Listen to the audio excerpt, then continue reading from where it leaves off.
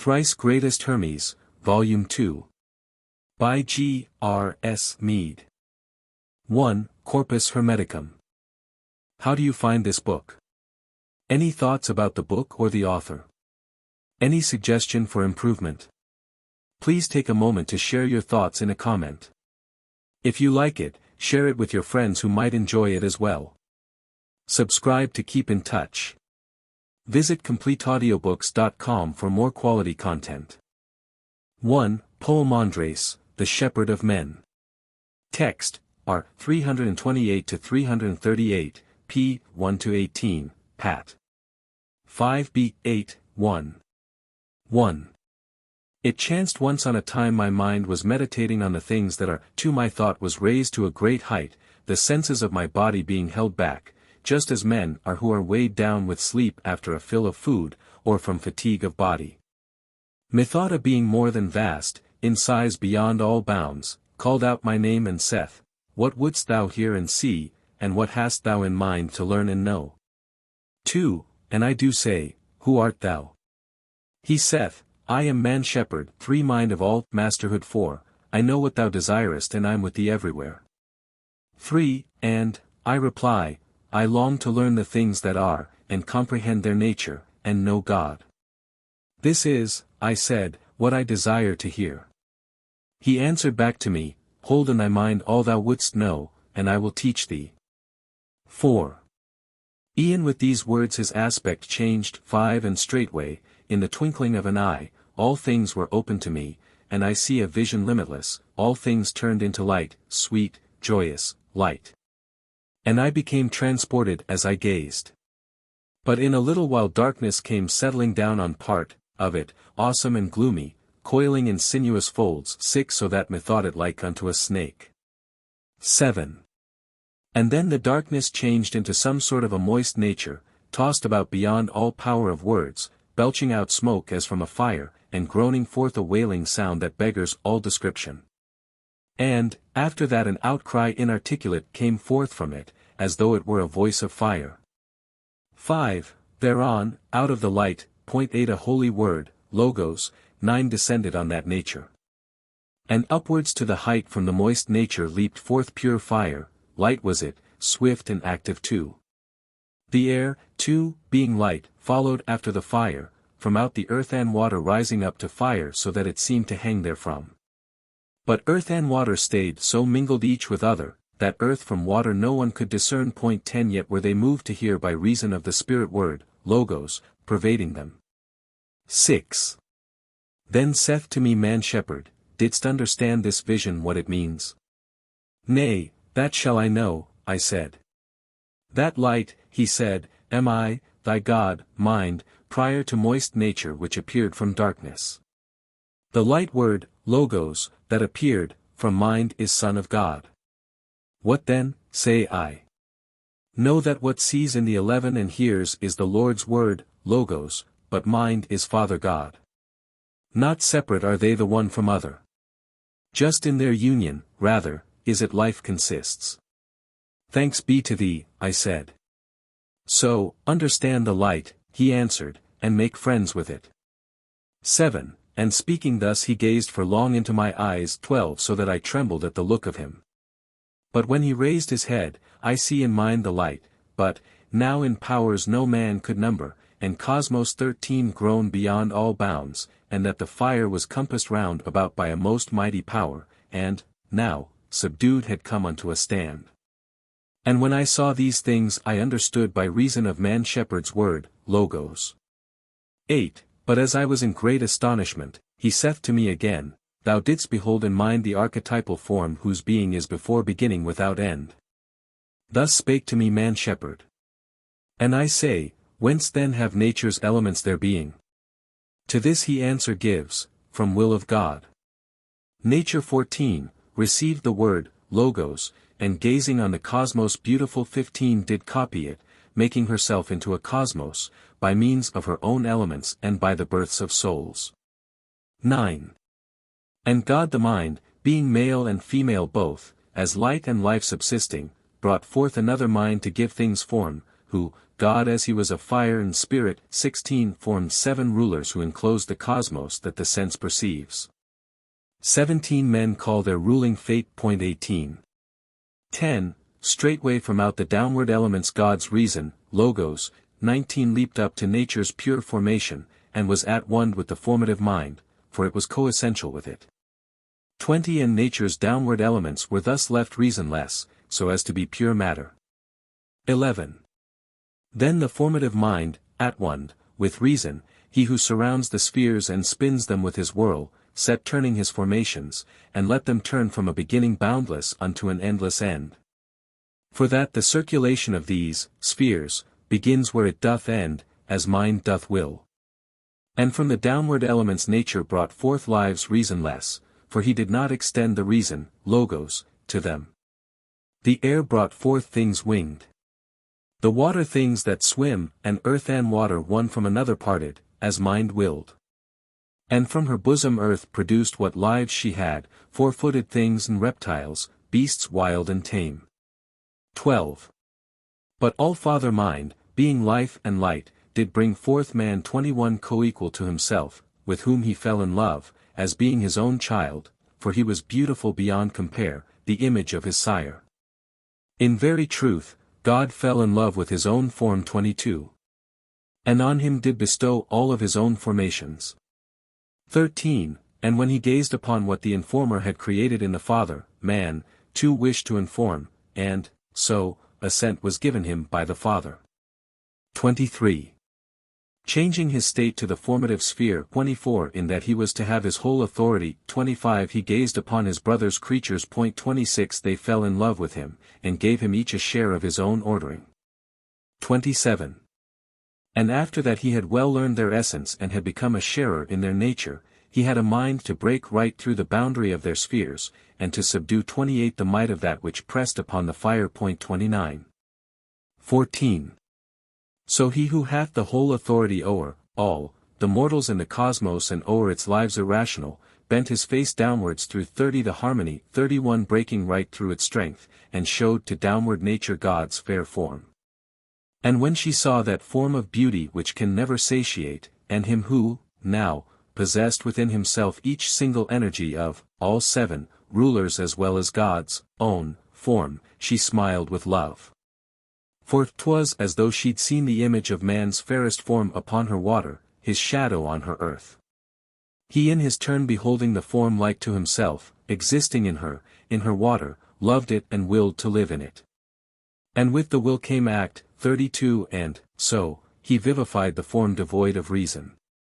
And nature took the object of her love and wound herself completely round him, and they were intermingled, for they were lovers. 15. And this is why beyond all creatures on the earth man is twofold, mortal because of body, but because of the essential man immortal. Though deathless and possessed of sway o'er all, yet doth he suffer as a mortal doth, subject to fate. Thus though above the harmony, within the harmony he hath become a slave. Though male-female. 33 As from a father male-female, and though he's sleepless from a sleepless sire, yet is he overcome by sleep. 16. Thereon, I say, teach on. 34 O mind of me, for I myself as well. 35 Am amorous of the word, Logos. The shepherd said, this is the mystery kept hid until this day. Nature embraced by man brought forth a wonder, oh so wonderful. For as he had the nature of the concord 36 of the 7, who, as I said to thee, were made, of fire and spirit. 37, nature delayed not, but immediately brought forth 7 men, in correspondence with the natures of the 7. Male female and moving in the air. 38. Thereon, I said, O shepherd. 39, For now I'm filled with great desire and long to hear, do not run off. 40. The shepherd said, keep silence, for not as yet have I unrolled for thee the first discourse, Logos. Lo! I am still, I said. 17. In such wise then, as I have said, the generation of these 7 came to pass. Earth was as woman, her water filled with longing, ripeness she took from fire, spirit from ether. Nature thus brought forth frames to suit the form of man. And man from life and light changed into soul and mind, from life to soul, from light to mind. And thus continued all the sense worlds parts 41 until the period of their end and new beginnings. 18. Now listen to the rest of the discourse, Logos, which thou dost long to hear. The period being ended, the bond that bound them all was loosened by God's will. For all the animals being male-female, at the same time with man were loosed apart. Some became partly male, some in like fashion, partly female. And straightway God spake by his holy word, Logos. Increase ye in increasing, and multiply in multitude, ye creatures and creations all. And man that hath mind in him, let him learn to know that he himself is deathless, and that the cause of death is love, 42 though love is all, 43. 19. When he said this, his forethought 44 did by means of fate and harmony affect their couplings and their generations founded. And so all things were multiplied according to their kind. And he who thus hath learned to know himself, hath reached that good which doth transcend abundance. But he who through a love that leads astray, expends his love upon his body, he stays in darkness wandering, 45 and suffering through his senses things of death. 20. What is the so great fault, said I, the ignorant commit, that they should be deprived of deathlessness? Thou seemst, he said, O thou, not to have given heed to what thou heardest. Did not I bid thee think? Yea do I think, and I remember, and therefore give thee thanks. If thou didst think, thereon, said he, tell me, why do they merit death who are in death? It is because the gloomy darkness is the root and base of the material frame. From it 46 came the moist nature, from this 47 the body in the sense world was composed, and from this, body, death doth the water drain. 21. Right was thy thought, O thou. But how doth he who knows himself, go unto him, as God's word, Logos, hath declared? And I reply, the Father of the universals doth consist of light and life, and from him man was born. Thou sayest well, thus, speaking. Light and life is Father God, and from him man was born. If then thou learnest that thou art thyself of life and light, and that thou, only, happenest to be out of them, thou shalt return again to life. Thus did man shepherd speak. But tell me further, mind of me, I cried, how shall I come to life again? For God doth say, the man who hath mind in him, let him learn to know that he himself, is deathless. 22. Have not all men then mind? Thou sayest well, O thou, thus speaking. I, mind, myself am present with holy men and good, the pure and merciful, men who live piously. To such, my presence doth become an aid, and straightway they gain gnosis of all things, and win the Father's love by their pure lives, and give him thanks, invoking on him blessings, and chanting hymns, intent on him with ardent love. And ere they give the body up unto its proper death, they turn them with disgust from its sensations, from knowledge of what things they operate. 48. Nay, it is I, the mind, that will not let the operations which befall the body, work to their natural end. For being doorkeeper I'll close up, all, the entrances, and cut the mental actions off which base and evil energies induce. 23. But to the mindless ones, the wicked and depraved, the envious and covetous, and those who murder do and love impiety, I am far off, yielding my place to the avenging daimon, who sharpening the fire, tormenteth him and addeth fire to fire upon him. And rusheth on him through his senses, thus rendering him the readier for transgressions of the law, so that he meets with greater torment. Nor doth he ever cease to have desire for appetites inordinate, insatiately striving in the dark. 49. 24. Well hast thou taught me all, as I desired, O mind. And now, pray, tell me further of the nature of the way above as now it is, for me. 50. To this man shepherd said, when thy material body is to be dissolved, first thou surrenderest the body by itself unto the work of change, and thus the form thou hadst doth vanish, and thou surrenderest thy way of life, 51 void of its energy, unto the daimon. 52 The body's senses next pass back into their sources, becoming separate, and resurrect as energies, and passion and desire 53 withdraw unto that nature which is void of reason. 25. And thus it is that man doth speed his way thereafter upwards through the harmony. To the first zone he gives the energy of growth and waning, unto the second zone, device of evils, now, energized 54.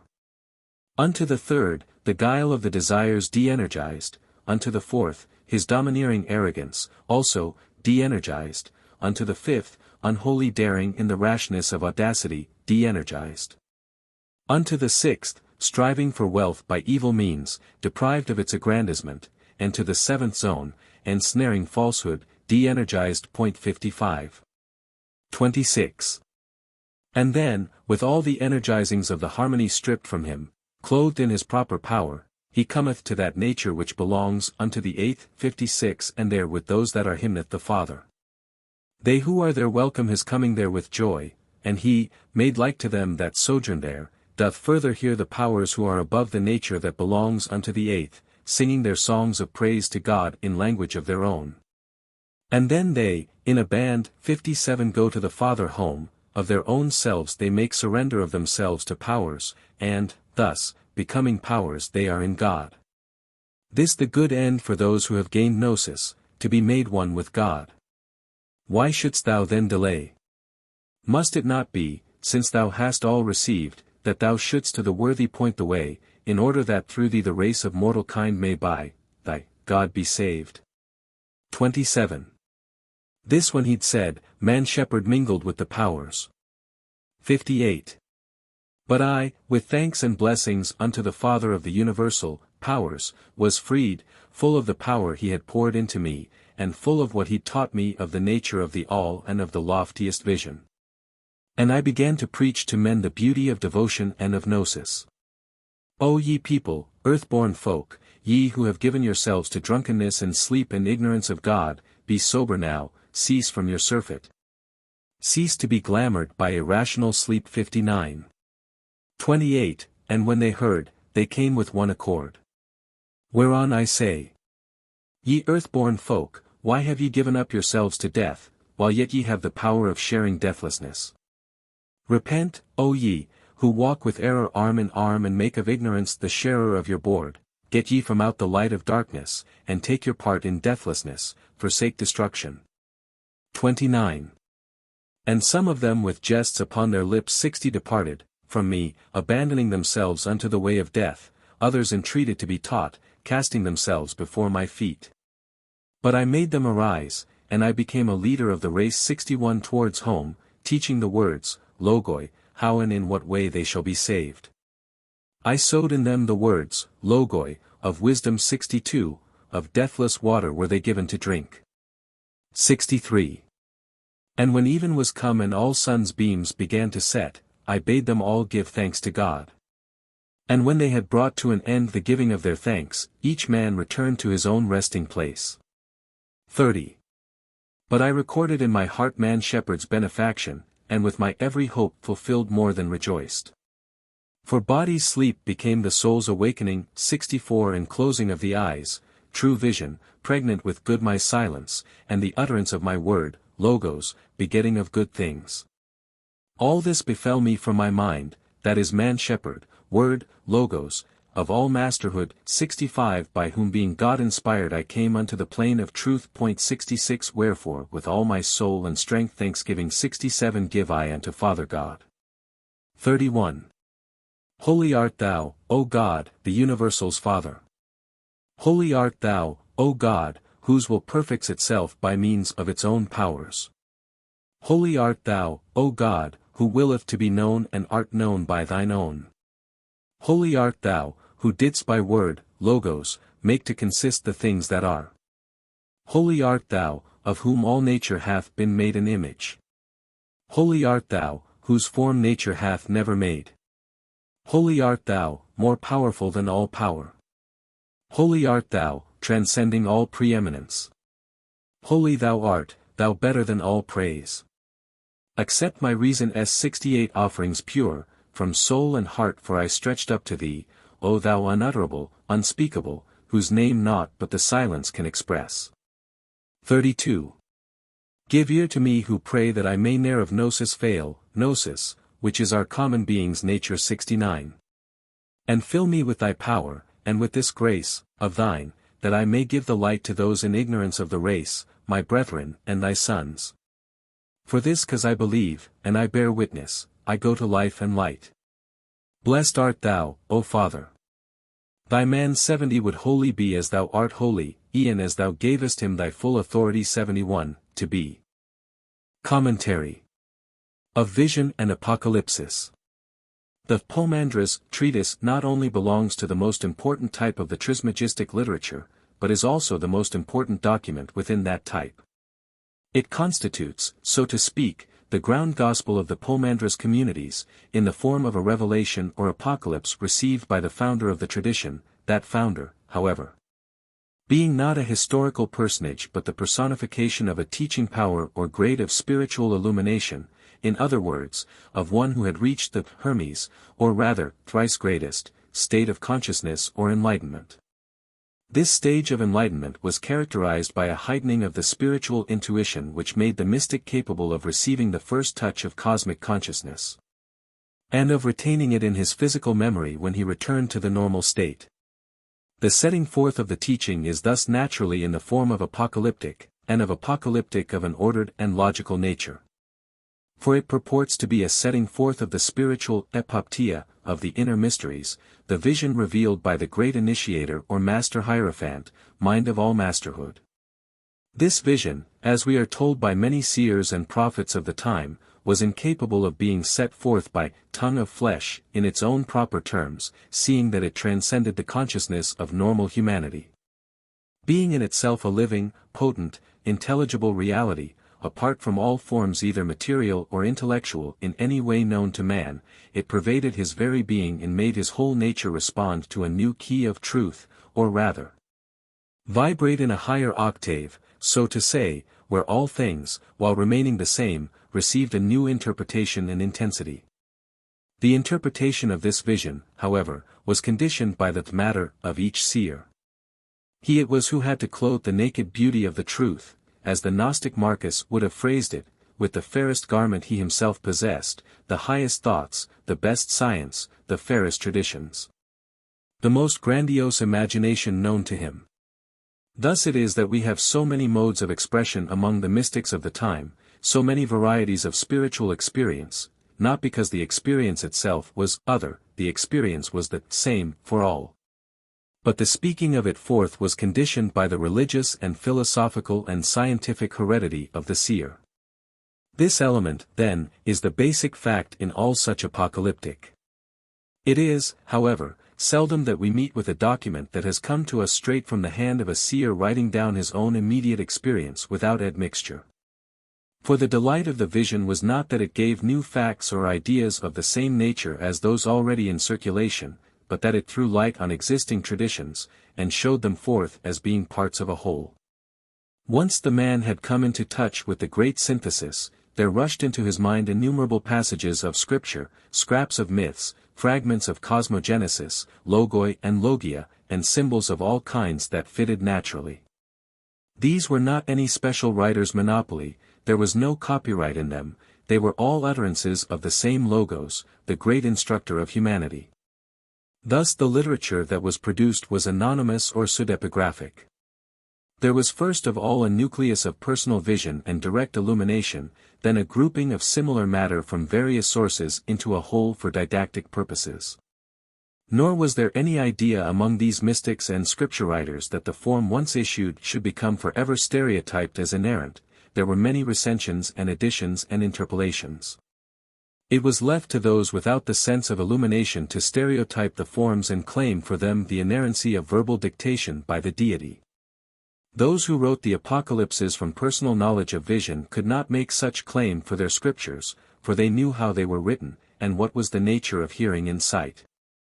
We have accordingly to treat all such documents as natural human compositions, but while doing so, while on the one side analyzing them with microscopic attention as literary compositions, put together from other sources, overwritten, redacted and interpolated, We have also, on the other, to bear in mind that this was not done by clever manipulators and literary charlatans, but by men who regarded such work as a holy and spiritual task. Who endeavored to arrange all under the inspiration of a sweet influence for good, who believed themselves under guidance in their selection of matter. And in recombining the best in other scriptures into a new whole that might prove still better for the purpose of further enlightenment suitable to their immediate environment. The Poemandres treatise is of this nature, that is to say, though we have not the original form before us, we have what was intended to be read as a single document. We shall accordingly endeavor in our comments not to allow the anomalies of its outer form to detract from our appreciation of its inner spirit, and yet, on the other hand, not to permit the beauty of much that is in it to blind us to the fact that the present form has evolved from simpler beginnings. The Great and Little Man. 1. In deep meditation the disciple reaches the consummation of his efforts, and receives initiation from the Master of the Masters, who is to confer upon him authority, Xiomicron Upsilon Sigma Alpha Nu, see section 32, to teach, that is, to be a master or a Hermes. 2. That this Grand Master of the inner mysteries was man and shepherd of men, the very self of men, has been amply shown in the Prolegomena, but the striking parallelism with the very wording of our text, the great man, that being more than vast. Who tells the little man, that though for the first time he now knows his greater self, that self has ever been, everywhere with thee, is best shown by the beautiful logos from the Gospel of Eve, presumably an Egyptian gospel, which we have already quoted elsewhere. 72. I stood on a lofty mountain, 73, and saw a gigantic man and another, a dwarf. And I heard, as it were, a voice of thunder, and drew nigh for to hear, and he spake unto me and said, I am thou, and thou art I, and wheresoever thou mayest be, I am there. 74 In all am I scattered, and whensoever thou willest, thou gatherest me. And gathering me, thou gatherest thyself. The Presence. 3. The conditions of the seeing of the holy sight had been fulfilled by the disciple, he had weaned himself from all lower desires. No longer, like the theurgist in the Hermes invocations of the popular cult, does he pray for wealth and fame and cheerful countenance, and the rest. His one desire, his only will, is now to learn the things that are, and comprehend their nature and know God. He craves for gnosis, gnosis of cosmos and its mysteries, gnosis of nature, the Great Mother, and, finally, gnosis of God, the Father of the worlds. This is the one question he holds in his mind. His whole nature is concentrated into this one point of interrogation. It is to be noticed that we are not told, as in the Gospel of Eve, that the seer stood, as it were, apart from himself, and saw his little self and greater self simultaneously. He is conscious of a presence, of a persona in the highest theological meaning of the word, who is not seen so much as felt, speaking to him mind to mind, he hears this presence rather than sees it. The vision of creation. 4. The first part of his mental question is, how came this cosmos into being? The answer is the changing of the boundless presence into light, sweet joyous light.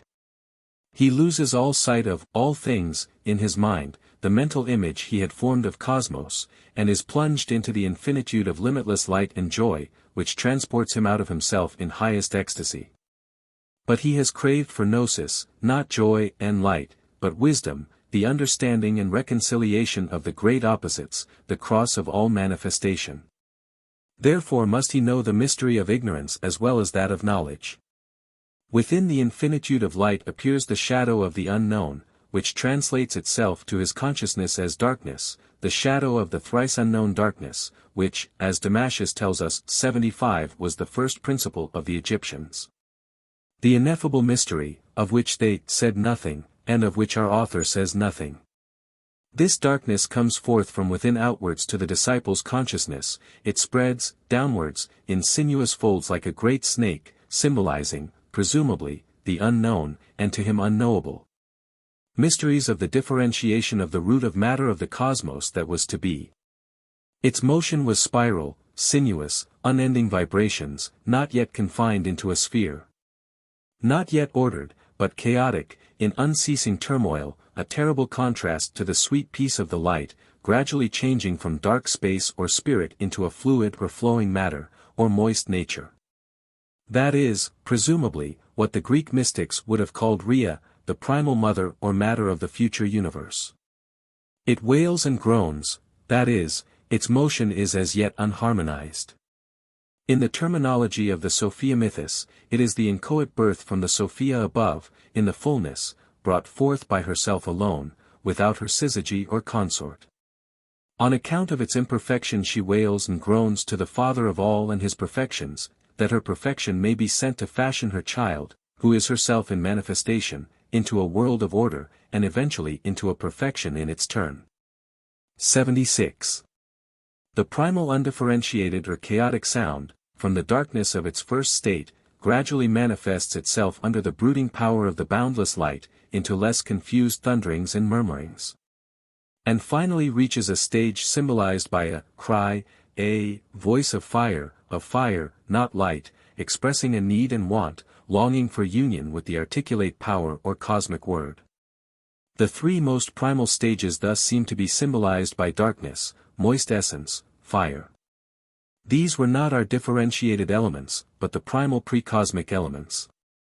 The same idea, though in different forms, is met with in a system of the gnosis preserved for us by the Old Latin translator of Irenaeus 77 and also by Theodoret 78 who ascribes it to the Scythians, whom he says are also called Ophiani or Ophidi.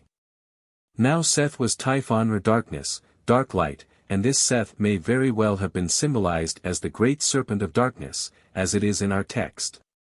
Hence the name, those of the serpent, perhaps given them by their theological adversaries, Orthodox Jews and Christians. In this system the primal elements are given as water, darkness, abyss, and chaos. The light was the child of the Supreme Trinity, the first man, the second man, and the Holy Spirit or first woman. This light the Jewish and Christian overworking of the original tradition called the cosmic Christ. Thus the fire of desire, or cry of the darkness, was to be satisfied or checked or quenched by the light's fashioning its inchoate substance into the cosmos. And so in another vision, preserved in a treatise of the same type, Hermes sees, by gazing, through the master, the cosmos in its finished beauty, when all things in it are full of light and nowhere is there fire. 79. The descent of the Logos. 5. Upon this cry for light, into the heart of the dark moist fiery nature is dropped a holy word, the seed of the future cosmos. This word is articulate, its limbs are perfect, seasonable and ordering. The cosmic animal nature is impregnated with the light of the supernal reason, which pervades its whole being.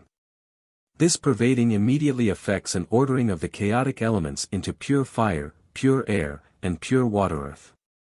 Moreover, it is to be gathered from the sequel that nature saw the Word and all his beauty in her fire and air, but as yet only heard him in her water earth. 6. The shepherd thus explains that light 80 is really mind, and mind is God, God prior to nature, but not prior to darkness. The unity of light and darkness is a still higher mystery. Light and mind is the highest concept the disciple can yet form of God. The light word, or emanation of supernal reason, is Son of God, Son of great mind. The revelation of the pleroma. With the words, what then? Reitzenstein, p. 37, perceives that the sequence of the narrative is broken by a second vision, and is only resumed with section 9. This he regards as an interpolation of another form of cosmogenesis, into the one which is being described. It seems to me, however, that the breaking of the main narrative may be regarded as a necessary digression rather than as an interpolation of foreign material, necessary in order to bring on to the scene the hitherto invisible greatnesses within the veil of light, which constitute the economy of the pleroma. More had to be seen by the disciple before he was in a position to understand what he had so far seen. He must now unite with the light, his previous seeing being that of its reflection, the logos within him. Not that this logos and light, or mind, are separate. They are in reality one, the Son is one with the Father in the state that transcends the opposites. The logos apparently comes forth, yet it remains ever with the Father, and this coming forth and yet remaining constitutes its life, in other words, it is an emanation. Thus Hermes is bidden to understand the light as life, and so make friends with it. 7. Hitherto the light had been won for him a sameness which his highest vision could not pierce, the veil of light that shut the beauties, perfections, and greatnesses of the intelligible from the eyes of his mind. To pierce this veil a still more expanded power of sight had to be given him by the Master.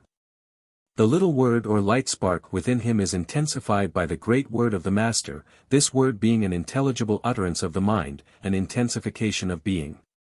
He now sees and understands the countless powers within the light, which constitute the intelligible archetypal form or idea of all worlds.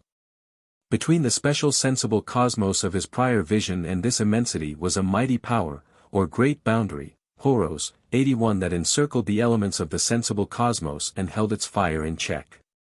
8. In amazement he asks whence come these apparently disorderly and untamed elements of the new world and process that have to be subdued and separated from the concord of the perfection of the powers. And the answer is that chaos, too, has its being from God's will. Discord and concord, chaos and cosmos, are both of God. The primal elements are, as it were, the passions of God's will desiring himself. It is himself as mother or spouse desiring himself as father. In other of the Trismegistic tractates 82 this feminine aspect of deity is called wisdom and nature and generation and Isis. He is wisdom as desiring himself, that desire being the primal cause as mother of the whole world process, which is consummated by his fullness uniting with his desire or wisdom, and so perfecting it. This is the whole burden of the Gnostic Sophia mythos, which I have given very good reasons for believing derived its main element from Egypt. 83 Curiously enough, Reitzenstein, pages 39, 40, quotes the 2 chapters, 53. And live. From Plutarch on which I base my conclusions, but he does not notice that in this respect the Christianized Gnosis is distinctly dependent on Egypt. And so Philo 84 also tells us that the mother of all is Gnosis, pi iota sigma tau mueta, the very same name that Plutarch gives to Isis. The mother, when thought of as without the pleroma, is impregnated by the word, which Basilides would have called the all-seed potency of the pleroma, endowed with all powers, and sent forth as the seed of the sensible cosmos that is to be. The mother in her higher nature contemplates the eternal cosmos or order of the pleroma. And in her lower nature copies its beauties by means of the permutations and combinations of her elements and the generations and transformations of her lives or souls.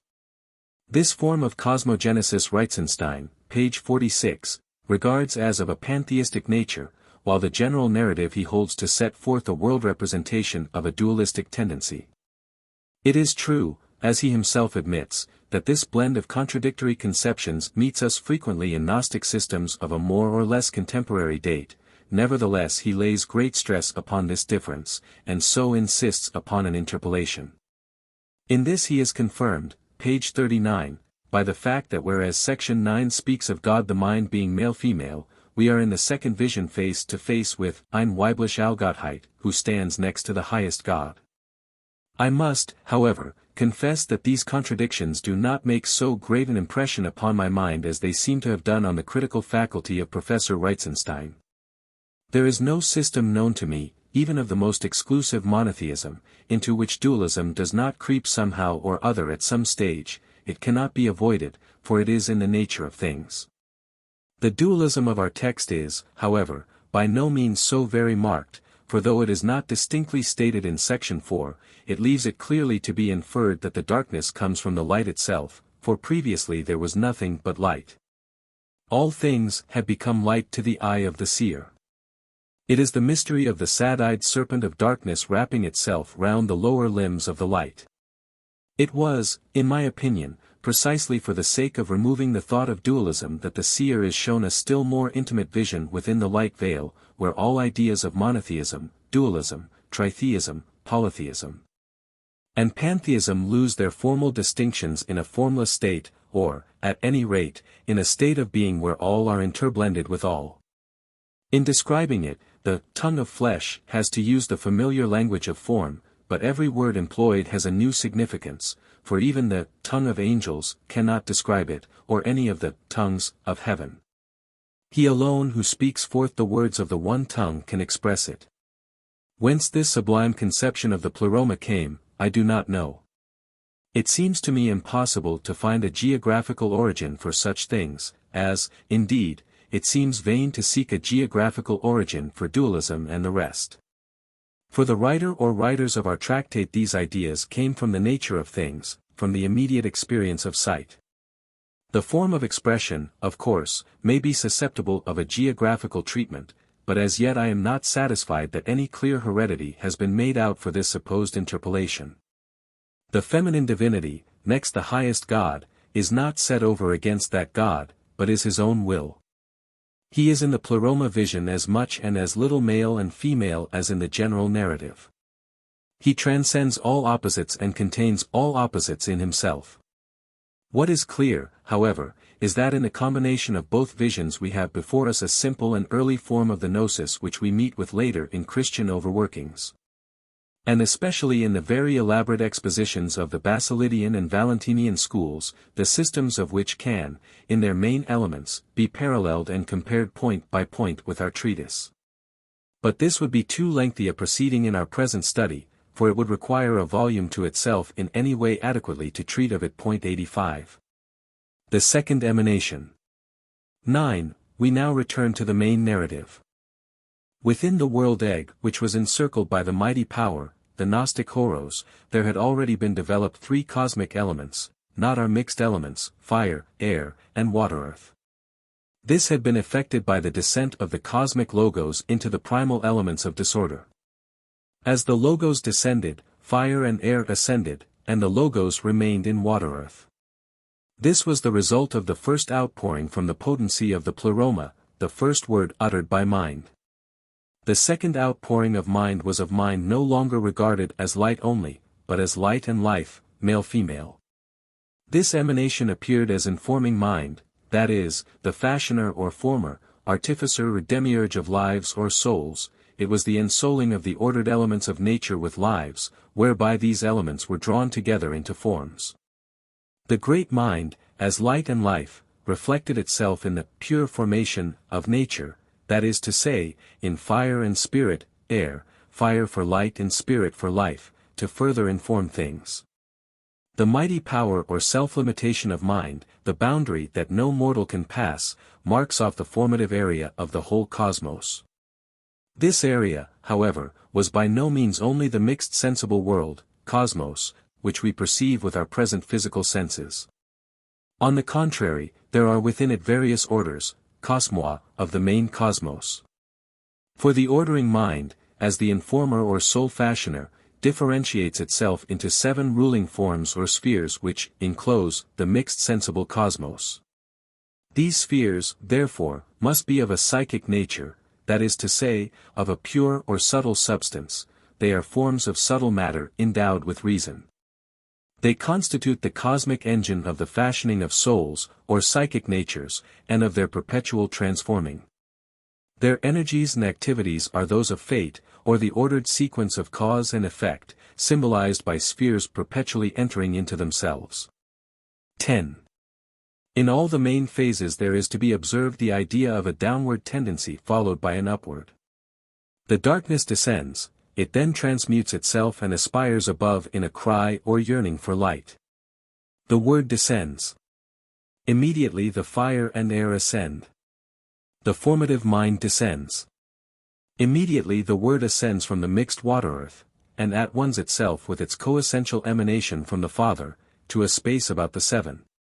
And thus leaves the still down-tending elements in the element water-earth deprived of its immediate presence, after giving physical matter the initial impulse to order. This physical matter our author calls pure matter, meaning thereby matter deprived of the immediate presence of reason. 11. Hereupon from the impulse she has received nature begins her physical information, develops her physical elements and bodies of irrational lives. Water-earth divides into water and earth, and also air, for this air is clearly something different from the spirit air that ascended. The lower air is one of the downward elements. The descent of man. 12. When this had been accomplished, there followed a third outpouring, the descent of man, the consummation of the whole information of things, a still more transcendent manifestation of mind, the one form that contains all forms. His very image coequal with himself. He finally comes himself to consummate and save the cosmos in the form of man, that is, to gather it to himself and take it back into the pleroma. Nevertheless, the Word and the formative mind and man are not three different persons. They are all coessential with each other and one with the Father. For the Word is coessential with the demiurgic mind, section 10, and the latter is brother of man, section 13, and man is coequal with God, section 12. 13, and so man, the beloved, descends. And in his descent he is clothed with all the powers of his brother's creative energy, the creative energy of life conjoined with rational light. Having learned the lesson of the conformations and of the limitations of the spheres, he desires to break right through the great boundary itself, but to do this he must descend still further into matter. Before he can burst through upwards he must break through downwards. 14.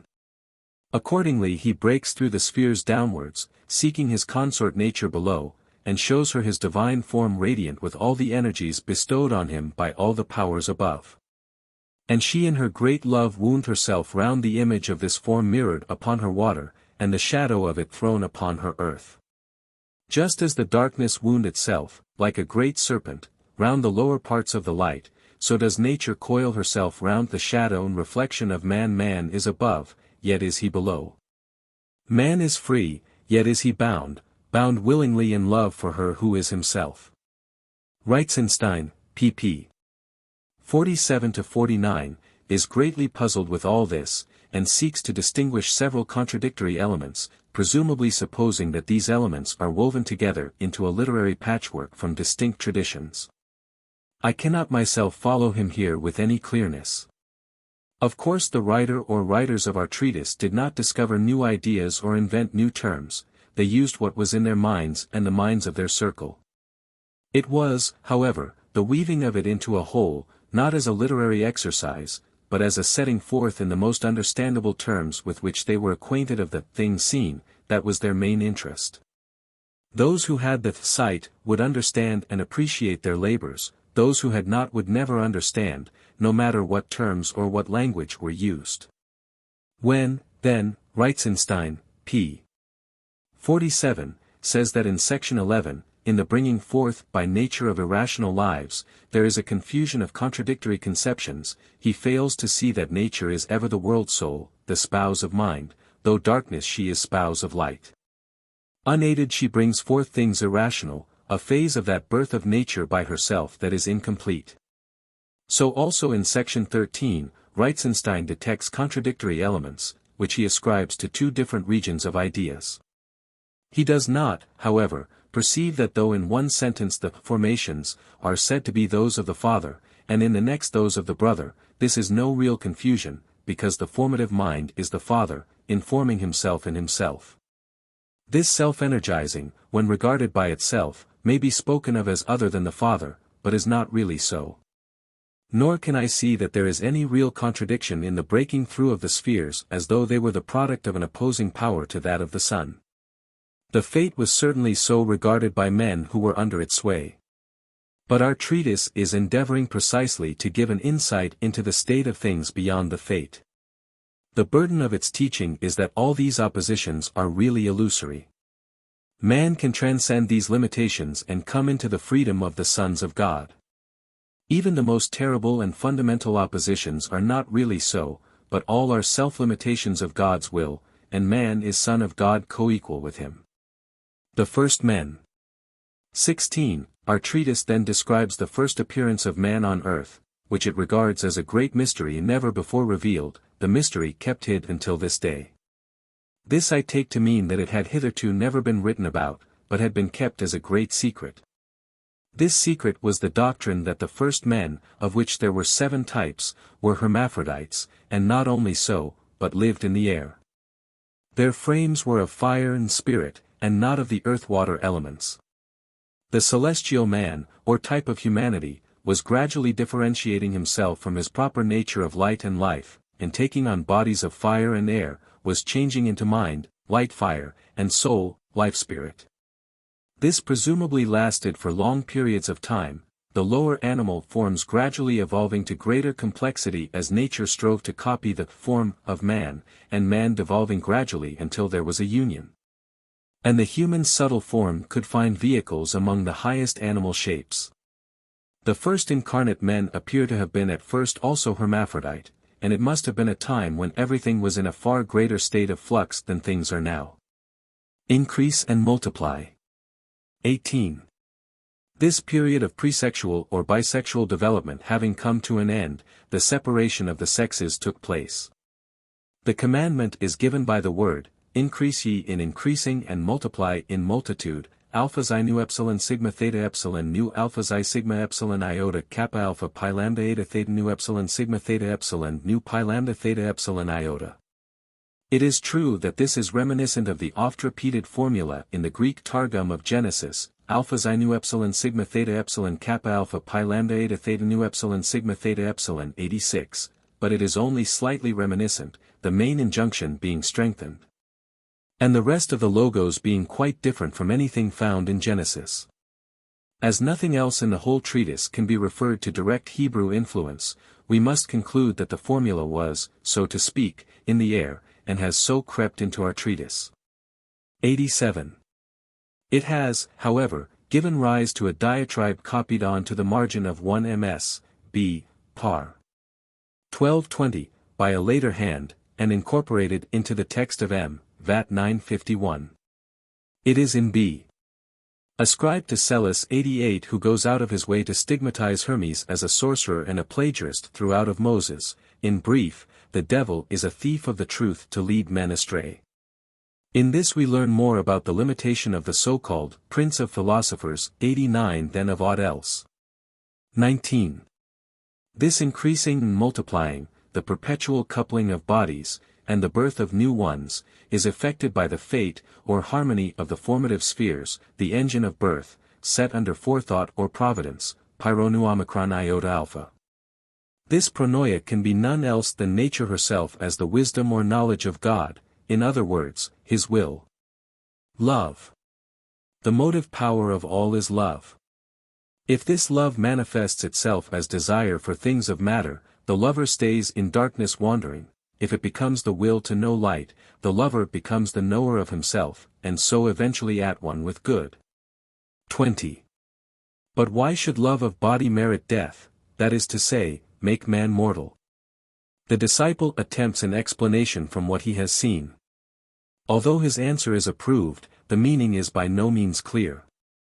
The physical body, or body in the sense world, is composed of the moist nature, which in a subsequent phase remains as water-earth, and in a still subsequent phase divides itself into the elements of physical earth, water, and air.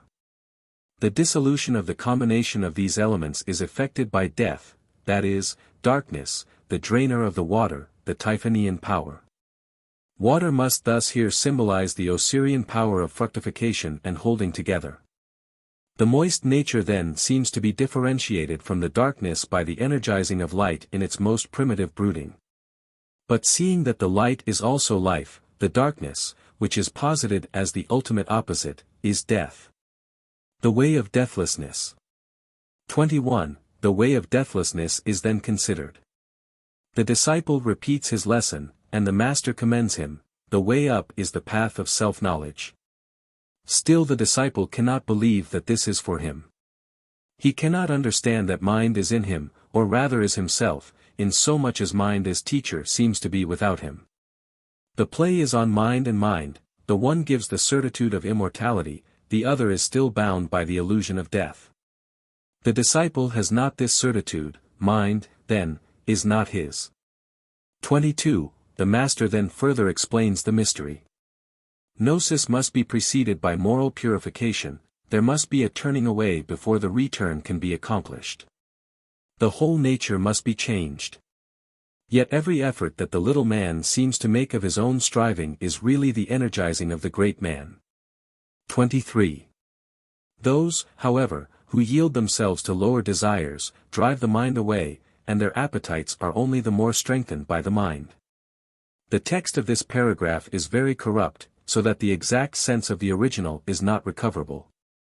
And this makes it all the more difficult to understand what is meant by the avenging daimon, the counterpart of the mind. This difficulty is increased by section 24, where we are told that the way of life, tau theta omicron, is at death surrendered to the daimon. If, however, the reader will refer to the section on the vision of air, in the miscellanea of the prolegomena, which in my original MS followed as a digression on this passage, he will be put in contact with the Platonic view of the daimon and way of life. In our treatise, however, the teaching is of a more intimate character, and must be taken in conjunction with Ch. 11, 16 and 21, where we shall comment on it at further length. The ascent of the soul. 24. The subject of instruction is now the way above, nu omicron delta omicron, or ascent of the soul out of the body at death. The physical body is left to the work of change and dissolution. The life of integration and conservation ceases, and the life of disintegration begins. The form, epsilon delta omicron, thus vanishes, apparently from the man's consciousness. That is to say, presumably, he is no longer clothed in the form of his physical body, but is apparently in some other vehicle. The particular fixed form, or way of life, or habit, he wore on earth being handed over to the daimon deprived of all energy, so that apparently it becomes an empty shell. The next sentence is a great puzzle, and I can only guess at the meaning. The senses which had previously been united by the mind become separate, that is, instead of a whole they become parts, muroeta, they return to the natural animal state of sensation, and the animal part of man, or his vehicle of passion and desire, begins in its turn to disintegrate, the mind or reason, logos, being gradually separated from it, or, rather, its true nature showing forth in the man as he gradually strips off the irrational tendencies of the energies. 25. Those irrational tendencies have their sources in the harmony of the fate sphere of 7 subordinate spheres or zones, and in these zones he leaves his inharmonious propensities, deprived of their energy. For the harmony is only evil apparently. It is really the engine of justice and necessity to readjust the foolish choice of the soul, that is, to purify its irrational desires, or those propensities in it that are not under the sway of right reason and philosophy. For a better understanding of the characteristics ascribed to the 7 spheres, we must run off into another digression, which the reader will find relegated to ch. 12. Of the prolegomena, under the title, Concerning the 7 Zones and Their Characteristics. This, then, having been taken as a direct commentary on section 25, we continue with the text of our treatise. The 8th sphere. 26. The soul of the initiated strips itself naked of the garment of shame, the selfish energizings, and stands, clothed in its own power. This refers probably to the stripping off of the carapace of selfhood, the garments woven by its vices, and the putting on of the wedding garment of its virtues. This state of existence is called the 8th, 90th state of comparative sameness, as transcending the zones of difference. It is the Ogdoad of the Gnostics, the Jerusalem above, the plane of the ego in its own form, the natural state of those that are. In another sense it may perhaps mean that the man, after passing through the phases of the lower mind, now enters within into the region of the pure mind, the higher ego. And there is at one with all the experiences of his past lives that are worthy of immortality, his virtuous energizings, those that are. That perhaps constitute the crown of mighty lives sung of by the Pythian oracle when celebrating the death of Plotinus. 91. In this state the man, who has freed himself from the necessity of reincarnation, hears the song of the powers above the Ogdoad, that is to say, in Gnostic terms, the hymn of the aeons of the Pleroma. Such a man would have reached the consummation of his earthly pilgrimage, and be ready to pass on into the Christ state, or, at any rate, the state of Superman. He would be the victor who had won the right of investiture with the robe of glory, and the dignity of the crowning with the kingship of the heavens.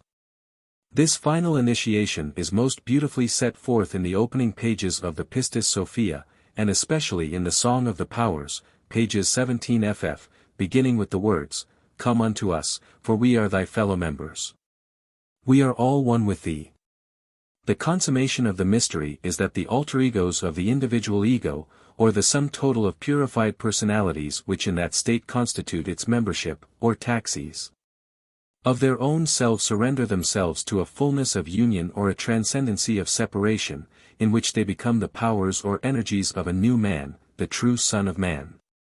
They pass into a state where they each blend with all, and yet lose nothing of themselves, but rather find in this new union the consummation of all their powers.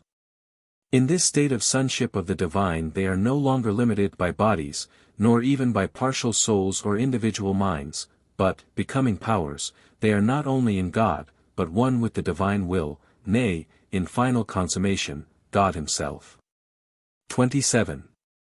Of such a nature was the shepherd, he, too, was the Christ of God, the Son of the Father, who could take all forms to carry out the divine will.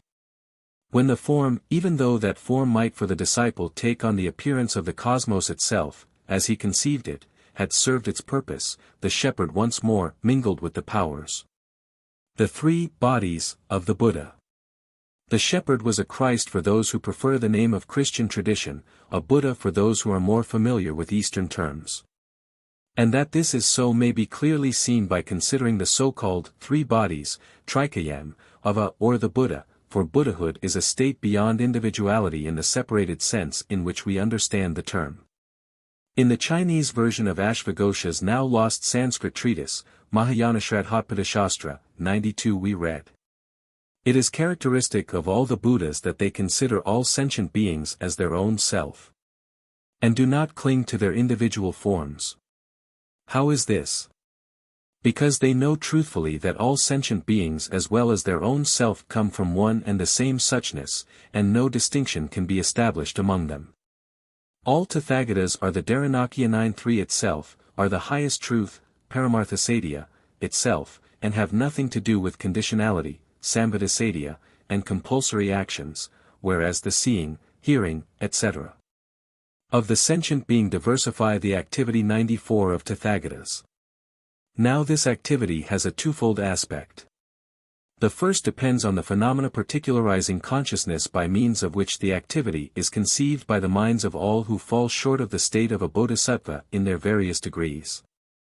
This aspect is called the body of transformation, Nirmanakya.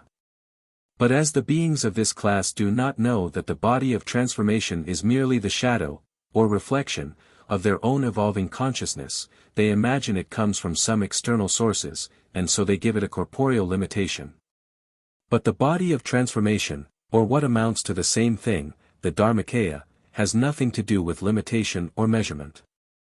That is to say, a Buddha can only communicate with such minds by means of a form, that form being really that of their own most highly evolved consciousness. There are, however, others who have the consciousness of the formless state, but have not yet reached the nirvic consciousness. These in this system are called bodhisattvas. The second aspect, of the Dharmakaya, depends on the activity consciousness, karmavijnana, by means of which the activity is conceived by the minds of the bodhisattvas while passing from their first aspiration, Chatotpada, stage up to the height of bodhisattvahood. This is called the body of bliss, Sambhogakaya, pages 100, 101.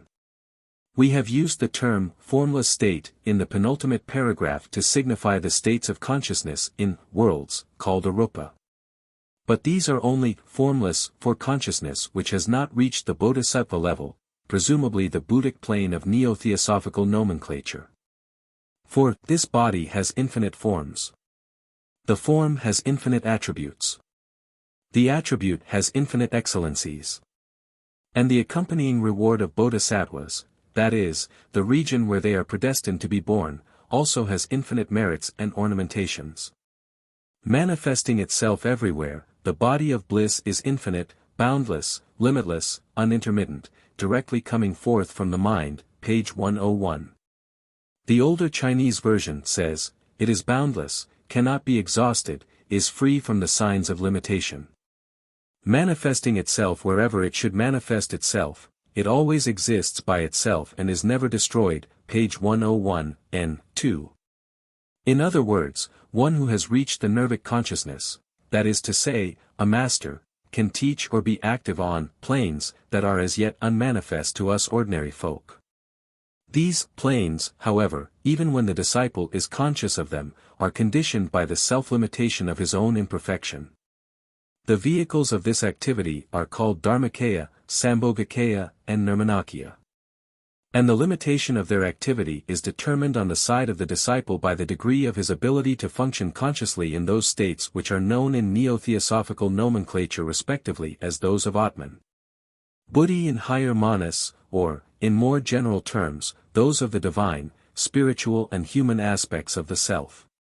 In the first degree of conscious discipleship, then, the master communicates with his disciples and teaches them by means of the Nirmanakaya. That is to say, he quickens the highest form of consciousness or conception of masterhood they have so far attained to, taking the form of their greatest love, perhaps, as they have known him in the flesh. Or as he has been told of as existing in the flesh, but not his own form, which would transcend their consciousness. The next stage is when the disciple learns to transcend his own egoity, in the ordinary sense of the word. This does not mean to say that his true individuality is destroyed, but instead of being tied down to one ego vehicle, he has gained the power of manifesting himself wherever and however he will, at any moment of time.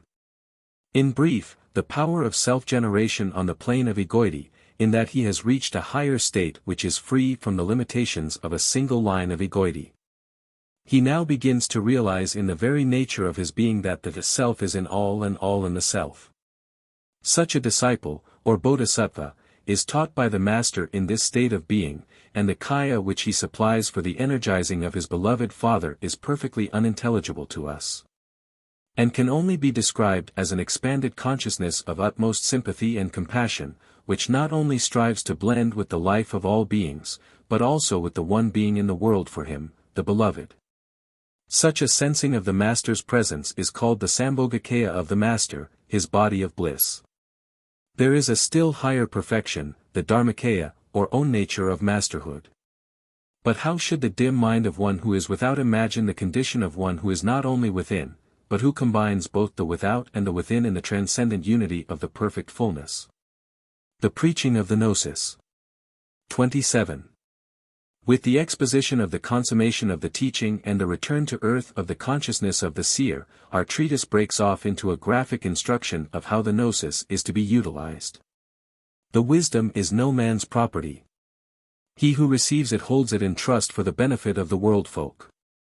I am, however, inclined to believe that sections 27 to 29 are a later interpolation, and that the treatise originally ran straight on after the conclusion of the shepherd's instruction with the words, "But I recorded in my heart the shepherd's benefaction," section 30. Until the end of section 26 we have moved in the atmosphere of an inner intimate personal instruction, set forth in a form evidently intended only for the few. Indeed, as we find in other treatises emphatic injunctions to keep the teaching secret, we cannot but conclude that the oldest and most authoritative document of the school was guarded with the same secrecy. The general impression created by the instruction is not only that it itself is the consummation and reward of a strict and stern probation, and not a sermon to be preached on the housetops, but also that those who followed that way were not propagandists, but rather members of a select philosophic community. With section 27, however, all is changed. We are introduced to the picture of a man burning with enthusiasm to communicate, if not the direct teaching itself, at any rate the knowledge of its existence and saving power to all without distinction. In a few graphic sentences the history of the fortunes of this propagandist endeavor is sketched. An appeal is made of the most uncompromising nature. It is a clarion call to repentance, and we seem to be moving in an atmosphere that is Hebrew rather than Greek, prophetical rather than philosophical. It would seem almost that this propagandist phase had been forced upon the community rather than that it was natural to it. Something seems to have occurred which obliged it to enter the arena of general life and proclaim its existence publicly. What this compulsion was we have no means of determining with any exactitude, for the historical indications are very obscure. If we were to conjecture that it was the vigorous preaching of nascent Christianity which wrought this change, we should, I think, be taking part for whole, for prior to Christianity there was the most energetic propaganda made by the Jews.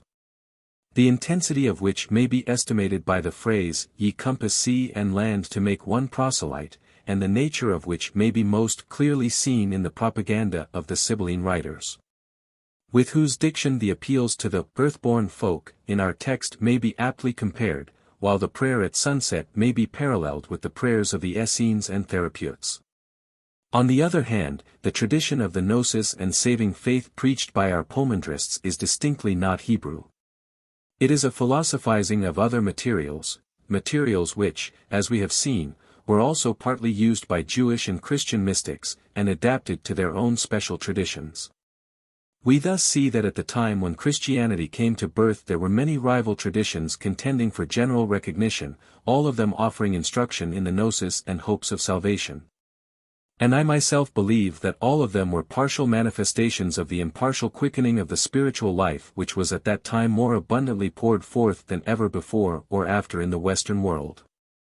With section 30, if my conjecture of an interpolation is correct, the original treatise is continued, and we are told the nature of the awakening of the spiritual consciousness which has come to the newborn disciple. Henceforth all things are new for him, they all have new meanings. He has become a man, instead of a procession of fate, he has reached the plane of truth. In Christian terms the Christ has been born in his heart consciously. A hymn of praise and prayer for the Gnosis. 31. The treatise is concluded with a most noble hymn, in which the further growth and effort of the man in spirit is set forth. Henceforth his effort will be to become like unto the Father himself, to pass from sonship into the perfection of perfection, identity or at one-ment with the Father. The sentence, that I may give the light to those in ignorance of the race, my brethren and thy sons, seems to me to be either an interpolation, showing the same tendency as that of the propagandist section, or an indication that the whole hymn was added at the same time as the propagandist paragraphs, for the treatise proper seems to end naturally and consistently in the Hellenistic form of the tradition with the words, I reached the plane of truth. 95. The name Poemandres. Many have already remarked that the name Poemandres is formed irregularly in Greek, and this has led to an interesting speculation by Granger, who writes, while, however, the name Poemandres does not answer to any Greek original, it is a close transliteration of a Coptic phrase. In the dialect of Upper Egypt Poemandres means the witness. That the Coptic article, pe, should be treated as part of the name itself is not unusual, compare the name Pyre. 96. Such a title corresponds very closely in style with the titles of other works of this same period, for example, the True Word of Celsus, or the Perfect Word, which is an alternative title of the Asclepius. The term Poemandres, therefore, on this supposition, contains an allusion to the widely spread legend of Hermes as witness, 97, a legend which is verified for us from several sources. But the writer has adapted the details to his purpose. Hermes is not himself the witness, but the herald of the witness. 98. Granger then propounds the very strange theory, contradicted by all the phenomena and opposed to every authority, that the Coptic Gnostic works of the Askew and Bruce codices were originally composed in Coptic with the adoption of Greek technical terms, whereas they are manifestly translations from the Greek. He, however, continues, there seems no adequate reason why such works may not have been composed in Coptic. The Egyptian Gnostic writings of the 3rd century exhibit the same qualities of style as the Coptic biographies and apocalypses of the 4th and following centuries. And so I am prepared to believe that the Poemandres may have been first composed in Coptic. Or shall we say that the work was current from the first in both languages? 99.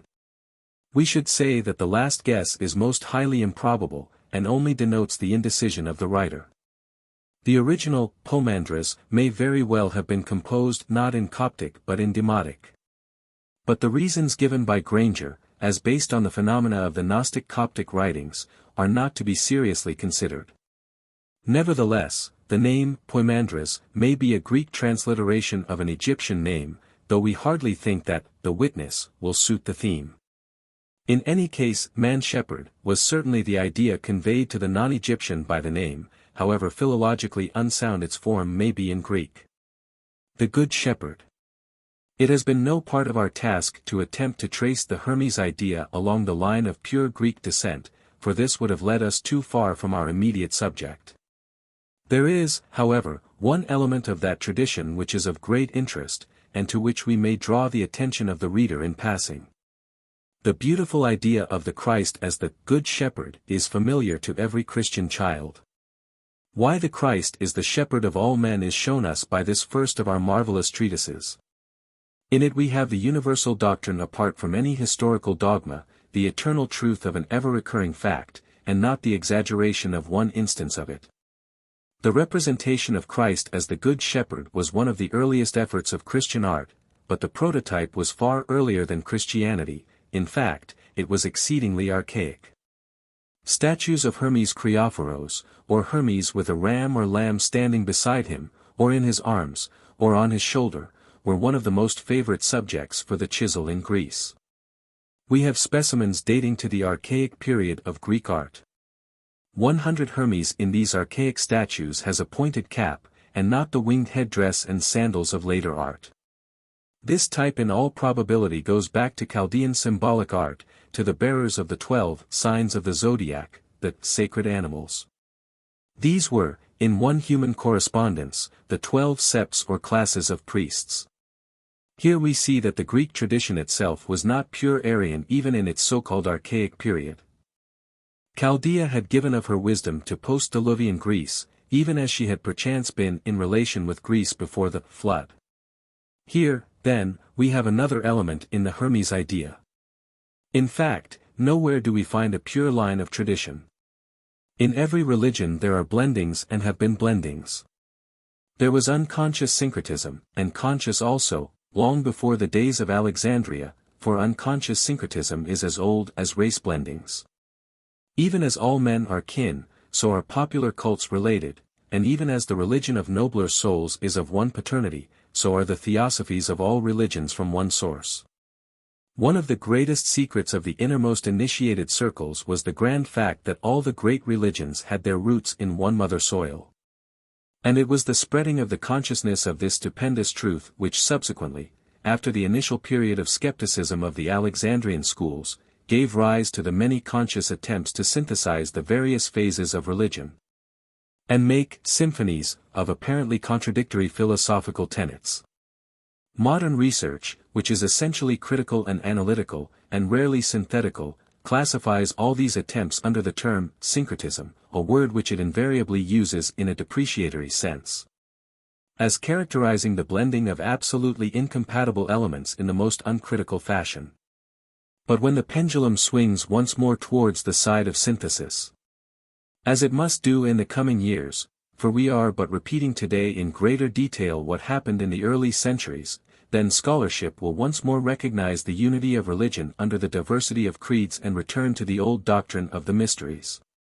In connection with the Good Shepherd glyph, it will be useful to quote from Granger's instructive exposition on the subject.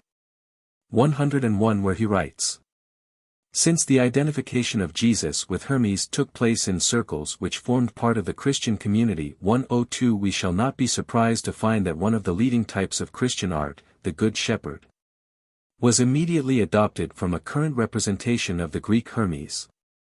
103 as we see from Hippolytus, Refut, v. 7, the Gnostics were especially interested in Hermes as Hermes Logius, a type which was increasingly frequent in later Greek art. And this epithet was connected by them with the conception of Jesus as the Logos. Now another type of Hermes, the Creophoros, seemed to bring together Jesus as the Logos and Jesus as the Good Shepherd. These representations of Jesus begin in the 2nd century, and so they correspond in order of time with the appearance of the Gospel according to the Egyptians, and of those Gnostic compositions which largely depend upon it. 104. Another fact leads us to think that the figure of the Good Shepherd had its roots in a previous tradition. It is probable that there were no statues before the age of Constantine, except the Good Shepherd. 105 We must therefore add Hermes to the list of pagan types which were taken over for its own purpose by the rising Christian art. Moreover, we are enabled to advance one step further the long-standing controversy as to the portraits of Jesus. Since the figure of the Good Shepherd is borrowed from Greek sculpture, it cannot be used as evidence for the earliest conceptions about the appearance of Jesus. And so the arguments of Farrar and others fall to the ground, in so far as they take the presence of this type to show that there was no genuine tradition of Christ's appearance. 106. We are now in a position to throw a little further light upon the famous inscription of Abertius. The inscription speaks of a shepherd, who feedeth on the plains his flock of sheep, and hath great eyes that gaze forth every way. For he did teach me, how to understand and, scriptures worthy to believe. 107. The shepherd, whose great eyes look in every direction, is no other than Hermes treated as a symbol of Christ. And so some of the arguments which may be directed against the Christian character of this inscription, and to which Harnack 108 attaches an exaggerated weight, are turned aside. With all of this may be compared what we have already written in the Prolegomena on the popular symbolic representation of the shepherd, in the chapter on Hermes and Hermes. Compare also the hymn to Attis in the Nicene tradition, where he is invoked as Pan, as Bacchus, as shepherd of bright stars. This is the macrocosmic side of the microcosmic mystery.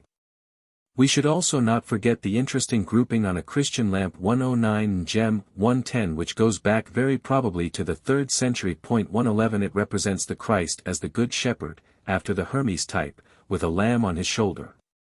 Above his head are the 7 planets, the lords of the fate, and in addition the sun and moon on either side, as is frequently the case in Mithraic representations. Round his feet 7 lambs 112 crowd, symbolical of the 7 peoples, one under each planet.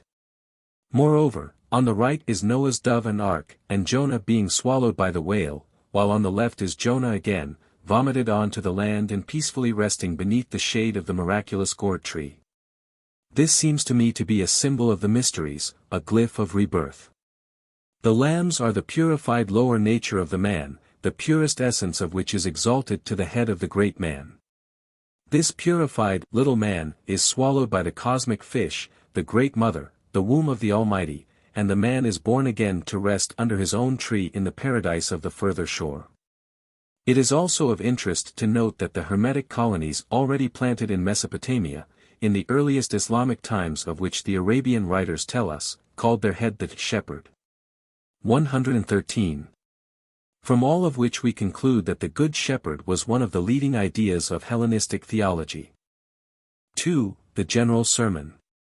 The title only is preserved in our corpus, the text having disappeared with the loss of a quire or quires before the parent copy came into the hands of Celis. 3. To Asclepius. Text p. 19-30, Pat. 18b 20. 1. Hermes. 114 All that is moved, Asclepius, is it not moved in something and by something? Asclepius. Assuredly. Her. And must not that in which it's moved be greater than the moved? Asc. It must. Her. Mover, again, has greater power than moved. Asc. It has, of course. Her. The nature, furthermore, of that in which it's moved must be quite other from the nature of the moved. Asc. It must completely. 2. Her. Is not, again, this cosmos vast, so vast, that than it there exists no body greater? Asc. Assuredly. Her. And massive too, for it is crammed with multitudes of other mighty frames, nay rather all the other bodies that there are. Asc. It is. Her. And yet the cosmos is a body. Asc. It is a body. Her. And one that's moved. 3. Asc. Assuredly. Her. Of what size, then, must be the space in which it's moved, and of what kind, must be, the nature, of that space? Must it not be far vaster than the cosmos, in order that it may be able to find room for its continued course, so that the moved may not be cramped for want of room and lose its motion? Asc. Something, thrice greatest one, it needs must be, immensely vast. 4. Her. And of what nature? Must it not be, Asclepius, of just the contrary? And is not contrary to body bodiless? ASC. Agreed. Space, then, is bodiless. But bodiless must either be some godlike thing or God, himself. And by some godlike thing, I mean no more the generable but the ingenerable. 115. 5. If, then, space be some godlike thing, it is substantial. 116. But if 'tis God, himself, it transcends substance. But it is to be thought of otherwise, than God, and in this way. God is first thinkable, 117 for us, not for himself, for that the thing that's thought doth fall beneath the thinker's sense. God then cannot be thinkable unto himself, in that he's thought of by himself as being nothing else than what he thinks. But he is something else for us, and so he's thought of by us. 6. If space is, therefore, to be thought, it should, not, then, be thought as, God, but space.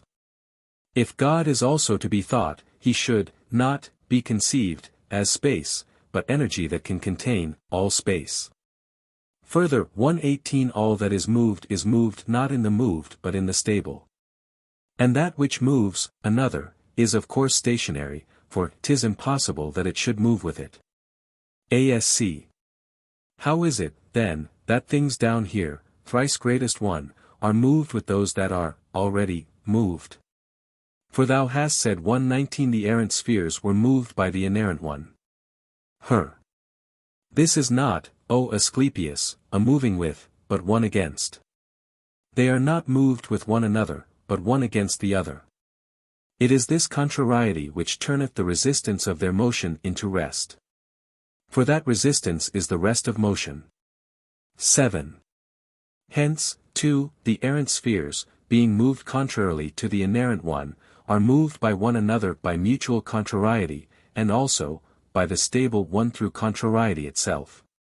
And this can otherwise not be. The bears 120 up there, which neither set nor rise, thinkst thou they rest or move? ASC. They move, thrice greatest one. And what their motion, my Asclepius? ASC. Motion that turns forever round the same. But revolution, motion round same, is fixed by rest. For round the same doth stop beyond same. Beyond same, then, being stopped, if it be steadied in round same, the contrary stands firm, being rendered ever stable by its contrariety. 8. Of this I'll give thee here on earth an instance, which the eye can see. Regard the animals down here, a man, for instance, swimming. The water moves, yet the resistance of his hands and feet give him stability, so that he is not borne along with it, nor sunk thereby. ASC. Thou hast, thrice greatest one, adduced a most clear instance. All motion, then, is caused in station and by station. The motion, therefore, of the cosmos, and of every other hylic animal 121, will not be caused by things exterior to the cosmos, but by things interior, outward, to the exterior, such things, as soul, or spirit, or some such other thing incorporeal. 'Tis not its body that doth move the living thing in it, nay, not even the whole body of the universe, a lesser body e'en though there be no life in it. 122. 9. ASC. What meanest thou by this, thrice greatest one? Is it not bodies, then, that move the stock and stone and all the other things inanimate? By no means, O Asclepius. The something in the body, the that which moves the thing inanimate, this surely's not a body, for that it moves the two of them, both body of the lifter and the lifted? So that a thing that's lifeless will not move a lifeless thing. That which doth move, another thing, is animate, in that it is the mover. Thou sayest, then, how heavy laden is the soul, for it alone doth lift two bodies. That things, moreover, moved are moved in something as well as moved by something is clear. 10. ASC. Yet 123 O thrice greatest one, things moved must needs be moved in something void. 124. Thou sayest well, O, my, Asclepius, 125 for naught of things that are is void. Alone that is not, void, and, stranger to subsistence. For that which is subsistent can never change to void. 126. ASC. Are there, then, O thrice greatest one, no such things as an empty cask, for instance, and an empty jar, a cup and vat, and other things like unto them? Alack, Asclepius, for thy far wandering from the truth. Think'st thou that things most full and most replete are void? 11. ASC. How meanest thou, thrice greatest one? Is not air body? ASC. It is. And doth this body not pervade all things, and so, pervading, fill them? And, body, doth body not consist from blending of the four? Full, then, of air are all thou callest void, and if of air, then of the four. 127. Further, of this the converse follows, that all thou callest full are void, of air, for that they have their space filled out with other bodies, and, therefore, are not able to receive the air therein. These, then, which thou dost say are void, they should be hollow named, not void, for they not only are, but they are full of air and spirit. 12. ASC. Thy argument, Logos, thrice greatest one, is not to be gainsaid. Air is a body. Further, it is this body which doth pervade all things, and so, pervading, fill them. What are we, then, to call that space in which the all doth move? The bodiless, Asclepius. ASC. What, then, is bodiless? 'Tis mind and reason, Logos, whole out of whole, all self-embracing, free from all body, from all error free, unsensible to body and untouchable, self-stayed in self, containing all, preserving those that are, whose rays, to use a likeness, are good, truth, light beyond light, the archetype of soul. ASC. What, then, is God? 13. Not any one of these is he, for he it is that causeth them to be, both all and each and every thing of all that are. Nor hath he left a thing beside that is not. But they are all from things that are and not from things that are not. For that the things that are not have naturally no power of being anything, but rather have the nature of the inability to be. And, conversely, the things that are have not the nature of some time not being. 14. ASC. What sayst thou ever, then, God is? God, therefore, is not mind, but cause that the mind is. God is not spirit, but cause that spirit is. God is not light, but cause that the light is. Hence should one honor God with these two names, the Good and Father, names which pertain to him alone and no one else. For no one of the other so-called gods, no one of men, or daimons, can be in any measure good, but God alone, and he is good alone and nothing else. The rest of things are separable all from the Good's nature. For, all the rest, are soul and body, which have no space that can contain 128 the Good. 15. For that as mighty is the greatness of the Good as is the being of all things that are, both bodies and things bodiless, things sensible and intelligible things. Call not thou, therefore, aught else good, for thou wouldst impious be. Nor anything at all at any time call God but good alone, for so thou wouldst again be impious.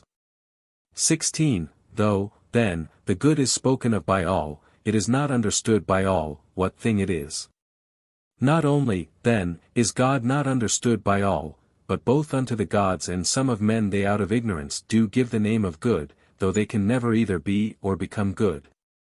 For they are very different from God, while good can never be distinguished from him, for that God is the same as good. The rest of the immortal ones are nathless honored with the name of God, and spoken of as gods. But God is good not out of courtesy but out of nature. For that God's nature and the good is one is the kind of both, from which all other kinds proceed. The good is he who gives all things and not receives. 129 God, then, doth give all things and receive not. God, then, is good, and good is God. 17 The other name of God is Father, again because he is the that which mocketh all. The part of Father is to make. Wherefore child-making is a very great and a most pious thing in life for them who think aright, and to leave life on earth without a child a very great misfortune and impiety, and he who hath no child is punished by the daimons after death. And this the punishment, that that man's soul who hath no child, shall be condemned unto a body with neither man's nor woman's nature, a thing accursed beneath the sun. Wherefore, Asclepius, let not your sympathies be with the man who hath no child, but rather pity his mishap, knowing what punishment abides for him. Let all that has been said, then, be to thee, Asclepius, an introduction to the gnosis of the nature of all things. Commentary. An introduction to the gnosis of the nature of all things. This treatise has no precise title, for, as we have already seen in treating of the makeup of the corpus, the traditional title, of Hermes To Tat, the general sermon, found in all the MSS, cannot apply to our tractate, which is addressed to Asclepius, and from which Stobaeus quotes under the general title, of Hermes, from the Sermons, to Asclepius. The supposition, however, that sermon, too, has dropped out from the parent copy of our corpus, owing to the loss of one or more quires or quaternions, explains those phenomena so admirably, that it has only to be brought forward, as it has been by Reitzenstein, to carry conviction. It is a curious fact, however, that Stobaeus starts his quotations from this treatise precisely with the same words with which our text begins. Nevertheless these words plunge us so immediately into a secondary subject, that Reitzenstein thinks there may have been a more general introduction which Johannes may very well have omitted. That, however, the lost pages of our corpus should have contained such an introduction, broken at precisely the very same point to a word, would seem to be a coincidence the reverse of probable.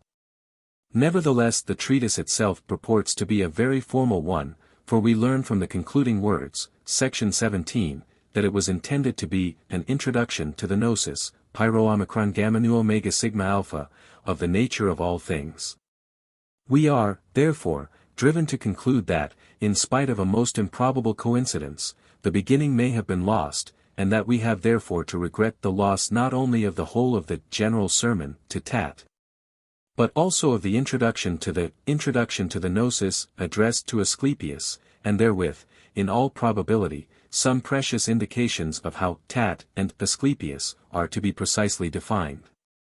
Parthes conflated title, page 19, from the MSS. And Stobaeus, of Hermes the Thrice-Greatest, the general sermon to Asclepius, must therefore be definitely abandoned, and, in lieu of the lost general title, we must be content with the simple heading, to Asclepius. Space is a plenum. The subject is that of the fullness of being or the plenum of things. Space is a plenum, the fundamental concept of modern scientific speculation. Asclepius, however, must guard himself against the confusion of space with God. For God is not space, but cause thereof, the true transcendency of that which can contain all things, section 6. In him we move. All that is moved in what is stable, or, in him who stands, nu sigma tau tau iota. Where it is to be noticed that the term, he who stands, is found in Philo, and is made much of in Gnostic tradition, especially in the so-called Simonian Gnosis, for in the Great Announcement, from which Hippolytus has preserved some passages, the Logos is called, he who stands, or, he who has stood, stands, and will stand. 130 This is the aspect of the reason of things that holds and compacts all together, the stock or pillar of immobility, the opposite aspect being that of the separator or divider. The two together forming the cross of manifestation, the resolution of the sphere of sameness. The world-soul is in perpetual motion. This perpetual motion is ordered and reduced to a cosmos and harmony of motion by the introduction into it, by means of the reason, of the root forms of motion, mentioned in the Timaeus and elsewhere, up, down, right, left, front, back, in, out, round, and no motion. All bodies are essentially inert, it is the soul that moves them, either immediately or mediately. Section 9. What the precise meaning of May 10th be I cannot say. The tradition of the original text was variable, showing that the copyists had difficulty with it. As, however, the doctrine throughout is that of a plenum, as, indeed, it is elsewhere in the Trismegistic writings. I can only suppose that the instructor of Asclepius was endeavoring to clinch his point by arguing that the only void was that is not or non-being. Now as non-being cannot possibly exist, there can be no such thing as void. The spouse of deity. That, then, in which the all doth move, in which all things live and move and have their being, is the bodiless. In other words, the mind or reason of God, the Logos, who, as Philo tells us, is the place of God, that is, infinite space itself, the container of all things, the very spouse of deity. Spouse or son, it matters not. That in which all moves and lives and breathes is wisdom, good and truth, the aeon of aeons, light of light, life of life, the archetype of soul itself. Section 12. God is cause that spirit is. God, then, is not spirit, 131 much less a spirit, 132, but cause that spirit is, for God is good alone. Therefore, call not thou aught else good. And now let us turn to F.C. Conybeare's important criticism of Matt. 19. 17 equals Mk x 18 equals Lk 18. 19, in the first number of the Hibbert Journal, 133, where he brings forward very strong evidence that the original reading was, Call thou me not good. One only is good, God the Father, a reading known to Mark Ion, the Clementine Homilies, Athanasius, Didymus, Tatian, and Origen, the two last inferentially. If we compare this with our text, Call not thou, therefore, aught else good, for thou wouldst impious be. Nor anything at all at any time call good but God alone, and he is good alone and nothing else, we cannot fail to be struck with the precise similarity of the phrasing and blend of ideas. If, further, we take this in connection with the still more striking contrast, God is not spirit, with the Johannine, God is spirit. We might at first sight almost persuade ourselves that our treatise had these Christian declarations immediately in mind. But the general phenomena of similarity of diction and idea of the Trismegistic literature with those of the New Testament documents is so much more satisfactorily explained by the fact that both literatures use mainly the common Hellenistic theological phrases of the time, that we need not distress ourselves with any suggestions either of plagiarism or of direct controversy. Doubtless the declaration, God is spirit, was a commonplace among the religio-philosophical circles of the time, and Hermes is here simply refining on a common idea. The reading, Call thou not me good, which appears to have been preserved mainly in Gnostic tradition, may also as easily have come from a similar general idea that the one and only one was good alone. It is, moreover, of special interest to notice that the second clause of the Marcionite reading runs, There is one, only, good, God the Father, while in our treatise the two names of God are given as good and Father. And so we read, section 16, God, then, is good, and good is God, and immediately after, section 17, the other name of God is Father. 134. Striking however, as are those coincidences, we are nevertheless wholly unpersuaded that there was any immediate literary contact between those two sets of scripture. All that can be said is that their literary similarities are due to a common theological language and their many points of contact in ideas to a generally common atmosphere of theological conceptions. He who is without a wife is half a man. Again, the doctrine of the duty to beget children, section 17, seems at first sight to be an interpolation by a Jewish editor, the Jews holding that he who is without a wife is half a man. We must, however, remember that the Egyptian priests were married, and that the rule with them, as with the Pythagoreans, was that a man should first of all discharge his duty to society and live the practical, political, or social life, before retiring into the life of contemplation. He must first beget children, not only that the race might be continued, but also that bodies might be supplied by parents devoted to the ideal of the religious or philosophic life, so that advanced souls might find birth in favorable conditions. And so the order be continued. This also is the ancient rule laid down by the Manu of the Aryan Hindus in the Manava Dharma Shastra. The duties of the householder station of life, Jihasta Ashrama, must first be performed, before the parents can retire to the contemplative life, Vanaprastha Ashrama. In special cases, however, exceptions could be made. It may then be that Asclepius stands for those pupils who were still living the married life. The scribe of the 13th century, Codex B. Perizzinus, 1220, has laconically written on the margin of this paragraph the single word, nonsense, Philambiupsilon alpha rho alpha, he was presumably a monk. 4. The Sacred Sermon of Hermes. Text p. 31-33, Pat. 8b, 9. 1. The glory of all things is God, Godhead and godly nature. Source of the things that are is God, who is both mind and nature, ye matter, the wisdom that reveals all things. Source, 2, is Godhead, ye nature, energy, necessity, and end, and making new again. 135. Darkness that knew no bounds was in abyss, and water, 2, and subtle breath intelligent, these were by power of God in chaos. Then holy light arose.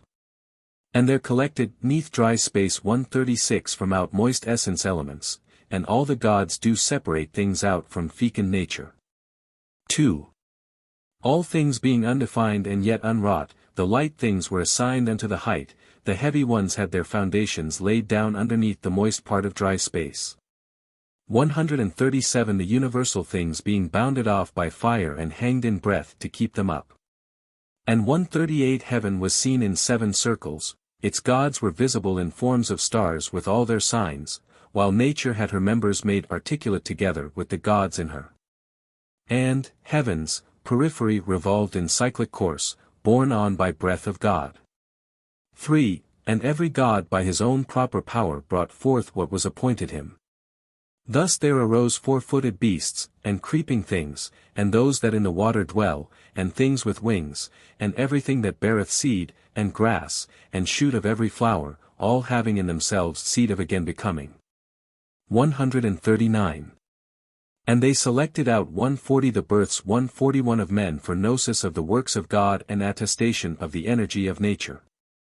The multitude of men for lordship over all beneath the heaven and gnosis of its blessings, that they might increase in increasing and multiply in multitude, and every soul enfleshed by revolution of the cyclic gods.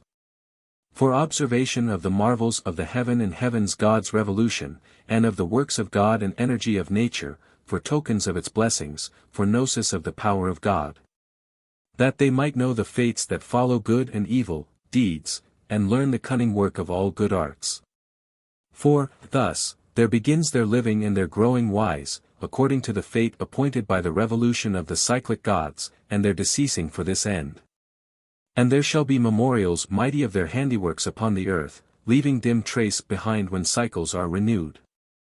For every birth of flesh and soul, and of the fruit of seed, and every handiwork, though it decay, shall of necessity renew itself, both by the renovation of the gods and by the turning round of nature's rhythmic wheel.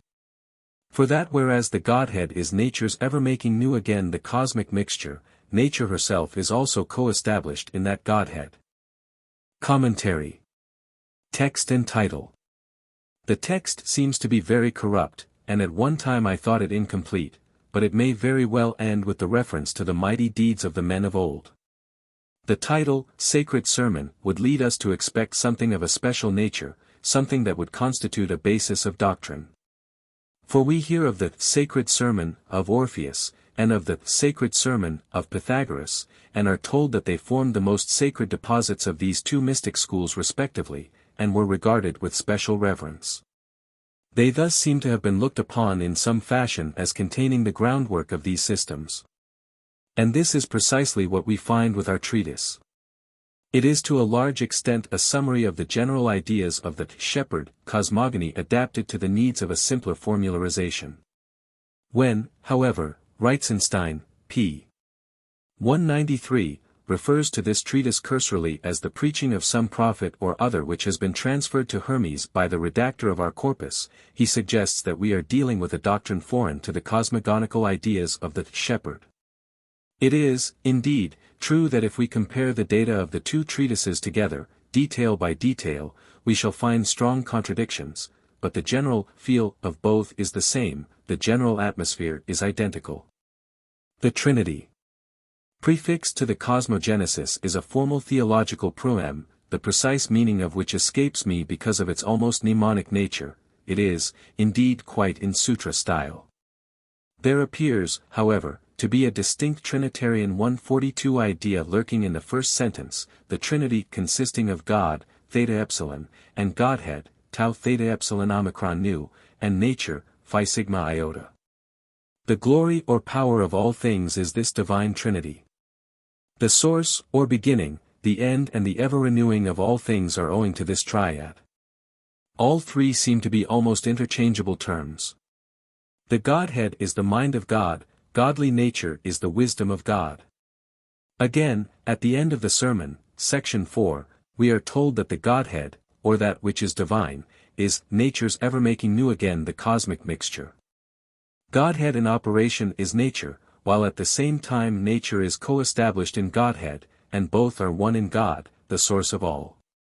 The cosmogenesis begins with the grandiose image, darkness that knew no bounds was in abyss. We have already, in commenting on darkness in the Poemandres treatise, referred, in explanation, to a Gnostic tradition in which the primal elements appear as water, darkness, abyss, and chaos. And have given some reason for ascribing the form of this tradition to Egypt, that is, archaic Egypt, a parallel tradition to the Sumerian, both derived from a still more archaic source. From the system of the Nicolaitans. If, now, we turn to Epiphanius, remembering that he picked up what he knew or thought he knew about the Gnostics in Egypt, we shall find that he has preserved from another Gnostic system an even more striking parallel with our text. The Bishop of Salamis is denouncing the Nicolaitans 143 who for him were the earliest Christian Gnostics, there being very numerous and various sects of them, all deriving from a certain Nicholas, whom Epiphanius would have us believe to have been one of the first 7 deacons of the Church. If, in reality, however, the Nicolaitans equals the Balaamites of early Talmudic Rabbinism 144, then the original Nicolaitans were the earliest Christians, for Balaamites was the rabbinical byname of the followers of Balaam, Bilam equals Jeshu, and Balaam equals Nikolaus, in Hebrew and Greek respectively. Curiously enough, moreover, in the paragraph, section 4, before the one from which we are going to quote, Epiphanius ascribes the use of the mystic words, kolokau, to the Nicolaitans, words which we have, with high probability, shown in the chapter, Myth of Man in the Mysteries, section 16j. And, to have been used by a Jewish Gnostic of the time of Philo, writing in an Egyptian environment, and dealing with the man tradition, which is one of the main elements of the Poemandres doctrine. All of which carries us back to the dawn of Christianity. Speaking, then, of these Nicolaitans, Epiphanius writes, 25. 5. Others of them, again, plaster together empty names, saying, there was darkness and abyss, beta upsilon theta, and water. And spirit in the midst of them made separation of them, 145. Here we have precisely the same elements as in our text for the foundation of a cosmogonical representation. What precise relationship these various traditions may have had to one another we cannot say with any certainty. But what we can say is that the writer or writers of our treatise are dealing with a material common to themselves, to pre-Christian Jewish Gnosticism and the earliest forms of the Christian Gnosis. The Books of the Chaldeans. The sentence, in section 2, all things being undefined and yet unwrought, kappa alpha tau alpha sigma kappa epsilon upsilon sigma tau omega nu, is also to be noticed, and, together with the opening sentence of the cosmogony, compared with the LXX version of Gen I. 2.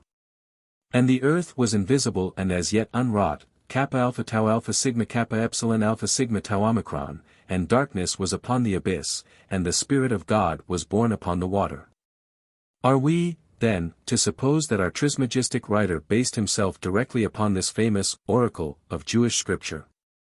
The Jewish Gnostics would doubtless do so in their commentaries. But the phenomena of the Christianized Jewish Gnostic systems persuade us rather that these Gnostic Jews did not derive their ideas directly from the text of their national scripture, but from what we may call parallel traditions of an esoteric nature. We shall see later on, when treating of Zosimus, that there were translations of the Chaldean sacred books in the Alexandrian library. And we cannot but believe that the general ideas of Chaldean cosmogony were familiar to all the learned of the time. For Chaldea and Egypt were regarded as the two most wisdom-loving nations of antiquity, the two most sacred lands. What wonder, then, that Chaldean and Egyptian ideas should be blended together, and turned out into a scientific whole, by the spirit of Greek philosophizing, in our treatises. I would therefore conclude that both here, and in the repetition of the formula, increase in increasing and multiply in multitude, section 3, from the Poemandres treatise, section 18, the similarities are not due to direct plagiarism, but to the fact that such logoi were in the air. I would also suggest that the somewhat peculiar term kappa alpha tau alpha sigma kappa epsilon alpha sigma tau omicron was not original with the Greek Targum of Genesis, first made at Alexandria some 250 years BC. But that it was rather taken from the theological and philosophical language of the day and used by the Hebrew translators, that, in brief, in the LXX translation already we have to take into account the strong influence of the technology of Hellenistic theology. With regard to the whole of our treatise, I would suggest that we have the heads of topics which were to be subsequently explained and commented upon, rather than a didactic treatise setting forth a clear teaching. Like the proem, the cosmogenesis itself is straitly condensed, so condensed that the indications are too vague for us to form any clear mental picture of the process that is suggested. We have nothing but a series of headings that may have meant something very definite to the writer, may, in fact, have summed up for him a whole body of doctrine, but which for us, in our ignorance of detail, can have but little precise meaning. To add to our difficulties, the text, as we have already said, appears to be very faulty. It is very probable that owing to its original brevity, copyists and readers would be tempted to gloss it in the interests of what would appear to them greater clearness. These glosses creeping into the text later on would, since the gloss makers did not know the original scheme, blur rather than elucidate the mother text, and hence our tears. The most striking doctrine in the exposition is that of renewal or making new again, nu alpha nu omega sigma iota. All animal and vegetable forms contain in themselves the seed of again becoming, tau sigma pi rho mu alpha tau pi alpha lambda iota gamma gamma epsilon nu epsilon sigma alpha. I do not think that this is intended simply to mean that the individual is continued in the species, for we read that every birth of flesh and soul shall of necessity renew itself, nu alpha nu epsilon omega theta sigma epsilon tau alpha iota. The doctrine that is preached is, therefore, that of palingenesis or reincarnation, the renewal on the karmic wheel of birth and death, phi sigma epsilon omega kappa kappa lambda omicron upsilon nu alpha rho iota theta mu omicron upsilon delta rho mu eta mu alpha. The flood. The last point to which we need call the reader's attention is the sentence, and there shall be memorials mighty of their handiworks upon the earth, leaving dim trace behind when cycles are renewed. The thought of the writer is evidently turned back towards the past, to a time when a mighty race, devoted to growth in wisdom, lived on earth and left great monuments of their wisdom in the work of their hands, dim traces of which were to be seen, in the renewal of the times. This seems to me to be a clear reference to the general belief of the time, commonly, though erroneously, called Stoic, that there were alternate periods of destruction, by fire and water, and of renewal. In Egypt the common belief, as we have pointed out elsewhere, was that the last destruction had been by water and flood. Before this flood our author believed there had been a mighty race of Egyptians, the race of the first Hermes, and that some dim traces of the mighty works of this bygone wisdom-loving civilization were still to be seen. I am, myself, strongly inclined to believe in this tradition. And I have sometimes speculated as to the possibility of there being buried beneath one or more of the pyramids the remains of some prehistoric buildings, perhaps also of pyramid shape, that have survived the flood. 5. the cup or monad, of Hermes To Tat. Text p. 34-40, Pat. 26b, 27. 1. Hermes. With reason, logos, not with hands, did the world maker 146 make the universal world 147. So that thou thus shouldst think of him as everywhere and ever being, the author of all things, and one and only, who by his will 148 all beings hath created. This body of him is a thing no man can touch, or see, or measure, a body inextensible, like to no other frame. 'Tis neither fire nor water, air nor breath 149, yet all of them come from it. 150 Now being good he willed to consecrate this, body, to himself alone, and set its earth in order and adorn it. 151.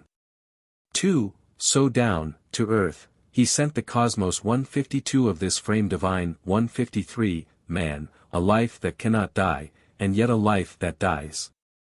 And o'er all other lives and over cosmos, 2, did man excel by reason of the reason, logos, and the mind.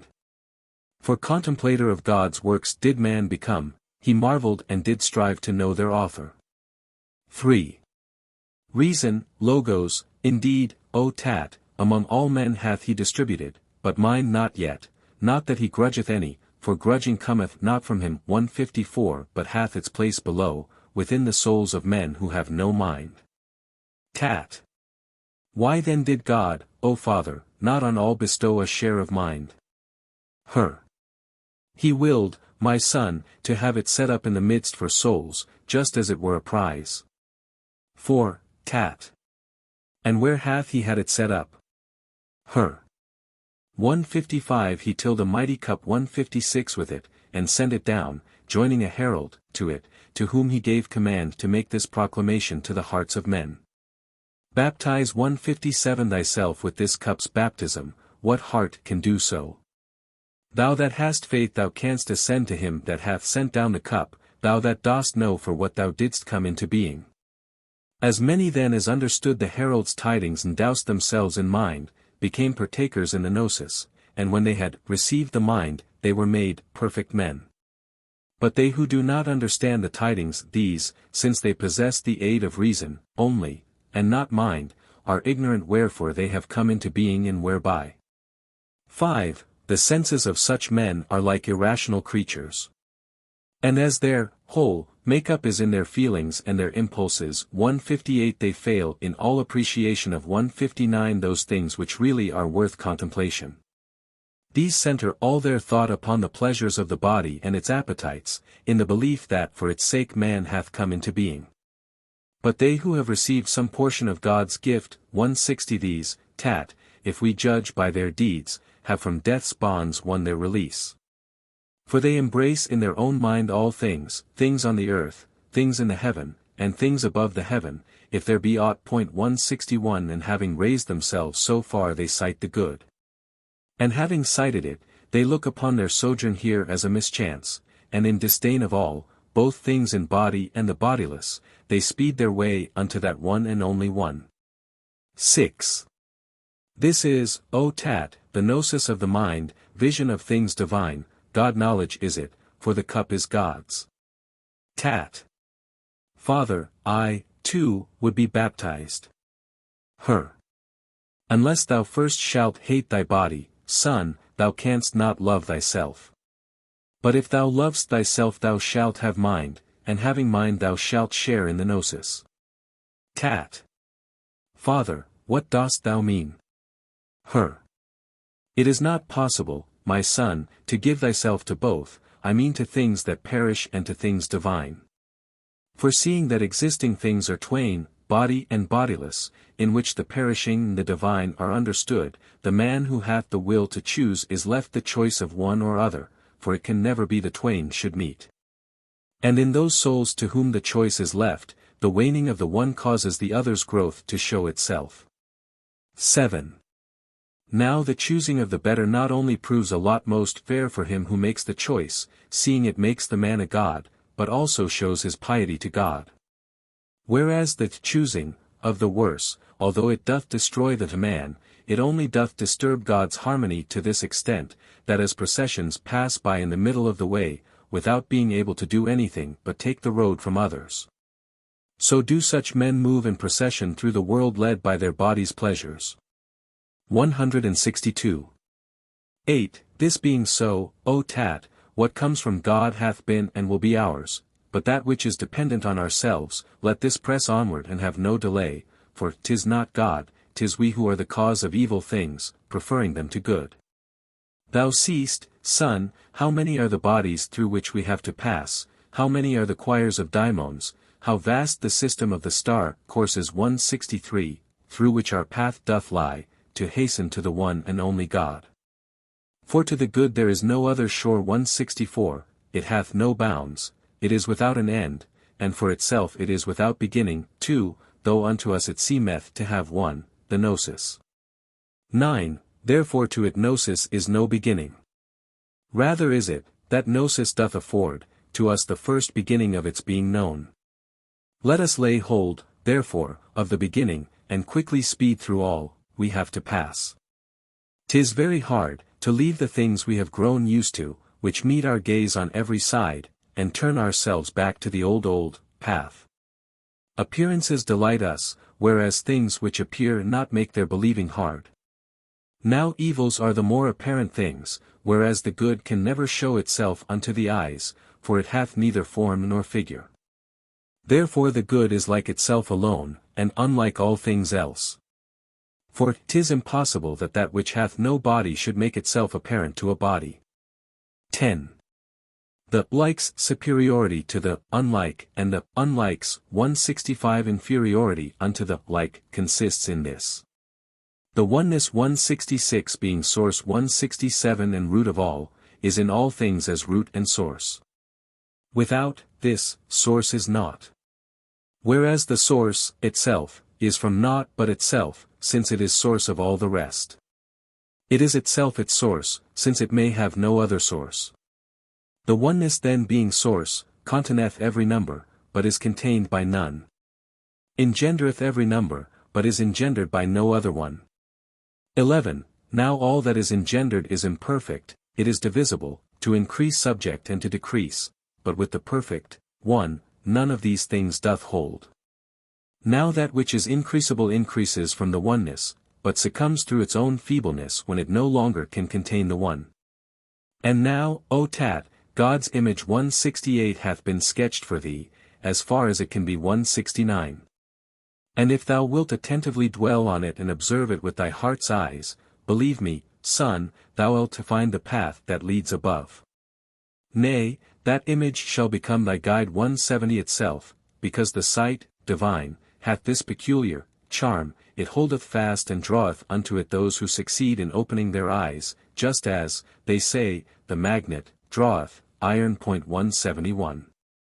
Commentary. The title. This beautiful little treatise, in which the great principles of the gnosis are set forth so clearly and lucidly by the philosopher-mystic who penned it so many centuries ago, bears a double, or rather a triple title, of Hermes To Tat, the cup or monad, or oneness. 172. The double title, however, is but a choice of names, for the cup is the oneness, the one element. 173. The body of God, which is the cause of all bodies and yet itself is bodiless. In other words, the monad is the intelligible cosmos itself, God's image, elsewhere called his alone begotten Son. That this idea of a cup or mixing bowl, crater, in the symbolic sense of an all-containing receptacle, in which all the elements were blended together, and in the metaphysical sense of a transcendent unity, the source of all things measurable and numberable, was one of the main doctrines of the Trismegistic tradition, is plain from the Poemandres Zosimus, who refers especially to this cup as the symbol of spiritual baptism, that is, the plunging of the whole nature into the great ocean of spirit or mind, so that the man becomes irradiate with life and illumined with light. For a consideration of this crater or cup symbolism I must refer the reader to the chapter so entitled in the Prolegomena. It there being shown that in all probability it was transmitted along the Orphic line of tradition, though doubtless the Egyptian had some similar ideas. Our treatise should be read in the closest connection with ch. 11. 12. The mind to Hermes, which is its esoteric counterpart. What is here set forth for Tat by Hermes is there imparted to Hermes by the mind. What is here set forth for the probationer or hearer, is there set forth for the advanced disciple or seer, or, to use mystery terms, what is here told to the mists is there revealed to the epoch. Thus, then, the Tat instruction begins. The baptism of the mind. 1. All things are made by reason, the formative energy of the mind. The ideal cosmos, or world order, is the divine body.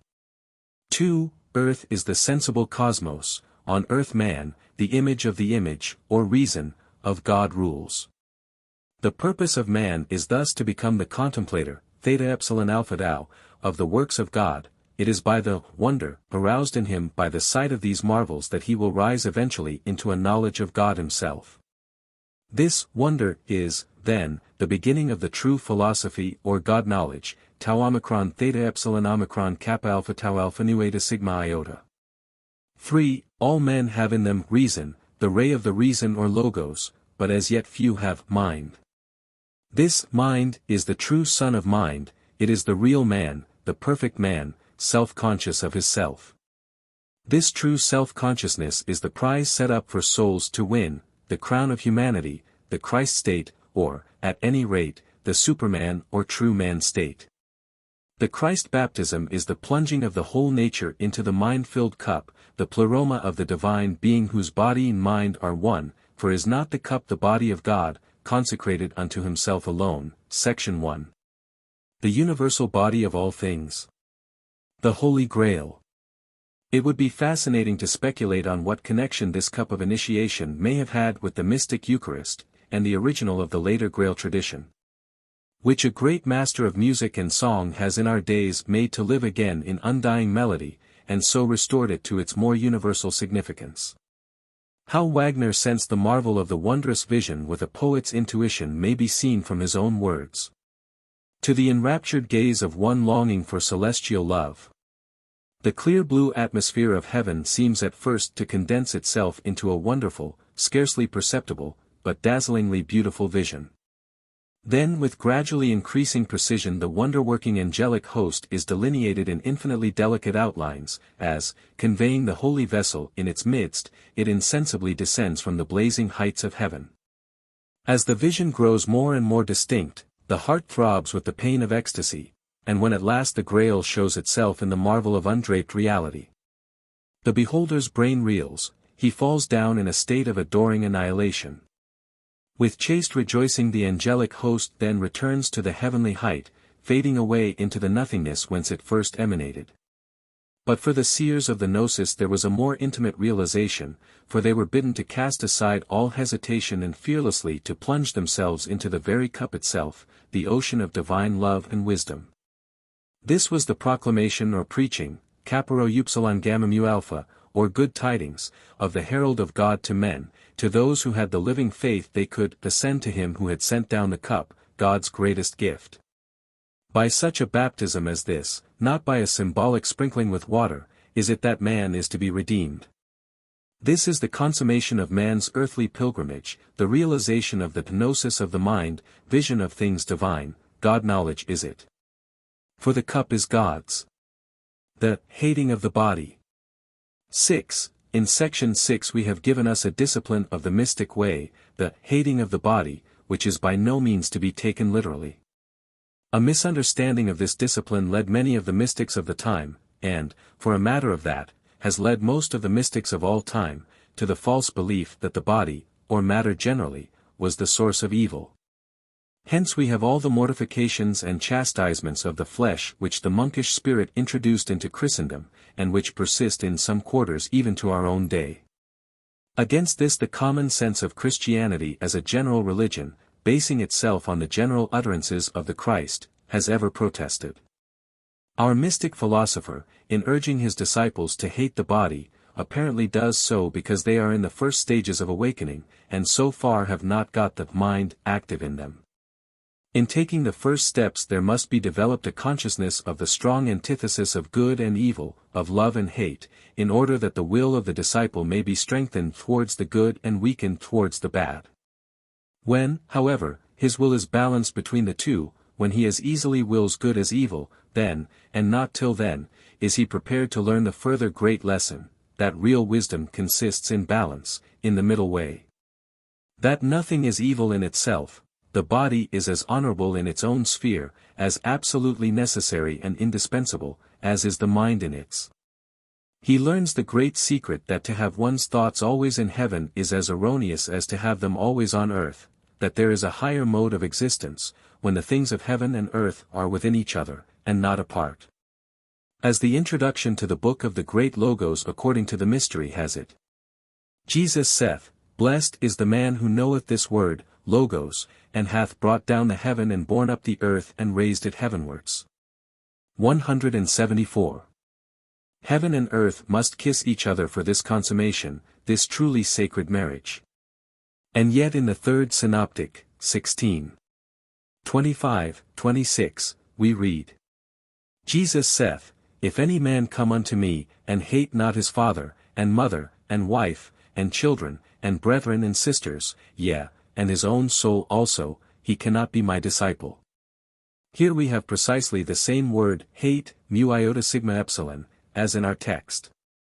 That, however, this dark saying was interpreted in a mystical sense by Gnostic tradition, as by no means referring to physical parents but to the past causes of our imperfections. 175 I have already pointed out on several occasions. 176. We may therefore conclude that in a Gnostic teaching, such as is our treatise, the terms hate and body are not to be literally interpreted. 8. And that this is so may be seen from the declaration in section 8, for 'tis not God, 'tis we who are the cause of evil things, preferring them to good, where the cause of evil is not assigned to the body but to man's own choice. And finally, to clinch our contention, we would refer the reader to the sermon to Asclepius, ch. 6. 7, 6. Such are the things that men call good and beautiful, Asclepius, things which we cannot flee or hate. The Gnosis and its blessings. 9. In section 9 we have to notice the phrase, Therefore to it Gnosis is no beginning, rather is it that Gnosis doth afford to us the first beginning of its being known. And compare it with the Logos quoted by the Jewish commentator in the Nicene document, section 25, the beginning of perfection is Gnosis of man, but Gnosis of God is perfect perfection. The claim for the Gnosis is therefore a modest one. The Gnosis is not an end in itself, it is but the beginning of the true knowledge of God. They who receive the baptism of the mind are made perfect men, not perfect. Not until they have received this touch of the Christ consciousness have they reached true manhood. Those who have received this baptism know why they have come into being, the purpose of life. They become consciously immortal. They know they are deathless, they do not only believe it, their immortality is no longer a belief, it is a fact of knowledge. They have won their freedom from death and fate, and know the real constitution of the cosmos up to the threshold of the good, the plane of truth, that is to say, presumably in Buddhist terms, as far as the nervic state of consciousness. Not yet, however, have they entered nirva, that is to say, become one with the Logos. They have seen the sight or vision of nirva, but not entered into the promised land, that blessed space, which, as Basilides tells us, can neither be conceived of nor characterized by any word. 177. The vision is an earnest of what they may be. They have become gods, it is true, already, or, in other words, enjoy the same freedom and consciousness as the gods or angels, but there is a still more transcendent state, when they will be at one with Deity himself. The ancient path. Hard as it is to leave the things we have grown used to, the things habitual, it must be done if we are to enter into the way of the Gnosis. But no new path is this, no going forth into new lands, though it may have all the appearance of being so. The entrance on the path of the Gnosis is a going home, it is a return, a turning back, a true repentance. We must turn ourselves back unto the old way, tau pi alpha lambda alpha iota kappa alpha rho chi alpha alpha. And for the followers of the doctrine of thrice-greatest Hermes, this old path could have meant nothing but the archaic wisdom of ancient Egypt. The wisdom of Egypt was thus the Gnosis. 6. Though unmanifest God is most manifest, of Hermes to his son Tat. Text p. 41-48, Pat. 12b, 13b. 1. I will recount for thee this sermon, Logos, 2, O Tat, that thou mayst cease to be without the mysteries of the God beyond all name. 178 And mark thou well how that which to the many seems unmanifest, will grow most manifest for thee. Now were it manifest, it would not be. For all that is made manifest is subject to becoming, for it hath been made manifest.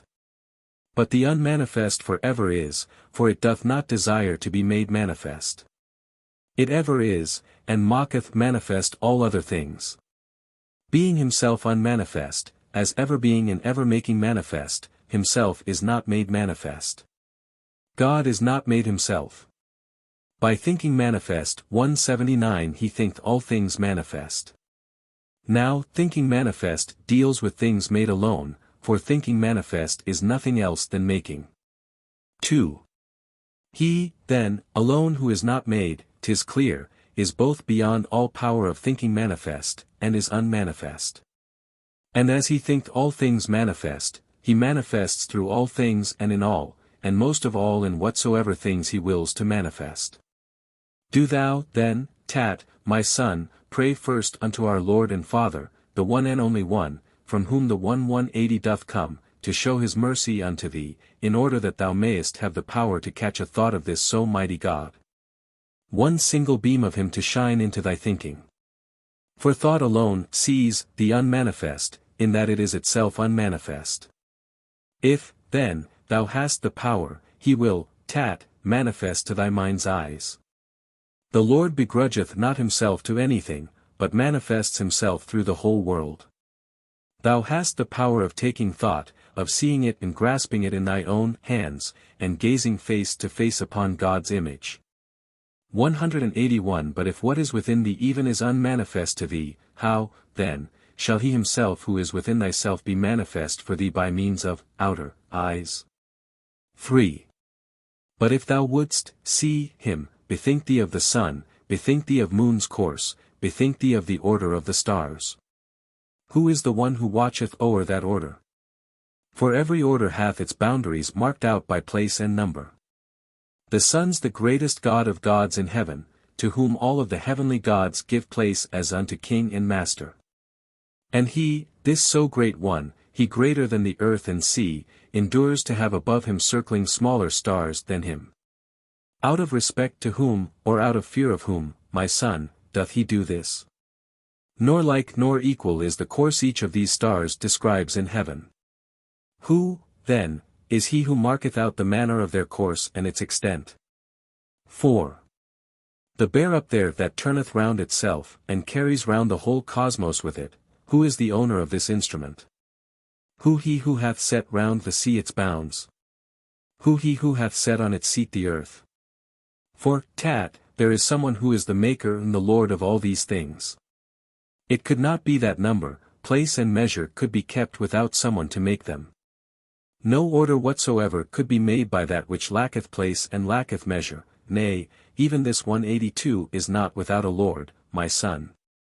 For if the orderless lacks something, in that it is not Lord of order's path, it also is beneath a Lord, the one who hath not yet ordained it order. 5.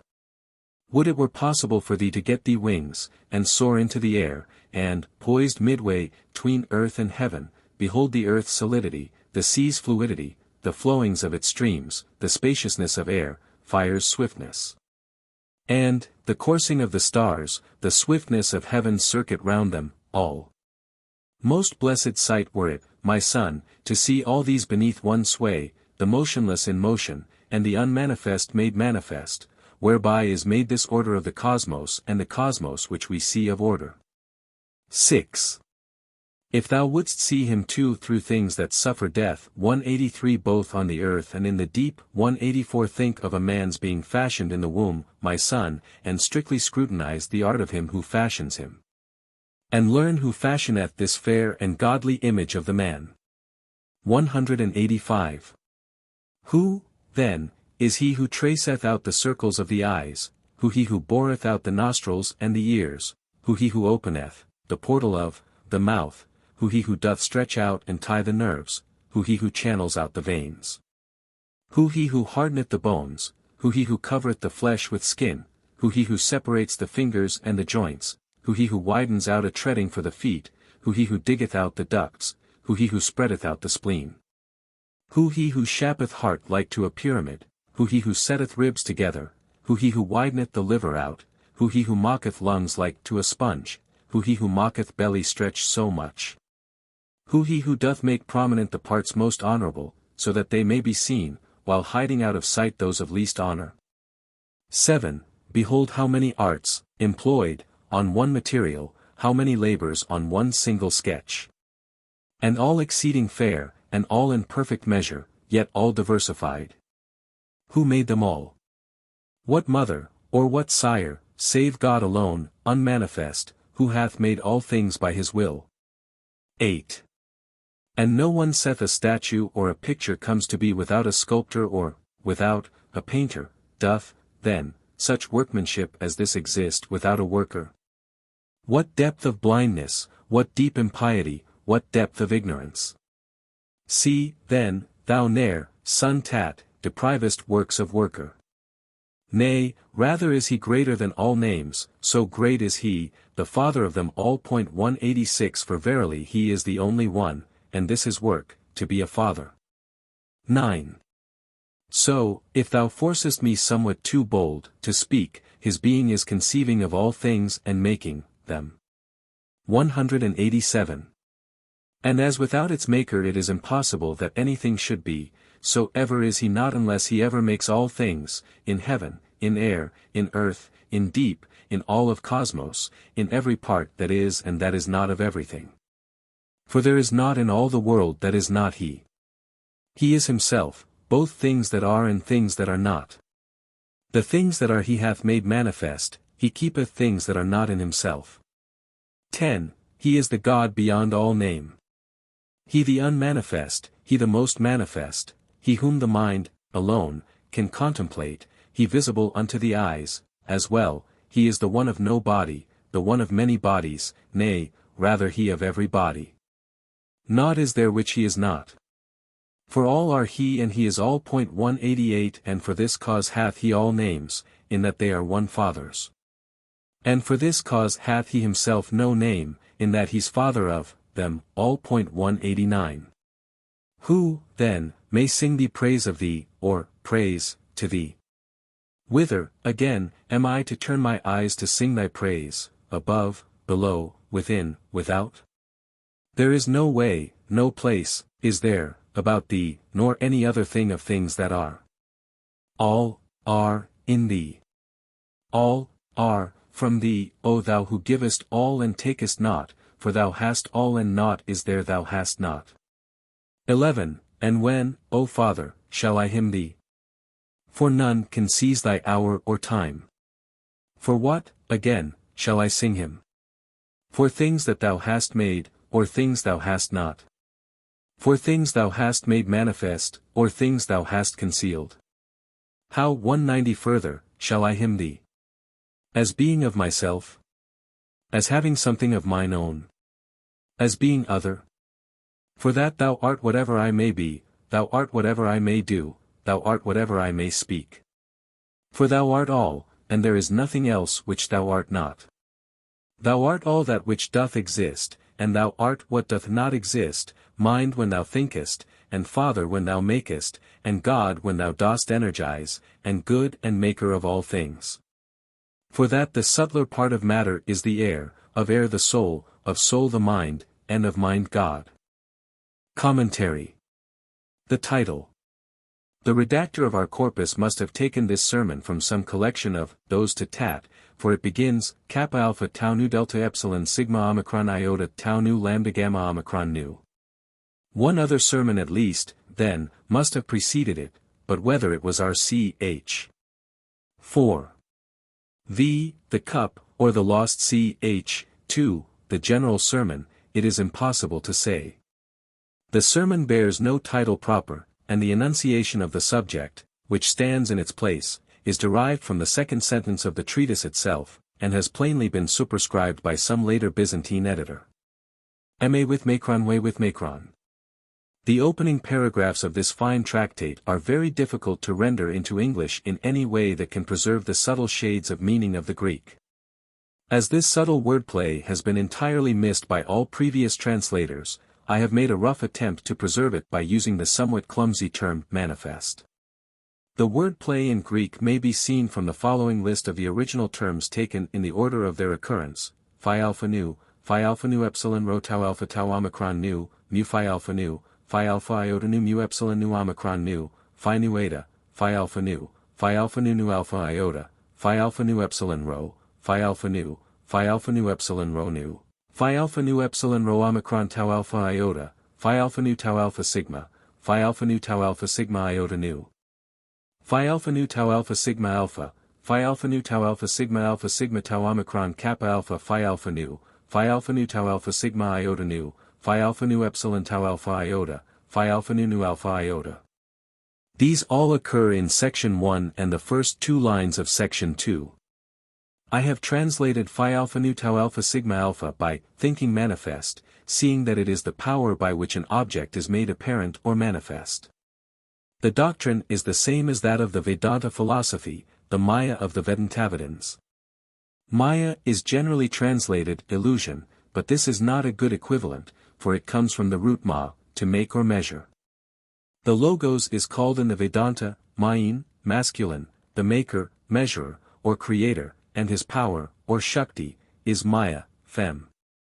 It is the power of the divine thought, and so far from being illusion in any ordinary sense of the word, is very real for us, and is only non-real as compared to the Logos himself, the one reality in the highest philosophical sense of the term. The idea is magnificently summed up for us in a Logos of Phozalamps 191 quoted by the redactor of the untitled Apocalypse of the Codex Brutianus, which runs as follows. Through him is that which really is and that which really is not. Through which the hidden which really is and the manifest which really is not exists. Also compare Hippolytus' summary of the Simonian Gnosis. Of this twofold nature he calls the one side the hidden and the other the manifest, saying that the concealed parts of the fire are hidden in the manifest, and the manifest produced by the concealed. And the manifest side of the fire has all things in itself which a man can perceive of things visible, or which he unconsciously fails to perceive. Whereas the hidden side is everything that we can conceive as intelligible, or which a man fails to conceive. 192. 2. The Lord begrudgeth not himself to anything. Compare this with ch. 4. v. 3, not that he grudgeth any, for grudging cometh not from him. And compare both with the saying of Plato in the Timaeus, 29e. He was good, and to the good there can never at any time be any grudging of aught. The higher pantheism or panmonism. 10. With the soul-satisfying pantheism of section 10 we may with interest compare the address to the Logos in the martyrdom of Peter, which still retains many Gnostic elements. Thou that art to be understood by spirit alone. Thou art my father, thou my mother, thou my brother, thou my friend, thou my servant, thou my master. Thou art the all, and all is in thee. Yea, all that is thou, and there is nothing else that is but thee alone. 193. Hymn to All God.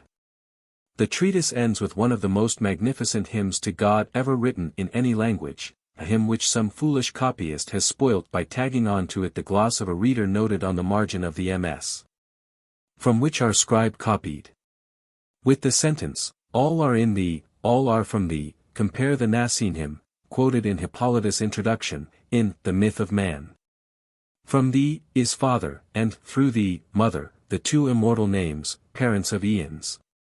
O thou who hast the heaven for thy city, O man of mighty names. 7. In God alone is good and elsewhere nowhere. Text p. 48-53, Pat. 14a, 15a.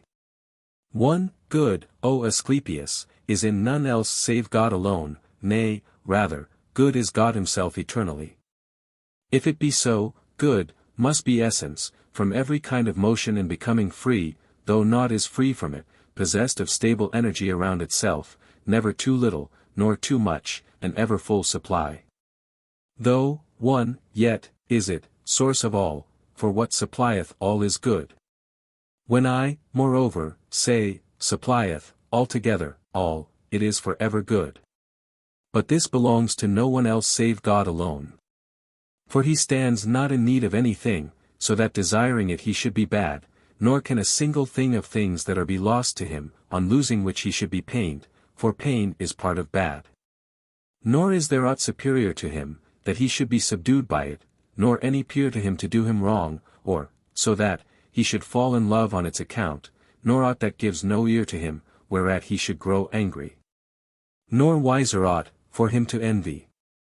2. Now as all these are non-existent in his being, what is there left but good alone? For just as naught of bad is to be found in such transcendent being, so too in no one of the rest will good be found. For in them all are all the other things 194, both in the little and the great, both in each severally and in this living 195 that's greater than them all and mightiest of them. For things subject to birth 196 abound in passions, birth in itself being passible.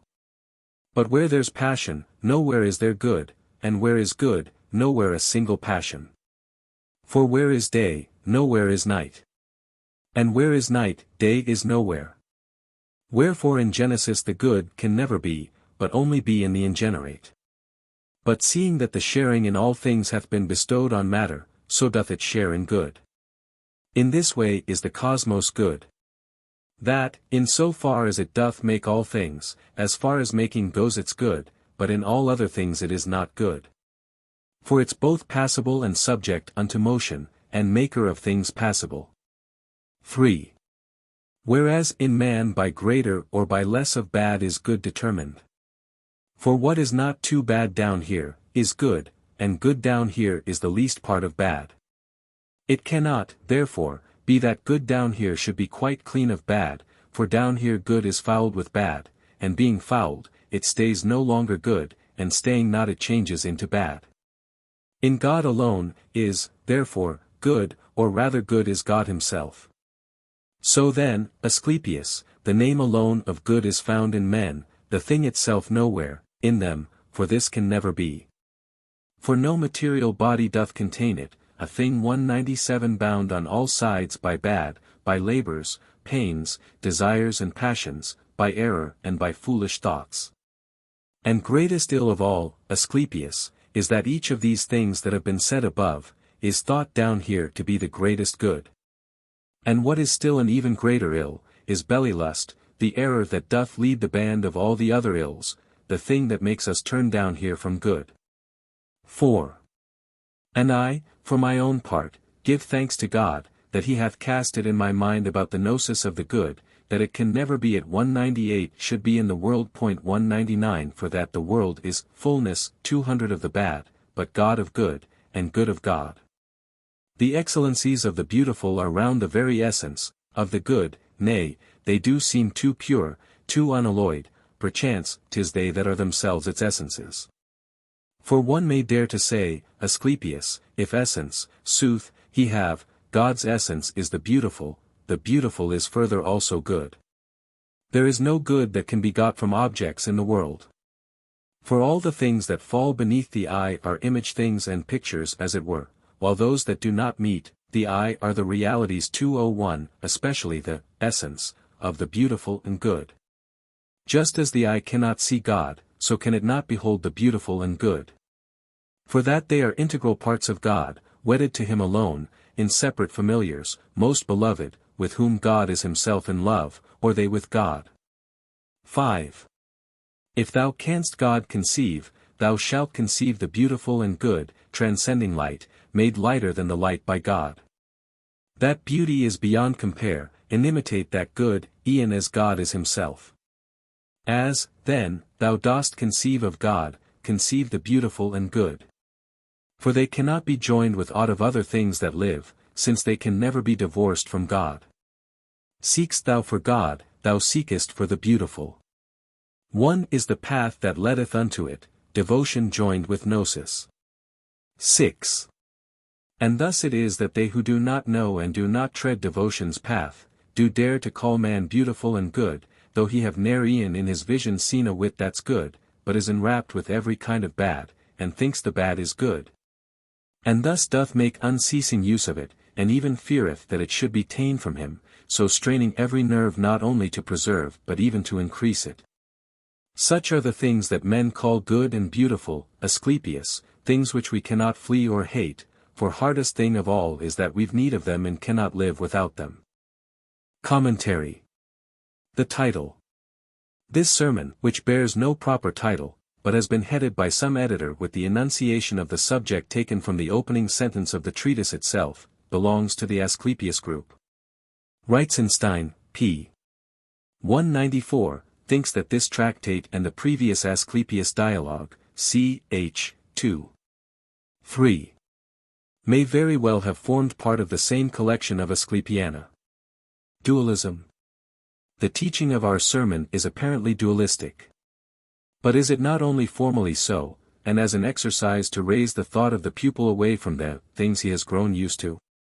For at the end Hermes declares, such are the things that men call good and beautiful, Asclepius, things which we cannot flee or hate, for hardest thing of all is that we've need of them and cannot live without them.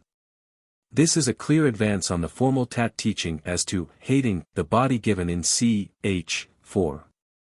v. 6, and points clearly to an instruction in which the cosmos was not regarded as the pleroma of bad, in spite of the formal and emphatic statement in section 4. Gamma rho kappa sigma mu omicron pi lambda rho omega mu sigma tau iota tau kappa alpha. Moreover, if we turn to ch. 9. X.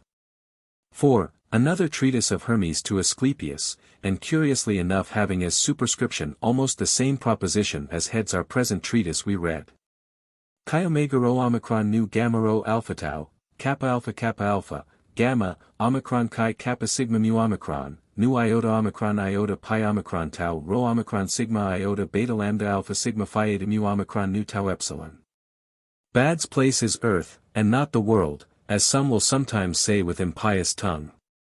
Here we have a formal denial in an Asclepius tractate of the formal proposition in our Asclepius sermon. The cosmos is not evil. It is the beautiful world order. Evil is a thing connected with the earth. There is no such thing as a pi lambda rho omega mu alpha of evil. Evil has at best only a chi omega rho omicron nu. They who say such things blaspheme. This is strong language, and there seems no other conclusion to be drawn from it but that there were various schools within the Trismegistic tradition, and that they wrangled theologically together. Is it, however, possible that the Hermes of our treatise is only speaking metaphorically, so that he may intensify the ideal of the good, and that he was subsequently taken as speaking literally? For he must have known that the cosmos was regarded as the Son of God, par excellence, the fairest and best beloved of all, God's very image. On the other hand, we know that in the Trismegistic doctrine the cosmic man was opposed to the essential man, that, in fact, the term cosmic was used in the nomenclature of the time in a theological as well as in a philosophical sense. This was especially the case in Christianity. Many instances could be cited from the New Testament documents. And we have also a striking example of the use of cosmos in this sense in the second log ion of the first Oxyrhynchus fragment. Jesus saith, except ye fast to the world, tau nu kappa sigma mu omicron nu, ye shall in no wise find the kingdom of God. As, moreover, we nowhere else find mention of a pleroma of evil, we may permissibly conclude that it is here not intended to be taken literally, but only as a metaphorical expression. God the pleroma of good. God is the pleroma of good, and good is the pleroma of God. And so, speaking of the triumphant Christ as the cosmic Logos, Paul writes, and him hath he, God, given as head over all things unto the church 2:2 which is his body, the fullness, pleroma, of him who doth fulfill all things in all. 203. The thought atmosphere in which the idea of the church as the pleroma arose may be sampled from Philo, the Proem Epon, section 11. M2. 418, page 920, Re. V. 232. And thus the soul, becoming a pleroma of virtues by means of the three best, blessings, nature, instruction, methesis, and practice, ascesis, leaving no vacant spot in her for entrance of aught else, brings unto birth a perfect number. Her 2 hexads of suns, a miniature and copy of the circle of the types of life 204 for the improvement of the things down here. This is the house 205 that naught can harm, the perfect and continual in the public scriptures, and also in the secret meanings of the mystic ones, the house that won the prize, as I have said, of lordship o'er the tribes of its own race. It was thus from this house in course of time, as it increased and became populous, that well-regulated cities were established, yea, disciplines of wisdom and of righteousness and holiness. In which the transmutation, mu epsilon tau alpha pi omicron eta sigma iota, of the rest of virtue was sought out in manner worthy of so high a work. In the Trismegistic tradition, however, the idea is simpler, as we learn from the definitions of Asclepius, ch. 16. 3. For that the fullness of all things is one and is in one, this latter one not coming as a second one, but both being one. For should one try to separate what seems to be both all and one and same from one, he will be found to take his epithet of all from the idea of multitude and not from that of fullness, pleroma, which is impossible. For if he put all for the one, he will destroy the all. Nevertheless, the pleroma 206 of life is more specially the cosmos as the Son of God, that is, as the Logos. Thus in ch. 12. 13, 15, we read. Matter is one. And the world order, cosmos, as a whole, the mighty God and image of the mightier one, both with him unified, and the conserver of the will and order of the Father, is life's fullness, pleroma. How then, O Son, could there be in the God, the image of the Father, the plenitude, pleroma, of life 207, dead things? And again in ch. 9. X. 7. For, cosmos, being a most wise breath, bestows their qualities on bodies together with the one pleroma, that of life. 5. This pleroma of God is the good and beautiful.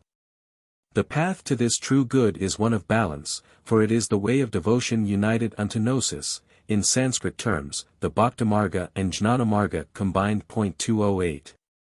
6. Finally we learn, though inferentially, that things are not bad in themselves.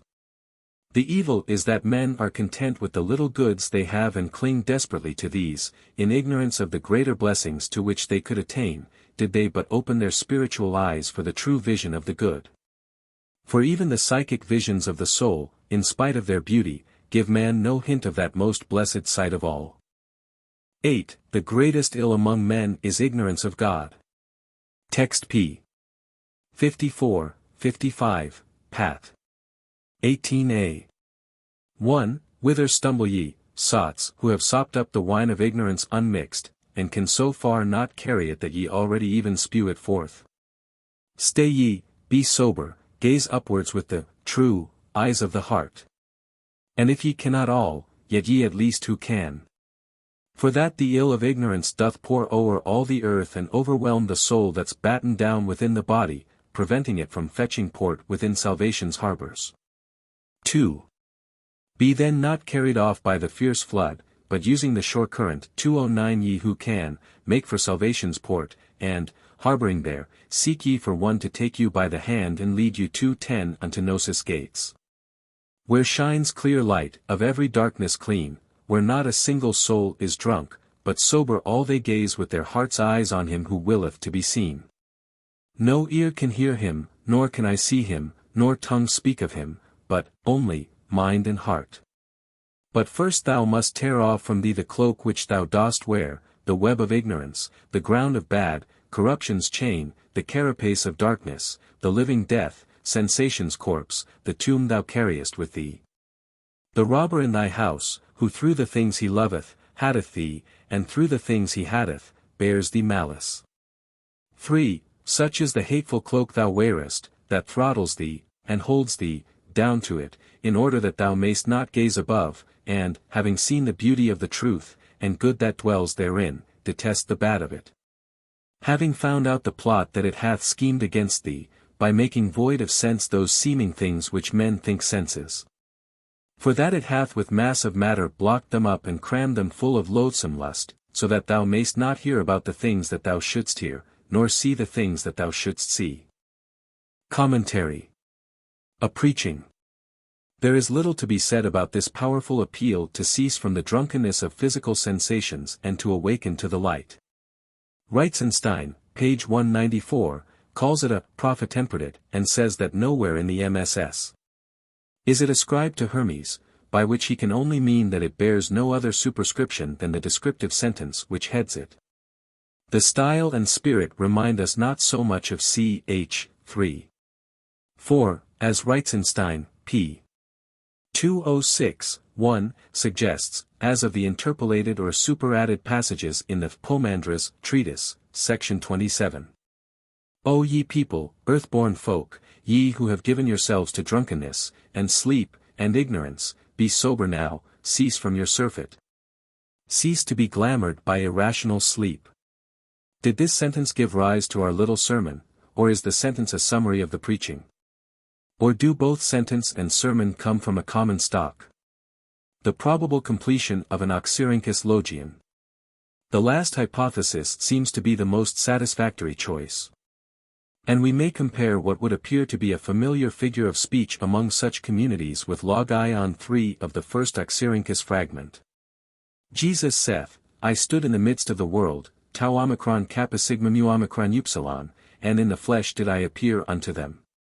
And I found all men drunken, and none found I athirst among them, and my soul grieveth over the souls of men, because they are blind in their heart and see not. Can we fill up the missing word from our sermon? But sober all they gaze with their heart's eyes on him who willeth to be seen.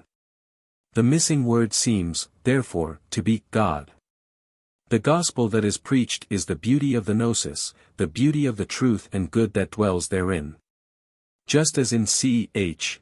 27. And I began to preach to men the beauty of devotion and of the gnosis. The tempest tossed on the sea of ignorance are to make for the harbor of salvation, evidently some great organization devoted to the holy life. Therein they must seek for one who knows, who can take them by the hand and lead them unto the gates of the gnosis. This suggests that the organization consisted of a general body, within which were grades of instruction. The many were striving for illumination, some few had reached it. 9. That no one of existing things doth perish, but men in error speak of their changes as destructions and as deaths, of Hermes To Tat. Text p. 56-59, pat. 48a, 48b. 1. Hermes. Concerning soul and body, son, we now must speak. In what way soul is deathless, and whence comes the activity 211 in composing and dissolving body? For there's no death for aught of things that are.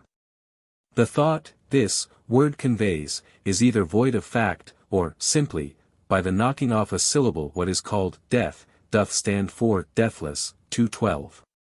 For death is of destruction, and nothing in the cosmos is destroyed. For if cosmos is second God, a life 213 that cannot die, it cannot be that any part of this immortal life should die. All things in cosmos are parts of cosmos, and most of all is man, the rational animal. 2. For truly first of all, eternal and transcending birth, is God the universal's maker. Second is he, after his image, cosmos, brought into being by him, sustained and fed by him, made deathless, as by his own sire, living for aye, as ever free from death. Now that which ever liveth, differs from the eternal. For he 214 hath not been brought to being by another, and even if he have been brought to being, he hath not been brought into being by himself, but ever is brought into being. For the eternal, in that it is eternal, is the all. The Father is himself eternal of himself, but cosmos hath become eternal and immortal by the Father. 3. And of the matter stored beneath it, 215 the Father made of it a universal body, and packing it together made it spherical, wrapping it round the life 216, a sphere, which is immortal in itself, and that doth make materiality eternal. But he, the Father, fulfilled with his ideas, did sow the lives 217 into the sphere, and shut them in as in a cave, willing to order forth 218 the life with every kind of living. So he with deathlessness enclosed the universal body, that matter might not wish to separate itself from body's composition, and so dissolve into its own, original, unorder. For matter, sun, when it was yet incorporate, was in unorder. And it doth still retain down here this, nature of unorder, enveloping the rest of the small lives 219, that increase and decrease which men call death. For, it is round earthly lives that this unorder doth exist.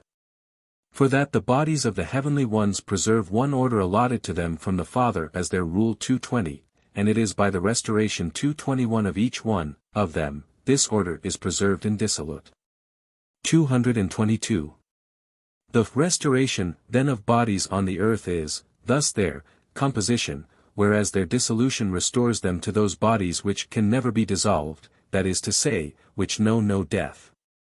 Privation, thus, of sense is brought about, not loss of bodies. 5. Now the third life, man, after the image of the cosmos made, and, having mind, after the Father's will, beyond all earthly lives, not only doth have feeling with the second God, but also hath conception of the first.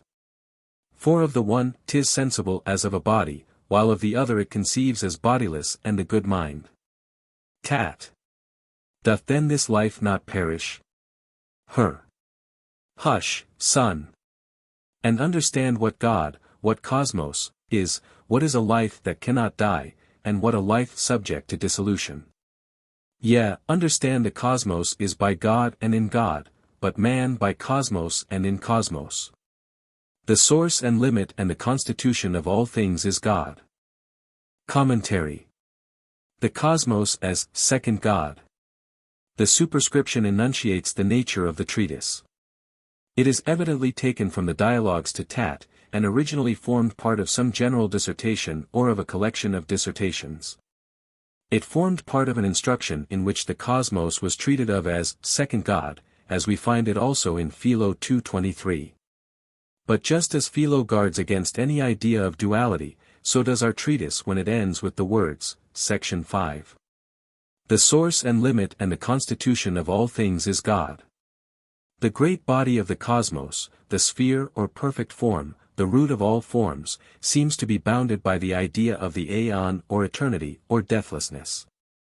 It is, as it were, the cave or womb of all things in Genesis, centered in the pleroma of ideas, the intelligible cosmos, which is fulfilled with the ideas of God, section 3.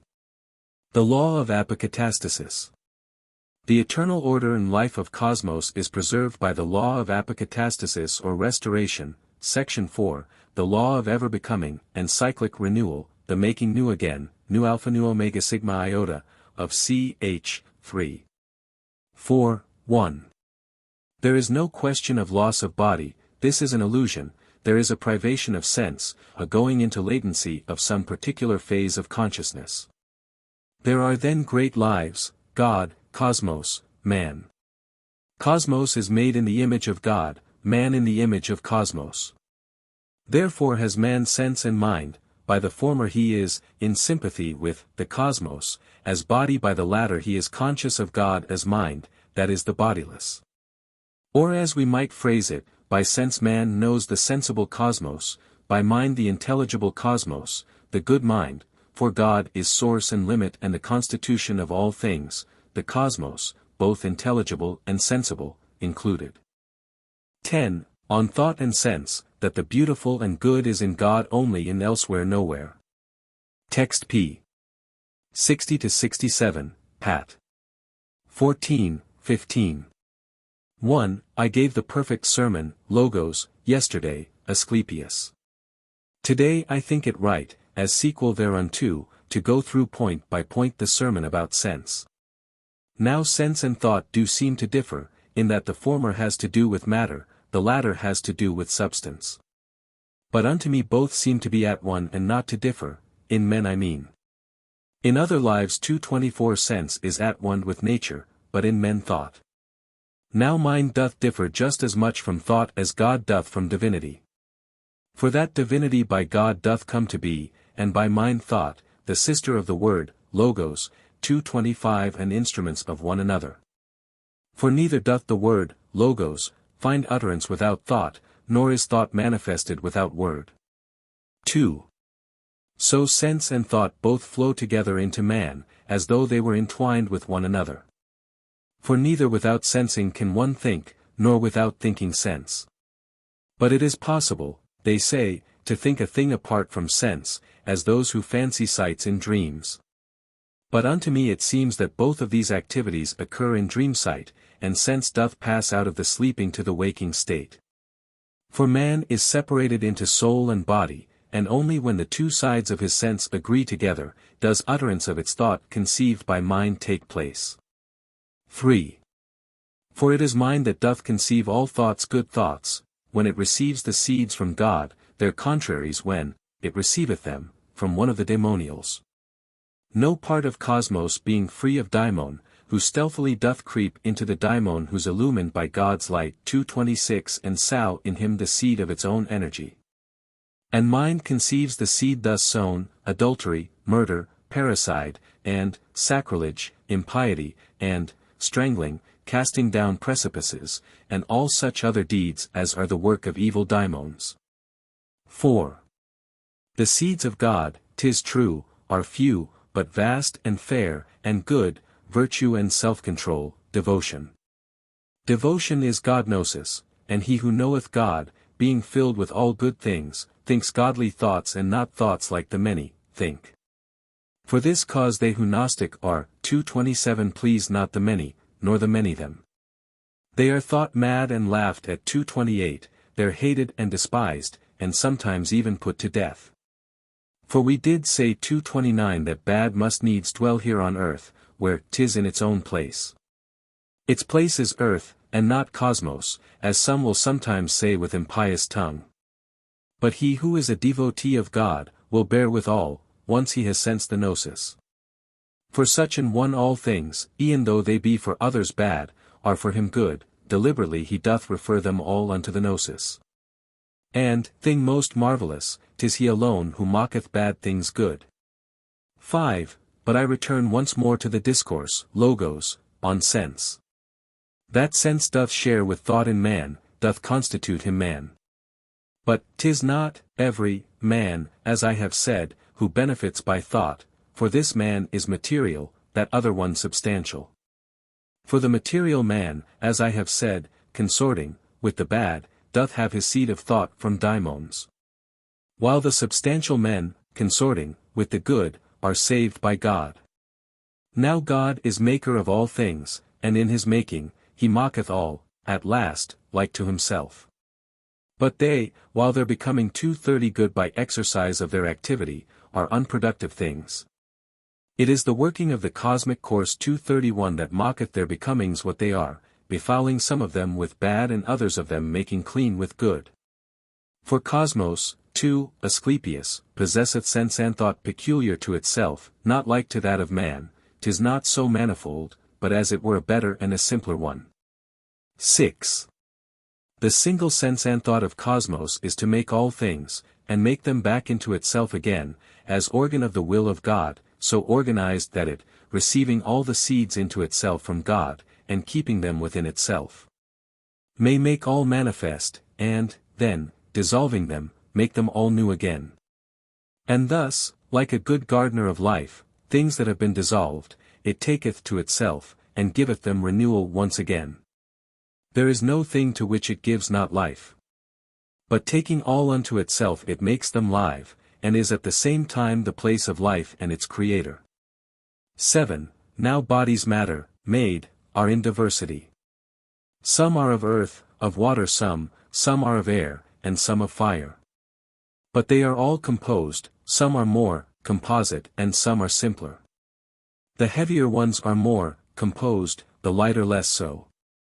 It is the speed of cosmos course that works the manifoldness of the kinds of births.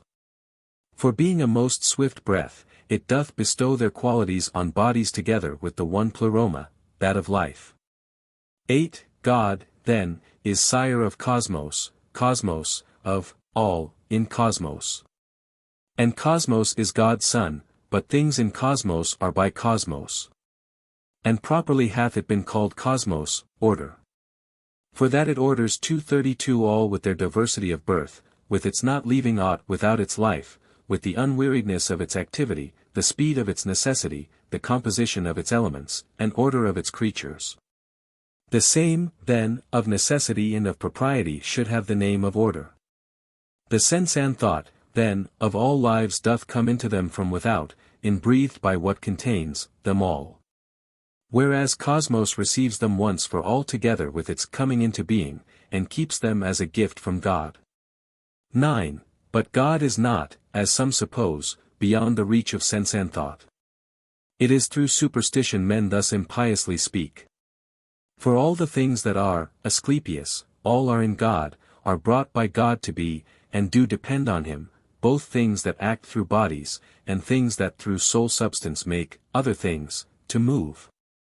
And things that make things live by means of spirit, and things that take unto themselves the things that are worn out.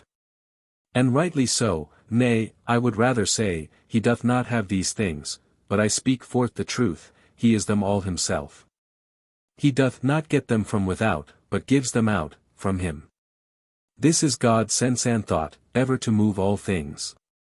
And never time shall be when e'en a whit of things that are shall cease, and when I say, a whit of things that are, I mean a whit of God. For things that are, God hath. Nor aught, is there, without him, nor, is, he without aught. 10. These things should seem to thee, Asclepius, if thou dost understand them, true, but if thou dost not understand, things not to be believed. To understand is to believe, to not believe is not to understand. My word, logos, doth go before, thee, 233 to the truth. But mighty is the mind, and when it hath been led by word up to a certain point, it hath the power to come before, thee 234, to the truth. And having thought o'er all these things, and found them consonant with those which have already been translated by the reason, it 235 hath, e'en now, believed, and found its rest in that fair faith. To those, then, who by God's good aid, do understand the things that have been said, by us, above, they're credible, but unto those who understand them not, incredible. Let so much, then, suffice on thought and sense. Commentary. Title and ordering. This treatise bears a double title, On Thought and Sense, and, That the Beautiful and Good is in God only. The former heading is clearly taken from the concluding words, Let so much then suffice on thought and sense, whereas the introductory sentence speaks of the sermon on sense only. The latter heading seems to be a thoughtless repetition of the title of ch. 6. 7. The opening words, I gave the perfect sermon yesterday, Asclepius, inform us not only that we have to do with an Asclepius dialogue, but also that our sermon followed directly on the perfect sermon. A Latin version of which has fortunately been preserved to us. 236. It is, therefore, of very great interest to find that Lactantius 237 in quoting a sentence from our treatise, section 4, Devotion is God Gnosis, continues with the words, Asclepius, his hearer, has also explained the same idea at greater length in the perfect sermon. Lactantius had, therefore, a collection before him in which these two sermons stood in close connection. Reitzenstein, p. 195, thinks that our sermon must be an extract from a longer one. Because he cannot bring himself to believe that so short a treatise could have been found in immediate connection, as the opening words suggest, with so lengthy and detailed a tractate as the perfect sermon. This may be so, and yet the formal beginning and ending of our sermon would seem to suggest that we are dealing with a complete tractate and not with an extract. Sense and thought. The doctrine that in men, sense and thought, together constitutes human sense, throws some light on the meaning of the term sense as used elsewhere in the Trismegistic literature, where we should expect to find mind employed, and that, too, in the sense of the higher mind. Normal human thought, then, is, so to say, sensible, entirely bound up in sense impressions. It is the mind alone that can soar beyond the senses, for it alone can be illumined by God's light. Section 3. The mind is, as it were, a womb or woman, that can be impregnated either by the seeds of God or by the daimonial energy. She thus conceives and brings forth virtues or vices. All of this is precisely the same doctrine as Philo preaches, as may be seen by the passages we have quoted in the Prolegomena, on the subject of the sacred marriage. Those in Gnosis. The seeds of God are virtue and self-control and devotion or piety, and devotion in its true sense is God-gnosis, or knowledge of God. The Gnostics, then, they who are in Gnosis, a curious expression, because of their natural divorcement from the world, please not the many, nor the many them. They are thought mad and laughed at. They're hated and despised, and sometimes even put to death. Mark the impersonal note, the calm laying down of the causes of misunderstanding between the many and the few. And compare this with the more personal note of the saying underlying the following synoptic accommodations. Blessed are ye when men hate you and excommunicate you, and revile and expel your name as evil, for the Son of Man's sake. Luke 6:22. Blessed are ye when men revile you and persecute you and say all evil against you, lying, for my sake. Matt v. 11. It is clear, at least it seems so to me, that Luke has kept closer to the original, and that original was addressed not only to the members of a community, but to those who had been cast forth from some other community, for the sake of the Son of Man, that is, because of the immediate inspiration of the Logos, which doubtless did not pay sufficient attention to the prejudices of the many of that community. Matthew, on the contrary, seems to have adapted the saying for general purposes and the necessities of the cult of Jesus. 238. The true Gnostic. Excellent also is the doctrine that the true Gnostic, the man who is consciously growing into the stature of the Christ, the true devotee of God, will bear with all, for he is beginning to know the reason of things. For such an one all things, e'en though they be for others bad, are for him good, deliberately he doth refer them all unto the Gnosis. He sees the good, he sees God, in all things. He is the true alchemist. For, thing most marvelous, 'tis he alone who mocketh bad things good, by spiritual alchemy he transmutes the evil of the world to good, he drains the cup of bitterness unto the dregs, and transmutes it into the pure water of life. In every man, then, there are two men, the material, or hylic, and the substantial, or spiritual, omicron sigma iota delta eta. Evil, however, is not a permanent thing, it is but the process of becoming good, the productive side of things. Section 5. The goal of the Gnosis.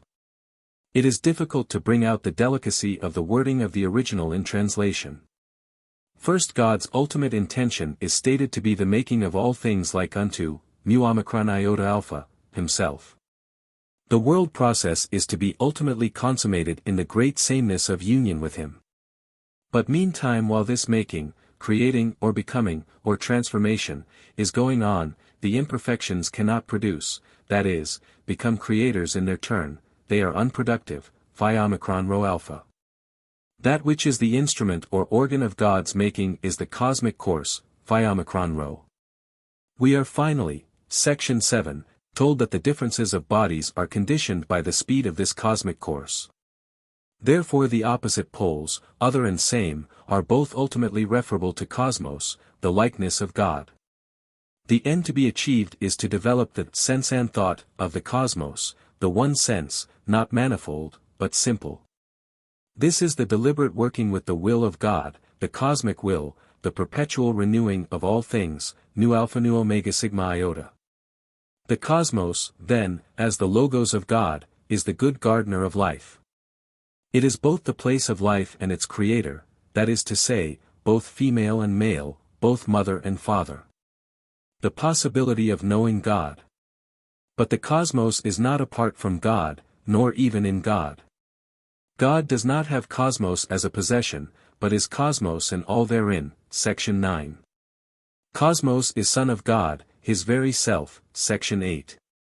Therefore we can learn to know somewhat of the nature of God by sense and thought, for God is not, as some suppose, beyond the reach of sense and thought, nu alpha iota sigma theta eta tau kappa alpha nu eta tau omicron. That is, God does not entirely transcend sense and thought, for God is all things. As some suppose, doubtless refers again to the blasphemers of section 4, that is, the apparently dualistic doctrine set forth in ch. 6. 7. 239. And so, finally, we learn that faith, in the true sense, is a certitude of the mind, or of true manhood. To understand is to believe, section 10. Gnosis and not belief is the fair faith. Compare with this the perfect sermon, X. 1. The reason for a thesis such as this, O my Asclepius, I would that thou shouldst grasp, not only with the keen attention of thy soul, but also with its living power as well. For 'tis a reason that most men cannot believe. The perfect and the true are to be grasped by the more holy minds. 11. The Key of Thrice-Greatest Hermes. Text p. 67-84, Pat. 9b. 12. 1. Hermes. My yesterday's discourse, Logos, I did devote to thee, Asclepius, and so, 'tis, only, right I should devote today's to Tat. And this the more because, 'tis the abridgment of the general sermons, Logoi, which he has had addressed to him. God, Father and the good, then, Tat, hath 240 the same nature, or more exactly, energy. For nature is a predicate of growth, and used of things that change, both mobile and immobile, that is to say, both human and divine, each one of which he willeth into being. But energy consists in something else, as we have shown in treating of the rest, both things divine and human things 241, which thing we ought to have in mind when treating of the good point 242. 2. God's energy is then his will. Further his essence is to will the being of all things.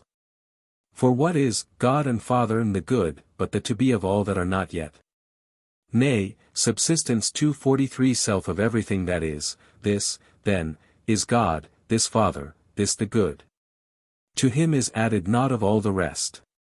And though the cosmos, that is to say the sun, is also sire himself to them that share in him, yet so far is he not the cause of good unto the lives, he is not even of their living. So that e'en if he be a sire, he is entirely so by the compulsion of the good's goodwill, apart from which nor being nor becoming could e'er be. 3. Again, the parent is the children's cause, both on the father's and the mother's side, 244 only by sharing in 245 the good's desire, that doth pour, through the Son. It is the good which doeth the creating. And such a power can be possessed by no one else than him alone who taketh not, 246 but wills all things to be, I will not, Tat, say makes. For that the maker is defective for long periods, in which he sometimes makes, and sometimes doth not make, both in the quality and in the quantity, of what he makes. In that he sometimes mocketh them so many and such like, and sometimes the reverse. But God and Father and the good is, cause, for all to be. So are at least these things for who can see. 4. For it doth will to be, and it is both itself and most of all by reason of 247 itself. Indeed all other things beside are just because of it, for the distinctive feature of the good is, that it should be known. Such is the good, O Tat. Tat. Thou hast, O Father, filled us so full 248 of this so good and fairest sight, that thereby my mind's eye hath now become for me almost a thing to worship. For that the vision of the good doth not, like the sun's beam, fire-like blaze on the eyes and make them close. Nay, on the contrary, it shineth forth and mocketh to increase the seeing 249 of the eye, as far as e'er a man hath the capacity to hold the inflow of the radiance that the mind alone can see. Not only does it come more swiftly down to us, but it does us no harm, and is instinct with all immortal life. 5. They who are able to drink in a somewhat more than others of this sight, ofttimes from out the body fall asleep into this fairest spectacle, as was the case with Uranus and Cronus, our forebears. 250 May this be our lot too, O Father mine. Her. Yea, may it be, my son. But as it is, we are not yet strung to the vision, and not as yet have we the power our mind's eye to unfold and gaze upon the beauty of the good, beauty that naught can e'er corrupt or any comprehend. For, only, then wilt thou upon it gaze when thou canst say no word concerning it. For gnosis of the good is holy silence and a giving holiday to every sense. 6. For neither can he who perceiveth it, perceive aught else. Nor he who gazeth on it, gaze on aught else, nor hear aught else, nor stir his body any way. Staying his body's every sense and every motion he stayeth still. And shining then all round his mind, it shines through his whole soul, and draws it out of body, transforming all of him to essence. For it is possible, my son, that a man's soul should be made like to God, e'en while it still is in a body, if it doth contemplate the beauty of the good. 7. Tat. Made like to God. What dost thou, Father, mean? Her. Of every soul apart are transformations, son. Tat. What meanest thou? Apart. Her. 251 Didst thou not, in the general sermons, hear that from one soul, the all-soul, come all these souls which are made to revolve in all the cosmos, as though divided off? Of these souls, then, it is that there are many changes, some to a happier lot and some to, just, the contrary of this.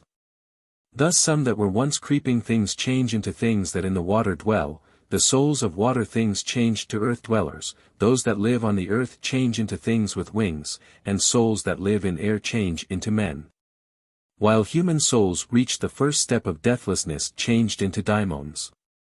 And so they circle to the choir of the inerrant gods, for of the gods there are two choirs, the one inerrant, and the other errant. And this is the most perfect glory of the soul. 8.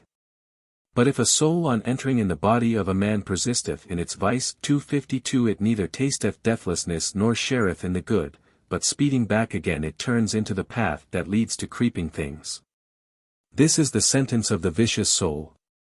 And the soul's vice is ignorance. 253 For that the soul who hath no knowledge of the things that are, or knowledge of their nature, or of good, is blinded by the body's passions and tossed about. This wretched soul, not knowing what she is, becomes the slave of bodies of strange form in sorry plight, bearing the body as a load, not as the ruler, but the ruled. This, ignorance, is the soul's vice. 9. But on the other hand the virtue of the soul is gnosis. For he who knows, he good and pious is, and still while on the earth. 254 Divine. Tat. But who is such an one, O Father mine? Her. He who doth not say much or lend his ear to much. For he who spendeth time in arguing and hearing arguments, doth shadow fight. For, God, the Father and the good, is not to be obtained by speech or hearing. And yet though this is so, there are in all the being's senses, in that they cannot without senses be. But gnosis is far different from sense. For sense is brought about by that which hath the mastery o'er us, while gnosis is the end of science. 255 And science is God's gift. 10. All science is incorporeal, the instrument it uses being the mind, just as the mind employs the body. Both then come into bodies, I mean, both things that are cognizable by mind alone and things material. 256 For all things must consist out of antithesis and contrariety, and this can otherwise not be. Tat. Who then is this material God of whom thou speakest? Her. Cosmos is beautiful, but is not good. 257, for that it is material and freely passable. 258. And though it is the first of all things passable, yet is it in the second rank of being and wanting in itself. And though it never hath itself its birth in time, but ever is, yet is its being in becoming, becoming for all time the genesis of qualities and quantities, for it is mobile and all material motions. Genesis. 259. 11.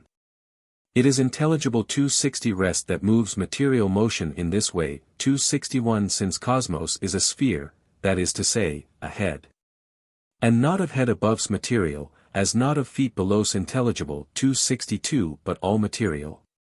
And head itself moved in a sphere-like way, that is to say, as head should move. 263 is mind. All then that are united to the tissue of this head, in which 264 is soul, are in their nature free from death, just as when body hath been made in soul, are things that have more soul than body. Whereas those things which are at greater distance from this tissue, there, where are things which have a greater share of body than of soul, are by their nature subject unto death. The whole, however, is a life.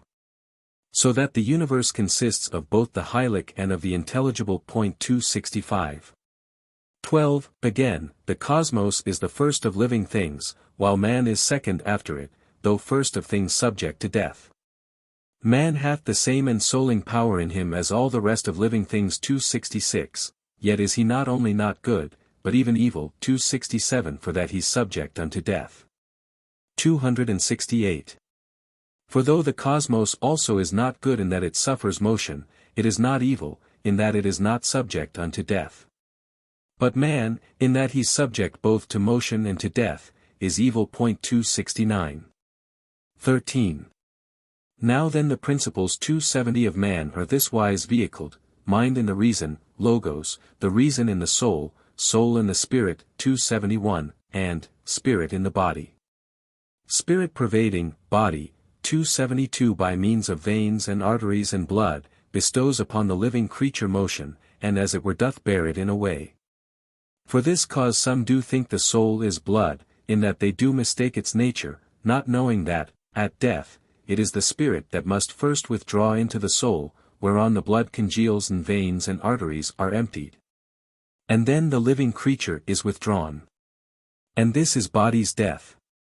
14. Now from one source. 273 All things depend, while source, dependeth, from the one and only, one. Source is, moreover, moved to become source again, whereas the one standeth perpetually and is not moved. 3 Then are they, God, the Father and the good, cosmos and man. God doth contain cosmos, cosmos, containeth, man. Cosmos is ere God's son, man as it were cosmos's child. 15 Not that, however, God ignoreth man. Nay, right well doth he know him, and willeth to be known. This is the sole salvation for a man, God's gnosis. This is the way up to the mount. 274. By him alone the soul becometh good, not whiles is good, whiles evil, but, good, out of necessity. Tat. What dost thou mean, thrice-greatest one? Her. Behold an infant soul, my son, that is not yet cut off. 275 Because its body is still small and not as yet come unto its full bulk. 276. Tat. How? Her. A thing of beauty altogether is, such a soul, to see, not yet befouled by body's passions, still all but hanging from the cosmic soul. But when the body grows in bulk and draweth down the soul into its mass, then doth the soul cut off itself and bring upon itself forgetfulness, and no more shareth in the beautiful and good. And this forgetfulness becometh vice. 16. It is the same for them who go out from the body. For when the soul withdraws into itself, the spirit doth contract itself within the blood, and soul within the spirit. 277 And then the mind, stripped of its wrappings, and naturally divine, taking unto itself a fiery body, doth traverse every space, after abandoning the soul unto its judgment and whatever chastisement it hath deserved. Tat. 278 What dost thou, Father, mean by this? The mind is parted from the soul and soul from spirit. Whereas thou saidst the soul was the mind's vesture, and the soul's the spirit. 17. Her. The hearer, son, should think with him who speaks and breathe with him. 279 Nay, he should have a hearing subtler than the voice of him who speaks. It is, son, in a body made of earth that this arrangement of the vestures comes to pass. For in a body made of earth it is impossible the mind should take its seat itself by its own self in nakedness. For neither is it possible on the one hand the earthy body should contain such immortality, nor on the other that so great a virtue should endure a body passible in such close contact with it. It taketh, then, the soul for as it were an envelope. And soul itself, being too a thing divine, doth use the spirit as its envelope, while spirit doth pervade the living creature. 18. When then the mind doth free itself from the earth body, it straightway putteth on its proper robe of fire, with which it could not dwell in an earth body. For earth doth not bear fire, for it is all set in a blaze even by a small spark. And for this cause is water poured round earth, to be a guard and wall, to keep the blazing of the fire away. But mind, the swiftest thing of all divine out-thinkings, and swifter than all elements, hath for its body fire. For mind being builder 280 doth use the fire as tool for the construction of all things, the mind of all, for the construction, of all things, but that of man only for things on earth. Stripped of its fire the mind on earth cannot make things divine, for it is human in its dispensation. 281. 19. The soul in man, however, not every soul, but one that pious is a demonic something in divine. And such a soul when from the body freed, if it have fought the fight of piety, the fight of piety is to know God and to do wrong to no man, such soul becomes entirely mind. Whereas the impious soul remains in its own essence, chastised by its own self, and seeking for an earthy body where to enter, if only it be human. For that no other body can contain a human soul. Nor is it right that any human soul should fall into the body of a thing that doth possess no reason. For that the law of God is this, to guard the human soul from such tremendous outrage. 282. 20. Tat. How, Father, then, is a man's soul chastised? What greater chastisement of any human soul can there be, son, than lack of piety? What fire has so fierce flame as lack of piety? What ravenous beast so mauls the body as lack of piety the very soul? Dost thou not see what hosts of ills the impious soul doth bear? It shrieks and screams, I burn, I am ablaze, I know not what to cry or do, ah, wretched me, I am devoured by all the ills that compass me about. Alack, poor me, I neither see nor hear. Such are the cries wrung from a soul chastised, not, as the many think, and thou, son, dost suppose, that a man's soul, passing from body, is changed into a beast. Such is a very grave mistake, for that the way a soul doth suffer chastisement is this. 21. When mind becomes a daimon, the law requires that it should take a fiery body to execute the services of God. And entering in the soul most impious it scourgeth it with whips made of its sins. And then the impious soul, scourged with its sins, is plunged in murders, outrage, blasphemy, in violence of all kinds, and all the other things whereby mankind is wronged. 283. But on the pious soul the mind doth mount and guide it. 284 to the gnosis light. And such a soul doth never tire in songs of praise, to God, and pouring blessing on all men, and doing good in word and deed to all, in imitation of its sire. 285. 22. Wherefore, my son, thou shouldst give praise to God and pray that thou mayst have thy mind good, mind. It is, then, to a better state the soul doth pass, it cannot to a worse. Further 286 there is an intercourse 287 of souls. Those of the gods have intercourse with those of men, and those of men with souls of creatures which possess no reason. The higher, further, have in charge the lower. The gods look after men, men after animals irrational. 288 While God hath charge of all, for he is higher than them all and all are less than he. Cosmos is subject, then, to God, man to the cosmos, and irrationals to man. But God is o'er them all, and God contains them all. God's rays, to use a figure, are his energies, the cosmoses are nature's, the arts and sciences are man's. 289.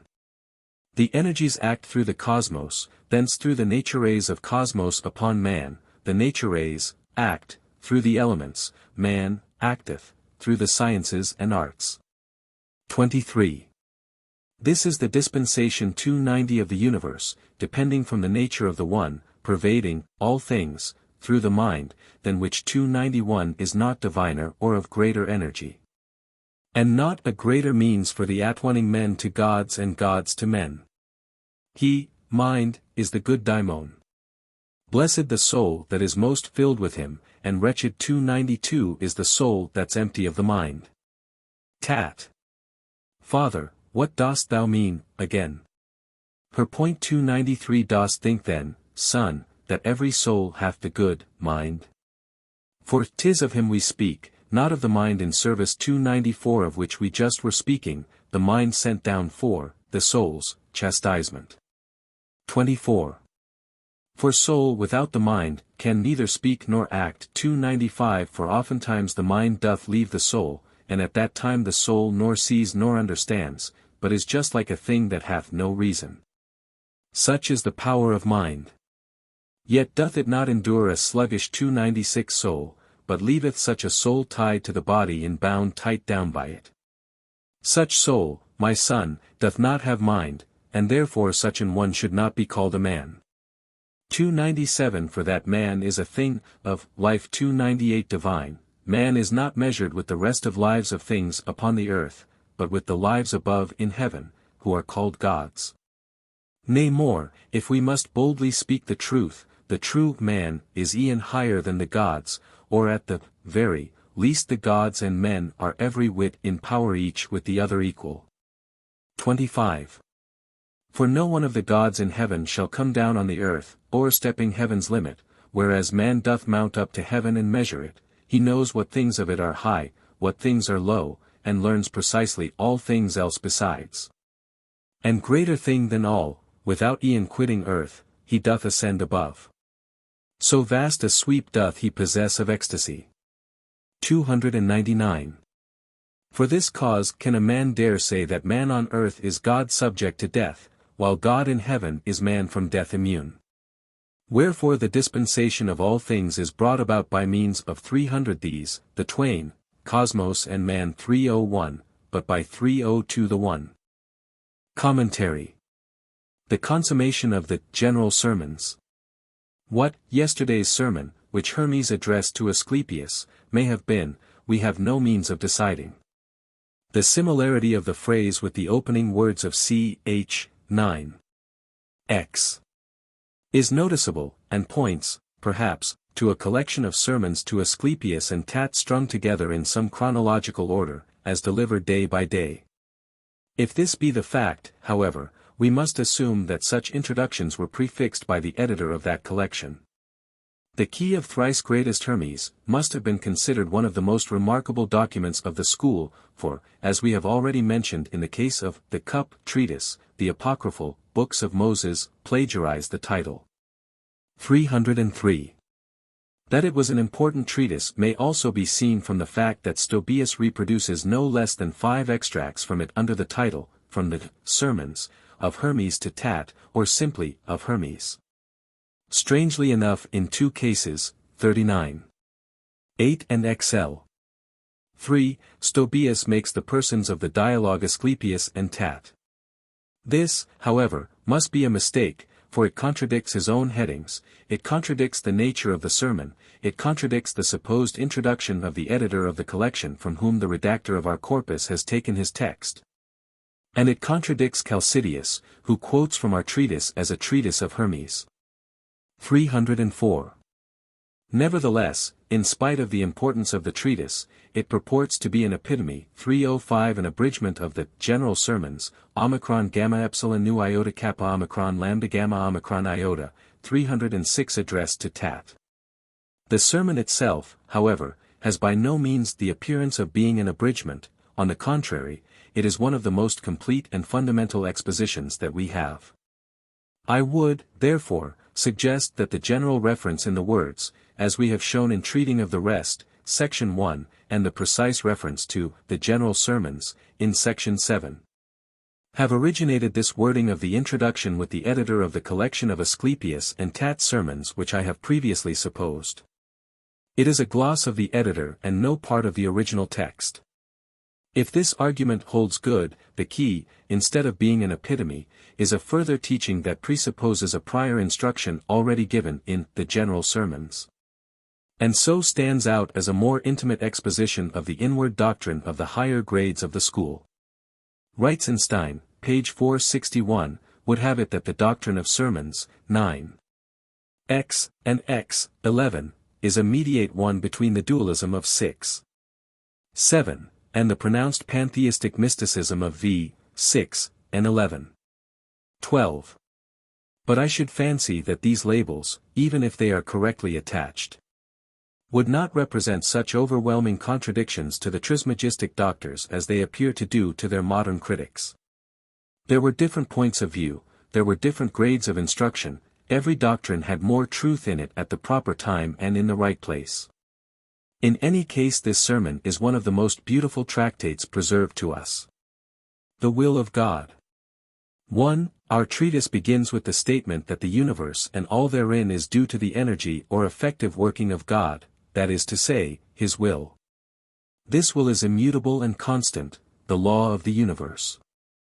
How subtly these philosophers in their most intimate circles used these terms may be seen from the Gnostic doctor, Basilides, who writes, "Naught was, neither matter, nor substance, nor voidness of substance, nor simplicity, nor impossibility of composition, nor inconceptibility, nor imperceptibility, neither man, nor angel, Hermetis, daimon, nor God. In fine, neither anything at all for which man has ever found a name, nor any operation which falls within the range either of his perception or conception. Such, or rather far more removed from the power of man's comprehension, was the state of non-being, when the deity beyond being, without thinking, or feeling, or determining, or choosing, or being compelled, or desiring, willed to create universality. When I use the term will, writes Basilides, I do so merely to suggest the idea of an operation transcending all volition, thought, or sensible action, 307. 2. God's energy, or self-realization, is, then, His will, theta lambda eta sigma iota. His essence, omicron sigma alpha, or substance is, to will the being of all things, in brief, He is the very subsistence, pi alpha rho I iota, of all, a term which subsequently came into great prominence in the later Platonic philosophy. 3. In section 3 we have a clear distinction drawn between the transcendent idea of God as creator or willer, and the ordinary conception of God as maker or fabricator or demiurge, a distinction that meets us in almost every Gnostic system. In our treatise, however, there is no setting of the one idea over against the other in any sense of antagonism. It is only stated that the self-operation of deity transcends all such limited conceptions as that of a maker or fabricator. Of gnosis and ecstasis. 4. The distinctive feature of God as the good, or the desirable, the supreme consummation, is, that He should be known, tau gamma nu omega rho zeta epsilon sigma theta alpha iota, in other words, the science of all sciences is the gnosis of God. 5. The vision glorious, the one sight, is next spoken of under the simile of the shining of a ray of the light and life of the spiritual sun into the mind. This consummation of ecstasis, 308 we are told, was a transcending of the limitations of body, and was a faculty possessed by the forebears, Pyrogamma Omicron Nu Omicron Iota, of the race into which Hermes and now Tat are being born. These ancestors are mentioned under symbolic Greek names, evidently a substitute for Egyptian ones, for the reference is clearly to the priesthood of some past civilization of the Nile land. At the same time, it can be referred to certain grades of supermen, regarded as gods, who had reached to certain stages of celestial dignity. 309. To this idea of ancient masters of the gnosis in Egypt, Lactantius refers as follows. And so it appears that he, Cronus, was not born from heaven, which is impossible, but from that man who was called Uranus. And that this is so, Trismegistus bears witness, when, in stating that there have been very few in whom the perfect science has been found, he mentioned in their number Uranus, Cronus, and Hermes his kinsfolk. 310. Lactantius seems to be somewhat under the fascination of the theory of Euhemerus, and has no credence in the heaven-born, in spite of the Christ birth. We, however, learn from him that he knew of a statement by Hermes in this connection in which, besides Uranus and Cronus, an ancient Hermes was mentioned. Now in our treatise this is not the case, and Tat and not Hermes is the speaker, whereas in P. S.A. 37, where Hermes speaks of his progenitor Hermes, no mention is made of Uranus and Cronus. Therefore Lactantius refers to a lost treatise of Hermes. Of apotheosis. 6. The nature of ecstasy is then further explained. It is the fruit of meditation or contemplation, the consummation of the theoretic life. The gnosis of the good is holy silence and a giving holiday, kappa alpha tau alpha rho gamma alpha, to every sense. The holy silence reminds us of the Sige of the Christian Gnostics. Here, however, instead of the mother aeon of cosmos, it is used in the sense of the pure mother nature of the little cosmos of man, the divine womb that brings to birth the true man. With this may be compared ch. 13. 14. 2. Wisdom conceived by mind in silence, such is the matter and the womb from out which man is born, and the true good the seed. It is hardly necessary to add that this is the yoga of the Upanishads. Indeed, the first part of section 6 might be taken word for word from those sublime treatises of Vedic theosophy, and shows how identical is the thought of those who have first-hand experience of the higher consciousness. For it is possible, my son, that a man's soul should be made like to God, pi omicron theta epsilon omega theta nu alpha iota, eon while it still is in a body, if it doth contemplate the beauty of the good. This is the deification, pi omicron theta omega sigma iota, or apotheosis, of a man. He becomes like unto God, in that he becomes a god. The beauty of the good is the cosmic order, and the mode of this meditation was to bring the soul into sympathy with the cosmic soul. The metamorphoses of the soul. 7. The secret of this divine operation, or theurgy, is based upon the fact that the soul can be transformed into every likeness. The great likeness of God is the cosmic order, the making oneself into this likeness is the supreme transformation or transfiguration of the soul. The separated or individual soul is in perpetual pilgrimage, revolving on the wheel of transformation.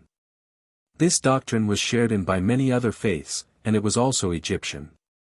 In this connection we may refer instructively to Hippolytus' quotations from the Nassim document, section 3s. And they 3:11 say that the soul is very difficult to discover, and hard to understand. For it never remains of the same appearance, or form, or in the same state, so that we can describe it by a general type, or comprehend it by an essential quality. On this Hippolytus comments.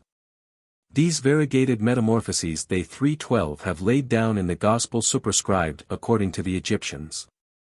The Gospel according to the Egyptians is lost, with the exception of a few fragments. We, however, here learn that it described the metamorphoses of the soul. It was a gospel having its origin in Egypt and suited to Egyptian modes of thought.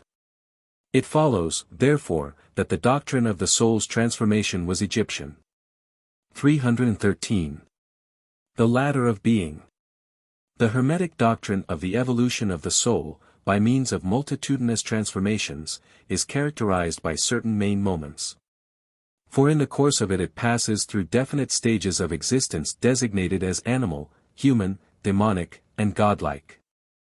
There being, further, two grades of being within the choir of gods, the errant and inerrant. The final stage is the most perfect glory, delta xi alpha, or power of the soul.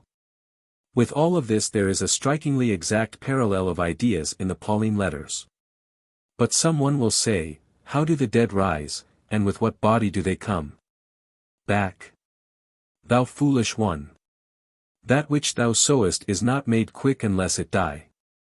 And that which thou sowest, 'tis not the body that shall be thou sowest, but a naked grain of wheat or of one of the other seeds. 314. 'Tis God that gives to it 315 a body as he will, yea to every one of the seeds its proper body. Not every flesh is the same flesh, but there is one of men, another flesh of beasts, another flesh of birds, and another of fishes. There are also bodies celestial, as well as bodies terrestrial. But the glory of the celestial bodies is one, and the glory of the terrestrial is another. And of the former, the glory of the sun is one, and the glory of the moon is another, and, yet, another is the glory of the stars, for star differeth from star in glory. So also is the resurrection of the dead. 316.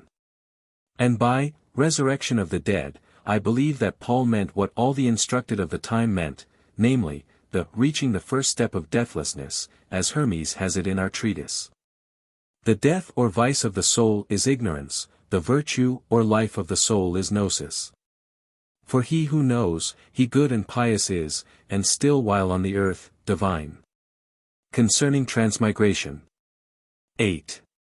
With section 8, however, we are confronted with what appears to be a great difficulty. Hermes here seems to teach distinctly that a vicious, that is, an ignorant, soul, one who has not attained to gnosis, goes back to attachment to animal bodies, while in sections 19ff, he at great length denies that a human soul can possibly do so.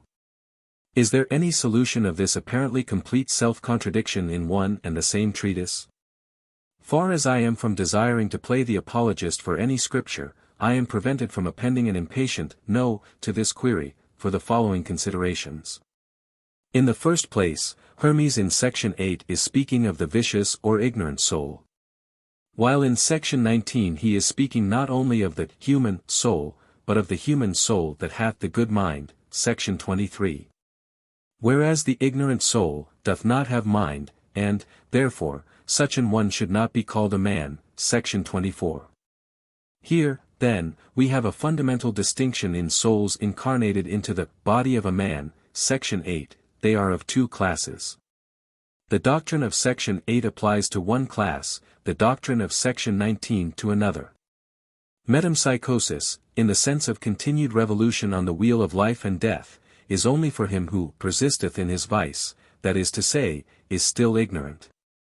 Gnosis thus means the freedom from sasra, to use a common Brahmanical and Buddhistic term. The ignorant soul does not see the light, being blinded by the body's passions, and tossed about. This is the turmoil of which Plato speaks in the Timaeus. And here I must refer the reader to Plato concerning metempsychosis, in the Prolegomena, a chapter which I have written mainly in elucidation of the problems raised by our treatise. Gnosis, the virtue of the soul. 9. So much, then, for the soul which persisteth in its vice or ignorance, but the virtue of the soul is gnosis. For he who knows, he good and pious is, and still while on the earth, divine. This is precisely the same idea as that of the Jivanmukta in Indian theosophy, namely, the man who has reached mukti or liberation while still living in the body. Hermes thus proceeds to distinguish gnosis, the end of human science, from sense or opinion. Gnosis is the apotheosis of the mind, its immediate perception of the things that are, namely, the intelligible cosmos. 11. The sensible or hylic cosmos is then explained, and also the nature of man, and his relationship to the cosmos and God. The vehicles of the soul. 13.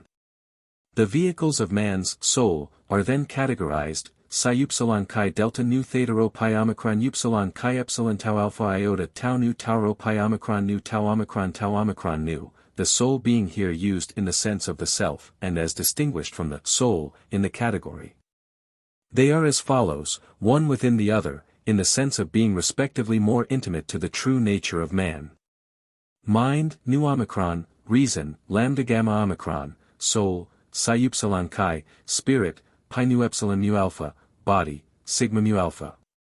The remarkable similarity of this category with the psychology of the Upanishads cannot fail to strike the student of those mother treatises of Vedic theosophy.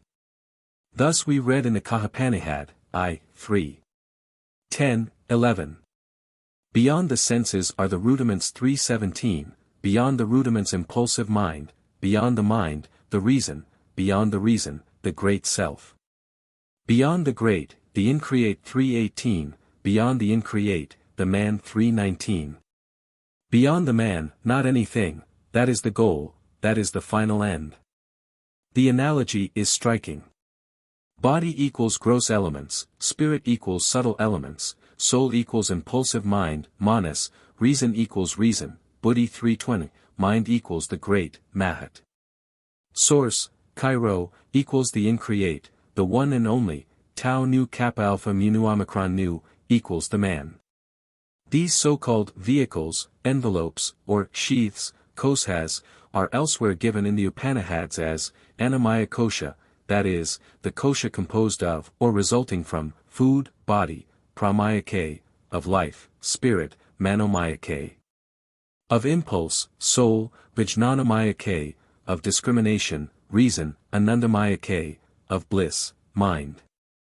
Spirit is thus seen to correspond to life, prana, it is that which bestows upon the living creature motion, and, as it were, doth bear it, i.e. support it, in a way, section 13. It is not life, but individualized life, and in the Upanishad literature is differentiated into 5 modes, which may be almost translated as etheric currents or modes of motion in the body. 321. The quotation from Proclus in Plato concerning metempsychosis will have sufficiently shown that this life is of the same nature as the animal life. It is that principle of soul which man shares with the animals. The dual soul. And here we may refer to Jamblichus, De Mist, 8. 6. When referring to the Hermetic writings, he says, man has 2 souls, as these writings say.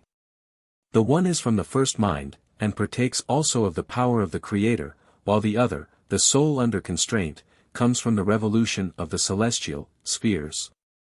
Into the latter, the former, the soul that is the seer of God, 322, insinuates itself at a later period. This being so, the soul that descends into us from the worlds, or spheres, keeps time with the circuit of these worlds, while the soul from the mind existing in us in an intelligible fashion is free from the whirl of Genesis. By this the bonds of destiny are burst asunder, by this the path up to the gods whom mind alone can see is brought to birth. By such a life as this is that great art divine, which leads us up to that beyond the spheres of Genesis, brought to its consummation. Hermes in our treatise is, however, more precise as to the so-called vehicles, or souls, for he writes, section 17. Mind taketh, then, the soul for, as it were, an envelope. And soul itself being, too, a thing divine, 323 doth use the spirit as its envelope, while spirit doth pervade the living creature. 324. He who stands. The supreme principle of all, the one and only one, who standeth perpetually, section 14, is the intelligible logos, nu omicron eta tau sigma iota, cf. Section 11, the sigma tau of the Christianized gnosis, as seen especially in the Simonian Great Announcement. He is the cause of the perpetual motion of the hylic cosmos. Compare this with the following passage of Numenius. Now there are 2 modes of life, the first of the first and the second of the second God. For it is evident that the first God should be standing, sigma tau, and the second, on the contrary, moved.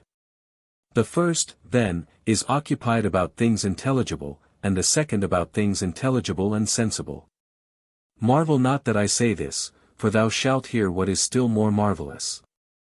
For I say that it is not the motion that appertains to the second, but the rest that pertains to the first. Which is the innate motion from which both their cosmic order and their eternal community and their preservation, or salvation, is poured forth on things universal. 325. The Olympian Path. 15. In section 15 the gnosis is again declared to be the only path of salvation or safety. 326 It is the way up to the mount. 327 The Olympian Path. The term elusis was also interpreted as anabasis, or the way up. 328 Compare the Jewish commentator in the Nicene document, section 27. First is the mystery called elusis and anactorian, elusis because we come from above, 329 streaming down from Adamus, 330, and anactorian from returning above. When mind becomes a daimon. 16. The next main doctrine touched on is one of immense importance, for it gives us the inner teaching which illuminates the dark saying in the Poemandres, section 24. When treating of the way up, nu omicron delta omicron. And thou surrenderest thy way of life unto the daimon. For in our treatise Hermes tells us that at death, the mind stripped of its wrappings, and naturally divine, taking unto itself a fiery body, doth traverse every space.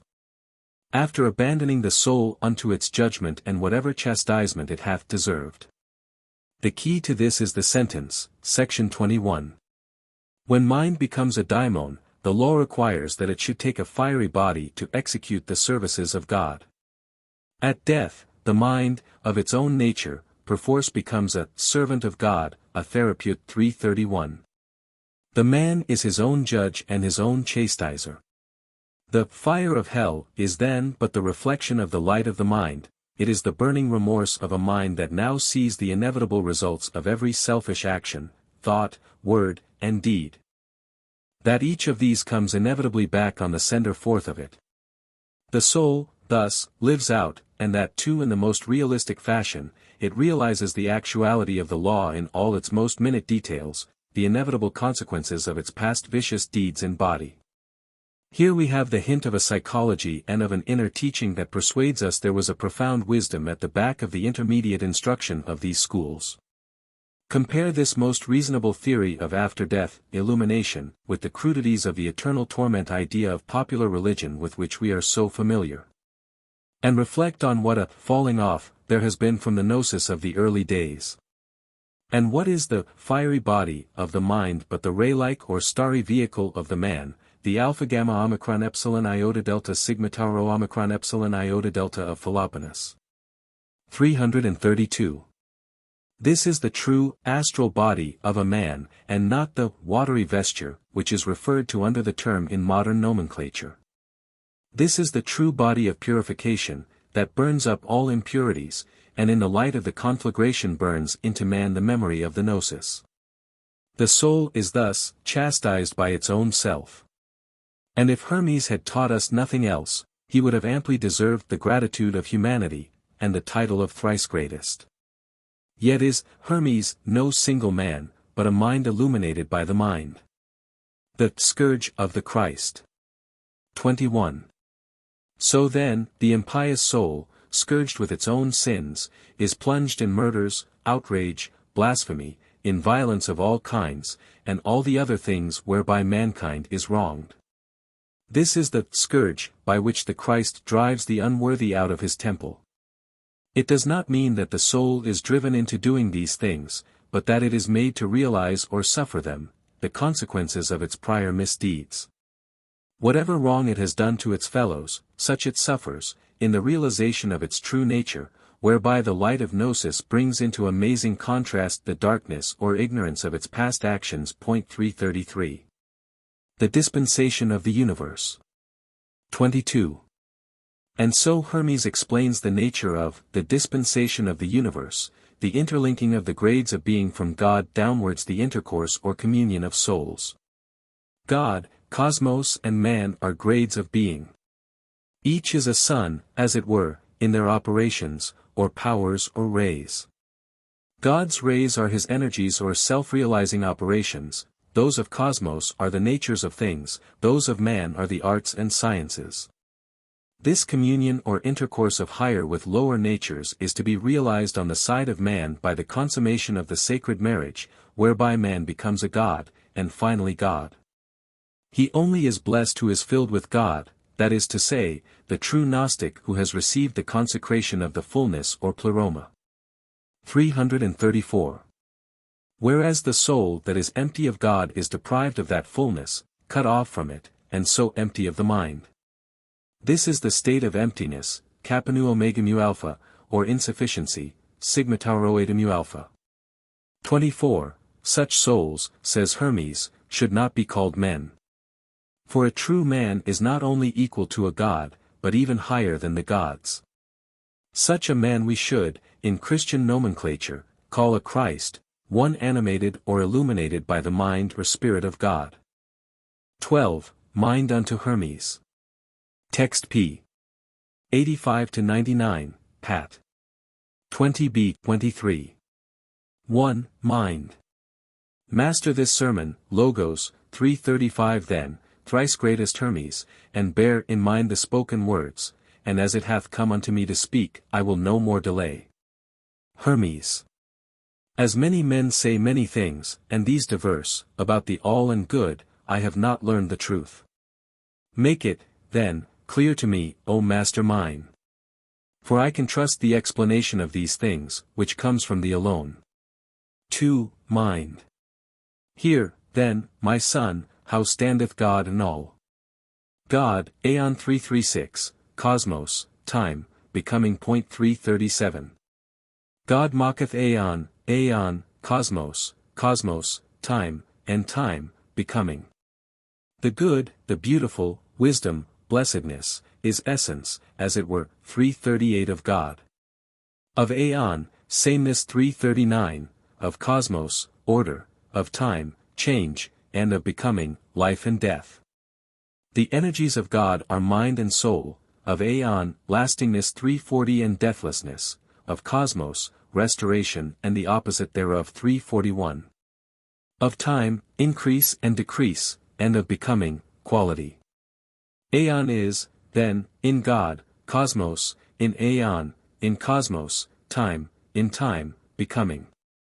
Aeon stands firm round God, Cosmos is moved in Aeon, Time hath its limits 342 in the Cosmos. Becoming doth become in Time. 3. The source, 343 therefore, of all is God, their essence, Aeon, their matter, Cosmos. God's power is Aeon, Aeon's work is Cosmos, which never hath become, yet ever doth become by Aeon. Therefore will Cosmos never be destroyed, for Aeon's indestructible, nor doth a whit of things in Cosmos perish, for Cosmos is enwrapped by Aeon round on every side. But God's wisdom, what is that? Mind. The good and beautiful, and blessedness, and virtues all, and Aeon. Aeon, then, ordereth 344, Cosmos, imparting deathlessness and lastingness to matter. 4. For its 345 becoming doth depend on Aeon, as Aeon doth on God. Now Genesis 3:46 and Time, in heaven and on the earth, are of two natures. In heaven they are unchangeable and indestructible, but on the earth they're subject unto change and to destruction. Further, the Aeon's soul is God, the Cosmos soul is Aeon. The earth's soul, heaven. And God's in mind, and mind, in soul, and soul, in matter, and all of them through Aeon. But all this body, 347 in which are all the bodies, is full of soul, and soul is full of mind, and, mind, of God. It 348 fills it 349 from within, and from without encircles it, making the all to live. Without, this vast and perfect life 350, encircles, Cosmos, within, it fills, it with, all lives 351, above, in heaven, continuing in sameness. Below, on earth, changing becoming. 5. An Aeon doth preserve this, Cosmos, or by necessity, or by foreknowledge, or by nature, or by whatever else a man supposes or shall suppose. And all is this, God energizing. The energy of God is power that naught can e'er surpass, a power with which no one can make comparison of any human thing at all, or anything divine. Wherefore, O Hermes, never think that aught of things above or things below is like to God, for thou wilt fall from truth. For naught is like to that which hath no like, and is alone and one. And do not ever think that any other can possibly possess his power, for what apart from him is there of life, and deathlessness and change of quality? For what else should he make 352? God's not inactive 353 since all things, then, would lack activity, for all are full of God. But neither in the cosmos anywhere, nor in aught else, is there inaction. For that, inaction, is a name that cannot be applied to either what doth make or what is made. 354. 6. But all things must be made, both ever made, and also in accordance with the influence of every space. 355. For he who makes, is in them all. Not stablished in some one of them, nor making one thing only, but making all. For being power, he energizeth in the things he makes and is not independent of them, although the things he makes are subject to him. Now gaze through me 356 upon the cosmos that's now subject to thy sight. Regard its beauty carefully, body in pure perfection, though one than which there's no more ancient one, ever in prime of life, and ever young, nay, rather, in even fuller and yet fuller prime.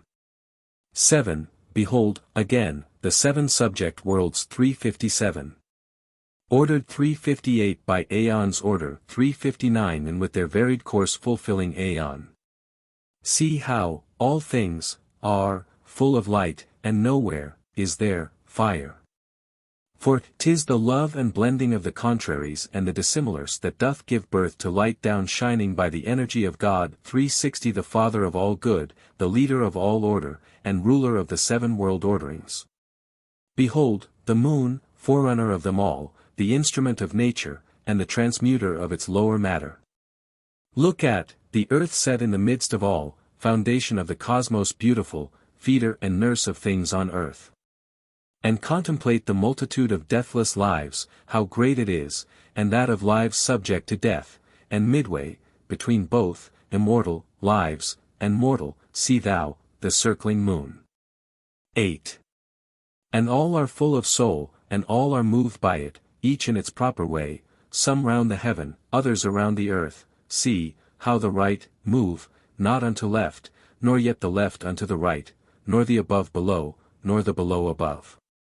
And that all these are subject unto Genesis 361 my dearest Hermes, thou hast no longer need to learn of me. For that they bodies are, have souls, and they are moved. But 'tis impossible for them to come together into one without someone to bring them, all, together. It must, then, be that such a one as this must be someone who's wholly one. 9. For as the many motions of them, all, are different, and as their bodies are not like, yet has one speed been ordered for them all, it is impossible that there should be 2 or more makers for them. For that one single order is not kept among the many, but rivalry will follow of the weaker with the stronger, and they will strive. And if the maker of the lives that suffer change and death, should be another 362 he would desire to make the deathless ones as well, just as the maker of the deathless ones, to make the lives, that suffer death. But come. If there be 363, if matter's one, and soul is one, in whose hands would there be the distribution 364 for the making? Again, if both of them have some of it, in whose hands may there be the greater part? 10. But thus conceive it, then. That every living body doth consist of soul and matter, whether that body be, of an immortal, or a mortal, or an irrational, life. For that all living bodies are ensouled, whereas, upon the other hand, those that live not, are matter by itself. And, in like fashion, soul when in itself is, after its own maker, cause of life, but the cause of all life is he who makes the things that cannot die. How, then, is it that, first, lives subject unto death are other than the deathless ones? And, next, how is it that that life which knows no death, and mocketh deathlessness, doth not make animals immortal? 11. Mind. First, that there is someone who does these things, is clear, and, next, that he is also one, is very manifest.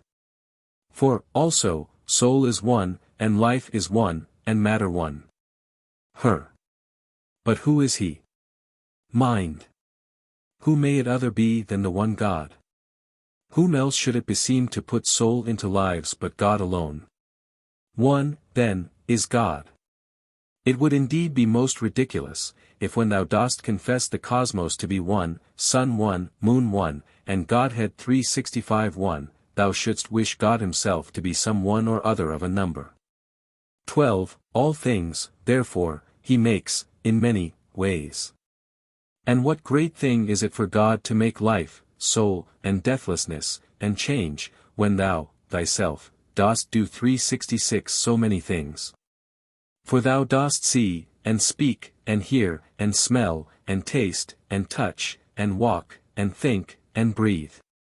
And it is not one man who smells, a second one who speaks, a third who touches, another one who smells, another one who walks, another one who thinks, and, yet, another one who breathes.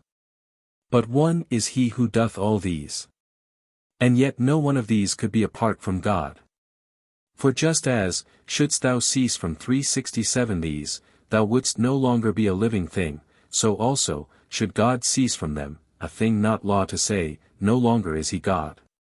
13. For if it hath been shown that no thing can inactive 368 be, how much less God?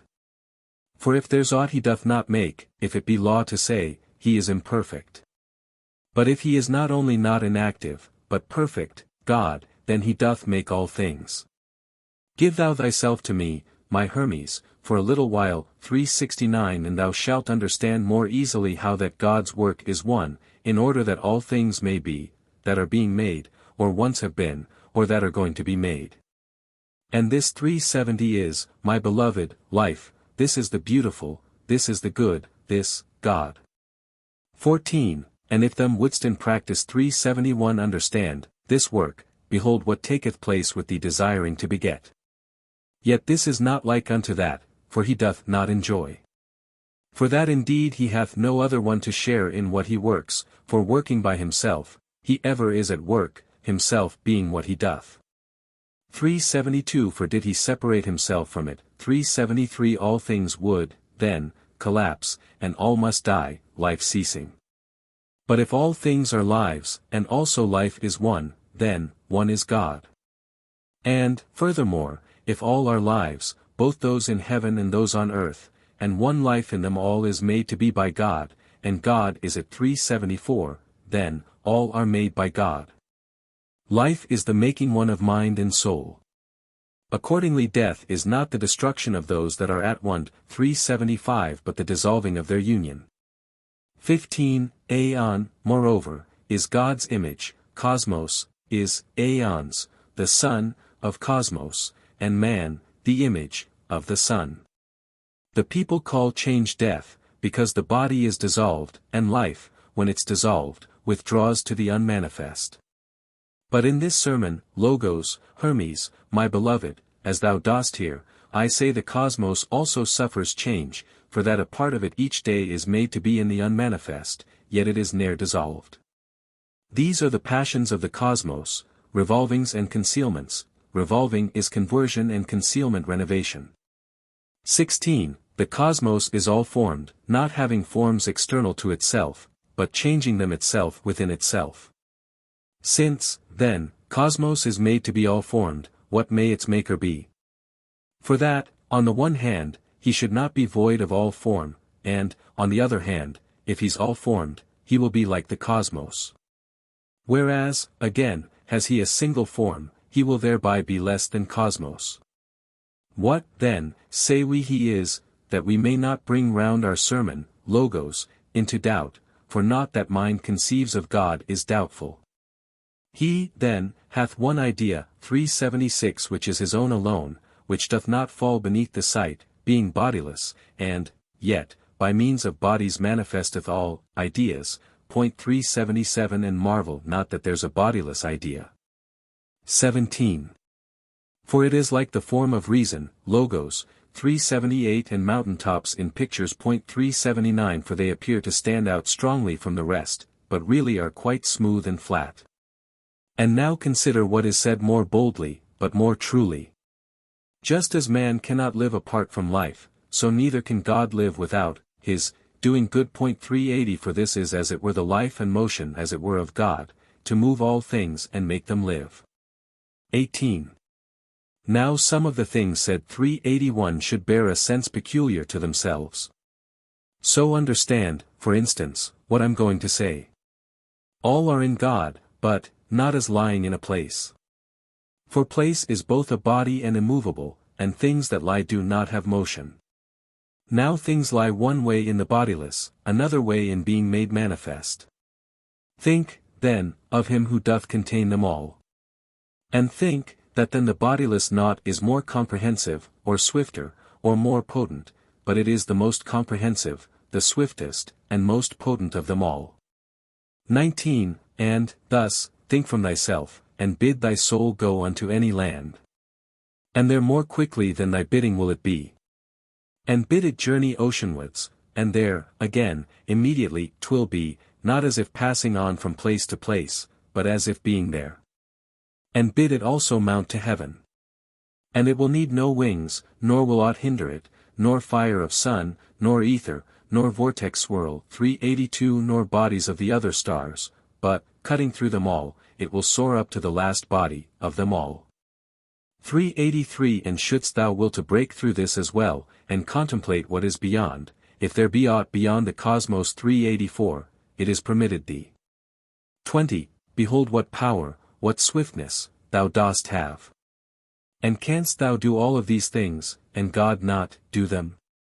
Then, in this way know 385 God, as having all things in himself as thoughts, the whole cosmos itself. If, then, thou dost not make thyself like unto God, thou canst not know him. For like is knowable to like, alone. Make, then, thyself to grow to the same stature as the greatness which transcends all measure, leap forth from every body, transcend all time, become eternity 386, and, thus, shalt thou know God. Conceiving nothing is impossible unto thyself, think thyself deathless and able to know all arts, all sciences, the way of every life. 387. Become more lofty than all height, and lower than all depth. Collect into thyself all senses of, all, creatures, of fire, and, water, dry and moist. Think that thou art at the same time in every place, in earth, in sea, in sky, not yet begotten, in the womb, young, old, and, dead, in after-death conditions. 388. And if thou knowest all these things at once, 389, times, places, doings, qualities, and quantities, thou canst know God. 390. 21. But if thou lockest up thy soul within thy body, and dost debase it, saying, I nothing know, I nothing can. I fear the sea, I cannot scale the sky, I know not who I was, who I shall be, what is there, then, between, thy, God and thee? For thou canst know naught of things beautiful and good so long as thou dost love thy body and art bad. The greatest bad there is not to know God's good. 391, but to be able to know, good, and will, and hope, is a straight way, the good's own, path, both leading there and easy. 392. If thou but setst thy foot thereon, 'twill meet thee everywhere, 'twill everywhere be seen, both where and when thou dost expect it not, waking, sleeping, sailing, journeying, by night, by day, speaking, and, saying naught. For there is naught that is not image of the good. 22. Her. Is God unseen? Mind. Hush. Who is more manifest than he? For this one reason hath he made all things, that through them all thou mayest see him. This is the good of God, this is his virtue, that he may be made manifest through all. 393. For naught's unseen, even of things that are without a body. Mind sees itself. 394 In thinking, God in making. 395. So far these things have been made manifest to thee, thrice-greatest one. Reflect on all the rest in the same way within thyself, and thou shalt not be led astray. Commentary. Title and form. The title in the Mizas is simply, Mind to Hermes. When, therefore, Cyril, in quoting the first 3 paragraphs of section 22 of our treatise, says that Hermes wrote these words, to his own mind, 396 he is evidently either a very careless reader. 397 or had not seen at first hand the treatise from which he quotes. From its contents, moreover, it is very evident that our treatise, as far as its form is concerned, looks back to the Poemandres as the type of instruction to Hermes, or to a Hermes. This highly authoritative form of enunciating doctrine was evidently chosen because it was desired to impart a more intimate instruction than that of the general sermons, and the like, to wit, the inculcation of the Aeon doctrine. In connection with the marvelous doctrine of at-one-ment with all things which constitutes the path of the good. The doctrine is no longer, become, or make thyself like, cosmos, but, become Aeon, section 20. Now it is remarkable that the instruction given in our treatise by the mind to Hermes is, almost point for point, the esoteric teaching of which the sermon of Hermes To Tat, entitled the Cup or Monad, ch. 4. v. is the exoteric form. That the instruction in these Trismegistic schools of initiation was divided into grades is manifest on all sides. And, therefore, nothing is more natural than to find these two sermons standing in such intimate relations to one another as to doctrine, the one containing the more intimate and advanced explanation of the more general instruction of the other. And that this inner instruction on the cup doctrine must have been thought to be of very great value, is evident when we reflect that the cup sermon was one of the most famous of all the treatises of Hermes, for, as we have seen, its title was worth being plagiarized, and the baptism of the cup, of which it treated, constituted the goal of the endeavor of the disciples of the school, as Zosimus tells us. Mystically, then, the main interest of our treatise centers in the doctrine of the at-one-ment, as the inner consummation of the baptism in the cup or monad, to which the aeon idea is but a formal introduction. Historically, however, the introduction of the aeon idea presents itself as a critical problem, for the term is not found in the Poemandres, and, therefore, presumably was not used in the earliest documents of the school. The aeon lore. When, then, did this aeon idea impose itself upon the older form of tradition of the Trismegistic schools? This is a most important question. For if we can in any way answer it, we shall be in a position to assign a terminus ad quem for the earlier forms of Hermetic doctrine. The answer to the question seems to me to be involved in the supposition that the aeon doctrine must have influenced Hermeticism at more or less the same date as that at which it influenced Gnosticism. Now Gnosticism, in its Christianized forms, is practically never found without the aeon lore. The earliest forms of Christian gnosis referred to by the later patristic heresiologists are bound up with eonology. Not only so, but the very earliest reference to Gnosticism by any Christian writer presupposes the aeon doctrine, and uses it in illustration of the spiritual state of the writer. 398. The widespread influence of the aeon doctrine can thus be traced back to at least the origins of Christianity.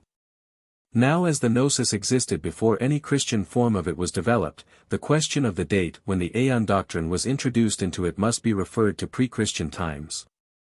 And, indeed, the very simple character of the aeon lore in our treatise 399 as compared with the mind-bewildering complexity and transcendency of 1st and 2nd century Christian Gnosticism, is all in favor of an early date for its introduction into Hermeticism, which is only another name for Gnosticism, of a preponderatingly Hellenic form. If this line of reasoning holds good, we have in it a very strong presumption that the older forms of the Trismegistic treatises were pre-Christian. And that this is so may be seen by the absolute identity of the teaching of our treatise, section 2, with that of Philo, when he writes, "But God is the artificer of time as well. For he is father of its father. And time's father is the cosmos, which manifests its motion in the genesis of time. This, cosmos, then, the younger son, the sensible, being set a-moving, has caused time's nature to appear and disappear. So that there nothing is which future is with God, who has the very bounds of time subject to him. For 'tis not time, but time's archetype and paradigm, eternity, or aeon, which is his life. 400 But in eternity naught is past, and naught is future, but all is present only. 401. This passage of Philo is of the utmost importance for estimating the date of our treatises. For not only does it prove that the oldest forms of the Trismegistic literature were pre-Christian, but it further persuades us that our treatise, which belongs to a later type of this literature, may be dated as contemporary with Philo. Chapter 11. In the Prolegomena, concerning the aeon doctrine, should be taken in close connection with this treatise, for it is not only introductory to it, but frequently refers directly to it. For the rest, it is not necessary to attempt any detailed comments, since the instruction of the writer is clear enough for any careful reader to follow with ease after making himself acquainted with the general ideas in the preceding treatises. One or two notes on special points, however, may be attempted. The root of form.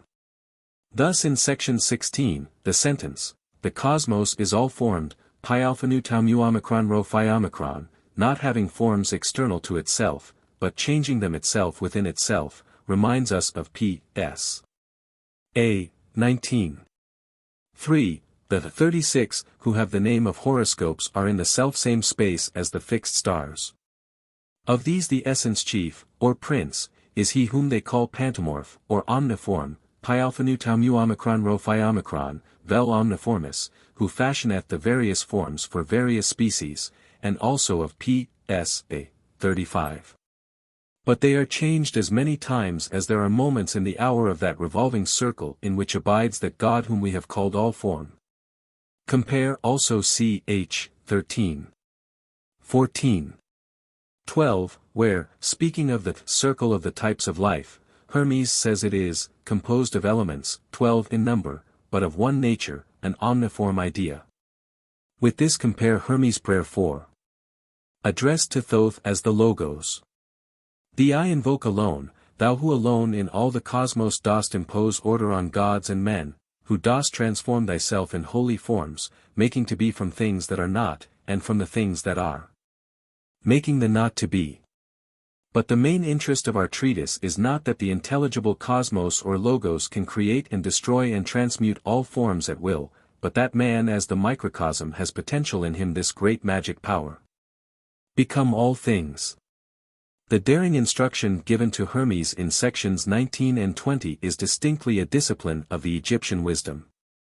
For though it is here set forth plainly and without circumlocution, as a straightforward intimate instruction, stripped of all mysterious hints or hesitating subterfuges. 402 It is clearly in the same circle of ideas of which popular Egyptian theurgy had some inkling. But whereas the philosopher-mystic was bidden to do this for himself of his own volition and achievement, the theurgist had to beg some god to do it for him. Thus in the same prayer, to which we have already referred, we read, sections 2, 3. O holy Thoth, the true sight of whose face none of the gods endures. Make me to be in every creature's name, or true form, wolf, dog, or lion, fire, tree, or vulture, wall, or water, or what thou willst, for thou art able so to do. So also in P.S. 7. We have the same idea, for certainly the phrasing of the sentences suggests something beyond the ordinary powers of the mind or imagination. He mingles with the elements by reason of the swiftness of his mind. He plunges into the sea's depths by means of its profundity. He puts his values on all things. Heaven does not seem too high for him, for it is measured by the wisdom of his mind as though it were quite near. No darkness of the air obstructs the penetration of his mind. No density of earth impedes his work. No depth of water blunts his sight. Though still the same, yet is he all, and everywhere is he the same. It is indeed a marvelous yoga system that is sketched for us in our treatise. There is no question here of abstraction or negation, but a courageous identification or at-one-ment of oneself with all that lives and breathes. This is the path of the gnosis, the way to know God. In other words, man is to copy his prototype, the mind, and just as the mind or man, in the Poemandres treatise, had a mind to break right through the boundary of the spheres, section 13. So is our philosopher bidden to soar up to the last body of them all, section 19, that last body being the one element of cosmos itself.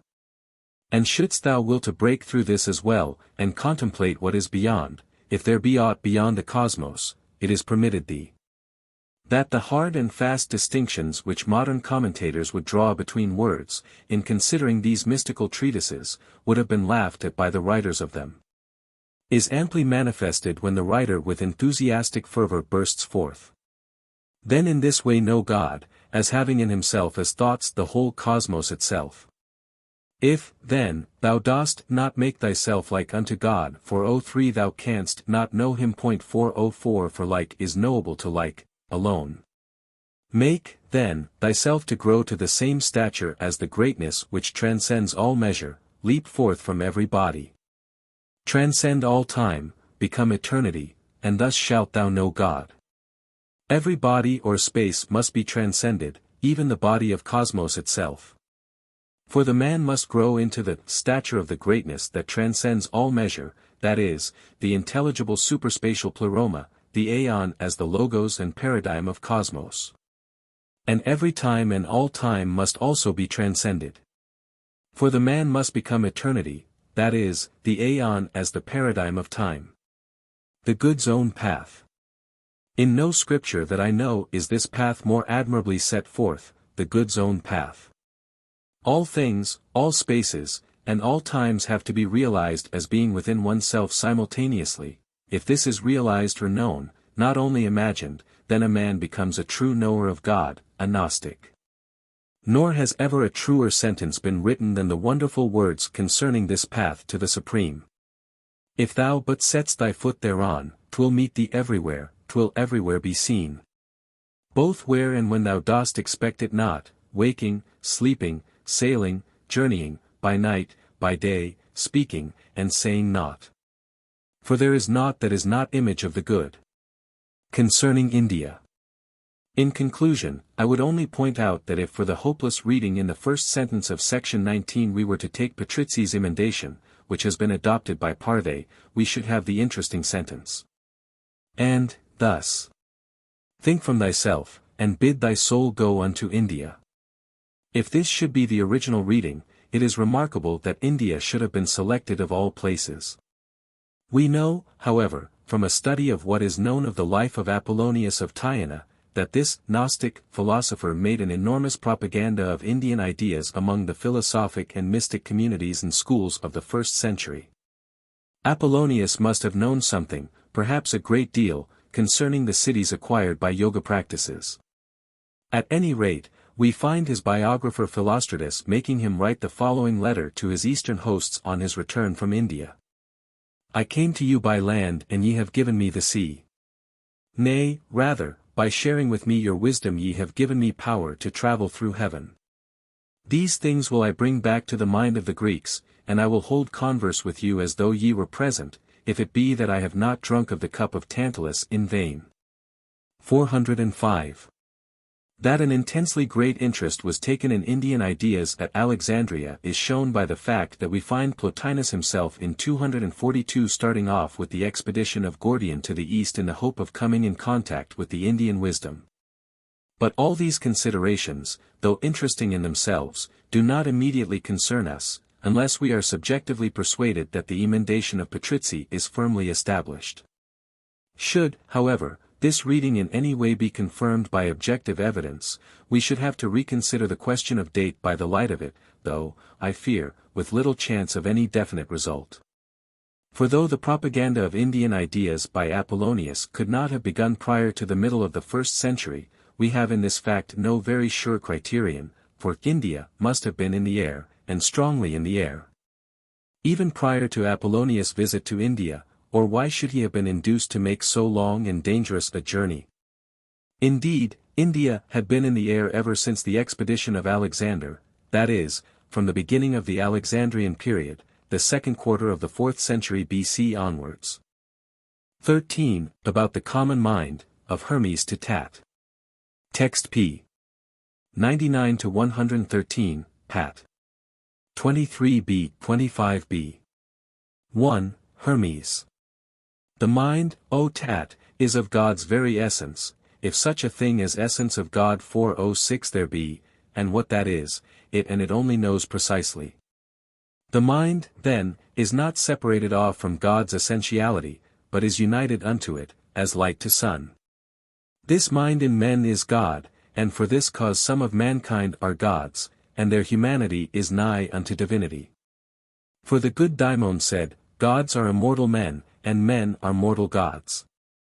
2. But in irrational lives mind is their nature. For where is soul, there too is mind, just as where life, there is there also soul. But in irrational lives their soul is life devoid of mind 407, for mind is the inworker of the souls of men for good, he works on them for their own good.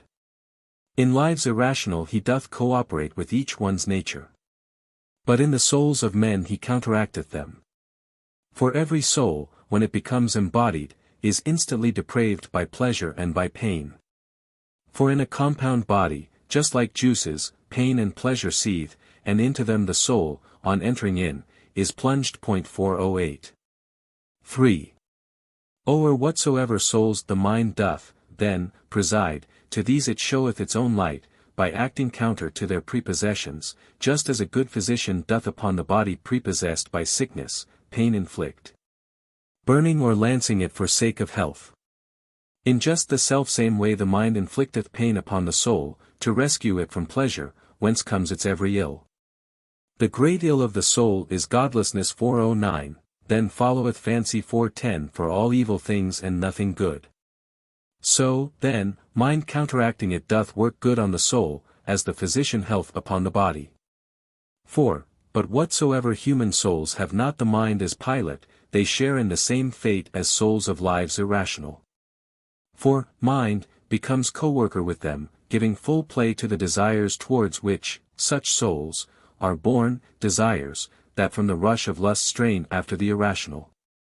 So that such human souls, just like irrational animals, cease not irrationally to rage and lust, nor ever are they satiate of ills. For passions and irrational desires are ills exceeding great. And over these God hath set up the mind to play the part of judge and executioner. 5. Tat. In that case, Father mine, the teaching, Logos, as to fate, for 11 which previously thou didst explain to me, risks to be overset. For that if it be absolutely fated for a man to fornicate, or commit sacrilege, or do some other evil deed, why is he punished, when he hath done the deed from fate's necessity? All works, my son, are fates. And without fate naught of things corporal, or good, or ill, can come to pass. But it is fated too, that he who doeth ill, shall suffer. And for this cause he doth it, that he may suffer what he suffereth, because he did it. 6. But for the moment, Tat, let be the teaching, Logos, as to vice and fate, for we have spoken of these things in other, of our sermons. But now our teaching, Logos, is about the mind, what mind can do, and how it is, so, different, in men being such and such, and in irrational lives, so, changed. And, then, again that in irrational lives it is not of a beneficial nature, while that in men it quencheth out the wrathful and the lustful elements. Of men, again, we must class some as led by reason, and others as unreasoning. 7. But all men are subject to fate, and genesis and change, for these 412 are the beginning and the end of fate. And though all men do suffer fated things, those led by reason, those whom we said the mind doth guide, do not endure like suffering with the rest, but, since they freed themselves from viciousness, not being bad, they do not suffer bad. Tat. How meanest thou again, my father? Is not the fornicator bad, the murderer bad, and, so with, all the rest? I meant not that. But that the mind-led man, my son, though not a fornicator, will suffer just as though he had committed fornication, and though he be no murderer, as though he had committed murder. The quality of change he can no more escape than that of genesis. But it is possible for one who hath the mind, to free himself from vice. 8. Wherefore I've ever heard, my son, good Daimon also say, and had he set it down in written words, he would have greatly helped the race of men. For he alone, my son, doth truly, as the firstborn God, gazing upon all things, give voice to words, logoi, divine, once I heard him say. All things are one, and most of all the bodies which the mind alone perceives. Our life is owing to God's energy and power and aeon. His mind is good, so is his soul as well. And this being so, intelligible things know naught of separation. So, then, mind, being ruler of all things, and being soul of God, can do whatever it wills. 9. So do thou understand, and carry back this word, Logos, unto the question thou didst ask before, I mean about mind's fate.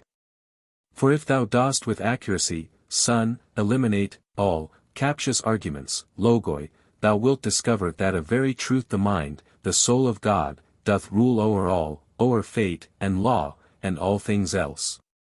And nothing is impossible to it, neither o'er fate to set a human soul for 13 nor under fate to set, a soul, neglectful of what comes to pass.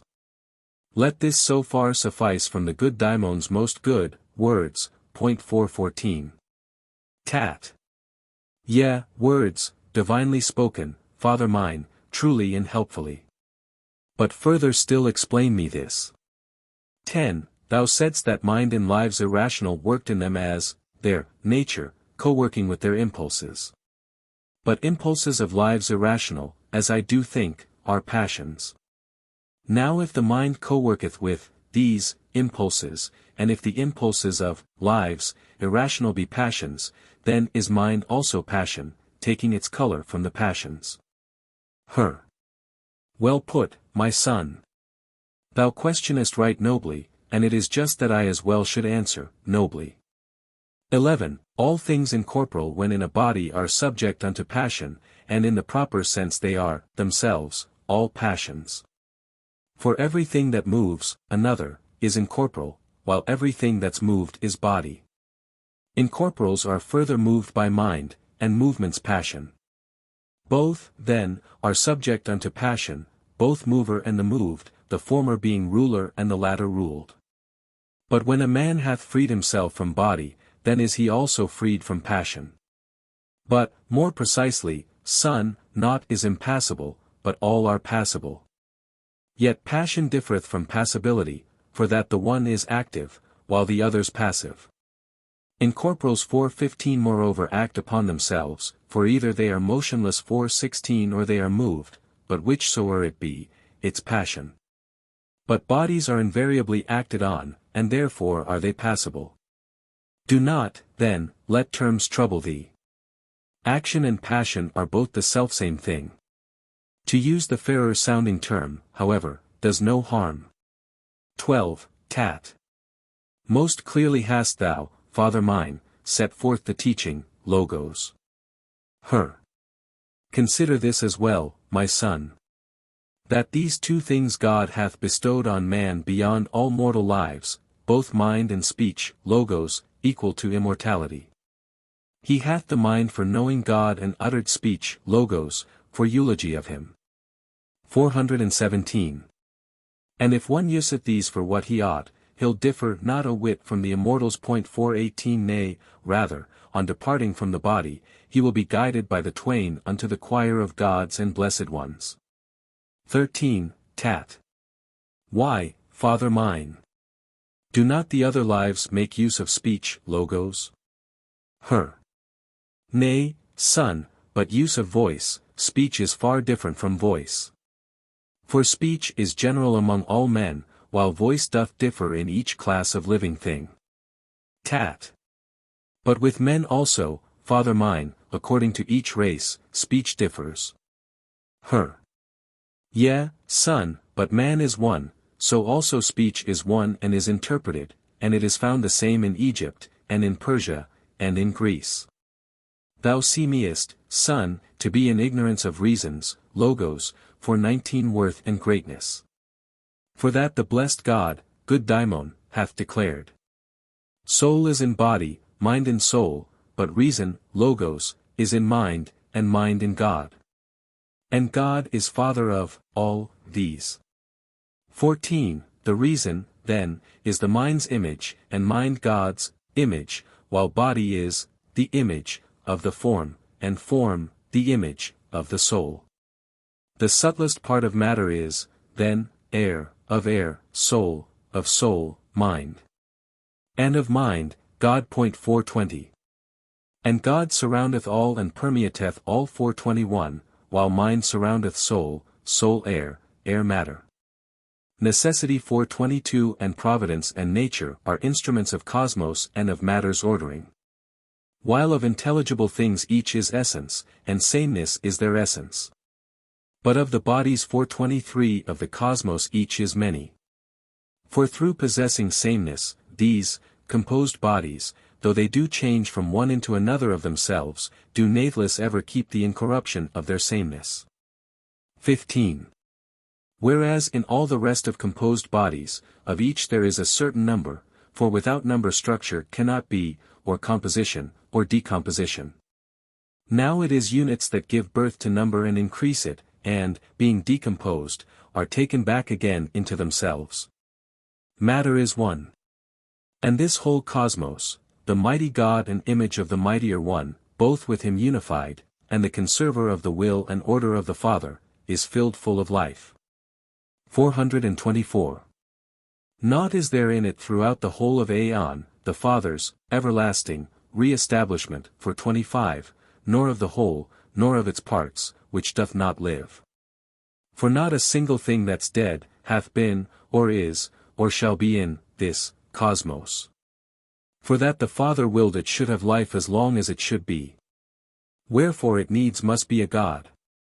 16. How, then, O Son, could there be in the God, the image of the Father, for 26 in the plenitude 427 of life, dead things 428? For that death is corruption, and corruption is destruction. How then could any part of that which knoweth no corruption be corrupted, or any whit of him the God destroyed? Tat. Do they not, then, my Father, die, the lives in it, that are its parts? Hush, son, led into error by the term in use for what takes place. They do not die, my son, but are dissolved as compound bodies. Now dissolution is not death, but dissolution of a compound, it is dissolved not so that it may be destroyed, but that it may become renewed. For what is the activity of life? Is it not motion? What then in cosmos is there that hath no motion? Naught is there, son. 17. Tat. Doth not earth even, Father, seem to thee to have no motion? Nay, son, but rather that she is the only thing which, though in very rapid motion, is also stable. For how would it not be a thing to laugh at, that the nurse of all should have no motion, when she engenders and brings forth all things? For 'tis impossible that without motion one who doth engender, should do so. That thou shouldst ask if the fourth part 429 is not inert, is most ridiculous, for that the body which doth have no motion, gives sign of nothing but inertia. 18. Know, therefore, generally, my son, that all that is in cosmos is being moved for decrease or for increase. Now that which is kept moving, also lives, but there is no necessity that that which lives, should be all same. For being simultaneous, the cosmos, as a whole, is not subject to change, my son, but all its parts are subject unto it, yet naught, of it, is subject to corruption or destroyed. It is the terms employed that confuse men. For 'tis not genesis that constituteth life, but 'tis sensation, it is not change that constituteth death, but 'tis forgetfulness. Since, then, these things are so, they are immortal all, matter, and, life, and, spirit, mind, and, soul, of which whatever liveth, is composed. 19. Whatever then doth live, oweth its immortality unto the mind, and most of all doth man, he who is both recipient of God, and coessential with him. For with this life alone doth God consort. By visions in the night, by tokens in the day, and by all things doth he foretell the future unto him, by birds, by inward parts, by wind, by tree. Wherefore doth man lay claim to know things past, things present and to come. 20. Observe this, too, my son, that each one of the other lives inhabiteth one portion of the cosmos, aquatic creatures water, terrene earth, and airy creatures air, while man doth use all these, earth, water, air, and fire. He seeth heaven, too, and doth contact it with his sense. But God surroundeth all, and permeateth all, for 30 for he is energy and power, and it is nothing difficult, my son, to conceive God. 21. But if thou wouldst him also contemplate, behold the ordering of the cosmos, and, see, the orderly behavior of its ordering, behold thou the necessity of things made manifest, and, see, the providence of things become and things becoming.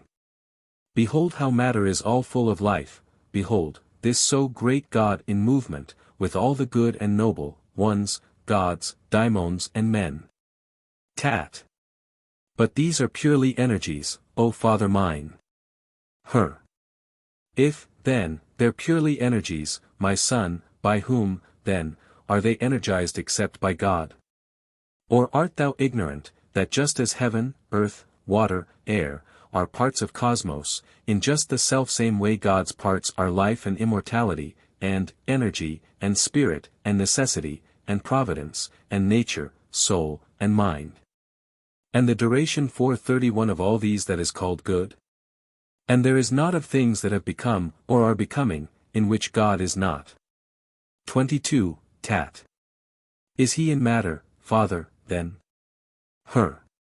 Matter, my son, is separate from God, in order that thou mayst attribute unto it the quality of space. But what thing else than mass 432 thinkst thou it is, if it's not energized? Whereas if it be energized, by whom is it made so? For energies, we said, are parts of God. By whom are, then, all lives enlivened? By whom are things immortal made immortal? By whom changed things made changeable? And whether thou dost speak of matter, or of body, or of essence, know that these two are energies of God. And that materiality is matter's energy, that corporality is body's energy, and that essentiality doth constitute the energy of essence, and this is God, the All. 23, and in the All is naught that is not God. Wherefore nor size, nor space, nor quality, nor form, nor time, surroundeth God, for he is all, and all surroundeth all, and permeateth all. Unto this reason, Logos, Son, thy adoration and thy worship pay. There is one way alone to worship God. It is, not to be bad. 433. Commentary. The sayings of the good daimon. This sermon has as its subject the common or general mind, great mind, good daimon. For mind, as we are told, Section 2, is the benefactor of men, epsilon rogamataueta nu theta pi omega nu. He is the good shepherd, the good husbandman, the good physician, as he is called in different tractates.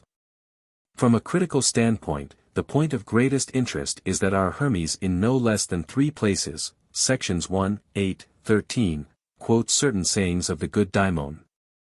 Now the first of these quotations, section 1, gods are immortal men, and men are mortal gods, is one of the most cited sayings of Heraclitus. For 34 Hermes, however, does not mean to say that Heraclitus was a Gothodaemon, but that Heraclitus was the mouthpiece of the good mind when he uttered this word, logos. Nor was this the opinion of Hermes only. It was the belief apparently of Heraclitus himself when he declared, "Not because you hear me say so, but because you hear the reason, logos, so declare, is it wise to confess that all are one." 435. At any rate the term logos, as used by Heraclitus, in connection with such a declaration, is taken by Hippolytus 436 to mean the all-pervading reason, and not the normal reason of man. What, then, is our surprise to find the second of Hermes' quotations of a saying of the good daimon qualified by the words, section 8, and had he set it down in written words, or, in writing. When that quotation begins with the words, all are one, 437, the root formula of Heraclitus. Such sayings of Heraclitus must have been the common property of all the philosophers of the time and of their pupils. But the quotation of Hermes does not end with the formula of Heraclitus. It continues, how far exactly it is difficult to determine. Reitzenstein, page 127, would apparently make it end with the word aeon, but I am inclined to think it goes to the end of section 8. In either case it includes the term aeon. If, now, we turn to the third quotation from the sayings of the good daimon, section 13, we are at once struck with its remarkable resemblance to the form of teaching in ch. 11. 12, 4. Though there is no precise verbal agreement, there is a striking identity of style of formula. In our treatise, however, the saying is used in authoritative illustration of the meaning of the reason, logos, whereas in the mind to Hermes, that is, in the sermon of the good daimon himself to Hermes, reason is omitted. Mind and reason being there transcended by aeon and mind. Moreover, the whole style of what follows this quotation in our treatise is exactly the same as the style of instruction in ch. 11. 12. Short categorical formulae. And, further, the previous quotation, section 8, contains the keyword aeon, which characterizes the teaching of the mind to Hermes. I therefore conclude that our Hermes is using a more intimate instruction, known only to the Hermes grade, and not published for the Tat degree, and that this is the meaning of his saying that it has not been written down. He means simply that it has not yet been allowed to be published for those in the Tat stage. There were, then, other treatises now lost of the same type as that of the Mind to Hermes. In them there were quotations from the sayings of Heraclitus. The obscure philosopher, being regarded as one who had come into direct contact with the Logos or mind, and as one, therefore, who spoke with the authority of direct revelation. Hermes and Basilides. The next point of critical interest is the sentence in section 7. I meant not that, but that the mind-led man, my son, though not a fornicator, will suffer just as though he had committed fornication, and though he be no murderer. As though he had committed murder. If we now turn to the quotation which Clement of Alexandria 438 gives us from Book XXI. Of the Exegetica, of Basilides, we read. For just as the babe, who, although it hath done no wrong previously, or actively committed any sin, yet hath the capacity of sin in it, whenever it is subjected to suffering, is advantaged and reaps many benefits, which otherwise are difficult to gain. In just the selfsame way is it, that although a perfect man may not have sinned in act, and yet doth suffer pains, he suffereth them in just the selfsame fashion as a babe. Having within himself the tendency to sin, but refusing to embrace the opportunity to sin, he doth not sin. So that even for such a man as this we ought not to suppose the incapacity for sin. For just as it is the will to commit fornication that constitutes the fornicator, even though he does not find the opportunity of actually committing fornication, and the will to commit murder that constitutes the murderer, although he may not be actually able to effect his purpose. So also in the case of the sinless man I mean, if I see him suffering, even if he has actually done no sin, I shall say he is evil by his will to sin. For I will say anything rather than that providence is evil. 439. Providence, as in our treatise, is here the instrument of the good, section 14, of the will of God. It is the will of man that is the source of evil, as we learn from ch. 4. v. 8, for 'tis not God, 'tis we who are the cause of evil things, preferring them to good. In our treatise, then, the very same problem is treated as in the Exegetica of Basilides. Hermes speaks of the mind-led man, the man who has the Logos in him. Basilides speaks of the perfect man. So also in ch. 4. v. 4, the perfect man is he who has received the mind. The ideas of Hermes and of Basilides are practically identical. The words of both are strikingly similar when they cite fornication and murder as typical sins, and these and no others. Compare again with this idea of the babe in Basilides the words of Hermes in ch. 11. 15. Behold an infant soul, my son, that is not yet cut off, because its body is still small and not as yet come unto its full bulk. A thing of beauty altogether is such a soul to see, not yet befouled with body's passions, still all but hanging from the cosmic soul. And with this compare what Hippolytus 440 tells us of Valentinus. Valentinus says that he once saw a babe that had only just been born, and that he proceeded to question it to find out who it was. And the babe replied and said it was the Logos. And also the Psalm of Valentinus quoted by the same heresiologist 441. All things depending from spirit I see. All things supported by spirit I view. Flesh from soul depending. Soul by air supported. Air from ether hanging. Fruits born of the deep. Babe born of the womb. Here, then, as in other instances, we have intimate points of contact between the Hermetic and Christian gnosis. Is there, however, any question of direct plagiarism? I think not. but that the Christian doctors and the Hermetic philosophers were both in contact with the same body of inner teaching. 4. With the action of the mind on the soul in incarnation, section 4, compare C. H. X. 11.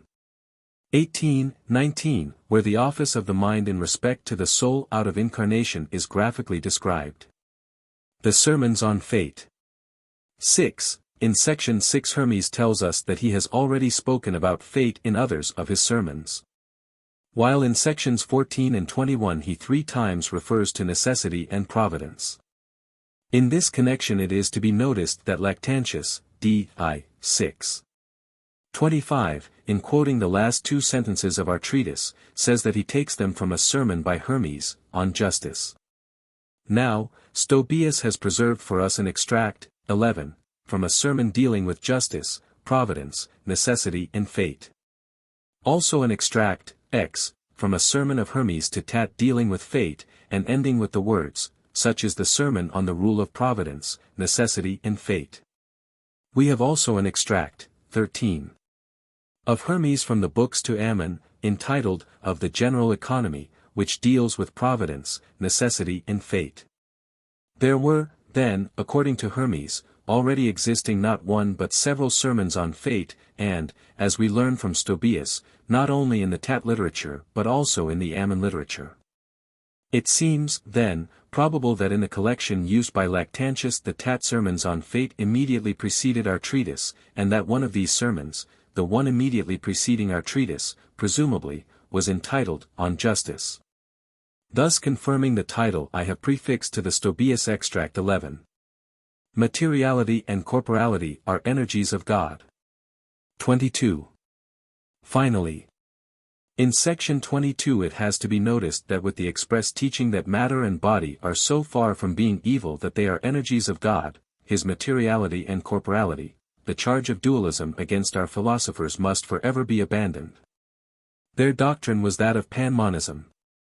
And, therefore, wherever we find signs of dualism, or even distinct statements of an indubitably dualistic nature, we must understand that this was a formal convenience for the better insistence upon the need of strenuous exertion to solve the mystery of the opposites, rather than an essential doctrine of the gnosis. 14. The secret sermon on the mountain concerning rebirth and the promise of silence of thrice-greatest Hermes unto Tat his son. Text, R. 339-348, p. 114-128, Pat. 15b, 17b. 1. Tat. Now, in the general sermons for 42 Father, thou didst speak in riddles most unclear, conversing on divinity, and when thou saidst no man could e'er be saved before rebirth, for 43 thy meaning thou didst hide. Further, when I became thy suppliant, in wending up the mount, for 44 after thou hadst conversed with me, and when I longed to learn the sermon, Logos, on rebirth, for this beyond all other things is just the thing I know not, thou saidst that thou wouldst give it me, when thou shalt have become a stranger to the world. 445. Wherefore I got me ready made the thought in me a stranger 446 to the world illusion. And now do thou fill up the things that fall short 447 in me with what thou saidst would give me the tradition 448 of rebirth, setting it forth in speech or in the secret way. I know not, O thrice-greatest one, from out what matter and what womb man comes to birth, or of what seed. 449. 2. Hermes. Wisdom that understands 450 in silence 451, such is the matter and the womb from out which man is born, and the true good the seed. Tat. Who is the sower, Father? For I am altogether at a loss. Her. It is the will of God, my son. Tat. And of what kind is he that is begotten, Father? For I have no share of that essence in me, which doth transcend the senses. 452 The one that is begot will be another one from God, God's Son. Her. All in all, out of all powers composed. Tat. Thou tellest me a riddle, Father, and dost not speak as Father unto Son. Her. This race 453 my son, is never taught, but when he willeth it, its memory is restored by God. 3. Tat. Thou sayest things impossible, O Father, things that are forced. Hence answers would I have direct unto these things. Am I a son strange to my father's race? Keep it not, Father, back from me. I am a true-born son, explain to me the manner of rebirth. What may I say, my son? I can but tell thee this. Whene'er I see within myself the simple vision 454 brought to birth out of God's mercy, 455 I have passed through myself into a body that can never die. And now I am not what I was before, but I am born in mind. The way to do this is not taught, and it cannot be seen by the compounded 456 element by means of which thou sayest. Yea, I have had my former composed form dismembered for me. I am no longer touched, yet have I touch, I have dimension too. And, yet, am I a stranger to them now? Thou sayest me with eyes, my son, but what I am thou dost not understand, even, with fullest strain of body and of sight. 4. Tat. Into fierce frenzy and mind fury hast thou plunged me, Father, for now no longer do I see myself. I would, my son, that thou hadst e'en passed right through thyself, as they who dream in sleep yet sleepless. Tat. Tell me this too. Who is the author 457 of rebirth? The Son of God, the one man, by God's will. 5. Tat. Now hast thou brought me, Father, unto pure stupefaction. Arrested from the senses which I had before. 458. For, now, I see thy greatness identical with thy distinctive form. Even in this thou art untrue. 459, the mortal form doth change with every day. 'Tis turned by time to growth and waning, as being an untrue thing. 460. 6. Tat. What then is true, thrice greatest one? That which is never troubled, son, which cannot be defined, that which no color hath, nor any figure, which is not turned, which hath no garment, which giveth light. That which is comprehensible unto itself, alone, which doth not suffer change, that which no body can contain. 461. Tat.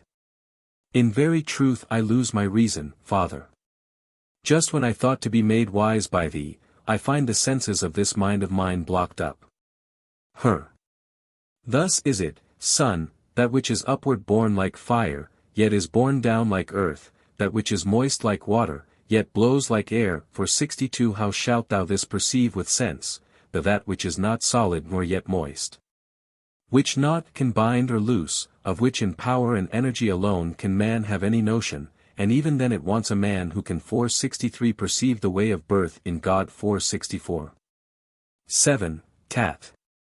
I am incapable of this, O Father, then. Nay, God forbid, my son. Withdraw into thyself, and it will come, and it comes to pass, throw out of work the body's senses, and thy divinity shall come to birth. Purge from thyself the brutish torments, things of matter. Tat. I have tormentors then in me, O Father. I know few, my son, nay, fearful ones and manifold. Tat. I do not know them, Father. Torment the first is this not knowing. 465 Son. The second one is grief, the third, intemperance, the fourth, concupiscence, the fifth, unrighteousness, the sixth is avarice, the seventh, error. 466, the eighth is envy, the ninth, guile. 467, the 10th is anger, 11th, rashness. The 12th is malice. These are in number 12, but under them are many more, my son, and creeping through the prison of the body. 468 They force the man that's placed within. 469 to suffer in his senses. But they depart, although not all at once, from him who hath been taken pity on by God. 470, and this it is which constitutes the manner of rebirth. And 471 The reason, Logos. 8 And now, my son, be still and solemn silence keep. Thus shall the mercy that flows on us from God not cease. Henceforth rejoice, O Son, for by the powers of God thou art being purified for the articulation of the reason, Logos. Gnosis of God hath come to us, and when this comes, my son, not knowing is cast out. Gnosis of joy hath come to us, and on its coming, son, sorrow will flee away to them who give it room. The power that follows joy do I invoke, thy self-control. O power most sweet! Let us most gladly bid it welcome, son. How with its coming doth it chase intemperance away. 9. Now forth, on continence I call, the power against desire. 472 This step, my son, is righteousness' firm seat. For without judgment 473 See how she hath chased unrighteousness away. We are made righteous, son, by the departure of unrighteousness. Power 6 Thy call to us, that against avarice, sharing with all. 474. And now that avarice is gone, I call on truth. And error flees, and truth is with us. See how, the measure of, the good is full, my son, upon truth's coming. For envy hath gone from us. And unto truth is joined the good as well, with life and light. And now no more doth any torment of the darkness venture nigh, but vanquished, all, have fled with whirring wings. 10. Thou knowest, now, my son, the manner of rebirth. And when the 10 is come, my son, that driveth out the 12, the birth in understanding 475 is complete, and by this birth we are made into gods. Who then doth by his mercy gain this birth in God, abandoning the body's senses, knows himself, to be of light and life 476, and that he doth consist of these, and, thus, is filled with bliss. 11. Tat. By God made steadfast, Father, no longer with the sight my eyes afford I look on things, but with the energy the mind doth give me through the powers. 477. In heaven am I, in earth, in water, air, I am in animals, in plants. I'm in the womb, before the womb, after the womb, I'm everywhere. But further tell me this, how are the torments of the darkness, when they are 12 in number, driven out by the 10 powers? What is the way of it, thrice-greatest one? 12. Her. This dwelling, place 478 through which we have just passed, my son, is constituted from the circle of the types of life, this being composed of elements, 12 in number, but of one nature, an omniform 479 idea. For man's delusion there are disunions 480 in them, son, while in their action they are one. Not only can we never part rashness from wrath, they cannot even be distinguished. According to right reason, Logos, then, they 481 naturally withdraw once and for all, inasmuch as they are chased out by no less than 10 powers, that is, the 10. For, son, the 10 is that which giveth birth to souls. And life and light are unified there, where the one hath being from the Spirit. According then to reason, Logos, the one contains the 10 the one. 13. Tat. Father, I see thee all, I see myself in mind. Her. This is, my son, rebirth, no more to look on things from body's viewpoint, a thing 3 ways in space extended, 482.483 Though this sermon, Logos, on rebirth, on which I did not comment 484. In order that we may not be calumniators 485 of the all unto the multitude, to whom indeed the God himself doth will we should not. 14. Tat. Tell me, O Father, this body which is made up of the powers, is it at any time dissolved? Her. Hush, son. Speak not of things impossible, else wilt thou sin and thy mind's eye be quenched. The natural body which our sense perceives is far removed from this essential birth. The first must be dissolved, the last can never be. The first must die, the last death cannot touch. Dost thou not know thou hast been born a god, son of the One, even as I myself? 15. Tat.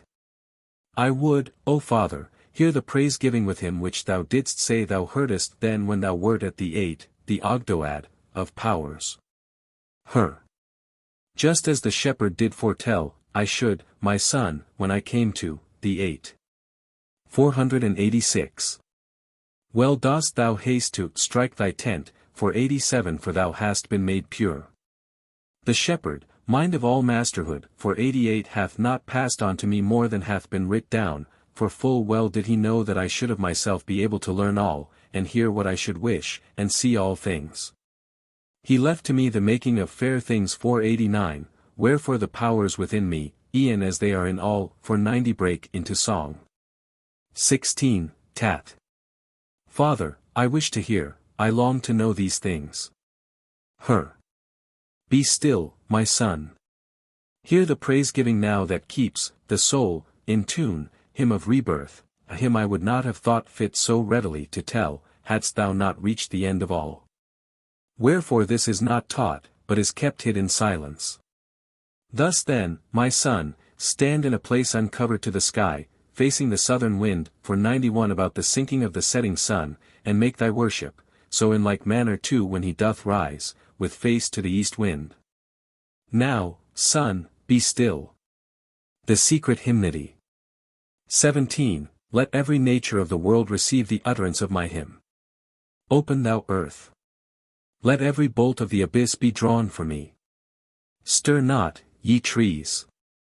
I am about to hymn creation's Lord, both all and one.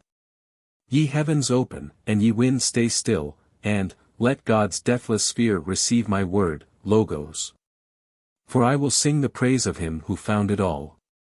Who fixed the earth, and hung up heaven, and gave command that ocean should afford sweet water, to the earth, to both those parts that are inhabited and those that are not, for the support and use of every man. Who made the fire to shine for gods and men for every act.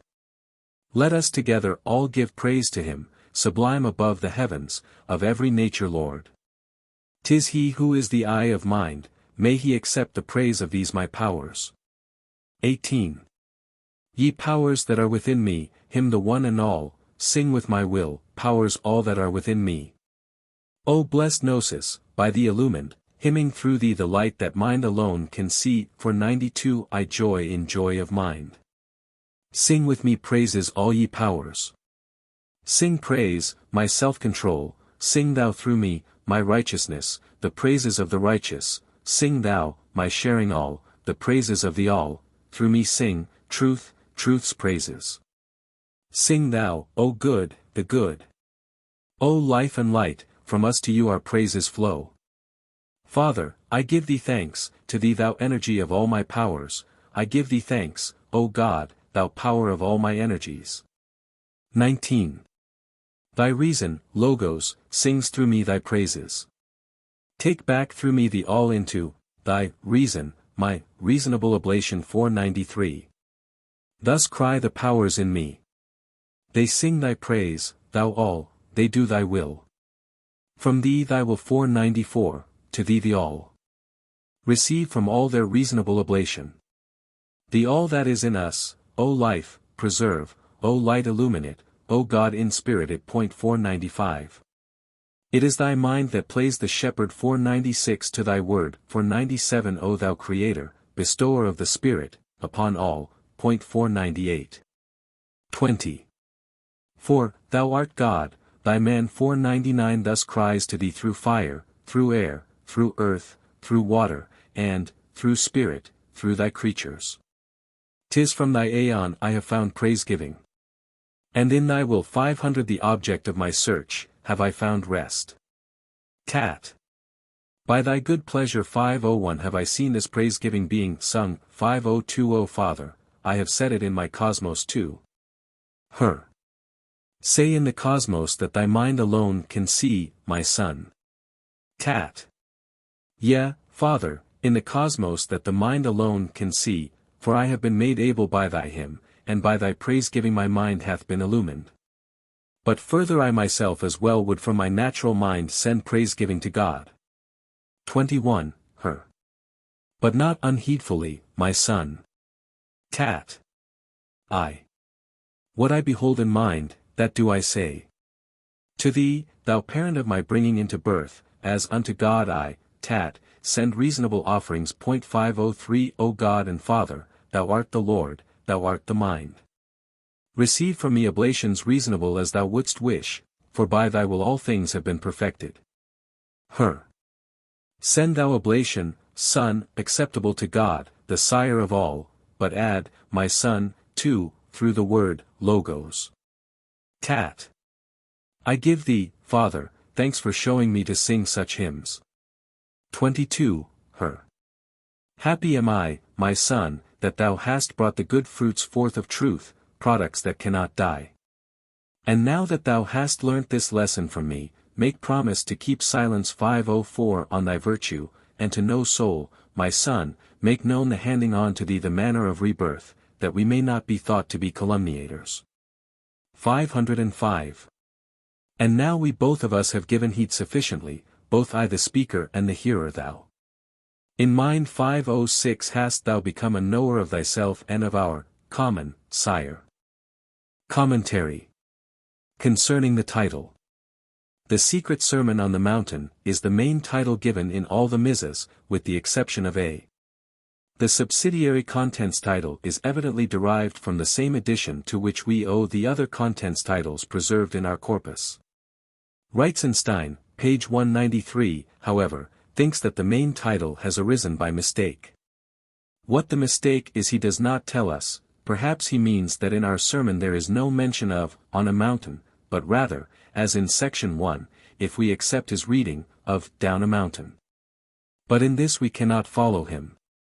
For the whole teaching is precisely, on the mount, to the top of which Tat has now come. For the mountain was symbolic of stages of inner development, and in section 9 we are told precisely, this step, the fifth, is righteousness firm seat. Showing that the mountain was conceived as an ascent or stair of steps as is so often seen in Egyptian frescoes. The term apocryphon. Again, with regard to the title, the term, secret, Picapero Upsilon Phi Omicron, apocryphal, is used in its original sense of hidden away, meaning esoteric or not put into circulation, as applied to a logos or sermon. Or a collection of logoi or sayings. A logos in this sense had very much the same meaning for our ancients as the Sanskrit Mahavakyam, great saying, has today for an Indian theosophist who applies the term to the great mystical utterances of the Upanishads. Such as, that art thou, tat tvam aci, etc. In classical antiquity these logoi or logia were regarded as words of wisdom, and were the most sacred legacies of the sages to humanity. These oracular utterances were frequently collected together, and even prior to the days of syncretism formed the most sacred deposits, delta iota alpha theta kappa alpha iota, of various nations, the same term being subsequently given to the Christian Bible.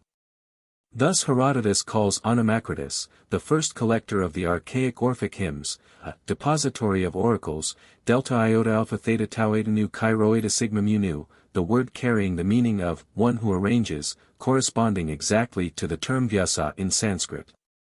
The supposed author of the Mahabharata. Such collections of logoi or logia were then generally called deposits, the word also sometimes bearing the meaning of testaments as containing the expression of the divine will or dispensation. The same term is used by Strabo, X. For 82, of the laws of Lycurgus, it was also applied by the Orphics and Pythagoreans to such sacred laws 507, while ecclesiastical writers subsequently used it in reference to the canonical books. 508. The Orphics and Pythagoreans also called these collections sacred utterances, epsilon rho omicron lambda gamma omicron iota, and even Clement of Alexandria refers to such a saying of Orpheus as that truly sacred utterance, tau nu tau omega epsilon rho nu lambda gamma omicron nu. That such collections were kept secret is not surprising, indeed, such must have been the case from time immemorial. But even on the ground of purely Greek and Roman history, we are not without information of collections of oracles carefully guarded as the secret scriptures or Bibles of nations. Cicero 509 speaks of such a Bible of the VI. The Athenians, in the time of the kings, possessed a similar Bible of Logia 510. And Dinarchus 511 tells us that the safety of the state depended on this secret scripture, pi omicron rho tau omicron upsilon delta iota alpha theta kappa alpha. These occult sayings, pi theta epsilon nu tau alpha pi eta, are further called by Suedas, SV. Withdrawn volumes, beta iota beta lambda alpha nu alpha kappa epsilon chi omega rho eta kappa tau alpha, that is to say, books withdrawn from public perusal, or, in other words, apocryphal, hidden or secret, pi kappa rho upsilon phi alpha. And not only was this the case with the ancient writings themselves, but also with the commentaries upon them, and by degrees with everything referring to them, until finally we find Themistius the rhetorician, in the 4th century. Speaking of that mass of archaic wisdom not open to the public or in general circulation, but scarce and occult. 512. We have, therefore, translated the term by secret as conveying the proper meaning of the epithet in the title, and not by apocryphal, a word that nowadays connotes the judgment of a theological canon. The 3 stages of probation. 1. In the first paragraph Tat definitely refers to 3 stages of probation, before he is deemed fit to hear the sermon on rebirth. First there is the general or preliminary instruction contained in a collection of discourses called the General Sermons, gamma epsilon nu iota kappa omicron lambda gamma omicron iota. 2. Next is the stage where Tat becomes the suppliant of Hermes, a stage characterized by conversation or dialogue, delta iota alpha lambda epsilon chi theta nu alpha iota, that is to say, Tat was allowed to ask questions. This is further symbolically described by a phrase, pi tau tau omicron rho omicron upsilon mu epsilon tau alpha beta sigma epsilon omega, which is difficult to translate, but which seems to mean either passing up, or wending up, the mountain, or wending over the mountain. That is to say, that Hermes was gradually leading Tat to the top of the mountain, in plain words, as far as his normal intellect could carry him, the top of the mountain representing the highest point of unaided mental faculty.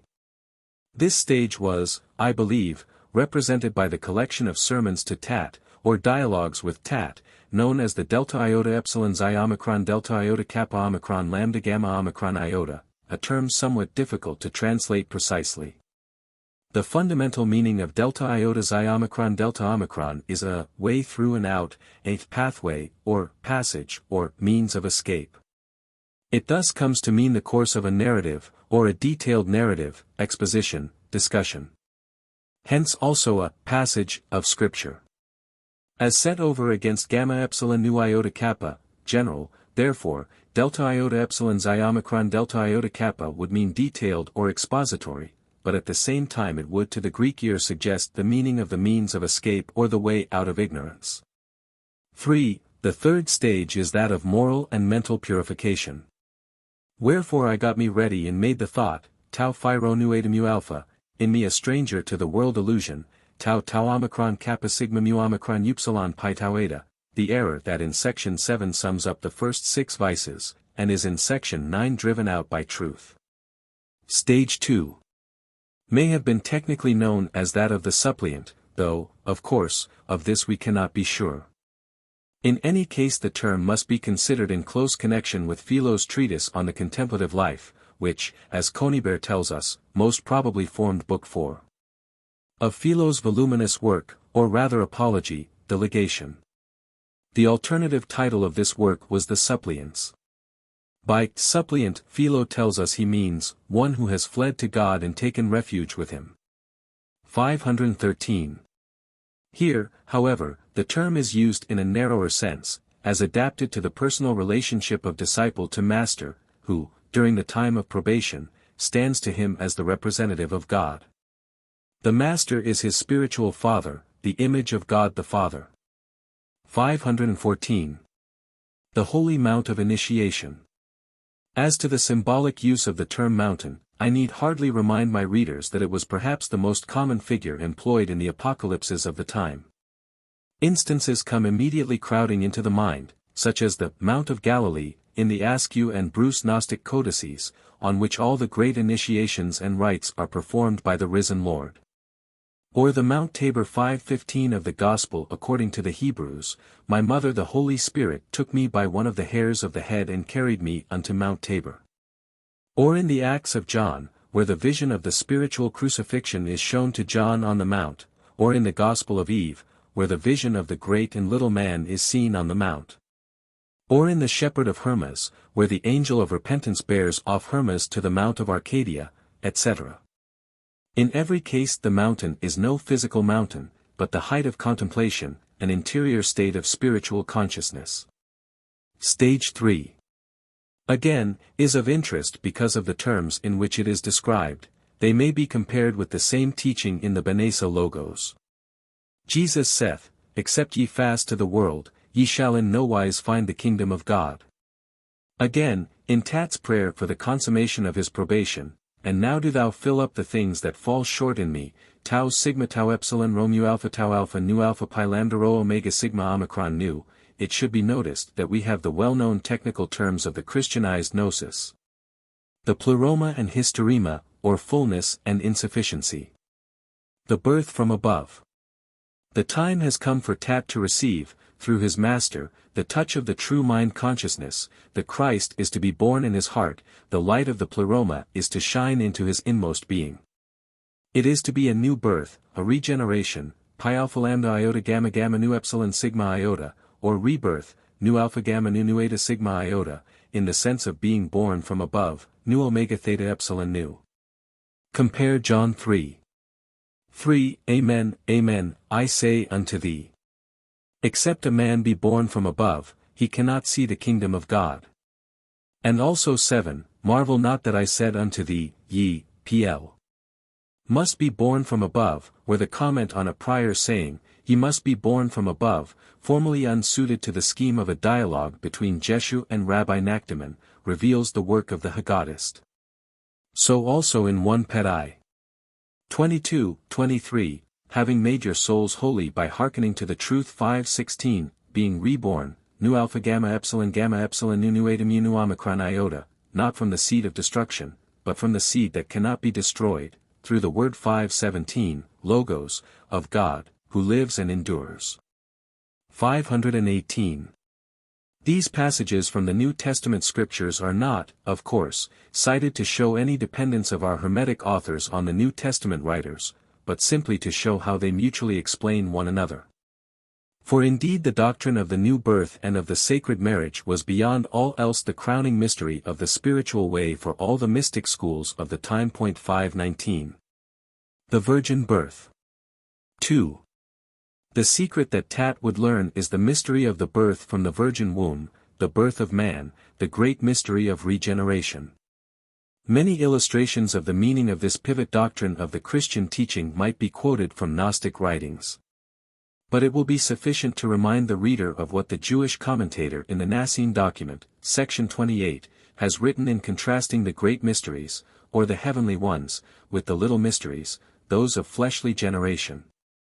Speaking of the mysteries of regeneration, he writes, For this is the gate of heaven, and this is the house of God, where the good God dwells alone.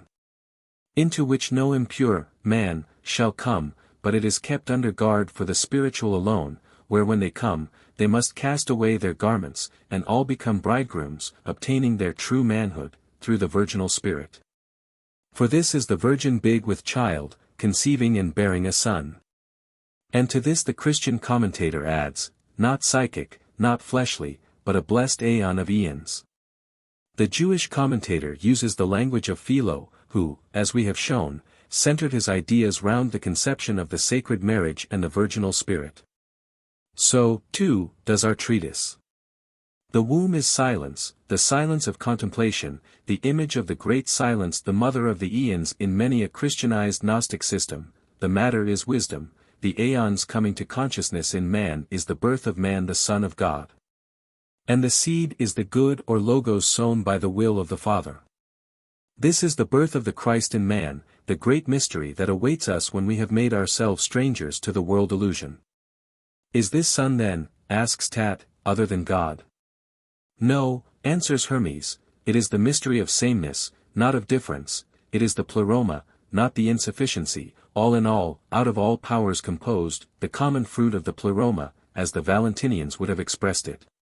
The race of the Logos. It is a race, not an individual, it is we and no longer I. 520. This is the race of the Logos, the self-taught race of Philo. Or, as Hermes says, this race, my son, is never taught, but when he willeth it, its memory is restored by God. This is the nu eta sigma iota of Pythagoras and Plato, the regaining of the consciousness of the divine state, it must be self-perceived. And so Philo tells us. But as for the race of devotees who are taught ever more and more to see, let them strive for the intuition of that which is. Let them transcend the sun which men perceive, and gaze upon the light beyond, the true sun or logos, nor ever leave this rank which leads to perfect blessedness.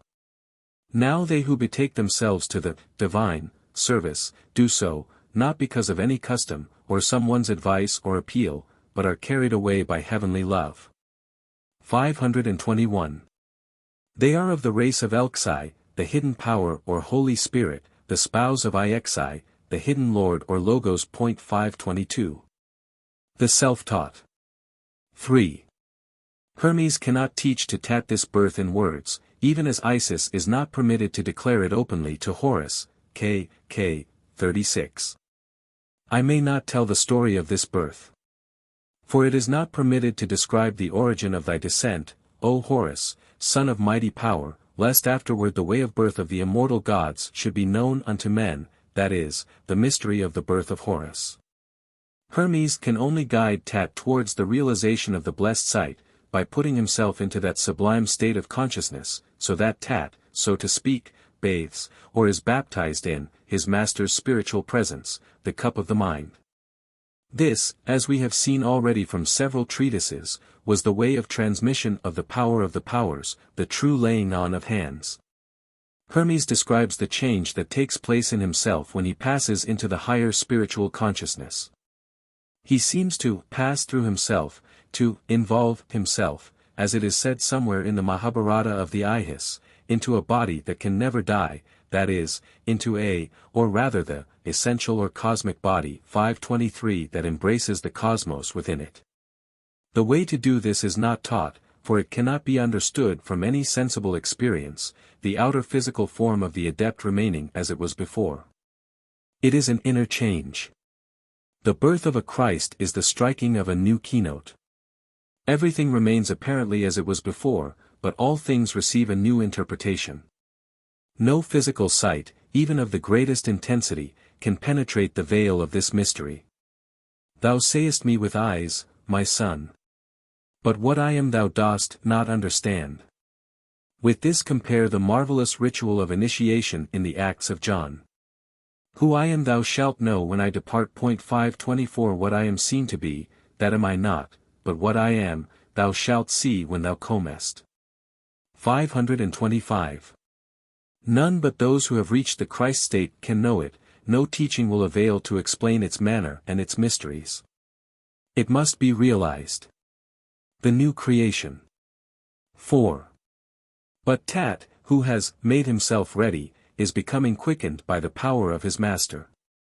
His spiritual senses are being born, already he is losing touch with the physical, he no longer sees himself. But this is not enough. He must not only be able to lose consciousness of his physical body, and see and hear as though with the mind alone, but he must invert himself, pass right through himself, and no longer see things as without him, but all things as within him. All this is a new creation to be accomplished in the man himself. The author or geneseurge of rebirth, as contrasted with the maker or demiurge of birth, is the one man, the Logos, the energic reason and will of God. The one is the creator of the immortal body, the other is the maker of the mortal frame. The way of birth in God. 5. The reading of the next sentence is faulty, and it is impossible to extract the correct meaning. The greatness, tau mu gamma epsilon theta omicron, and distinctive form, chi alpha rho alpha kappa tau rho, are terms familiar enough to us in Christian Gnostic writings. 526 Greatness connotes the same idea as aeon. Character, or distinctive form, or rank, is generally the impression from a typical original, and here stands for the form by which a man is recognized. 6. Hermes then proceeds to describe the nature of this greatness or aeon, or sameness, manifested in difference. It is, alchemically speaking, the one element, which can only be comprehended by one born in God, that is, by a God. 7. The way of this birth is then described as a de-energizing, or throwing out of work of the body's senses, with a corresponding energizing of the one sense, the ionic consciousness. Or as a purging out of the tendencies of the lower nature, and replacing them by the energies of the divine powers. This is the mystery of repentance, mu epsilon tau alpha nu omicron alpha, not a change of mind only, but a change throughout the whole nature.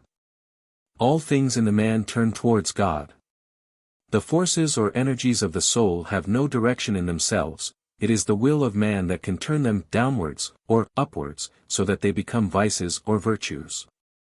Of the 10 and the 12. 8. But not only does Hermes set forth a formal exposition of this repentance in terms of the conquest and driving out of the horde of vices by the company of virtues, but at the same time he performs an efficacious theurgic rite of invocation whereby he enables Tat to realize the instruction in immediate experience. The virtues that Hermes invokes are not abstractions, but definite substantial powers, they are, in fact, the filling up of Tat's insufficiency, in other words, they are what the Christian Gnostics would have called the eons of the pleroma. Behind all there is a definite scheme of numbering. There is a 12 and a 10 and a 7 and a 3 and a 1. The torments of the darkness are the 12, they are not torments in themselves, but only for him who is in error. They are 12 yet are they one, for though they are pantomorph or omniform, yet are they of one nature, the 12 are thus conditioned by the main irrational types of life, or animal natures, the so-called zodiac. These divisions are not, however, fundamental, they are solely for man's delusion or error, in action they are one, that is, they keep man in error or ignorance.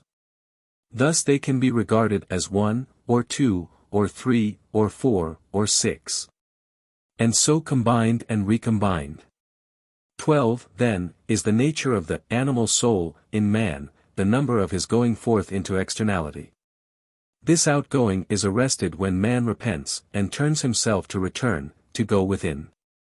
The cosmogonical is transformed by the soteriological, the information according to substance, gives place to the information according to gnosis. As ignorance characterized the 12, so does gnosis characterize the 10, the perfect number or number of perfection. The going forth was that of the multiplication of species, 12, 3 by 4 or 2 by 6. The return is 10, that is the 7 and the 3, and 7 is addition, 3 plus 4, and not multiplication. Multiplication seems here to mean the generation, by two parents, of things of the same kind and power. While addition signifies the intensification of the same nature to a higher power. The 10 is, that which giveth birth to souls, that is, human souls, and not only human souls, but, in its consummation, to divine souls. It may, perhaps, be of interest here to set down simple lists of the vices and virtues as given in our treatise, and to append to them the list of vices in ch. 24 and 26. 1. Not knowing. 1. Gnosis. 2. Grief. 2. Joy. 3. Intemperance. 3. Self-control. 4. Concupiscence. 4. Continence. 5. Unrighteousness. 5. Righteousness. 6. Avarice. 6. Sharing with all. 7. Error. 7. Truth. 8. Envy. 9. Guile. 8. The good. 10. Anger. 9. Life. 11. Rashness. 10. Light. 12. Malice. 1. Growth and waning. First zone. 2. Device of evils. Second zone. 3. Guile of the desires. Third zone. 4. Arrogance. Fourth zone. 5. Daring and rashness. Fifth zone. 6. Getting wealth. Sixth zone. 7. Falsehood. Seventh zone. 8. Those that are. 8th. 9. The powers in a band. 9th. 10. The father. 10th. It is at once seen that the first 7 virtues are arranged so as to be the direct antitheses of the first 7 vices. The root of the 12 is ignorance, indeed, all the 12 are permutations of ignorance. They seem to be 12, whereas they are but one in nature. Again, not only are they 12, but manifold, section 12. Thus, for instance, rashness and wrath or anger are but one, and so of the rest, the permutations are infinite. This may be seen from the septenary classification in the Shepherd treatise, where we have, guile of the desires, 3, a combination of guile, 9, and desire or concupiscence, 4, device of evils, 2, a combination of guile, 9, and malice, 12. Unholy daring and rashness, 5, a combination of unrighteousness, 5, and rashness, 11, getting wealth by evil means, 6, a combination of guile, 9, and avarice, 6. So also just as anger, 10, and rashness, 11, are one, so are envy, 8, and avarice, 6, but aspects of the same thing, and so again intemperance, 3, and concupiscence or desire, 4, grief, 2, and ignorance, 1, etc. All are summed up in ignorance, or error, just as the 7 virtues are summed up in gnosis or truth. 527 And just as ignorance is the source of vice, so is knowledge or gnosis the beginning of truth. Gnosis is not the end but the beginning of the path, the end of it is God or the good. The difference between the Poemandres arrangement and the categories of our treatise is conditioned by the fact that in the former the process of transformation in the case of a good man after death is described, whereas in the latter the way of rebirth in a living man is set forth. That the virtues, and vices, therefore, were categorized according to the fundamental numbers of the gnosis may be seen in most systems of Christian Gnostic eonology. Indeed, it was a common plan of the general Gnostic theosophy of the time.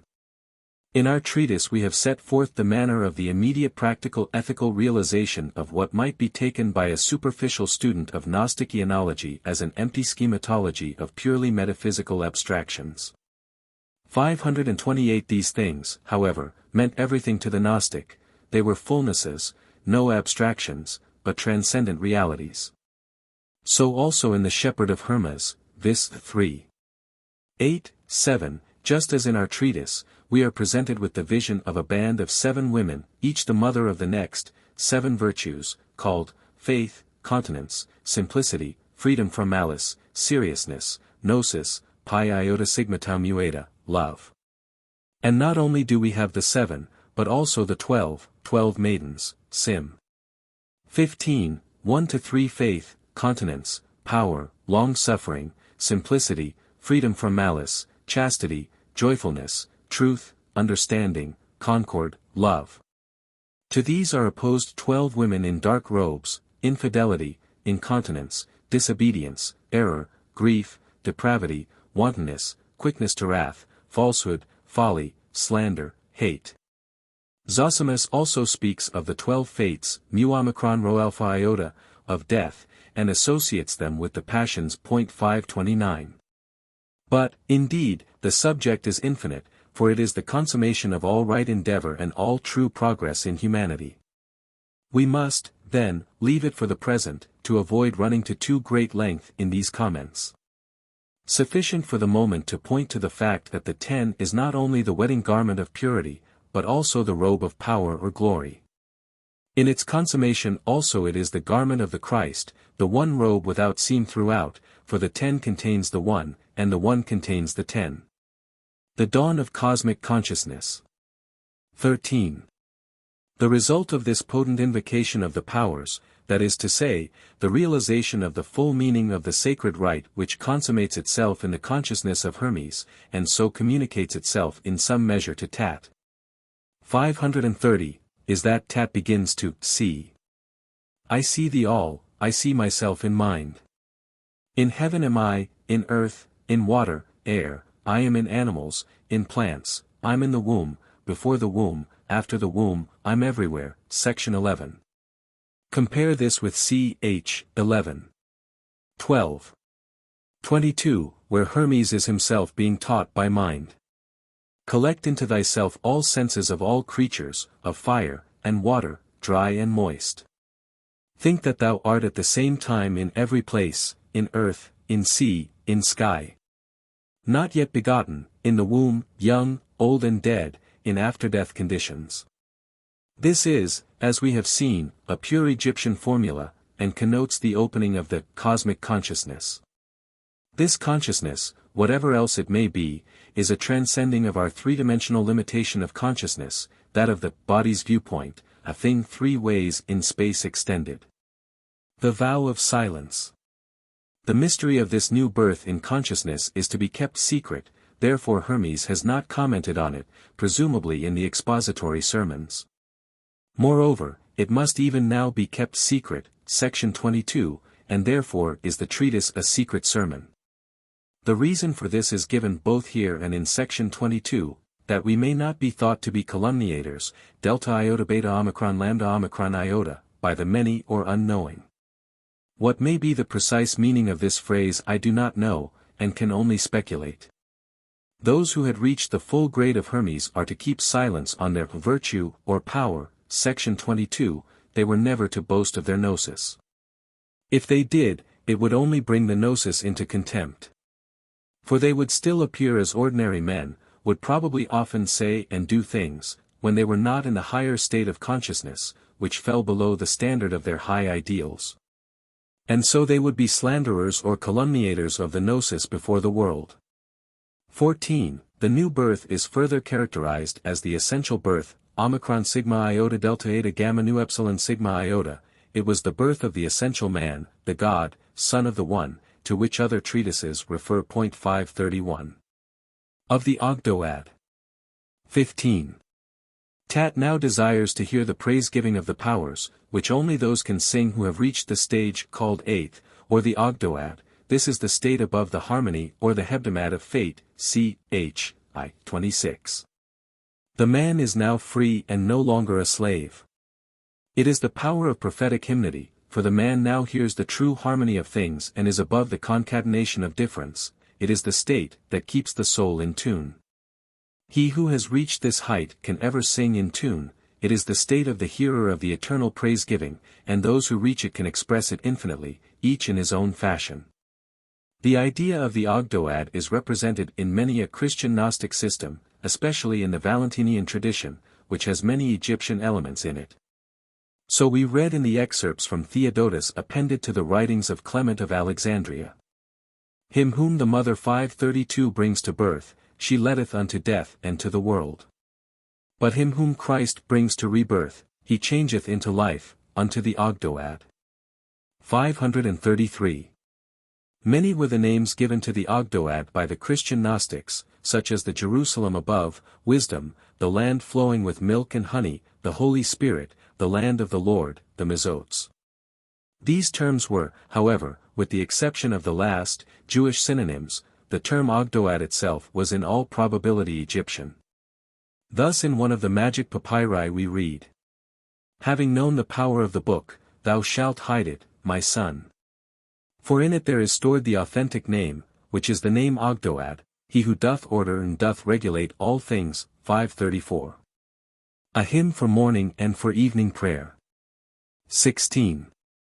The hymn that follows is to be kept secret, that is to say, it is to be taken by Tat as an example of the form of prayer he is now to use in his private devotions. And is therefore probably intended to replace some other form of prayer which he had hitherto been using, as was the custom in such communities.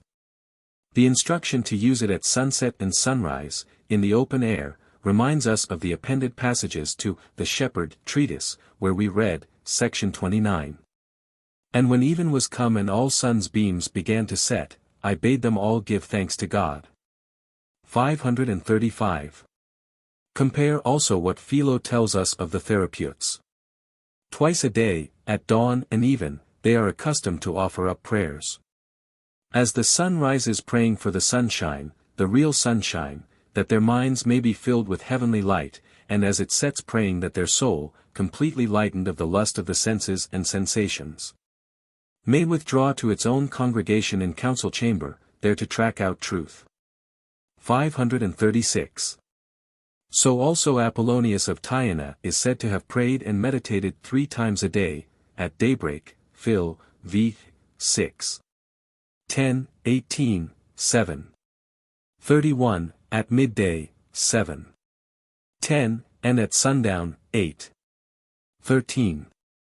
And with regard to keeping silence on their virtue, we are told of the later Pythagoreans, of whom he was so conspicuous an example. In particular they kept the rule of silence regarding the divine service, that is, the gnosis. For they heard within them many divine and unspeakable things on which it would have been difficult for them to keep silence, had they not first learned that it was just this silence which spoke to them. 1. 537. And so the hymn has to be heard in silence, all earthly sounds must be stilled for the heavenly harmony to be heard. 17. It is to be noticed that in 4 out of the 5 misas the title, Secret Hymnody, is followed by the indication, Logos 4. Reitzenstein, page 345, n. 21, thinks that the 3 prior, Logoi, were Holy art thou, O God, ch. 31, 32. 2. The glory of all things is God, ch. 3. 4. 3. Whither stumble ye, sots? ch. 7. 8. The latter 2, however, are not hymns, the only other hymn in our corpus being. Who then may sing the praise of thee?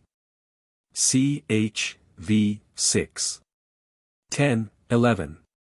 Our hymn is a hymn to the sun, it is true, but to the spiritual sun, not the physical orb of day.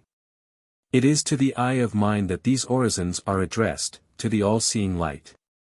Nor is this eulogy a formal Te Deum, but a potent theurgic praise-giving. All nature is to thrill with the joy of this thankfulness. Most beautiful is this song of praise, all of it, but we would specially call attention to the words. Thy reason sings through me thy praises. Take back through me the all into thy reason, my reasonable oblation 538. From thee thy will. To thee the all. The outbreathing of the universe through the reason or Logos 539 is the manifestation or realization of the will of God. The Logos is Son, will is Mother and God Father. The inbreathing of the universe is through man, thy man thus cries to thee, section 20, take back through me the all. This is accomplished in the first instance by the sacrifice of the reason, of man's small limited reason, to the great reason of things.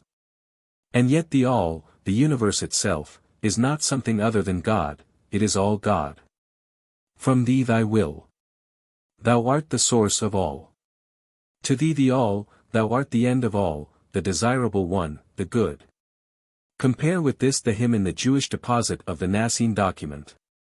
From thee is Father, and through thee Mother, the 2 immortal names, parents of eons, O thou who hast the heaven for thy city, O man of mighty names.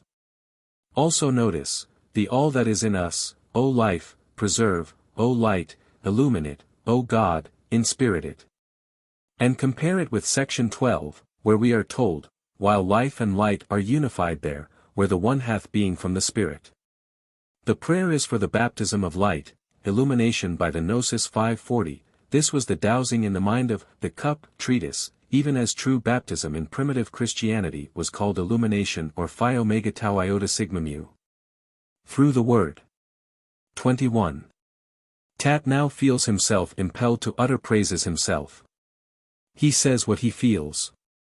His master has given him the impulse, has made the conditions for him whereby he is conceived as a child of God, a prophet. But as yet he is not grown into the stature of a true seer. His higher nature has received the germ, but this must have time to develop, and only gradually will its power descend into his lower mind. At present his thankfulness is poured forth to his master, who has performed the theurgic rite of initiation, all things have been perfected, for him. But Hermes restrains him, it is not to the master that his thanks are due, but to God. And if he cannot as yet give thanks direct to God, then let him send those thanks, acceptable oblations, to God, through the Word. And that this was and is the practice of universal Christendom requires no pointing out. The most striking parallel to the wording of our treatise being 1 Pet 2. 5, spiritual oblations acceptable to God through Jesus Christ. Tat has now passed from the rank of hearer to that of knower. He is now a true Gnostic. Thou hast become a knower of thyself, and of our sire. Compare Logos 2 of the latest found sayings at Oxyrhynchus. Strive therefore, to know yourselves, and ye shall know ye are sons of the Almighty Father. And, ye shall know that ye are in, the city of God, 541, and ye are, the city, 542. 15. A letter of thrice-greatest Hermes to Asclepius unto Asclepius good health of soul. Epsilon Phi-Rho Omicron Nu Epsilon Nu. I do not know the exact meaning of this expression. Everard translates, to be truly wise, Parthe, Rec Sapere, following Patrizzi. Menard, suggests, Chambers, to be rightly wise.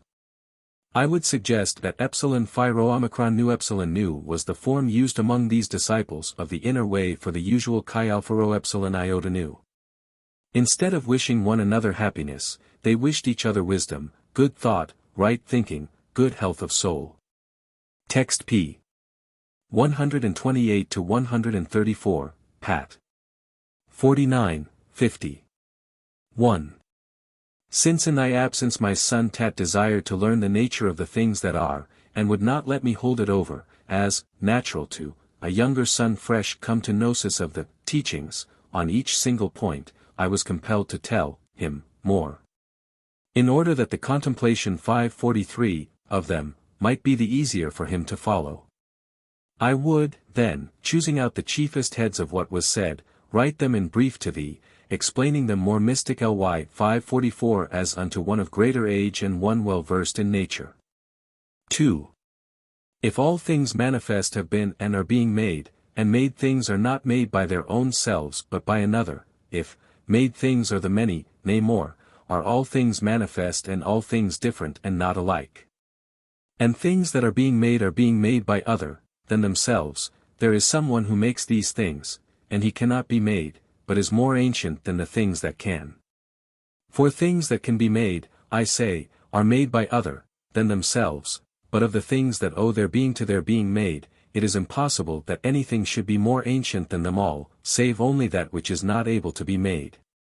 3. So he is both supreme, and one, and only, the truly wise in all, as having naught more ancient, than himself. For he doth rule o'er both the number, size and difference of things that are being made, and o'er the continuity of their making, too. Again, things makeable are seeable, but he cannot be seen. For this cause he mocketh, that he may not be able to be seen. He, therefore, ever mocketh 545, and therefore can he ne'er be seen. To comprehend him thus is meet, and comprehending, it is meet, to marvel. And marveling, to count oneself as blessed, as having learnt to know one's sire. For what is sweeter than one's own true sire? Who, then, is he, and how shall we learn how to know him? Is it not right to dedicate to him alone the name of God, or that of Maker, or of Father, or rather, all, the three, God for his power, and Maker for his energy, and Father for his good? Now power doth differ from the things which are being made, while energy consisteth in all things being made. Wherefore we ought to put away verbosity in foolish talk, and understand these two, the made and maker. For that of them there is no middle term, there is no third. 5. Wherefore in all that thou conceivest, in all thou nearest, these two recall to mind. And think all things are they, reckoning as doubtful not, nor of the things above, nor of the things below, neither of things divine, nor things that suffer change or things that are in obscuration. 546. For all things are, these, twain, maker and made, and 'tis impossible that one should be without the other, for neither is it possible that maker should exist without the made, for each of them is one and the same thing. Wherefore, 'tis no more possible for one from other to be parted, than self from self. 6. Now if the maker is naught else but that which makes, alone, simple, uncompound, it needs must do this, making, to itself, to which its maker's making is, its being made. 547.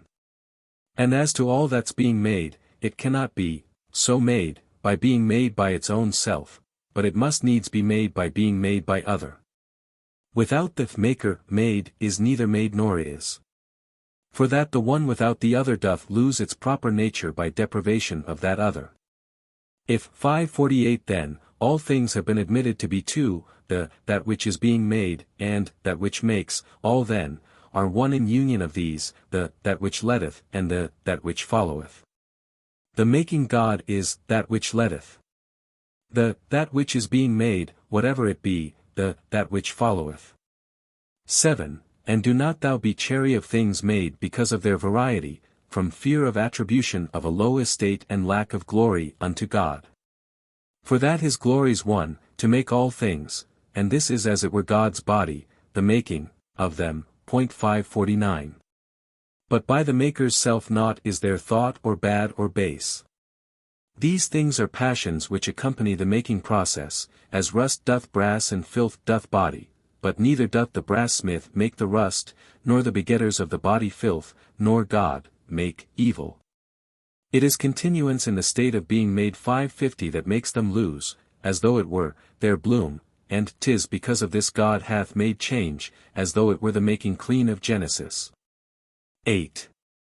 Is it, then, possible for one and the same painter man to make both heaven, and gods, and earth, and sea, and men, and all the animals, and lifeless things, and trees, and yet impossible for God to make all things?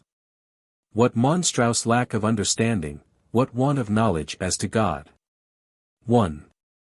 For such the strangest lot of all do suffer. For though they say they worship piously and sing the praise of God, yet by their not ascribing unto him the making of all things, they know not God. And, added unto this not knowing, they're guilty even of the worst impiety to him, passions to him attributing, or arrogance, or impotency. For if he doth not make all things, from arrogance he doth not make, or not being able, which is impiety, to think. 9. One passion hath God only, good, and he who's good, is neither arrogant nor impotent. For this is God, the good, which hath all power of making all. And all that can be made is made by God, that is, by him who is, the good and who can make all things. 551. But wouldst thou learn how he doth make, and how things made are made, thou mayst do so.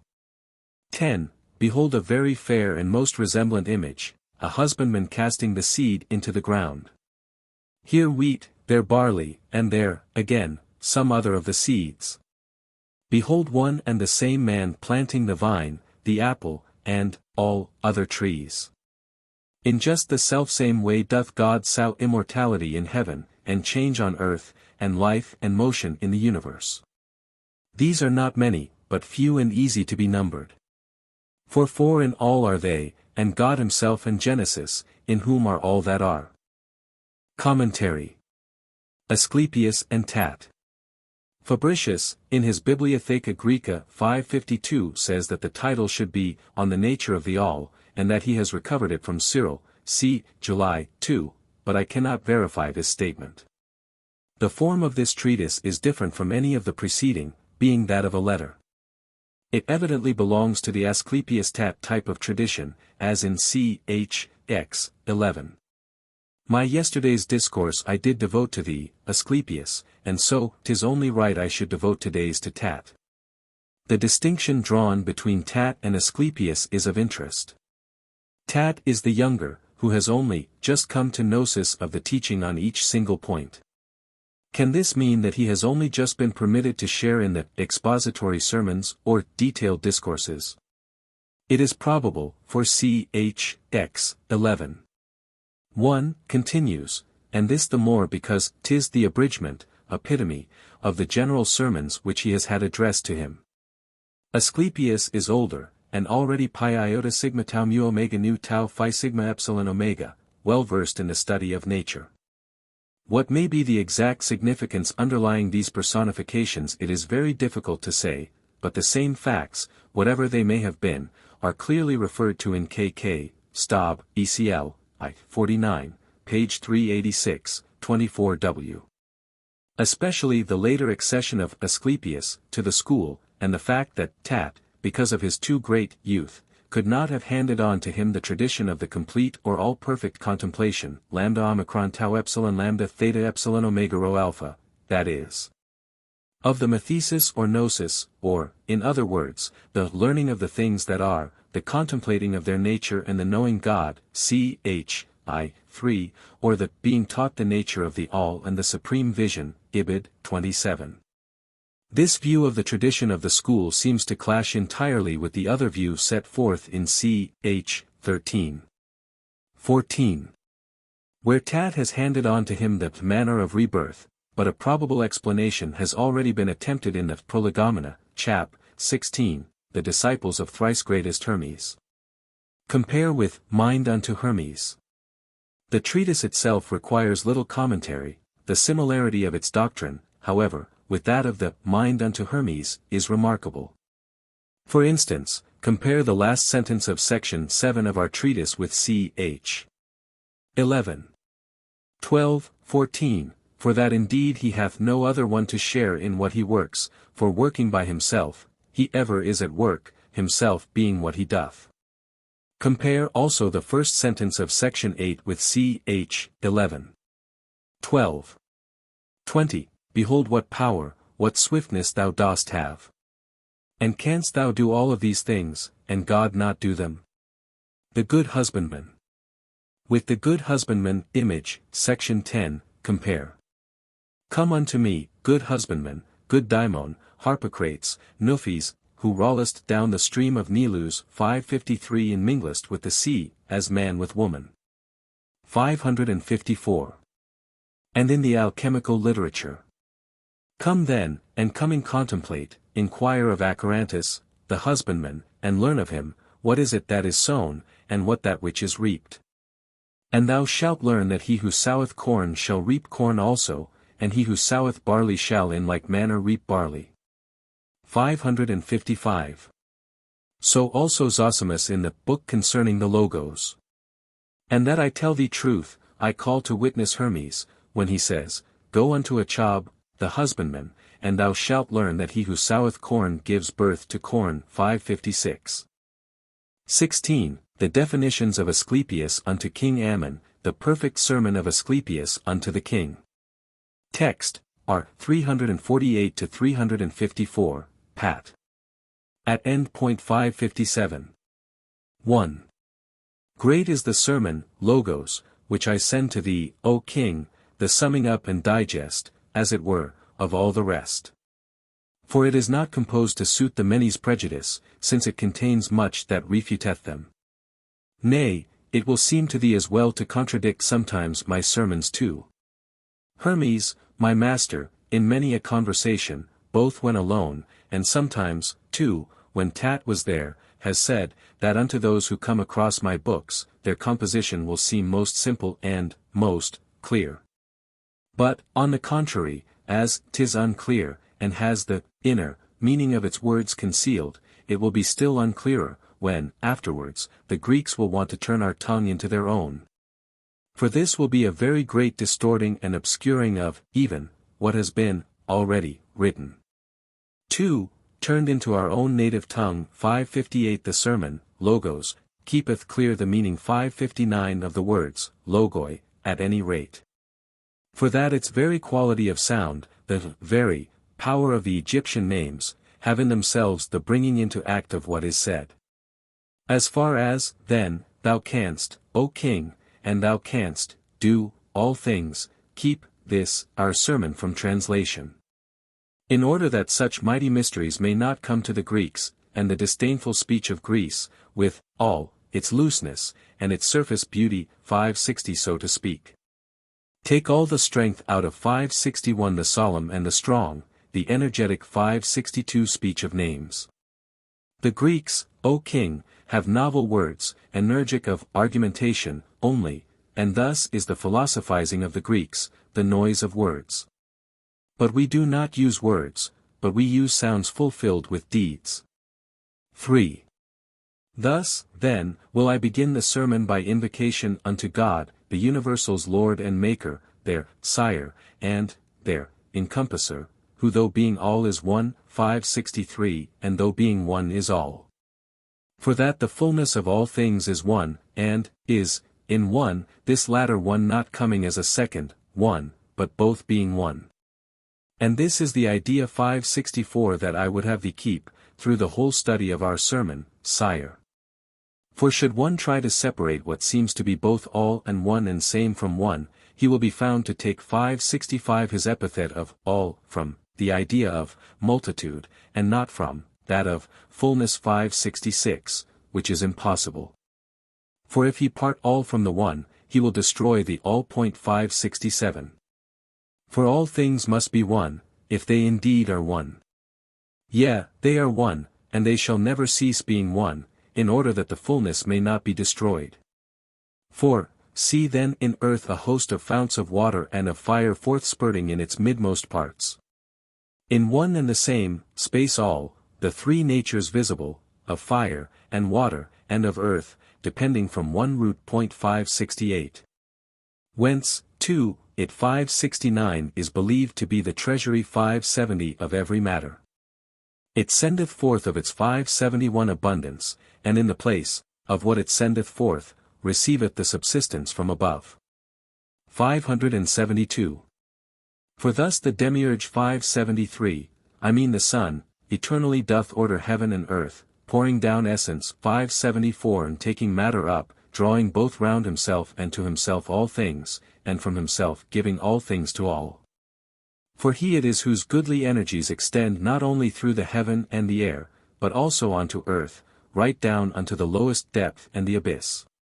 6. And if there be an essence which the mind alone can grasp, 575 this is his substance, 576 the reservoir 577 of which would be his light. But whence this, substance, doth arise, or floweth forth, he, and he, only, knows. Or rather, in space and nature, he is near unto himself, though as he is not seen by us, understand, him, by conjecture. 578. 7. The spectacle of him, however, is not left unto conjecture. Nay, for, his very rays, 579 in greatest splendor, shine all round on all the cosmos that doth lie above and lie below. For he is stablished in the midst, wreathed with the cosmos, 580 and just as a good charioteer, he safely drives the cosmic team, 581 and holds them in unto himself, 582 lest they should run away in dire disorder. The reins are life, and soul, and spirit, deathlessness, and genesis. He lets it, then, drive, round, not far off from himself, nay, if the truth be said, together with himself. 8. And in this way he operates 583 all things.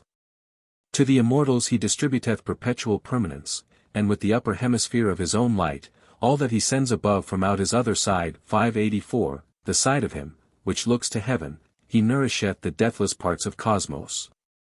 But with that side that sendeth down, its light, and shineth round all of the hemisphere 585 of water, and of earth, and air, he vivifieth. And by births and changes keepeth in movement to and fro the animals 586 in these, the lower, parts of cosmos. 9. He changes them in spiral fashion, and doth transform them into one another, genus to genus, species into species, their mutual changes into one another being balanced, just as he does when he doth deal with the great bodies. For in the case of every body, its permanence consists in transformation. In case of an immortal one, there is no dissolution, but when it is a mortal one, it is accompanied with dissolution. 587. And this is how the deathless body doth differ from the mortal, and how the mortal one doth differ from the deathless. 10. Moreover, as his light's continuous, so is his power of giving life to lives continuous, and not to be brought to an end in space or in abundance.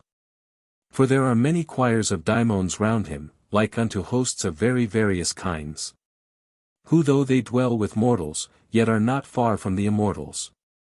But having as their lot from here unto the spaces of the gods, 588 they watch o'er the affairs of men, and work out things appointed by the gods, by means of storms, whirlwinds and hurricanes. By transmutations wrought by fire and shakings of the earth 589 with famines also and with wars requiting, man's, impiety, for this is in man's case the greatest ill against the gods. 11. For that the duty of the gods is to give benefits, the duty of mankind is to give worship 590, the duty of the daimons is to give requital. For as to all the other things men do, through error, or foolhardiness, or by necessity, which they call fate, 591 or ignorance, these are not held requitable among the gods, impiety alone is guilty at their bar. 12.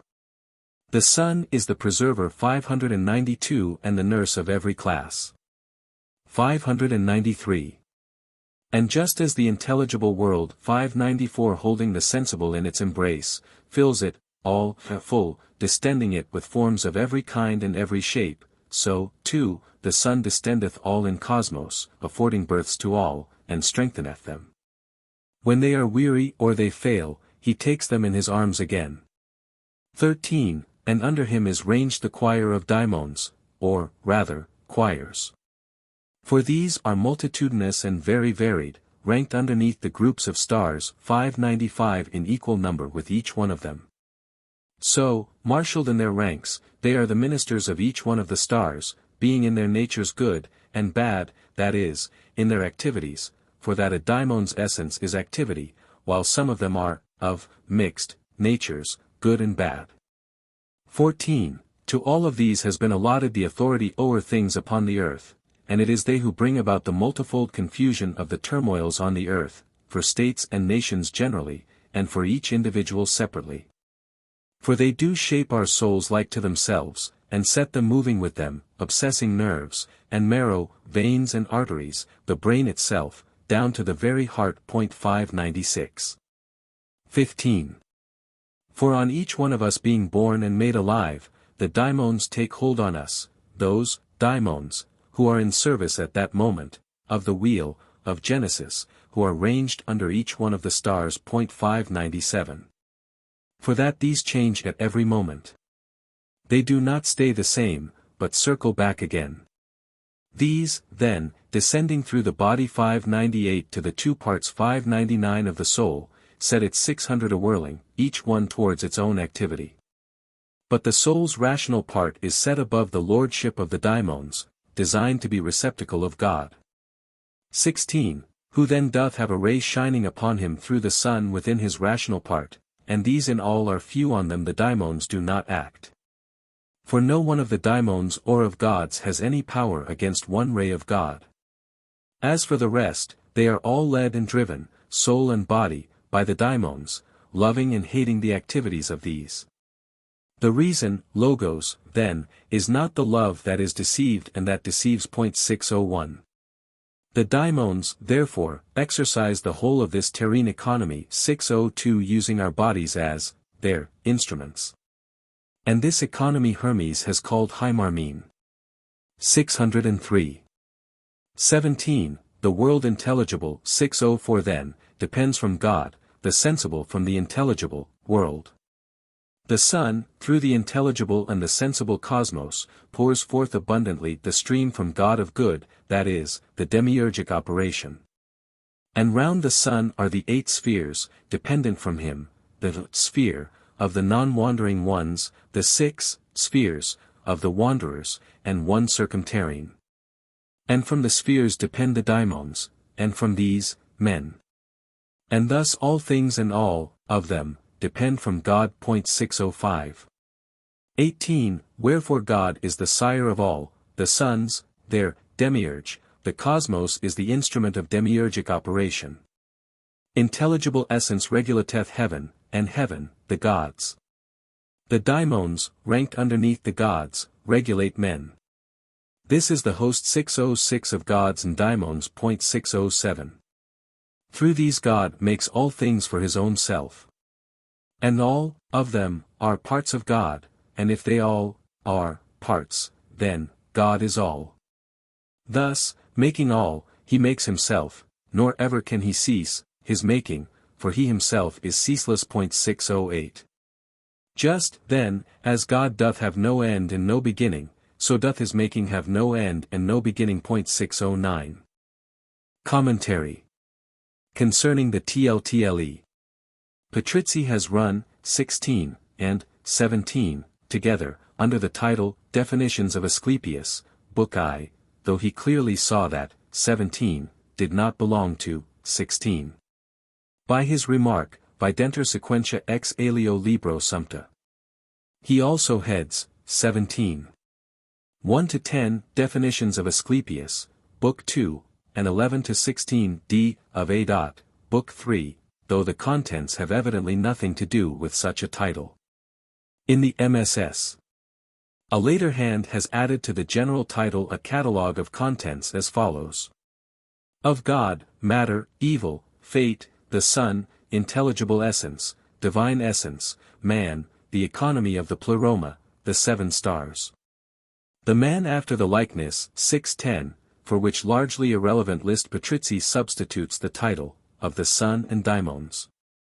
Reitzenstein, page 192, is of opinion that this contents list, and also the similar headings in 18, are due to some Byzantine scribe, who also foolishly interpolated 17. But even to 16, the title, Definitions of Asclepius, seems very inappropriate, while, on the other hand, we find Lactantius, D.I. 2. 5, in referring to the incursions of daimons, claiming that it was a doctrine also of Hermes, and adding, Asclepius, his hearer, has also explained the same idea at greater length in that perfect sermon, which he wrote to the king. This is quite definite, and the authority of Lactantius should perhaps be preferred to that of the MSS. But as the title would clash with the perfect sermon of Hermes to Asclepius, and as Lactantius may just possibly mean, in that initiatory sermon, the term perfectus being used in a general and not in an appellative sense, I have kept the traditional title and placed that of Lactantius second. A tradition concerning the Trismegistic literature. 1. Like the Key, ch. x. 11. Of Hermes, our treatise is an epitome 611, Asclepius has previously written a number of sermons to the king.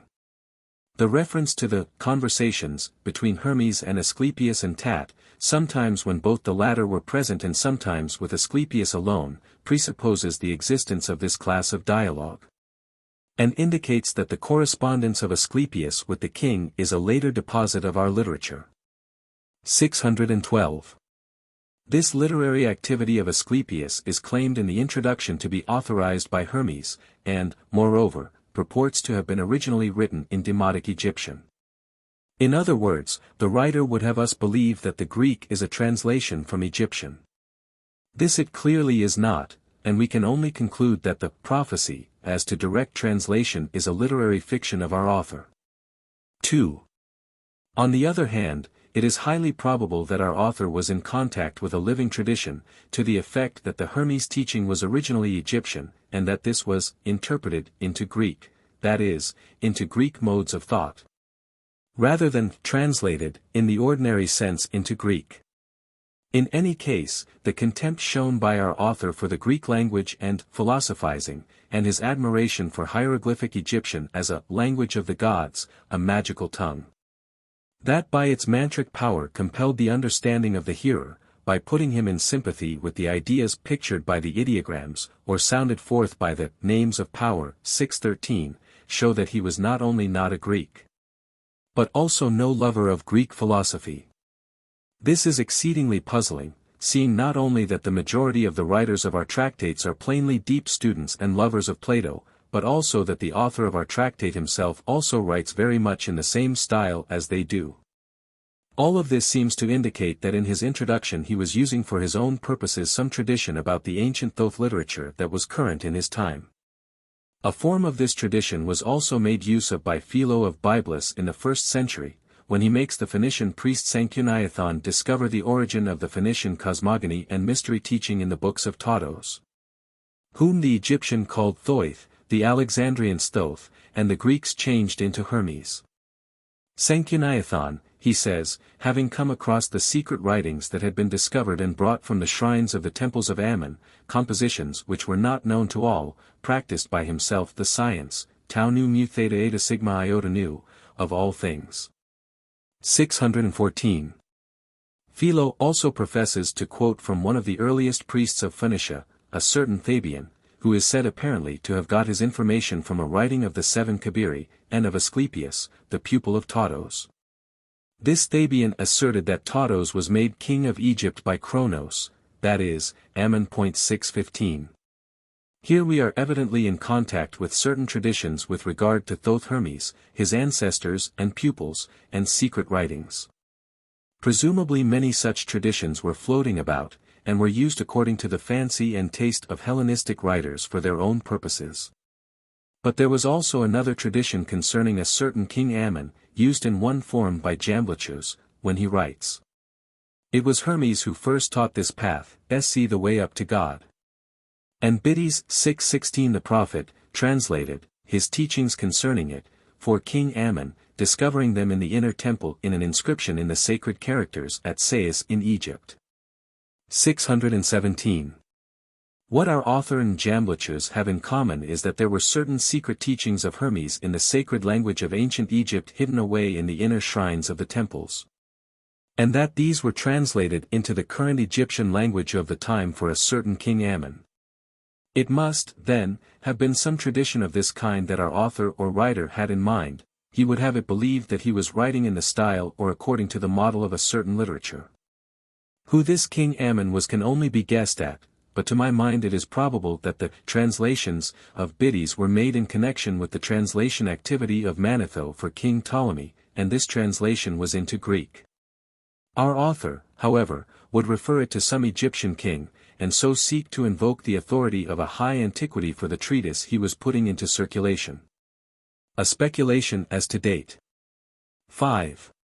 What seems to differentiate our treatise from the rest of the tractates, is the prominence its author gives to the doctrine of the sun as demiurgic orderer of all things. This so to speak pantheistic form of sun worship is peculiarly Egyptian. 618. Now if we remember the disdainful way in which Greek philosophizing is spoken of in the introduction, we may be tempted to take the sentence, and if there be any essence which the mind alone can grasp, section 6. As a somewhat patronizing reference to the intelligible world of Greek philosophy, as also the analogy in section 12. But when we turn to sections 17 and 18 the exposition fully adopts the doctrine of the intelligible and sensible worlds. This is so irreconcilable a contradiction that one is almost compelled to believe that the introduction is by another hand altogether, and that our sermon proper begins with section 3.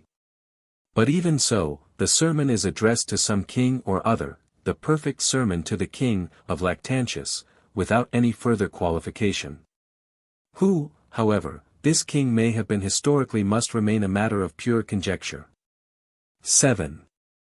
When, then, Reitzenstein, pointing to section 7, says that the symbolism of the sun as a charioteer wearing a crown of rays corresponds with that of the pictures of the Aurelian sun god, and adds further it is the Roman Empire god of the 3rd century. We are quite prepared to acknowledge a similarity of symbolism. But if it is intended to suggest that, therefore, we are to date our document by this similarity, it must be admitted that the indications are far too vague. For the symbolism of the sun as the ray-crowned charioteer is fundamental with the cult of Mithras, and is found in Greece long before the Aurelian period. The delineation of the sun. It is interesting, however, here to notice that the sun is wreathed with cosmos, and to compare this with the passage concerning the macroprosopis in the untitled Apocalypse of the Coptic Gnostic Codex Britianus. And especially with the sentence. The hair of his head is the number of the hidden worlds, and the outline of his face is the type of the eons. 619. In this untitled apocalypse there is a strong Egyptian undercoloring, that, however, the idea of a crown of powers was preeminently Egyptian may be seen from many a passage in the Pistis Sophia. 8.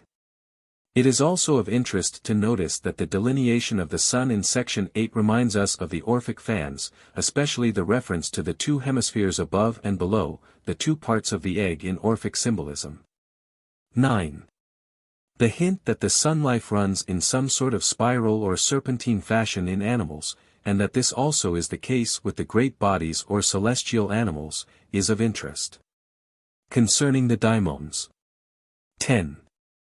Our author then proceeds to set forth his doctrine of the daimons or ministers of the gods, who are assigned to the lower hemisphere of operation, from the earth to the sun, the gods presumably occupying the higher hemisphere of activity. These daimons are what a Hindu or Buddhist would call karmic agents, for they are all connected with what is called the fate sphere, the instrument or the wheel of Genesis, or Sasra. 15. These daimons rule over the lower energies of the soul. The higher energy or rational part of the soul is set above them, and is designed to be the receptacle of God, or rather of his ray, the mind proper. 16. With section 16 compare the remarkable passage in one of the letters of Valentinus. 1. Alone is good, whose free utterance is his manifestation through his Son. It is by him alone that the heart can become pure, when every evil essence has been expelled from it. Now its purity is prevented by the many essences which take up their abode in it, for each of them accomplishes its own deeds, outraging it in diverse fashions with unseemly lusts. As far as I can see, the heart seems to receive somewhat the same treatment as an inn, or caravanserai, which has holes and gaps made in its walls, and is frequently filled with dung. Men living filthily in it and taking no care of the place as being someone else's property. Thus is it with the heart so long as it has no care taken of it, ever unclean and the abode of many daimons. But when the alone good Father hath regard unto it, it is sanctified and shineth with light. And he who possesseth such a heart is so blessed that he shall see God. 6:20. The language of Valentinus is remarkably like that of our treatises. Valentinus himself was an Egyptian. 17. Entirely Egyptian also is the scheme of dependency given in section 17, as we have already pointed out on several occasions, quoting from a hymn of Valentinus. The sentence, "Wherefore God is the sire of all the sons," their demiurge, distinctly contradicts Reitzenstein's, page 198, 1, statement that the Son in our treatise is worshipped as the All-God. The Son is He, by whom all things are made, the creative logos of God. 621. 19. The treatise is evidently incomplete. If, however, we turn to the contents title given at the beginning of these comments, we can gain but little information as to what is missing. For the contents there given do not in any but the vaguest fashion correspond to the substance of our treatise, nor do the subjects treated of come in the same order as in the contents heading. The divine essence, man, the economy of the pleroma and the man after the likeness, which are clearly not treated of in our text, may then have been treated in the missing portion of our tractate, but this is all we can say. 17. Of Asclepius to the King. Text, R. 354, Pat. At end of last piece. Asclepius. If thou dost think, of it, O King, even of bodies there are things bodiless. 622. The King. What, are they? Asked the King. ASC. The bodies that appear in mirrors, do they not seem then to have no body? The King. It is so, O Asclepius. 623. Thou thinkest like a god. 624, the King replied. ASC. There are things bodiless as well as these. For instance, forms. 625, do not they seem to thee to have no body, but to appear in bodies not only of the things which are ensouled, but also of those which are not ensouled? The King. Thou sayest well, Asclepius. ASC. Thus, then, there are reflections of things bodiless on bodies, and of bodies too upon things bodiless, that is to say, reflections, of the sensible on the intelligible world, and of the world, intelligible on the sensible. Wherefore, pay worship to the images, O King, since they too have their forms as from the world intelligible. Thereon his majesty arose and said. The King. It is the hour. 626, O prophet, to see about the comfort of our guests. Tomorrow, then, will we resume our sacred converse. 627. Commentary. On the adoration of images. The loss of the end of the previous sermon, and also the loss of almost the whole of 17, is to be accounted for by the falling out of one or more quires from the original MS. Of our corpus 628, a phenomenon similar to that already remarked in the case of ch. 2. 3. And that this is the fact is brought out interestingly by the note of Reitzenstein, p. 193, 1, namely, that one of the correctors of one of the copies, Paris, Mississippi, of this faulty original has precisely in these two places changed the name Asclepius into Tat. He was puzzled, and thought that his correction would set matters right. As a matter of fact, however, it only adds to the confusion. What the main subject of our treatise may have been we can hardly conjecture. Part of it, however, must have been devoted to an explanation of the rationale of image adoration, wherefore pay worship to the images, O King, of which we hear so much in P.S.A. These symbolic images of the gods are said to have their forms, delta alpha, in sympathetic relation with the intelligible world. These are mutual reflections, the one of the other. Now as the ka of the god was thought to have immediate relation with the image symbol of the god, and the gods were of the intelligible world, the statues of the gods were thought to be images of the image in some special way. They were regarded as providing a straight path or line of connection between earth and heaven, just as a man who made himself like to the man after the likeness became in himself a way up. 18. The Encomium of Kings, about the souls being hindered by the passion of the body.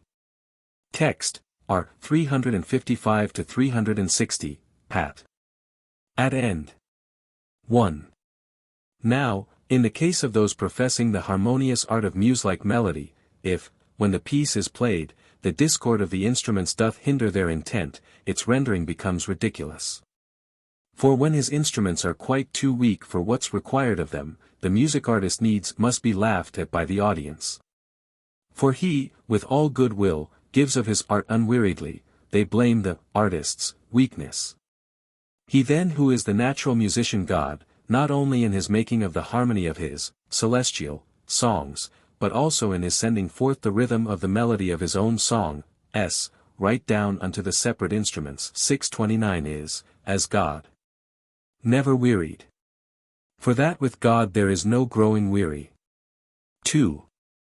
So, then, if ever a musician desires to enter into the highest contest of his art he can, when now the trumpeters have rendered the same phrase of the composer's skill, and afterwards the flautists played the sweet notes of the melody upon their instruments 630 and they complete the music of the piece with pipe and plectrum, if anything goes wrong. 631 does not lay the blame upon the inspiration 632 of the music maker. Nay, by no means, to him one renders the respect that is his due. One blames the falseness of the instrument, in that it has become a hindrance to those who are most excellent, embarrassing the maker of the music in the execution of his melody, and robbing those who listen of the sweetness of the song. 3. In like way also, in our case, let no one of our audience for the weakness that inheres in body, blame impiously our race. 633. Nay, let him know God is unwearied spirit 634, for ever in the selfsame way possessed of his own science, unceasing in his joyous gifts, the selfsame benefits bestowing everywhere. 4. And if the Phidias, the demiurge, is not responded to, by lack of matter to perfect his skillfulness, although for his own part the artist has done all he can, let us not lay the blame on him. But let us, rather, blame the weakness of the string 635 in that, because it is too slack or is too tight, it mars the rhythm of the harmony. 5. So when it is that the mischance occurs by reason of the instrument, no one doth blame the artist. Nay, more. The worse the instrument doth chance to be, the more the artist gains in reputation by the frequency with which his hand doth strike the proper note 636 and more the love the listeners pour upon that music maker. Without 637 the slightest thought of blaming him. So will we too, most noble, sirs, set our own lyre in tune again, with the musician. 6. Nay, I have seen one of the artist, folk 638, although he had no power of playing on the lyre, when once he had been trained for the right noble theme, make frequent use of his own self as instrument.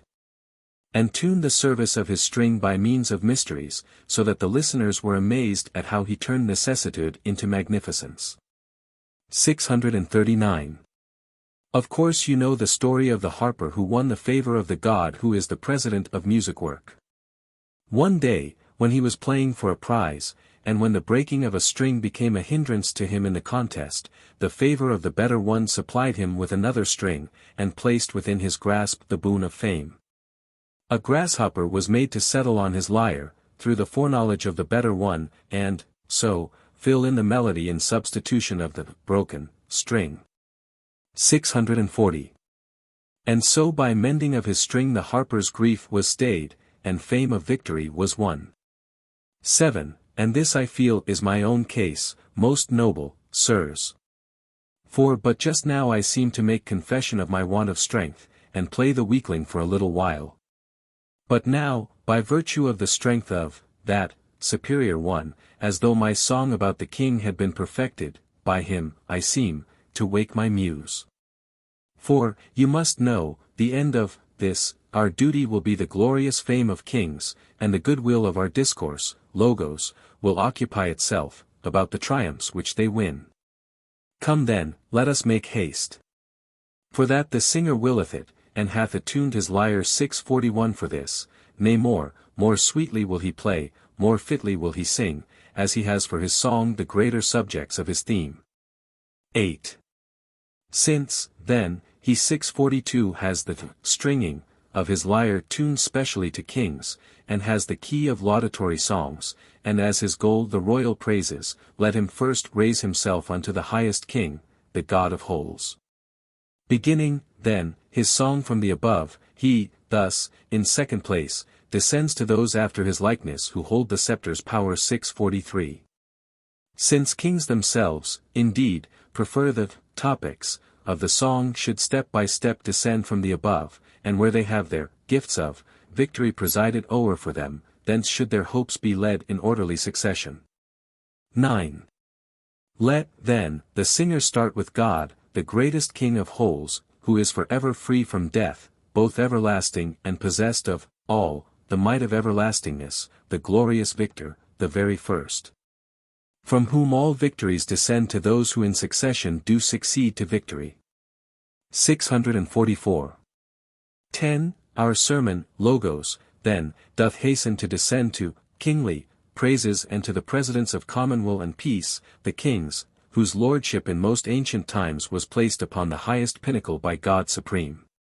For whom the prizes have already been prepared even before their prowess in the war, of whom the trophies have been raised even before the shock of conflict. For whom it is appointed not only to be kings but also to be best. At whom, before they even stir, the foreign land 645 doth quake. About the blessing of the better one, and praising of the king. 11. But now our theme, Logos, doth hasten on to blend its end with its beginnings, with blessing of the better one, 646, and then to make a final end of its discourse, Logos, on those divinest kings who give us the great prize of peace. For just as we began, by treating of the better one, and of the power above, so let us make the end bend round again unto the same, the better one. Just as the sun, the nurse of all the things that grow, on his first rising, gathers unto himself the first fruits of their yield with his most mighty hands, using his rays as though it were for plucking off their fruits, yea. For, his rays are, truly, hands for him who plucketh first the most ambrosial essences of plants, so, too, should we, beginning from the better one, and, thus, recipient of his wisdom stream. And turning it upon the garden of our souls above the heavens 647, we should direct and train these streams of blessing back again unto their source, blessing, whose entire power of germination, in us, he hath himself poured into us. 12. 'Tis fit 10,000 tongues and voices should be used to send his blessings back again unto the all-pure God, who is the Father of our souls. And though we cannot utter what is fit, for we are, far, unequal to the task, yet will we say what best we can. For babes just born have not the strength to sing their Father's glory as it should be sung. But they give proper thanks for them, according to their strength, and meet with pardon for their feebleness. 648. Nay, it is rather that God's glory doth consist in this, one, very thing, that he is greater than his children. And that the prelude and the source, the middle and the end, of blessings, is to confess the Father to be infinitely puissant and never knowing what a limit means. 13. So is it, too, in the king's case. For that we men, as though we were the children of the king, feel it our natural duty to give praise to him. Still must we ask for pardon, for our insufficiency, e'en though 'tis granted by our sire before we, even, ask. And as it cannot be the sire will turn from babes newborn because they are so weak, but rather will rejoice when they begin to recognize his love, 649, so also will the gnosis of the all, rejoice, which doth distribute life to all. And power of giving blessing back to God, which he hath given us. 14. For God, being good, and having in himself eternally the limit of his own eternal fitness, and being deathless, and containing in himself that lot of that inheritance that cannot come unto an end. And, thus, for ever flowing from out that energy of his, he doth send tidings to this world down here, to urge us, to the rendering of praise that brings us home again. 650. With him, 651 therefore, is there no difference with one another, there is no partiality. 652 with him. But they are one in thought. One is the prescience. 653 of all. They have one mind, their Father. One is the sense that's active through them, their passion for each other. 654, 'tis love. 655 himself who worketh the one harmony of all. 15, thus, therefore, let us sing the praise of God. Nay, rather, let us, first, descend to those who have received their scepters from him. For that we ought to make beginning with our kings, and so by practicing ourselves on them, accustom us to songs of praise, and train ourselves in pious service to the better. 1. We ought, to make the very first beginnings of our exercise of praise begin from him. 656 and through him exercise the practice of our praise, that so there may be in us both the exercising of our piety towards God, and of our praise to kings. 16. For that we ought to make return to them, in that they have extended the prosperity of such great peace to us. It is the virtue of the king, nay, 'tis his name alone, that doth establish peace. He has his name of king because he levelleth the summits of dissension with his smooth tread. 657 and is the Lord of reason, logos, that makes for peace. And inasmuch, in sooth, as he hath made himself the natural protector of the kingdom which is not his native land. 658 his very name, is made, the sign of peace. For that, indeed, you know, the appellation of the king has frequently at once restrained the foe. Nay, more, the very statues of the king are peaceful harbours for those most tempest-tossed. The likeness of the king alone has to appear to win the victory, and to assure to all the citizens freedom from hurt and fear. Commentary. The Apology of a Poemandres. This, the last piece in our corpus, differs so greatly both in style and form of contents from the rest of our sermons, that we are plainly dealing with a different order of endeavor. The style is for the most part so very artificial and forced, that we are conscious of labor and effort, and sometimes of such obscurity as to make a clear rendering almost impossible. The contents are of the nature of an elaborate set eulogy of kings. Whether or not this concluding piece ever bore a proper title it is impossible to say, for the existing headings are plainly added by a later redactor. 659, as we have already seen in a number of other instances. I have therefore ventured to superscribe as the main title, the Encomium of Kings, 660, and have placed the contents headings in parentheses. Reitzenstein, in his analysis of the corpus, concludes, p. 207, that this eulogy was appended to the collection of treatises by the original redactor, or collector. He was an Egyptian reader, who was a follower of the Trismegistic tradition.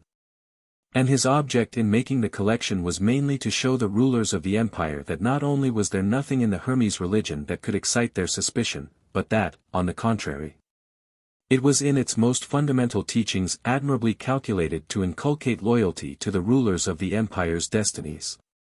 It is, indeed, to this apology, so to speak, that we owe the good fortune of the preservation of our corpus. Speculations as to date. Who the most noble, sirs, of sections 5 and 7, to whom the eulogy is immediately addressed, may be, is difficult to determine, for though the subject is the encomium of kings, in general, some actual king was evidently in the mind of the writer when he penned section 16. Perhaps the most noble may have been the high officials of Egypt. The lost conclusion of our encomium, for our actual text is evidently incomplete, may have given clearer indications of the emperor for whose ultimate perusal the eulogy was intended. As it is, the indications are of the vaguest. Reitzenstein, however, is of opinion, pages 207, 208, that the indications in section 16 best suit the reign of Diocletian, Imp. 285 to 305 AD. But he is aware that, as far as these are concerned, an earlier date is not excluded, page 208. It is only when he has treated, in his addenda, pages 371 to 374, the encomium as an example of later Greek art prose, or rhythmic prose. The scheme of the accentuation of which has been of late years carefully studied, especially by Meyer and Wilamowitz. That he comes definitely to the conclusion that the external form of our reader's effort fits precisely the time of Diocletian's triumph, 302 AD. I cannot, however, say that I am convinced by his arguments. The strained and elaborate introduction, sections 1 through 5, needs no further comment. No doubt it is very fine writing, but it is difficult to pin some of it down to any precise meaning in translation. The story of the Pythic grasshopper. 6. With section 6, however, our interest is awakened, for it reminds us of the famous introduction to the Protrepticus, or exhortation to the Greeks, of Clement of Alexandria. When he says, I could tell thee also of another, brother to these 661, story and singer, of Eunomus the Locrian and the Pythic grasshopper. At Pytho there was gathered together a solemn assembly of Greeks to celebrate the death of the serpent, with Eunomus to sing the funeral song of the beast. Whether his song was a hymn or a dirge I cannot say. Anyhow, there was a contest, and Eunomus had to harp it in the heat of the day, when the grasshoppers, warmed by the sun, were singing underneath the leaves along the hills. They were singing not to the serpent, the dead thing, but to God the All-Wise, a song of unrestrained mode far better than the modes of Eunomus. A chord breaks for the Locrian, the grasshopper flies on to the yoke. It chirped on the harp as on a branch, and the minstrel, modulating to the song of the grasshopper, filled up the missing string. It was not that the grasshopper was attracted by the song of Eunomus, as the story would have it, setting up a brazen statue at Pytho of Eunomus, harp and all, and his helper in the contest. It flew on naturally and sung naturally. The Greeks, however, thought it played the music. 662. This passage shows that the story referred to by our author was well known, so well known indeed that Clement takes it as a text for a naturalistic explanation of Hellenic miracle. No literary dependence, however, of one or the other can be entertained. For the similarity of the tau nu epsilon upsilon rho nu epsilon pi lambda rho omega sigma epsilon nu alpha tau of our text and the delta tau nu lambda epsilon pi omicron upsilon sigma alpha nu epsilon pi lambda rho omega sigma epsilon chi omicron rho delta nu of Clement is far too slight a link to bear the weight of any argument of this nature. 663. 11. There is evidently a lacuna after section 10, and, judging by the opening words of section 11, it must be of some length, for the praise of kings so far is of a very brief description. It is also of interest to notice how much easier the style of our author is when he treats of the praises of God. His words seem to come far more easily, as though he had a subject to deal with which he was more familiar, as, indeed, he ought to have been if he had studied the treatises he has collected together. The True King. 13. The idea that all his subjects are the children of the king is Egyptian, or, rather, it is the tradition of all nations who believed in divine kings. The true king was he who, so to speak, contained all his subjects within himself. They were all members, or, as we should say, cells, of his true body. The nation was the king, the victory of the nation was ascribed to the virtue of the king. 664. The fellow rulers of the height. 14. The last three sentences of section 14 Reitzenstein, page 208, would take as referring to the kings under the suzerainty of the emperor, who were bound to him by a common bond of love, in order that he may the more insist on the Diocletian date. 665. I would, however, refer the idea to the ideal of harmony and unity of the beings of the intelligible world, as described, for instance, by Plotinus, when he writes, "They see themselves in others.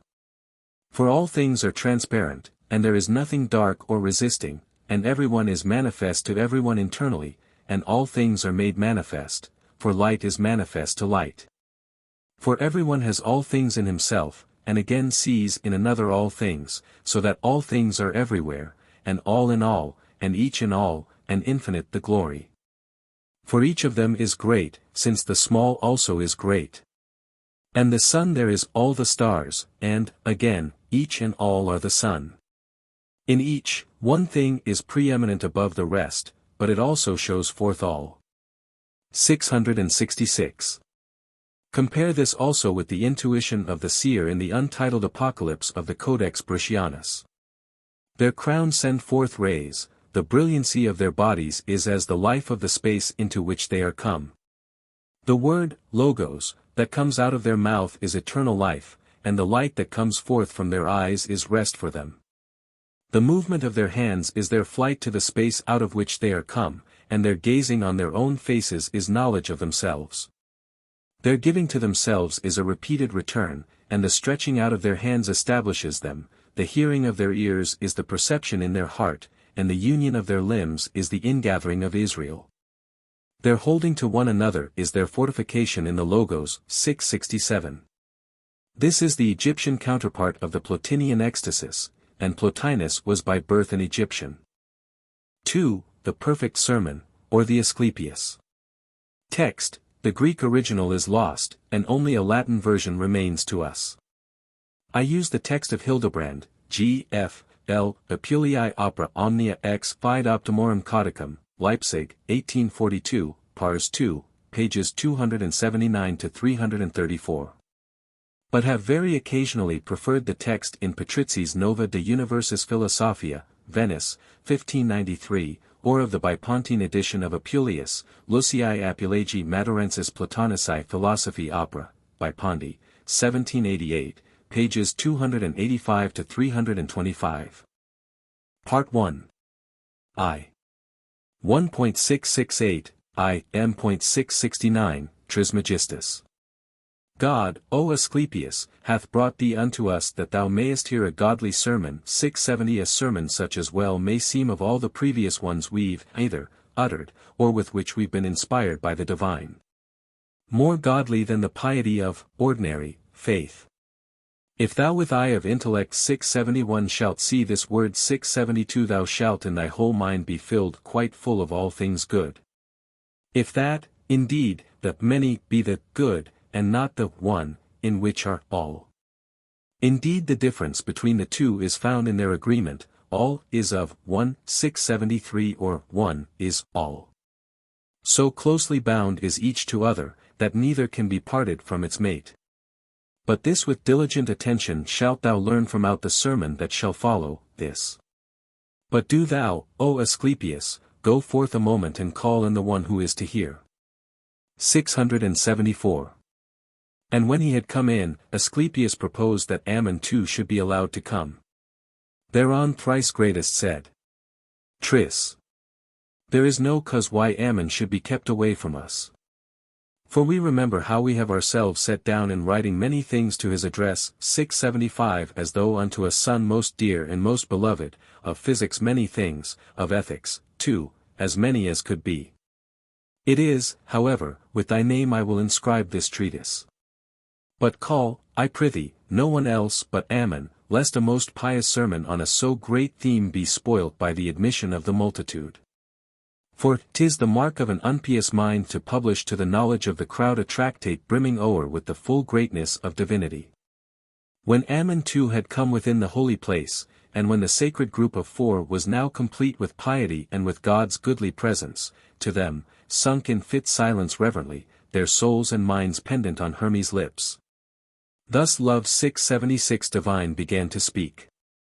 2. 1. Tris. The soul of every man, O, my, Asclepius, is deathless, yet not all in like fashion, but some in one way or, one, time, some in another. ASC. Is not, then, O thrice-greatest one, each soul of one, and the same, quality? Tris. How quickly hast thou fallen, O Asclepius, from reason's true sobriety. Did not I say that, all is one, and one is all, 677 inasmuch as all things have been in the Creator before they were created? Nor is he called unfitly, all, in that his members are the all. Therefore, in all this argument, see that thou keep in mind him who is, one, all, or who himself is maker of the all. 2. All things descend from heaven to earth, to water and to air. 'Tis fire alone, in that it is borne upwards, giveth life, that which is carried downwards, is subservient to fire. Further, whatever doth descend from the above, begetteth. What floweth upwards, nourisheth. 'Tis earth alone, in that it resteth on itself, that is receiver of all things, and, also, the restorer of all genera that it receives. This whole, 678 therefore, as thou rememberest 679 in that it is of all, in other words, all things, embraced by nature under soul and world, 680 are in perpetual flux, so varied by the multiform equality of all their forms. That countless kinds of well-distinguished qualities may be discerned, yet with this bond of union, that all should seem as one, and from one all. 681. 3. 1. That, then, from which the whole cosmos is formed, consisteth of four elements, fire, water, earth, and air. Cosmos, itself is, one, its, soul, is, one, and God is one. Now lend to me the whole of thee, 682, all that thou canst in mind, all that thou skillst in penetration. For that the reason 683 of divinity may not be known except by an intention of the senses like to it. 684. 'Tis 685 likest to the torrent's flood, down dashing headlong from above with all-devouring tide. So that it comes about, that by the swiftness of its speed it is too quick for our attention, not only for the hearers, but also for the very teachers. 686. Part 2. 2. Heaven, then, God sensible, is the director of all bodies. Bodies increasings and decreasings are ruled by sun and moon. But he who is the ruler of the heaven, and of its soul as well, and of all things within the cosmos, he is God, who is the maker of all things. For from all those that have been said above, 687 o'er which the same God rules, there floweth forth a flood of all things streaming through the cosmos and the soul, of every class and kind, throughout the nature of all things. The cosmos hath, moreover, been prepared by God as the receptacle of forms of every kind. 688. Forethinking nature by these kinds of things, he hath extended cosmos unto heaven by means of the four elements, all to give pleasure to the eye of God. 4. 1. And all dependent from above 689 are subdivided into species in the fashion 690 which I am to tell. The genera of all things company with their own species, so that the genus is a class in its entirety, the species is part of a genus. The genus of the gods will, therefore, make the species of the gods out of itself. In like way, too, the genus of the daimons, and of men, likewise of birds, and of all animals, the cosmos doth contain within itself, brings into being species like itself. There is besides a genus other than the animal, a genus, or indeed a soul, in that it's not without sensation, in consequence of which it both finds happiness in suitable conditions, and pines and spoils in adverse ones. I mean, the class, of all things on the earth which owe their life to the sound state of roots and shoots, of which the various kinds are scattered through the length and breadth of earth. 2. The heaven itself is full of God. The genera we have just mentioned, therefore, occupy up to the spaces of all things whose species are immortal. For that a species is part of a genus, as man, for instance, of mankind, and that a part must follow its own class's quality. From which it comes to pass that though all genera are deathless, all species are not so. The genus of divinity is in itself and in its species 691, also, deathless. As for the genera of other things, as to their genus, they, too, are everlasting. For, though, the genus, perish in its species, yet it persists through its fecundity in being born. And for this cause its species are beneath the sway of death, so that man mortal is, mankind immortal. v. 1. And yet the species of all genera are interblended with all genera, some 692 which have previously been made, some which are made from these. The latter, then, which are being made either by gods, or daimons, or by men, are species almost closely like to their own several genera. For that it is impossible that bodies should be formed without the will of God.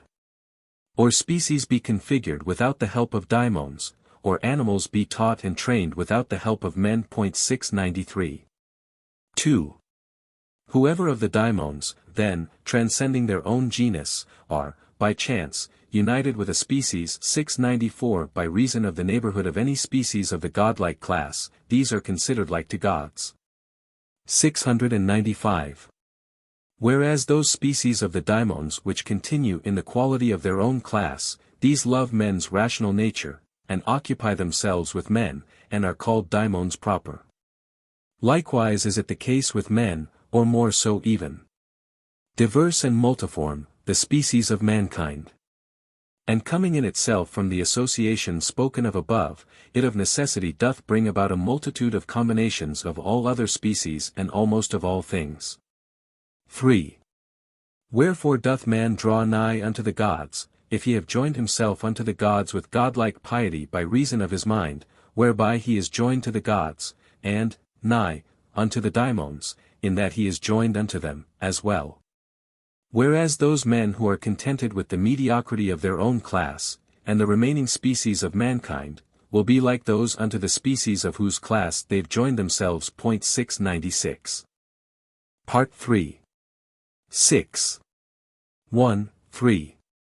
It is for reasons such as these, Asclepius, man is a mighty wonder, an animal meet for our worship and for our respect. For he doth pass into God's nature, 697, as though himself were God. This genus, also, knows the genus of the daimons, as though man knew he had a common origin with them. He thinketh little of the part of human nature in him, from confidence in the divineness of his other part. How much more happy is the blend of human nature, than of all the rest. Joined to the gods by his cognate divinity, a man looks down upon the part of him by means of which he's common with the earth. The rest of things to which he knows he's kin, by reason of the heavenly order, in him, he binds unto himself with bonds of love, and thus he turns his gaze to heaven. 2. So, then, man hath his place in the more blessed station of the midst. So that he loves all those below himself, and in his turn is loved by those above. He tills the earth. He mingles with the elements by reason of the swiftness of his mind. He plunges into the sea's depths by means of its 698 profundity. He puts his values on all things. Heaven seems not too high for him, for it is measured by the wisdom of his mind as though it were quite near. No darkness of the air obstructs the penetration of his mind. No density of earth impedes his work. No depth of water blunts his sight. 699. Though still, the same, yet, is he all, and everywhere is he the same. 3. Of all these genera, those species, which are animal have, many, roots, which stretch from the above below. 700 whereas those which are stationary 701, these from, 1, living root send forth a wood of branching greenery up from below into the upper parts. Moreover, some of them are nourished with a twofold form of food, while others with a single form. Twain are the forms of food, for soul and body, of which, all, animals consist. Their soul is nourished by the ever-restless motion of the world 702. Their bodies have their growth from foods, drawn, from the water and the earth of the inferior world. 703. Spirit, 704, with which they 705 all are filled, being interblended with the rest, 706 doth make them live. Sense being added, and also reason in the case of man, which hath been given to man alone as a fifth part out of the ether. Of all the living things 707, God, doth adorn, extend, exalt, the sense of man alone unto the understanding of the reason of divinity. 708. But since I am impressed to speak concerning sense, I will a little further on set forth for you the sermon on this point, for that it is most holy, and most mighty, not less than in the reason of divinity itself. 7. 1. But now I'll finish for you what I have begun. For I was speaking at the start of union with the gods, by which men only 709 consciously enjoy 710 the gods' regard. I mean whatever men have one such rapture that they have obtained a share of that divine sense of intelligence which is the most 711 divine of senses, found in God and in man's reason. ASC. Are not the senses of all men, thrice greatest one, the same? Tris. Nay, my, Asclepius, all have not one true reason 712, but wildly rushing in pursuit of, reasons, counterfeit, 713 they never see the thing itself, and are deceived. And this breeds evil in their minds, and, thus, transforms the best of animals into the nature of a beast and manners of the brutes. 2. But as to sense and all things similar, I will set forth the whole discourse when, I explain, concerning spirit. For man is the sole animal that is twofold. One part of him is simple, the man, essential, 714 as say the Greeks, but which we call the form of the divine similitude. He also is fourfold, that which the Greeks call hylic, 715, but, which we call cosmic. Of which is made the corporal part, in which is vestured what we just have said is the divine in man, 716, in which the Godhead of the mind alone, together with its kin, that is the pure mind senses, findeth home and rest. Itself with its own self, as though shut in the body's walls. Part 4. 3, 4. Asc. What, then, thrice greatest one, has caused it that man should be planted in the world, and should not pass his life in highest happiness in that part, of the universe, where there is God? Tris. Rightly thou questionest, O, my, Asclepius. And we pray God that he bestow on us the power of setting forth this reason. Since everything depends upon his will, and specially those things that are set forth about the highest whole, the reason that's the object of our present argument. Here, then, Asclepius. 8. 1.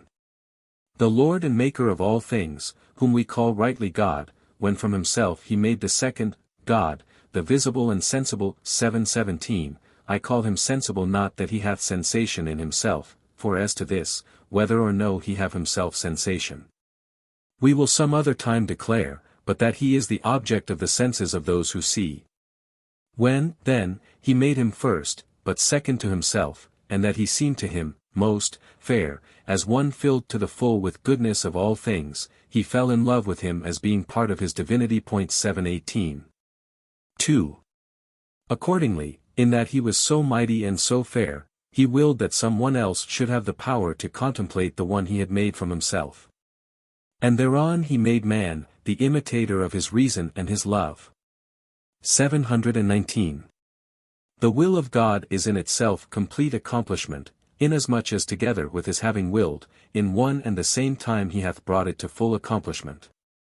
And so, when he perceived that the essential, 720, man, could not be lover 721 of all things, unless he clothed him in a cosmic carapace, he shut him in within a house of body, and ordered it that all, men, should be so.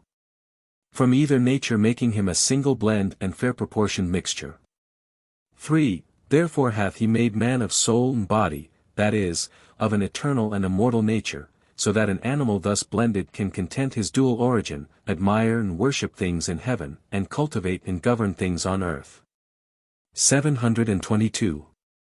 By mortal things 723 I do not mean the water or the earth, themselves, for these are two of the immortal elements that nature hath made subject unto men, but, either, things that are by men, or, that are, in or from them 724. Such as the cultivation of the earth itself, pastures, and, buildings, harbors, voyagings, intercommunications, mutual services.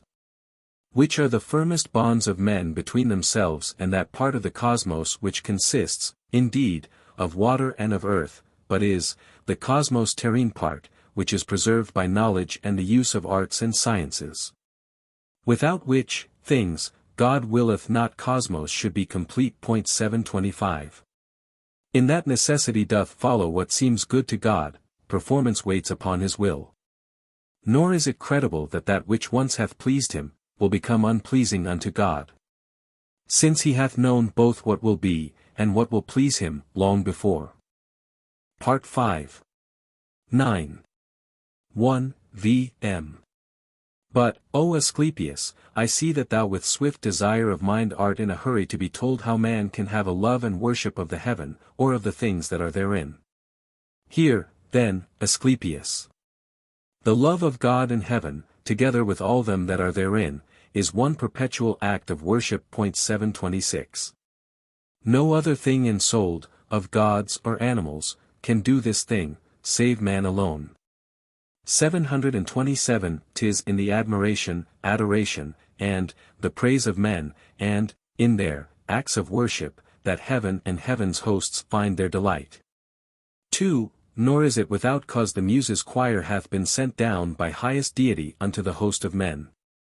In order that, forsooth, the terrene world should not seem too uncultured, had it lacked the charm of measures, but rather that with songs and praise of men accompanied with music. 728 He might be lauded, he who alone is all, or is the sire of all.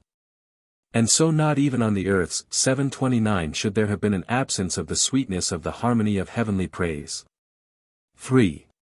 Some, then, though they be very few, endowed with the pure mind 730 have been entrusted with the sacred charge of contemplating heaven. Whereas those men who, from the twofold blending of their nature, have not as yet withdrawn their inner reason from their body's mass 731 these are appointed for the study of the elements, and, all, that is below them. 4. Thus man's an animal. Yet not indeed less potent in that he's partly mortal, but rather doth he seem to be all the more fit and efficacious for reaching certain reason, since he has had mortality bestowed on him as well. For it is plain he could not have sustained the strain of both, unless he had been formed out of both natures 732 so that he could possess the powers of cultivating earthly things and loving heaven. X. 1. The reason of a thesis such as this, O, my, Asclepius, I would that thou shouldst grasp, not only with the keen attention of thy soul, but also with its living power 733, as well. For 'tis a reason that most men cannot believe. The perfect and the true are to be grasped by the more holy minds. 734 Hence, then, will I begin. Part 6. 2, 6. M. The Lord of the Eternity 735 is the first God, the second's cosmos, man is the third. 736. God is the maker of the cosmos and of all the things therein. At the same time he ruleth 737 all, with man himself, who is, the ruler of the compound things 738. The whole of which man taking on himself, doth make of it the proper care of his own love, in order that the two of them, himself and cosmos, may be an ornament each unto other. So that from this divine compost of man, world seems most fitly called cosmos 739 in Greek. 3. He knows himself, he knows the world as well. 740 So that he recollects, indeed, what is convenient to his own parts. He calls to mind what he must use, that they may be of service to himself, giving the greatest praise and thanks to God, his image 741 reverencing, not ignorant that he is, 2, God's image the second, 1. For that there are two images of God, cosmos and man. 742. 4. So that it comes to pass that, since man's is a single structure, in that part, of him, which doth consist of soul, and sense, of spirit, and of reason, he's divine. So that he seems to have the power to mount from as it were the higher elements into the heaven. But in his cosmic part, which is composed of fire, and water, and of air, he stayeth mortal on the earth, lest he should leave all things committed to his care forsaken and bereft. Thus humankind is made in one part deathless, and in the other part subject to death while in a body. 11.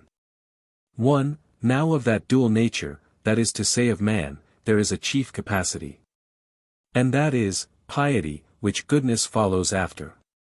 And, this, capacity, then, and then only, seems to be perfected, if it be fortified with virtue of despising all desires for alien things. For alien from every part of kinship with the God 743 are all things on the earth, whatever are possessed from bodily desires, to which we rightly give the name, possessions, in that they are not born with us, but later on begin to be possessed by us. Wherefore we call them by the name possessions. 744. 2. All such things, then, are alien from man, even his body. So that we can despise not only what we long for, but also that from which the vice of longing comes to us. For just as far as the increase of reason leads our 745 soul, so far one should be man. In order that by contemplating the divine, one should look down upon, and disregard the mortal part, which hath been joined to him, through the necessity of helping on the lower 746 world. 3. For that, in order that a man should be complete in either part, observe that he hath been composed of elements of either part in sets of 4.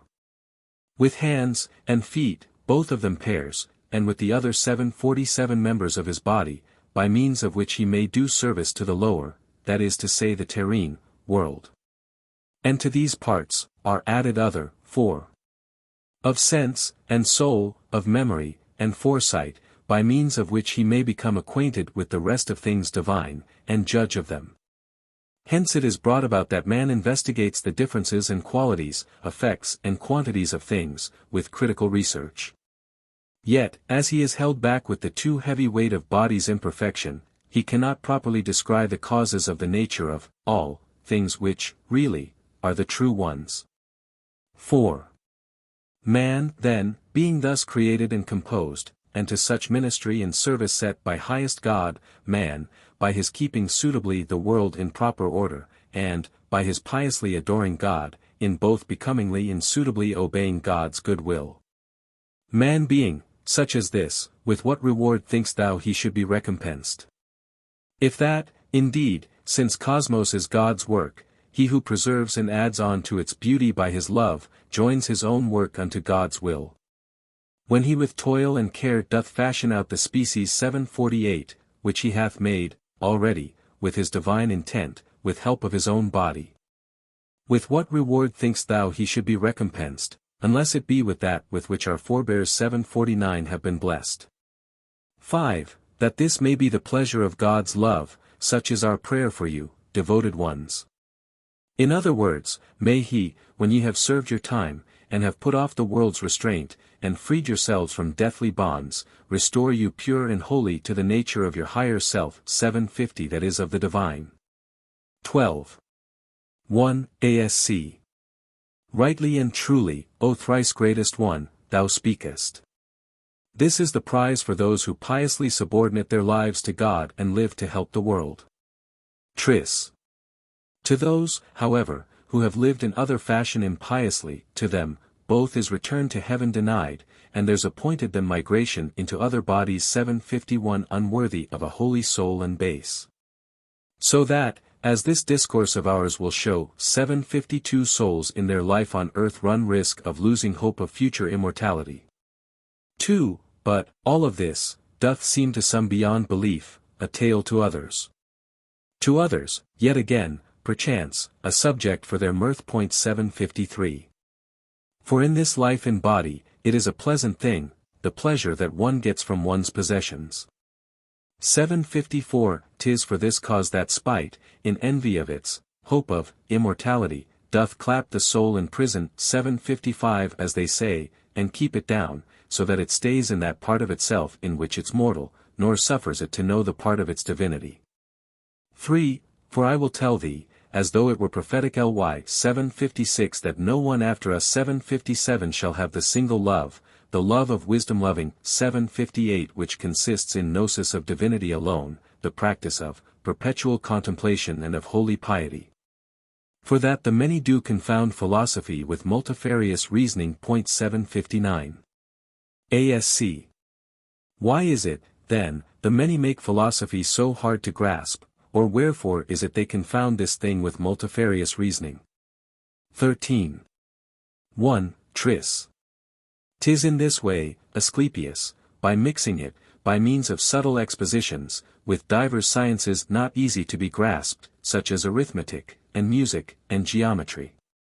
But pure philosophy, which doth depend on godly piety alone, should only so far occupy itself with other arts, that it may know how to appreciate the working out in numbers of the foreappointed stations of the stars when they return, and of the course of their procession. Let her, moreover, know how to appreciate the earth's dimensions, its qualities and quantities, the water's depths, the strength of fire, and the effects and nature of all these. And so, let her give worship and give praise unto the art and mind of God. 2. As for true music, to know this is naught else than to have knowledge of the order of all things, and whatsoever God's reason hath decreed.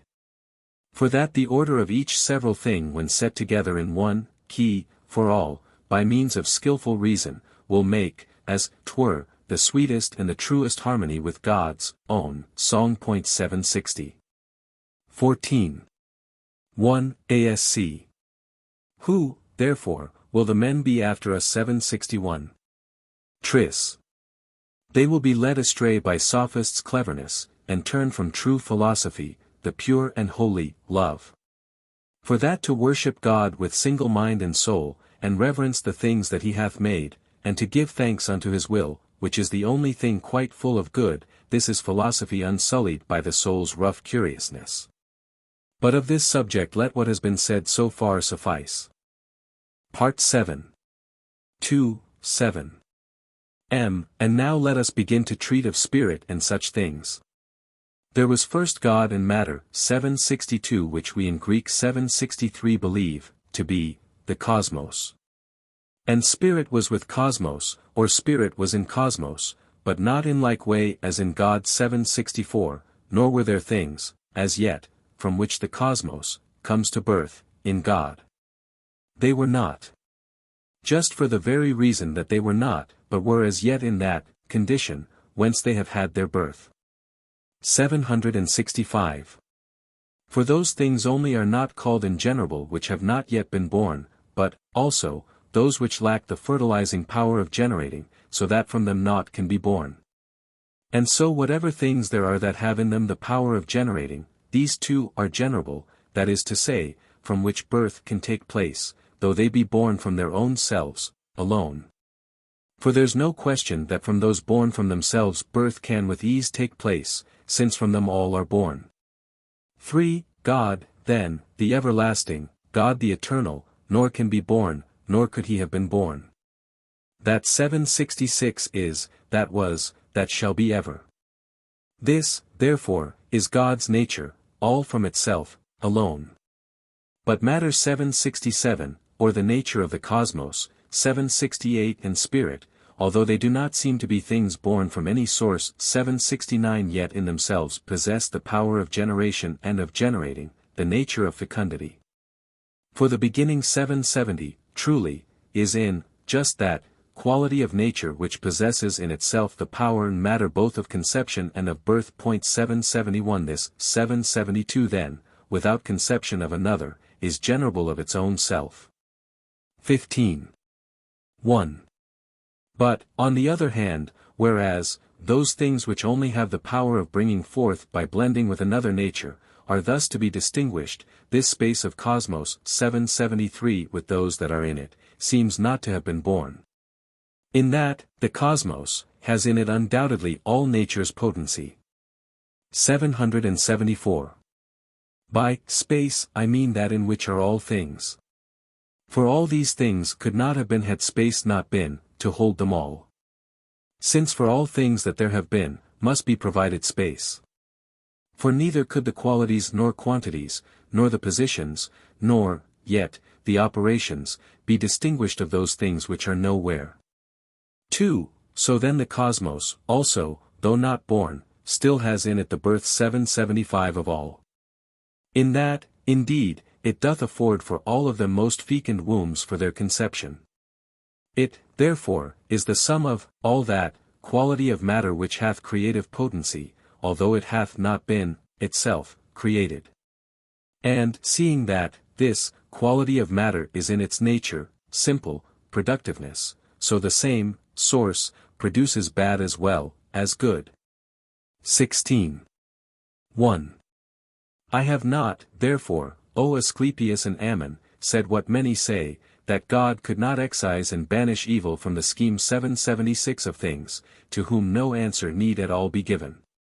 Yet for your sakes I will continue what I have begun, and give a reason. They say that God ought to have freed the world from bad in every way, for so much is it 777 in the world, that it doth seem to be as though it were one of its limbs.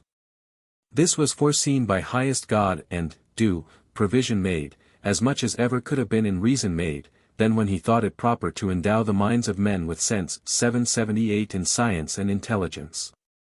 2. For it is by these things alone whereby we stand above the rest of animals, that we are able to avoid the snares and crimes of ill. For he who shall on sight have turned from them, before he hath become enmeshed in them, he is a man protected by divine intelligence and, godly, prudence. For that the groundwork of, true, science doth consist of the top stones of virtue. 3. It is by spirit that all things are governed in the cosmos, and made quick, spirit made subject to the will of highest God, as though it were an engine or machine. So far, then, only, let him be by us conceived, as him who is conceivable by mind alone, who is called highest God, the ruler and director of God sensible 779, of him who in himself includes all space, all substance, and all matter. Of things producing and begetting, and all whatever is, however great it be. 17. 1. It is by spirit that all species in the cosmos are, or, moved or ruled, each one according to its proper nature given it by God. Matter 780 or cosmos, on the other hand, is that which holds all things, the field of motion 781 and the that which crowds together 782 all, of which God is the ruler, distributing unto all cosmic things all that is requisite to each. It is with spirit that he fills all things, according to the quality of each one's nature. 2. Now, seeing that the hollow roundness 783 of the cosmos is borne round into the fashion of a sphere. By reason of its, very, quality or form, it never can be altogether visible unto itself. So that, however high a place in it thou shouldest choose for looking down below, thou couldst not see from it what is at bottom, because in many places it confronts the senses. And so is thought to have the quality of being visible throughout. 784. For it is solely owing to the forms of species, with images of which it seems insculpted, that it is thought to be, as though 'twere visible throughout, but as a fact 'tis ever to itself invisible. 3. Wherefore, its bottom, or its lowest part, if such a place there be within a sphere, is called in Greek Aeid 785, since that Eideon 786 in Greek means seeing, which, being seen, the spheres beginning 787 lacks. Hence, too, the species have the name Idei 788 since they're of form we cannot see. Therefore, in that they are deprived of being seen, in Greek they are called Hades. In that they are at bottom 789 of the sphere, they're called in Latin inferi. These, then, are principal and prior 790 and, as it were, the sources and the heads of all the things which are in them 791 through them, or from them. 18. 1. ASC. All things, then, in themselves, as thou, thrice-greatest one, dost say, are cosmic principles, as I should say, of all the species which are in them, or, as it were, the sum and substance of each one of them. 792. Tris. So cosmos, then, doth nourish bodies, the spirit, souls, the higher sense, with which celestial gift mankind alone is blessed, 793 doth feed the mind. And, these are, not all men, but, they are, few, whose minds are of such quality that they can be receptive of so great a blessing. 2. For as the world's illumined by the sun, so is the mind of man illumined by that light. Nay, in, still, fuller measure. For whatsoever thing the sun doth shine upon, it is anon, by interjection of the earth or moon, or by the intervention of the night, robbed of its light. But once the higher sense hath been commingled with the soul of man, there is at-one-ment from the happy union of the blending of their natures, so that minds of this kind are never more held fast in errors of the darkness. Wherefore, with reason have they said the higher senses are the souls of gods, to which I add, not of all gods, but of the great ones, only, nay, even of the principles of these. Part 8. 19. 1, 8.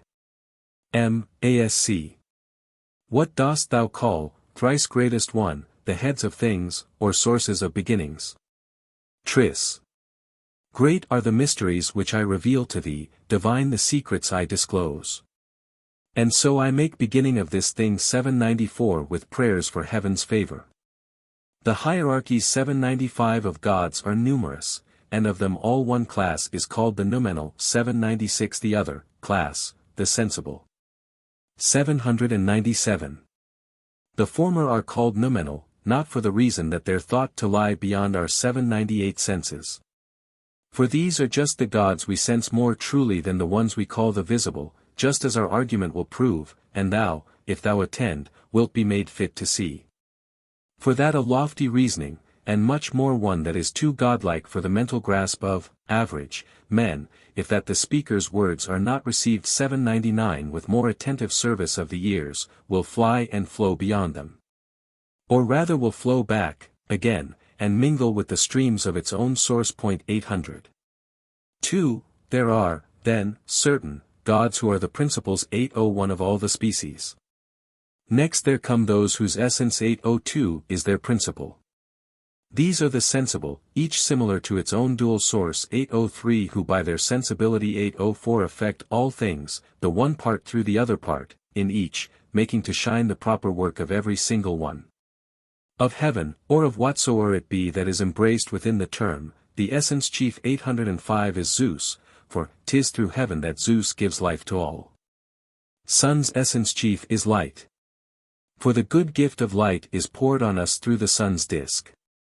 3. The 36, who have the name of horoscopes 806 are in the same space as the fixed stars. Of these the essence chief, or prince, is he whom they call pantomorph or omniform 807 who fashioneth the various forms for various species. The 7, who are called spheres, have essence chiefs, that is, have each, their proper rulers, whom they call, altogether, Fortune and Hymarmene 808 whereby all things are changed by nature's law. Perpetual stability being varied with incessant motion. 809. The air, moreover, is the engine, or machine, through which all things are made. There is, however, an essence chief of this, a second, air, mortal from mortal things and things like these. 810. 4. These hierarchies of gods, then, being thus and, in this way, related 811 from bottom unto top, are, also, thus connected with each other, and tend towards themselves, so mortal things are bound to mortal, things sensible to sensible.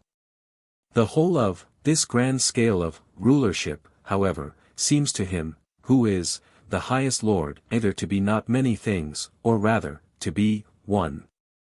For that from one all things depending 812 and flowing down from it, when they are seen as separate, they're thought to be as many as they possibly can be, but in their union it is one thing, or rather two, from which all things are made. That is, from matter, by means of which the other things are made, and by the will of him, by naught of whom they're brought to pass. XX. 1. Asc. Is this again the reason, O thrice greatest one? Tris. It is, Asclepius. For God's the Father or the Lord of all, or whatsoever else may be the name by which he's named more holily and piously by men, which should be set apart among ourselves for sake of our intelligence. For if we contemplate this so transcendent God, we shall not make him definite by any of these names. For if a spoken word 8:13 is this, a sound proceeding from the air, when struck by breath 8:14 denoting the whole will, perchance, of man, or else the higher sense, which by good chance a man perceives by means of mind. When out of all his senses 8:15, a name the stuff of which, made of a syllable or two, has so been limited and pondered, that it might serve in man as necessary link between the voice and ear. Thus, must, the name of God in full consist of sense, and spirit, and of air, and of all things in them, or through, or with them. 8:16. 2. Indeed, I have no hope that the Creator of the whole of greatness, the Father and the Lord of all the things, that are, could ever have one name, even although it should be made up of a multitude, he who cannot be named. Or rather he who can be called by every name. For he, indeed, is one and all 8:17, so that it needs must be that all things should be called by the same name as his, or he himself called by the names of all. 3. He, then, alone, yet all complete in the fertility of either sex, ever with child of his own will, doth ever bring to birth whatever he hath willed to procreate. His will is the all-goodness, which also is the goodness of all things, born from the nature of his own divinity, in order that all things may be, just as they all have been. And that henceforth the nature of being born from their own selves may be sufficient to all things that will be born. Let this, then, be the reason given thee, Asclepius, wherefore and how all things are made of either sex. XXI. 1. ASC. Thou speakst of God, then, O thrice-greatest one.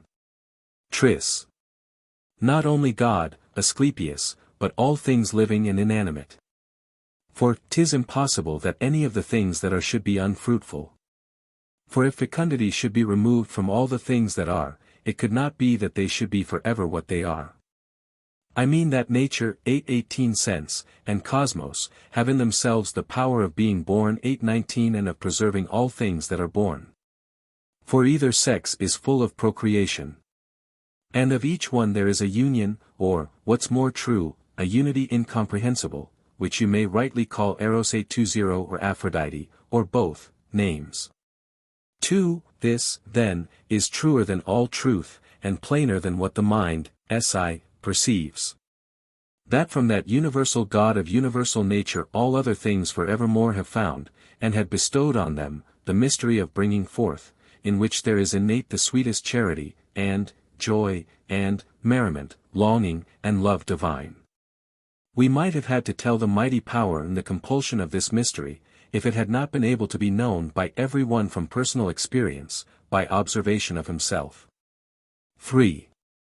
For if thou shouldst regard that supreme point of time when 821 the one nature doth pour forth the young into the other one, and when the other greedily absorbs it from the first, and hides it, ever, deeper, in itself. Then, at that time, out of their common congress, females attain the nature of the males, males weary grow with female listlessness. And so the consummation of this mystery, so sweet and requisite, is wrought in secret. Lest, owing to the vulgar jests of ignorance, the deity of either sex should be compelled to blush at natural congress, and much more still, if it should be subjected to the sight of impious folk. XXI. 1. The pious are not numerous, however. Nay, they are very few, so that they may be counted even in the world. 822. Whence it doth come about, that in the many bad inheres, through defect of the gnosis and discernment of the things that are. For that it is from the intelligence of godlike reason 823 by which all things are ordered, there come to birth contempt and remedy of vice throughout the world. But when unknowingness and ignorance persist, all vicious things wax strong, and plague the soul with wounds incurable. So that, infected with them, and invitiated, it swells up, as though it were with poisons, except for those who know the discipline of souls and highest cure of intellect. 2. So, then, although it may do good to few alone, 'tis proper to develop and explain this thesis, wherefore divinity hath deigned to share his science and intelligence with men alone. Give ear, accordingly. When God, our Sire and Lord, made man, after the gods, out of an equal mixture of a less pure cosmic part and a divine, it, naturally, came to pass the imperfections 824 of the cosmic part remained commingled with our frames. And other ones 825, as well, by reason of the food and sustenance we have out of necessity in common with all lives 826. By reason of which things it needs must be that the desires, and passions, and other vices, of the mind should occupy the souls of humankind. 3. As for the gods, inasmuch as they have been made of nature's fairest 827 part, and have no need of the supports of reason and of discipline 828, although, indeed, their deathlessness, the very strength of being ever of one single age, stands in this case for prudence and for science, still, for the sake of reason's unity, instead of science and of intellect, so that the gods should not be strange to these, he, by his everlasting law, decreed for them an order. 829 circumscribed by the necessity of law. While as for man, he doth distinguish him from all the other animals by reason and by discipline alone, by means of which men can remove and separate their bodies' vices, he helping them to hope and effort after deathlessness. 4. In fine, he hath made man both good and able to share in immortal life, out of two natures, one, mortal, one, divine. And just because he is thus fashioned by the will of God, it is appointed that man should be superior both to the gods, who have been made of an immortal nature only, and also to all mortal things. It is because of this that man, being joined unto the gods by kinsmanship, doth reverence them with piety and holy mind, while, on their side, the gods with pious sympathy regard and guard all things of men. Xci. 1. But this can only be averred of a few men endowed with pious minds. Still, of the rest, the vicious folk, we ought to say no word, for fear a very sacred sermon should be spoiled by thinking of them. Part 9. 9, M. And 830 since our sermon treats of the relationship and intercourse 831 of men and gods, learn, Asclepius, the power and strength of man. Our Lord and Father, or what is highest God, as he's creator of the gods in heaven, so man's the maker of the gods who, in the temples, suffer man's approach, and who not only have light poured on them, but who send forth, their light, on all. Not only does a man go forward towards the God, s, but also he confirms the gods, on earth. Point 832. Art thou surprised, Asclepius? Nay, is it not that even thou dost not believe? 2, ASC. I am amazed, thrice-greatest one. But willingly I give assent to all thy words. I judge that man most blessed who hath attained so great felicity. Tris. And rightly so, for he deserves our wonder, in that he is the greatest of them all. As for the genus of the gods in heaven, 'tis plain from the commixture 833 of them all, that it has been made pregnant from the fairest part of nature 834 and that the only signs, by which they are discerned, are, as it were, before all else their heads. 835. 3. Whereas the species of the gods which humankind constructs is fashioned out of either nature, out of that nature which is more ancient and far more divine, and out of that which is in men. That is, out of the stuff of which they have been made and are configured, not only in their heads alone, but also in each limb and their whole frame. And 836 so mankind, in imaging divinity, stays mindful of the nature and the source of its own self. So that, just as, our Sire and Lord did make the gods Aeonian, that they might be like him, so hath mankind configured its own gods according to the likeness of the look of its own self. 837. Ziv. 1, ASC. Thou dost not mean their statues, dost thou, O thrice-greatest one? Tris. I mean their statues, O Asclepius, dost thou not see how much thou even doubtest? Statues, ensouled with sense, and filled with spirit, which work such mighty and such strange results, statues which can foresee what is to come, and which perchance can prophesy, foretelling things by dreams and many other ways. Statues, that take their strength away from men, or cure their sorrow, if they do so deserve. Dost thou not know, Asclepius, that Egypt is the image of the heaven 838, or, what is truer still, the transference, or the descent, of all that are in governance or exercise in heaven? And if more truly, still, it must be said, this land of ours is shrine of all the world. 2. Further, in that, 'tis fitting that the prudent should know all before, it is not right ye should be ignorant of this. The time will come when Egypt will appear to have in vain served the divinity with pious mind and constant worship 839, and all its holy cult will fall to nothingness and be in vain. For that divinity is now about to hasten back from earth to heaven, and Egypt shall be left, and earth, which was the seat of pious cults, shall be bereft and widowed of the presence of the gods. And foreigners shall fill this region and this land. And there shall be not only the neglect of pious cults, but, what is still more painful, as though enacted by the laws, a penalty shall be decreed against the practice of our pious cults and worship of the gods, entire proscription of them. 3. Then shall this holiest land, seat of our shrines and temples, be choked with tombs and corpses. 840. O Egypt, Egypt, of thy pious cults tales only will remain, as far beyond belief for thy own sons, as for the rest of men. Words only will be left cut on thy stones, thy pious deeds recounting. And Egypt will be made the home of Scyth 841 or Indian, or some one like to them, that is a foreign neighbor. 842. For the godly company 843, shall mount again to heaven, and their forsaken worshippers shall all die out, and Egypt, thus bereft of God and man, shall be abandoned. 4. And now I speak to thee, O river, holiest, stream. I tell thee what will be. With bloody torrents shalt thou overflow thy banks. Not only shall thy streams divine be stained with blood, but they shall all flow over, with the same. The tale of tombs shall far exceed the number of the quick. And the surviving remnant shall be Egyptians in their tongue alone, but in their actions foreigners.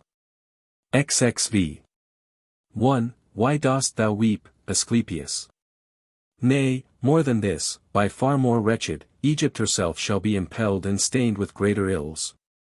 For she, the holy land, and once deservedly the most beloved by God, by reason of her pious service of the gods on earth, she, the sole colony 844 of holiness, and teacher of religion, on the earth, shall be the type of all that is most barbarous. And then, out of our loathing for mankind, the world will seem no more deserving of our wonder and our praise. All this good thing 845, than which there has been fairer naught that can be seen, nor is there anything, nor will there, ever, be, will be in jeopardy. 2. And it will prove a burden unto men. And on account of this they will despise and cease to love this cosmos as a whole, the changeless work of God, the glorious construction of the good, comprised of multifold variety of forms. The engine of God's will, supporting his own work ungrudgingly, the multitudinous whole massed in a unity of all, that should be reverenced, praised and loved, by them at least who have the eyes to see. For darkness will be set before the light, and death will be thought preferable to life. No one will raise his eyes to heaven, the pious man will be considered mad, the impious a sage, the frenzied held as strong, the worst as best. 3. For soul, and all concerning it, whereby it doth presume that either it hath been born deathless, or that it will attain to deathlessness, according to the argument I have set forth for you, all this, will be considered not only food for sport. 846 but even vanity. Nay, if ye will, believe me, the penalty of death shall be decreed to him who shall devote himself to the religion of the mind. New statutes shall come into force, a novel law. Naught, that is, sacred, nothing pious, naught that is worthy of the heaven, or gods in heaven, shall, be heard, or, even, mentally believed. 4. The sorrowful departure of the gods from men takes place. Bad angels 847 only stay, who mingled with humanity will lay their hands on them, and drive the wretched folk to every ill of recklessness, to wars, and robberies, deceits, and all those things that are opposed to the soul's nature. 848. Then shall the earth no longer hold together, the sea no longer shall be sailed upon, nor shall the heaven continue with the courses of the stars, nor the star-course in heaven. The voice of every god 849 shall cease in the great silence that no one can break, the fruits of earth shall rot, nay, earth no longer shall bring forth, and air itself shall faint in that sad listlessness. XXVI. 1. This, when it comes, shall be the world's old age, impiety, irregularity, and lack of rationality in all good things. And when these things all come to pass, Asclepius, then he, our Lord and Sire, God first in power, and ruler of the one God, visible, 850 in check of crime. And calling error back from the corruption of all things unto good manners and to deeds spontaneous with his will, that is to say God's goodness, ending all ill, by either washing it away with water flood, or burning it away with fire, or by the means of pestilent diseases, spread throughout all hostile lands, God will recall the cosmos to its ancient form 851. So that the world itself shall seem meet to be worshipped and admired, and God, the maker and restorer of so vast a work, be sung by the humanity who shall be then, with ceaseless heraldings of praise and hymns of blessing. 2. For this, birth of cosmos is the making new 852 of all good things, and the most holy and most pious bringing back again of nature's self, by means of a set course of time, of nature, which was without beginning, and which is without an end. For that God's will hath no beginning, and, in that, 'tis the same and as it is without an end. ASC. Because God's nature's the determination 853 of the will. Determination is the highest good, is it not so, thrice greatest one? 3. Tris. Asclepius, will is determination's child, nay, willing in itself comes from the will. Not that he willeth aught desiring it, for that he is the fullness of all things, and wills what things he has. He thus wills all good things, and has all that he wills. Nay, rather, he doth think and will all good. This, then, is God, the world of goods his image. XXVI. 1. ASC. Is cosmos, good, thrice greatest one? Tris. 'Tis, good 854 as I will teach thee, O Asclepius. For just as God is the apportioner and steward of good things to all the species, or, more correctly, genera, which are in cosmos, that is to say, of sense 855 and soul, and life. So cosmos is the giver and bestower of all things which seem unto us, mortals good. That is to say, the alternation of its parts, of seasonable fruits, birth, growth, maturity, and things like these. And for this cause God doth transcend the height of highest heaven, extending everywhere, and doth behold all things on every side. 2. Beyond the heaven starless space doth stretch, stranger to every thing possessed of body. The dispensator whose between the heaven and earth, is ruler of the space which we call Zeus, above. The earth and sea is ruled by Zeus below 856. He is the nourisher of mortal lives, and of fruit-bearing trees. It is by reason of the powers of all of these 857 that fruits, and trees, and earth, grow green. The powers and energies of all the other gods will be distributed through all the things that are. 3. Yea, they who rule the earth shall be distributed, through all the lands, and, finally, be gathered in a state 858, at top of Egypt's upper part 859, which shall be founded towards the setting sun, and to which all the mortal race shall speed. ASC. But now, just at this moment, where are they, thrice greatest one? Tris. They're gathered in a very large community 860 upon the Libyan hill. 861 And now enough concerning this hath been declared. Part 10. 4. XM. But now the question as to deathlessness or as to death must be discussed. The expectation and the fear of death torture the multitude, who do not know true reason. Now death is brought about by dissolution of the body, wearied out with toil, and of the number, when complete, by which the body's members are arranged into a single engine for the purposes of life. The body dies, when it no longer can support the life powers 862 of a man. This, then, is death, the body's dissolution, and the disappearance of corporeal sense. 863. As to this death, anxiety is needless. But there's another, death, which no man can escape. 864, but which the ignorance and unbelief of man think little of. 5. Asc. What is it, O thrice-greatest one, that men know nothing of, or disbelieve that it can be? Tris. So, lend thy ear, Asclepius. 18. 1. When, then, the soul's departure from the body shall take place, then shall the judgment and the weighing of its merit pass into its highest daemon's power. 865. And when he sees it pious is and just, he suffers it to rest in spots appropriate to it. But if he find it soiled with stains of evil deeds, and fouled with vice, he drives it from above into the depths, and hands it o'er to warring hurricanes and vortices of air, of fire, and water. 866. 2. Twixt heaven and earth, upon the waves of cosmos, is it dragged in contrary directions, for ever racked with ceaseless pains. 867. So that in this its deathless nature doth afflict the soul, in that because of its unceasing sense, it hath the yoke of ceaseless torture set upon its neck. Know, then, that we should dread, and be afraid, and, ever, be upon our guard, lest we should be entangled in these toils. For those who do not now believe, will after their misdeeds be driven to believe, by facts not words, by actual sufferings of punishment and not by threats. 3. Asc. The faults of men are not, then, punished, O thrice-greatest one, by law of man alone. Tris. In the first place, Asclepius, all things on earth must die.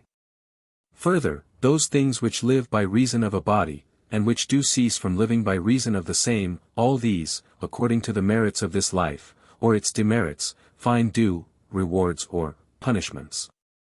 And as to punishments, they're all the more severe, if in their life, their misdeeds, chance to have been hidden, till their death. 868. 4. Then, they will be made full conscious of all things by the divinity, just as they are, according to the shades of punishment allotted to their crimes. Zix. 1. Asc. And these deserve, still, greater punishments, thrice-greatest one. Tris. Assuredly, for those condemned by laws of man do lose their life by violence, so that, all, men may see they have not yielded up their soul to pay the debt of nature, but have received the penalty of their deserts. Upon the other hand, the righteous man finds his defense in serving God and deepest piety. For God doth guard such men from every ill. 869.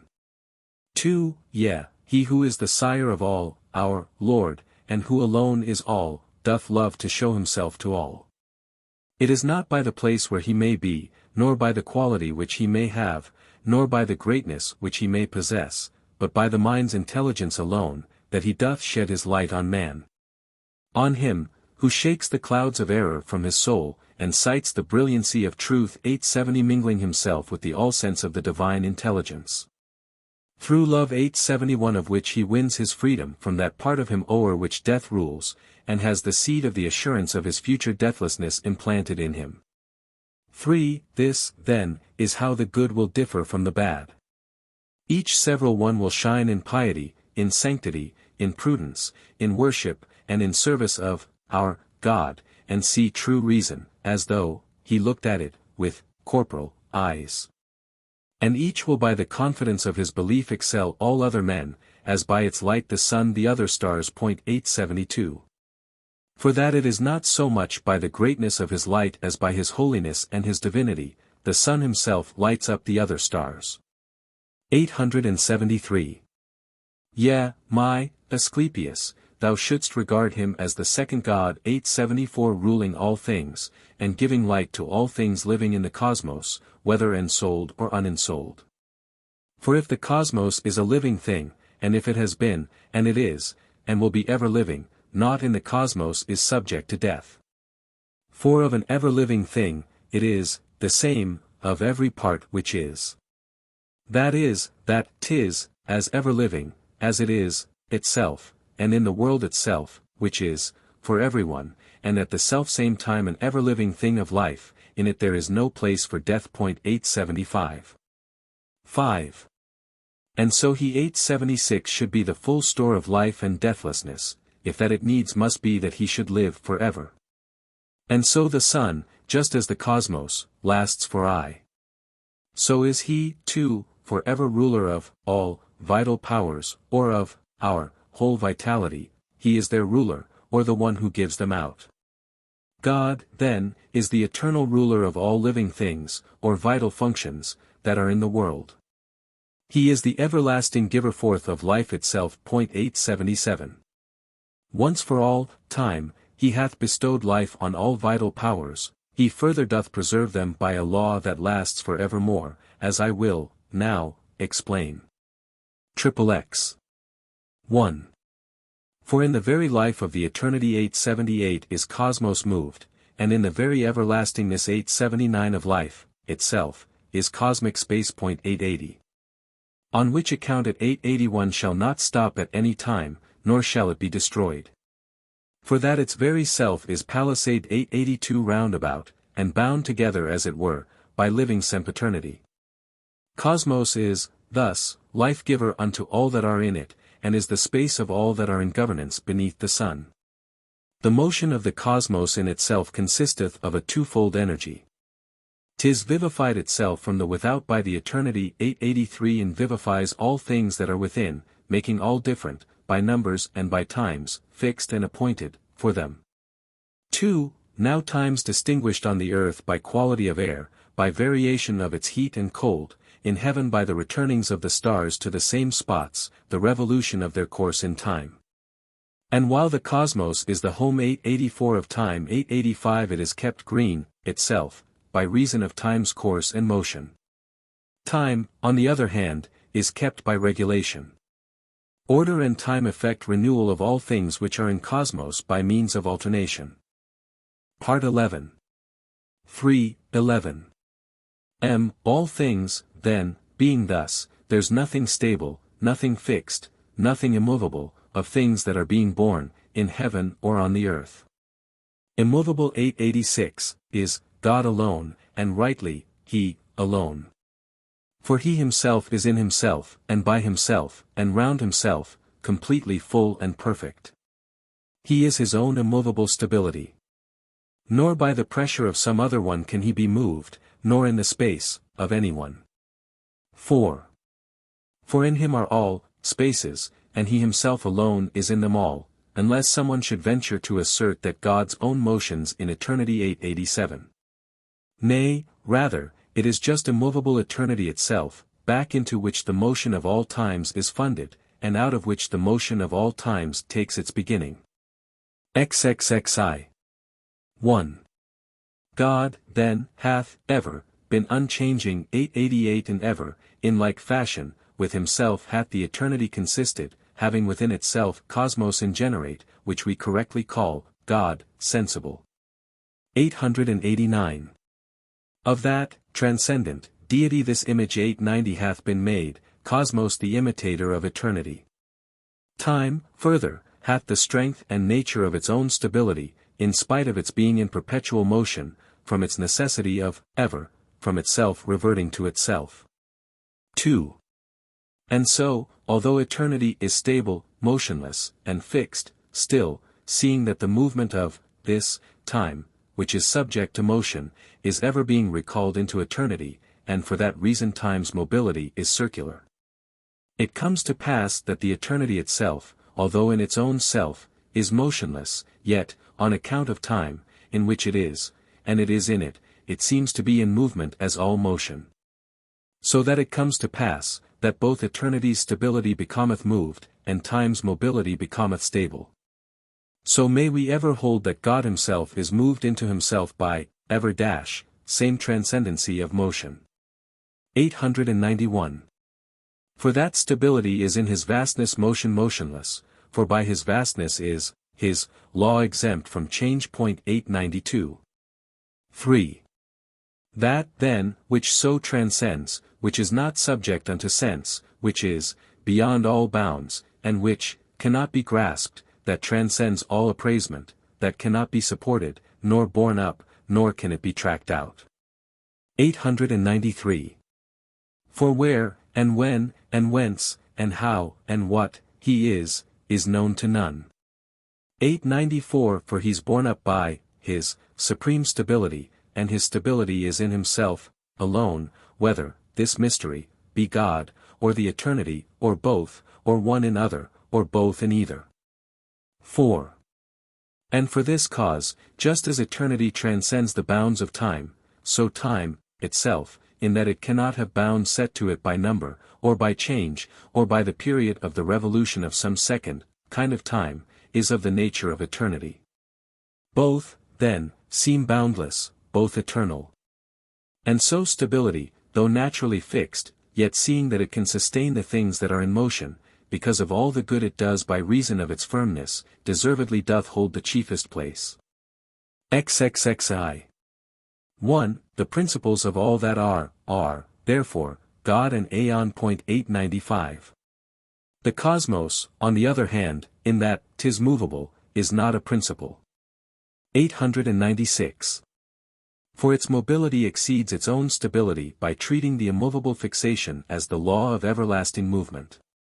The whole sense. 897 then, of the divinity, though like, to him, in its own self immovable, doth set itself in motion within its own stability.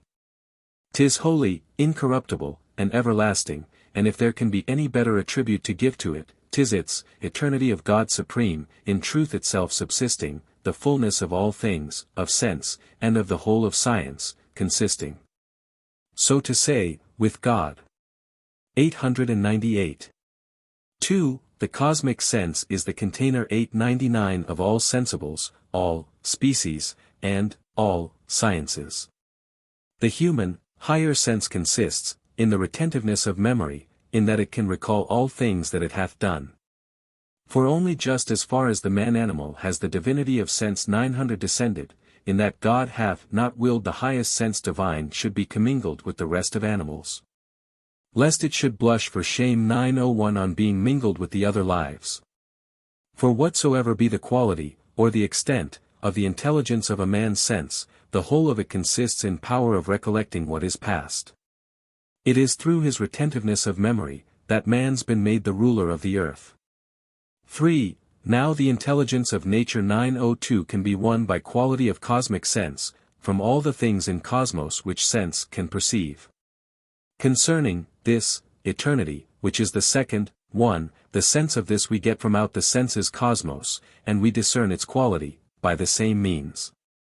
But the intelligence of quality, itself, the whatness of the sense of God supreme, is truth alone, of which, pure, truth not even the most tenuous sketch, or, faintest, shade, in cosmos is discerned. For where is aught, of it, discerned by measurement of times, wherein are seen untruths, and births, and deaths, and errors. 4. Thou sayest, then, Asclepius, on what we are, already, founded, with what we occupy ourselves, and after what we dare to strive. But unto thee, O God most high, I give my thanks, in that thou hast enlightened me with light to see divinity. And ye, O Tat, Asclepius and Ammon, in silence hide the mysteries divine within the secret places of your hearts, 903 and breathe no word of their concealment 904. 5. Now in our case the intellect doth differ from the sense in this, that by the mind's extension intellect can reach to the intelligence and the discernment of the quality of cosmic sense. The intellect of cosmos, on the other hand, extends to the eternity and to the gnosis of the gods who are above itself. 905. And thus it comes to pass for men, that we perceive the things in heaven, as it were through a mist, as far as the condition of the human sense allows.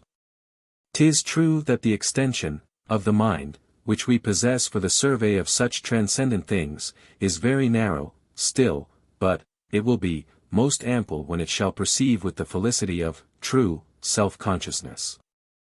Part 12. 33. 1:12. Now on the subject of a void, 906, which seems to almost all a thing of vast importance, I hold the following view. Naught is, naught could have been, naught ever will be void. For all the members of the cosmos are completely full, so that cosmos itself is full and, quite, complete with bodies, diverse in quality and form, possessing each its proper kind and size. And of these bodies, one's greater than another, or another's less than is another, by difference of strength and size. Of course, the stronger of them are more easily perceived, just as the larger are. The lesser ones, however, or the more minute, can scarcely be perceived, or not at all, those which we know are things, at all, by sense of touch alone. Whence many come to think they are not bodies, and that there are void spaces, which is impossible. 2. So also, for the space, which is called extracosmic, if there be any, which I do not believe, then, is it filled by him with things intelligible, that is things of like nature with his own divinity. Just as this cosmos which is called the sensible, is fully filled with bodies and with animals, consonant with its proper nature and its quality.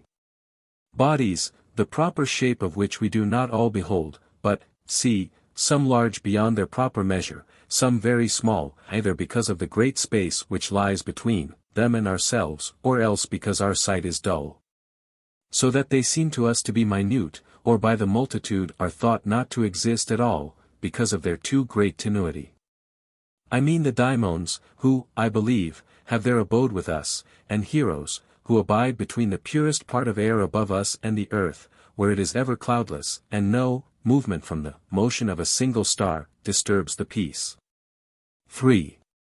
Because of this, Asclepius, thou shalt call nothing void, unless thou wilt declare of what that's void, which thou dost say is void, for instance, void of fire, of water, or things like to these. For if it should fall out, that it should seem that anything is able to be void of things like these, though that which seemeth void be little or be big, it still cannot be void of spirit and of air. Exiv. 1. In like way must we also talk concerning space, 907, a term which by itself is void of sense, 908. For space seems what it is from that of which it is, the space. For if the qualifying 909 word is cut away, the sense is maimed. Wherefore we shall, more, rightly say the space of water, space of fire, or, space, of things like these. For as it is impossible that aught be void, so is space also in itself not possible to be distinguished what it is. For if you postulate a space without that thing, of which it is, the space, it will appear to be void space, which I do not believe exists in cosmos. 2. If nothing, then, is void, so also space by its own self does not show what it is unless you add to it lengths, breadths, and depths, just as you add the proper marks 9-10 unto men's bodies. These things, then, being thus, Asclepius, and ye who are with him, know the intelligible cosmos, that is, the one, which is discerned by contemplation of the mind alone, is bodiless. Nor can aught corporal be mingled with its nature, by corporal I mean, what can be known by quality, by quantity, and numbers. For there is nothing of this kind in that. 3. This cosmos, then, which is called sensible, is the receptacle of all things sensible, of species, qualities, or bodies. But not a single one of these can quicken without God. For God is all, and by him, are, all things, and all, are, of his will. For that he is all goodness, fitness, wisdom, unchangeable, that can be sensed and understood by his own self alone. Without him naught hath been, nor is, nor will be. 4. For all things are from him, in him, and through him, both multitudinous qualities, and mighty quantities, and magnitudes exceeding every means of measurement, and species of all forms. Which things, if thou shouldst understand, Asclepius, thou wilt give thanks to God. And if thou shouldst observe it 911 as a whole, thou wilt be taught, by means of the true reason, that cosmos in itself is knowable to sense 912 and that all things in it are wrapped as in a vesture by that higher cosmos 913, spoken of above. XXXV. 1. Now every single class of living thing, 914 Asclepius, of whatsoever kind, or it be mortal or be rational, whether it be endowed with soul, or be without one, just as each has its class, 915 so does each several, class, have images of its own class. And though each separate class of animal has in it every form of its own class, still in the selfsame, kind of, form the units differ from each other. And so although the class of men is of one kind, so that a man can be distinguished by his, general, look, still individual men within the sameness of their, common, form do differ from each other. 2. For the idea 916 which is divine, is bodiless, and is whatever is grasped by the mind. So that although these two 917 from which the general form and body are derived, are bodiless, it is impossible that any single form should be produced exactly like another. Because the moments of the hours and points of inclination, when they're born, are different. But they are changed as many times as there are moments in the hour of that revolving circle in which abides that God whom we have called all-formed. 918. 3. The species 919 then, persists, as frequently producing from itself as many images, and as diverse, as there are moments in the cosmic revolution 920, a cosmos which doth, ever, change in revolution. But the idea 921, itself, is neither changed nor turned. So are the forms of every single genus permanent, and yet, dissimilar in the same, general, form. XXXVI. 1. ASC. And does the cosmos have a species, O thrice-greatest one? Tris. Dost not thou see, Asclepius, that all has been explained to thee as though to one asleep? For what is cosmos, or of what doth it consist, if not of all things born? This, 922 then, you may assert of heaven, and earth, and elements.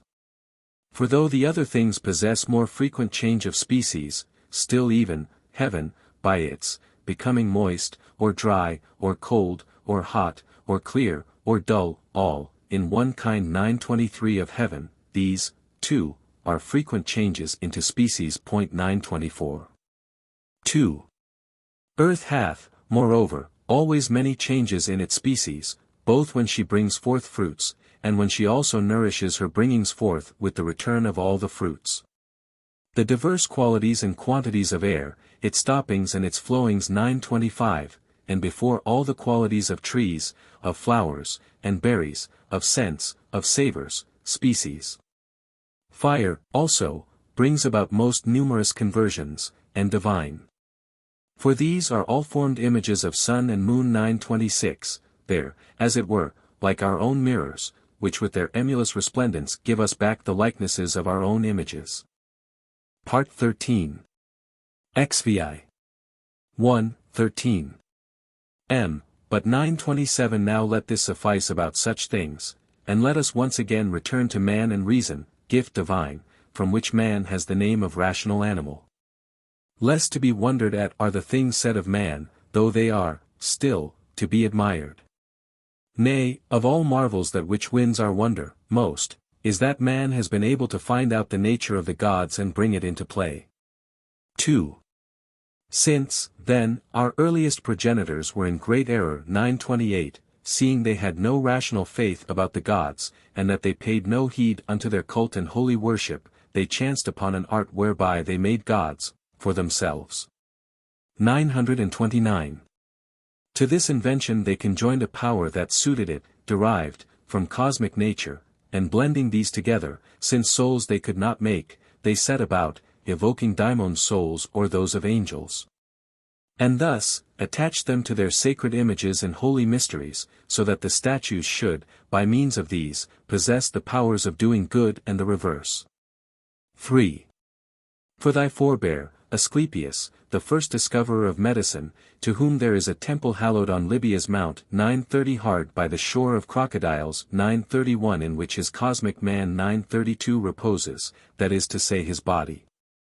For that the rest, of him, or better still, the whole, if that a man when wholly plunged in consciousness of life, 933 be better, hath gone back home to heaven, still furnishing, but, now by his divinity, the sick with all the remedies which he was wont in days gone by to give by art of medicine. For, Hermes, which is the name of my forebear, whose home is in a place called after him, 934 doth aid and guard all mortal men, who come to him from every side. 935. As for Osiris, spouse, how many are the blessings that we know Isis bestows when she's propitious, how many does she injure when she's wrath? For that the terrene and the cosmic gods are easily enraged, in that they are created and composed of the two natures. 5. And for this cause it comes to pass that these are called the sacred animals, by the Egyptians, and that each several state 936 gives service to the souls of those whose souls have been made holy 937 while they were still alive. So that, the several states, are governed by the laws, of their peculiar sacred animals, and called after their names. It is because of this, Asclepius, those animals, which are considered by some states deserving of their worship, in others are thought otherwise, and on account of this the states of the Egyptians wage with each other frequent war. XXXVI 1. ASC. And of what nature, O thrice-greatest one, may be the quality of those who are considered terrene gods? Tris. It doth consist, Asclepius, of plants, and stones, and spices, which contain the nature of their own divinity. And for this cause they are delighted with repeated sacrifice, with hymns, and lauds, and sweetest sounds, tuned to the key of heaven's harmonious song. 938. 2. So that what is of heavenly nature 939 being drawn down into the images by means of heavenly use and practices, may be enabled to endure with joy the nature of mankind, and sojourn with it for long periods of time. Thus is it that man is the maker of the gods. 3. But do not, O Asclepius, I pray thee, think the doings of the terrene gods are the result of chance. The heavenly gods dwell in the heights of heaven, each filling up and watching o'er the rank he hath received. Whereas these gods of ours, 940 each in its way, by looking after certain things, foretelling others by oracles and prophecy, foreseeing others, and duly helping them along, act as allies of men, as though they were our relatives and friends. Part 14. Exix. 1. 14. Asc. What part of the economy, 941 thrice-greatest one, does the Hymarmene, or fate, then occupy? For do not the celestial gods rule over generals? 942, the terrene occupy particulars. Tris.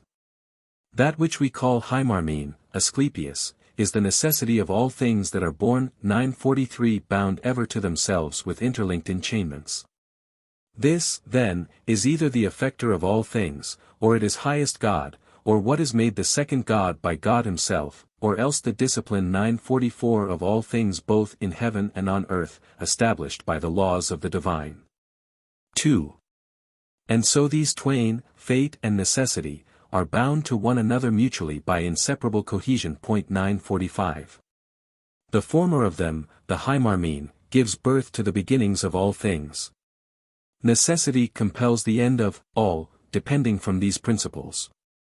On these doth order follow, that is their warp and woof, and time's arrangement for the perfecting of all things. For there is naught without the interblend of order. 946. That Cosmos 947 is made perfect in all things, for Cosmos self is vehicled 948 in order, or totally consists of order. XL. 1. So, then, these three, fate, and necessity, and order, are most immediately affected by God's will, who rules the cosmos by his law and by his holy reason. From these, accordingly, all willing or not willing is altogether foreign, according to God's will. 949. They are not moved by wrath nor swayed by favor, but are the instruments of the eternal reason's self-compulsion, which is, the reason, of eternity. 950 that never can be turned aside, or changed, or be destroyed. 2. First, then, is fate, which, as it were, by casting in the seed, supplies the embryo of all that are to be. Follows necessity, whereby they all are forcibly compelled unto their end. Third, order, comes, preserving warp and woof of, all, the things which fate and, which, necessity arrange. 951. This, then, is the eternity, which neither doth begin nor cease to be, which, fixed by law unchangeable, abides in the unceasing motion of its course. 3. It rises and it sets, by turns, throughout its limbs. 952.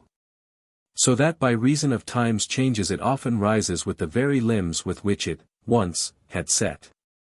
4. Its sphericity, its law of revolution. 953, is of this nature, that all things are so straitly joined to their own selves, that no one knoweth what is the beginning of their revolution. 954. Since they appear for ever all to go before and follow after their own selves.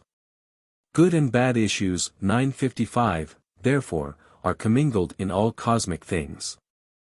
Part 15. 4:15. And now it hath been told you on each several point, as man hath power, to tell, and God hath willed it and permitted it. This, then, alone remains that we should do, bless God and give him praise. And so return to taking thought for body's comfort. For now sufficiently have we been filled with feast of mind by our discourse on sacred things. 956. XLI. 1. Now when they came forth from the holy place. 957 they turned their faces towards the south. 958 when they began their prayers to God. For when the sun is setting, should anyone desire to pray to God, he ought to turn him thitherwards. 959. So also at the rising of the same, unto that spot which lies beneath the sun. 960. As they were just beginning to recite the prayer, Asclepius did whisper. ASC. Let us suggest to Father, Tat, what he did bid us do. 961, that we should say our prayer to God with added incense and with unguents. Whom when Thrice-Greatest heard, he grew distressed and said. 2. Tris. Nay, Asclepius. Speak more propitious words. For this is like to profanation of our sacred rites, when thou dost pray to God, to offer incense and the rest. For naught is there of which he stands in need, in that he is all things, or all are in him. But let us worship, pouring forth our thanks. For this is the best incense in God's sight, when thanks are given to him by men. 962. 3. We give thee grace, thou highest, and most excellent. For by thy grace we have received the so great light of thy own gnosis. O holy name, fit name, to be adored, O name unique, by which the only God. 963 is to be blessed through worship of our Sire, of thee, who deignest to afford to all a father's piety, and care, and love. And whatsoever virtue is more sweet than these, endowing us with sense, and reason, and intelligence. With sense that we may feel thee, with reason that we may track thee out from the appearances of things. 964, with means of recognition that we may joy in knowing thee. 4. Saved by thy power divine, let us rejoice that thou hast shown thyself to us in all thy fullness. Let us rejoice that thou hast deigned to consecrate us, still, entombed in bodies, to eternity. For this is the sole festival of praise worthy of man, to know thy majesty. We have known thee. Yea, by the single sense of our intelligence, we have perceived thy light supreme, O thou true life of life, O fecund womb that giveth birth to every nature. 5. We have known thee, O thou completely filled with the conception from thyself of universal nature. We have known thee, O thou eternal constancy. For in the whole of this our prayer and worship of thy good, this favor only of thy goodness do we crave, that thou wilt keep us constant in our love of knowing thee. 965 And let us ne'er be cut off from this kind of life. With this desire we, now, betake us to our pure and fleshless meal. 966. Commentary. The title. The titles in the Latin misses vary. The heading preferred by Hildebrand is Asclepius, or a dialogue of Thrice-Greatest Hermes. While in the Bipontine edition, the title stands, Thrice-Greatest Hermes Concerning the Nature of the Gods, a sermon addressed to Asclepius. Menard, the French translator, prefers, a sermon of initiation, or Asclepius. The treatise begins with a transparent gloss, in all probability originally the marginal note of some scribe, or student, which has improperly crept into the text. It runs, "This Asclepius is my son God." That is to say, apparently, this sermon Asclepius has illumined me, from which it is evident that the title lying before the scribe was Asclepius simply, as may be seen from section 2, it is, however, with thy name I will inscribe this treatise. Stobaeus, moreover, in quoting from the original Greek, of 27. 4, heads his extract simply, of Hermes from the Sermons, to Asclepius. On the other hand, the Church Father Lactantius, writing at the beginning of the 4th century, and quoting from the Greek original, says twice, categorically, d.i. 4. 6 and 7. 8. Hermes in illo libro ca lambda gamma omicron tau lambda epsilon iota omicron inscribitor. That is, Hermes in the book entitled The Perfect Sermon, or The Sermon of Initiation, while Johannes Laurentius Leitus on 3 occasions quotes from this Perfect Sermon of Hermes, and on each occasion so names it. I have accordingly preferred this as the main title, and added the Asclepius as an alternative. The Old Latin translation and the Greek original. Of the Greek original we have quotations or references by Lactantius, c. 8. 1 and 3, 25. 4, 26. 1. Zli. 2. Johannes Laurentius Leitus, c. 19. 3, 28. 1, 39. 1, 2, and Stobaeus, c. 27. 4. If we compare these Greek quotations with our Latin translation, we shall find, not only that the Latin is an exceedingly free rendering of the Greek, showing many expansions and contractions, and often missing the sense of the original, but also that even in Greek there were probably several recensions of the same text. 967. Indeed, the free rendering of our translation is of such a nature that it is impossible to base upon it any certain conclusions as to the date of the original or its precise worth in the history of religion. 968.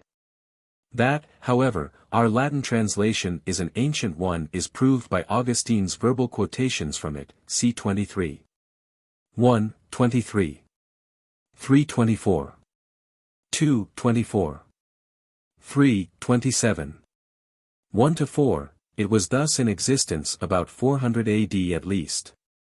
969.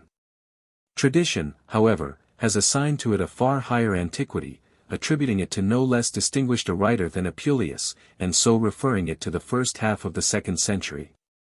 This attribution has, of course, for long been questioned by modern criticism, and Reitzenstein, though he does not discuss the subject, accepts the adverse verdict and refers us to a pseudo-Apuleius.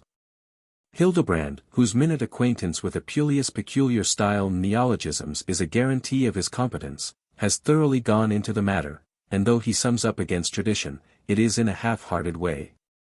The translation, if not by Apuleius, is at any rate in Old African Latin, and there is nothing in the style which absolutely forbids the possibility of its being by the author of the Golden Ass and the Initiate of Isis. The strongest point, other than philological, against tradition is that Augustine does not say the translation was by Apuleius, but this seems to me to be unworthy of serious consideration. It is, of course, difficult to turn possibilities into probabilities, but I see no reason why the Greek original of our sermon should not be assigned to the earlier Hermes Asclepian dialogues as well as to any others. That it was one of the most famous is evident by its wide quotation, and by the fact that several recensions of the Greek text were in circulation. Of the writer and the persons of the dialogue. The Latin translator retains a number of the original Greek technical terms, and if we could only rely on his translation giving us the substance of the original in all cases, we should be presented in several passages with phenomena which would persuade us that the writer of the original intended his readers to think he was an Egyptian, and that his native nomenclature was other than Greek, as is also the case in c. H. 16. For instance, in 7. 2, the man essential, 970 as say the Greeks, but this may be a gloss of the Latin translator. Again, in X 2, so that world seems most fitly called cosmos in Greek, which seems to be the original. Yet again, the multifarious reasoning of 12. 3 reminds us strongly of the philosophizing of the Greeks, the noise of words, in ch. 16. 2.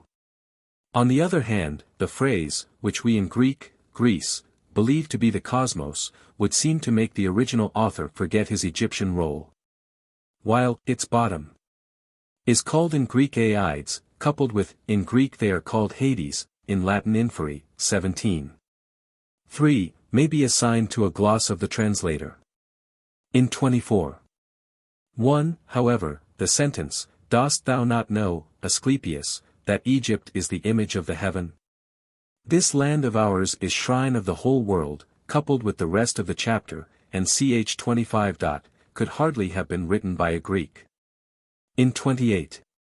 1, moreover, the weighing of the merit of the soul is strongly Egyptian, and so with the image and animal cult.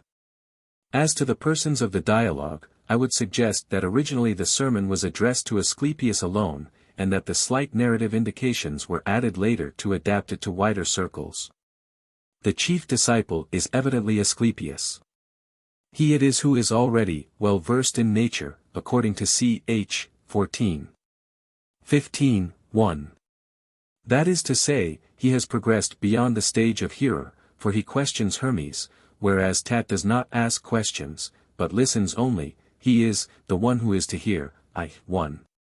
To them is added Ammon on the proposal of Asclepius. And Ammon is admitted on the ground that he had already had much written to him, but apparently had not yet been admitted to oral teaching. The teaching is delivered in solemn surroundings in the holy place or shrine. 2, and teacher and pupils constitute the sacred four. Hermes teaches in a state of exaltation. The place is filled with God's goodly presence, and love divine instructs them, through Hermes' lips, in answer to the pure and single love of philosophy in their hearts. Cf. 12. 3, 14. 1. The same hand that wrote the warning against revealing the sermon to others in I.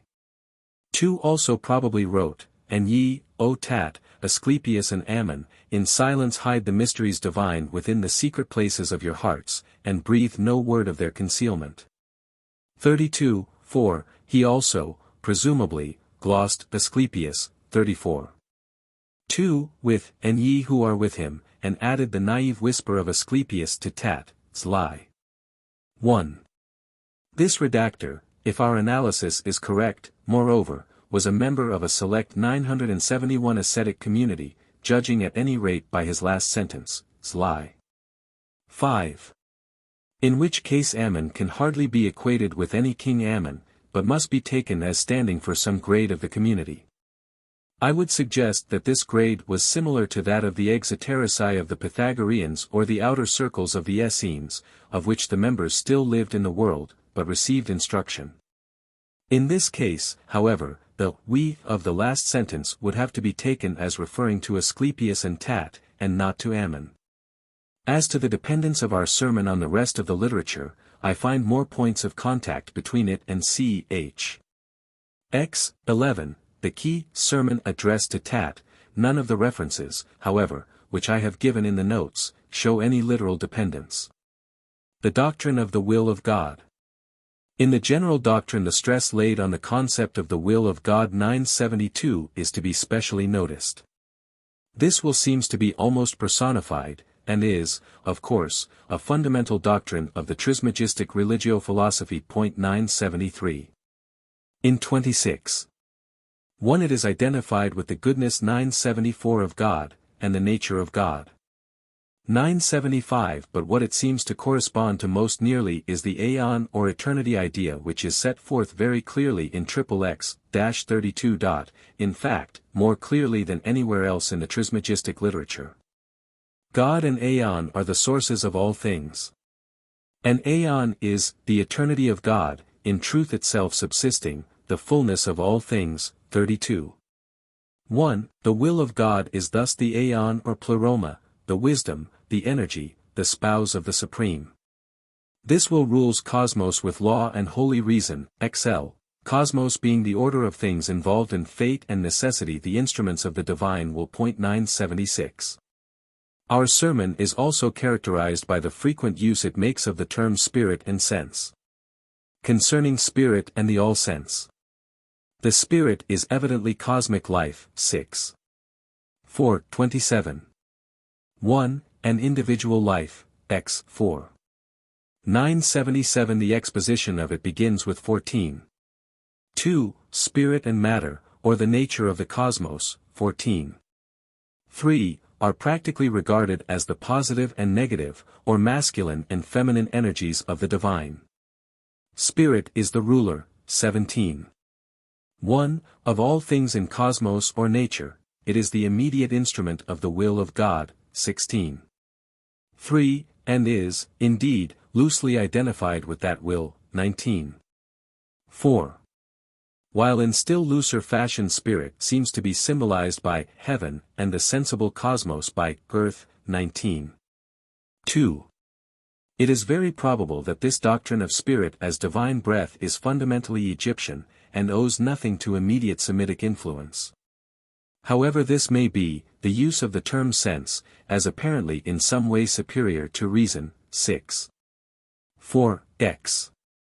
4, is very striking, and, as in some cases opposed to the exaltation of the reason found elsewhere in our tractates, under the influence of this leading idea of Greek philosophy, discloses an Egyptian point of view.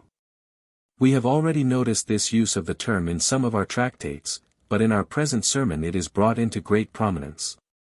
This sense is not the differentiated senses, but a unit or cosmic sense. It is the divine sense of intelligence, and is found only in God and in man's reason. 7. 1. 32. 2. It is the higher sense, with which celestial gift mankind alone is blessed, characterized as the feeder of the mind, 18. 1. Yet on the other hand this higher sense is that which by good chance a man perceives by mind, when out of all his senses. This sense is in some fashion closely connected with nature and cosmos, 21. 1. Through it man disciplines his soul, and cures his intellect, thus gaining intelligence of godlike reason, 22. 1. And finally, mingling himself with the all-sense of the divine intelligence, 29. 2. This all-sense is the same as the whole sense of divinity, and is the likeness of God. It is, in its own self immovable, and yet, doth set itself in motion within its own stability, 32. 1. Man must make himself like unto this likeness. This likeness is evidently the aeon or intelligible cosmos, for the cosmic sense is the container of all sensibles, 32. 2. In man its chief normal characteristic is the retentiveness of memory, through which man is made ruler of the earth, 32.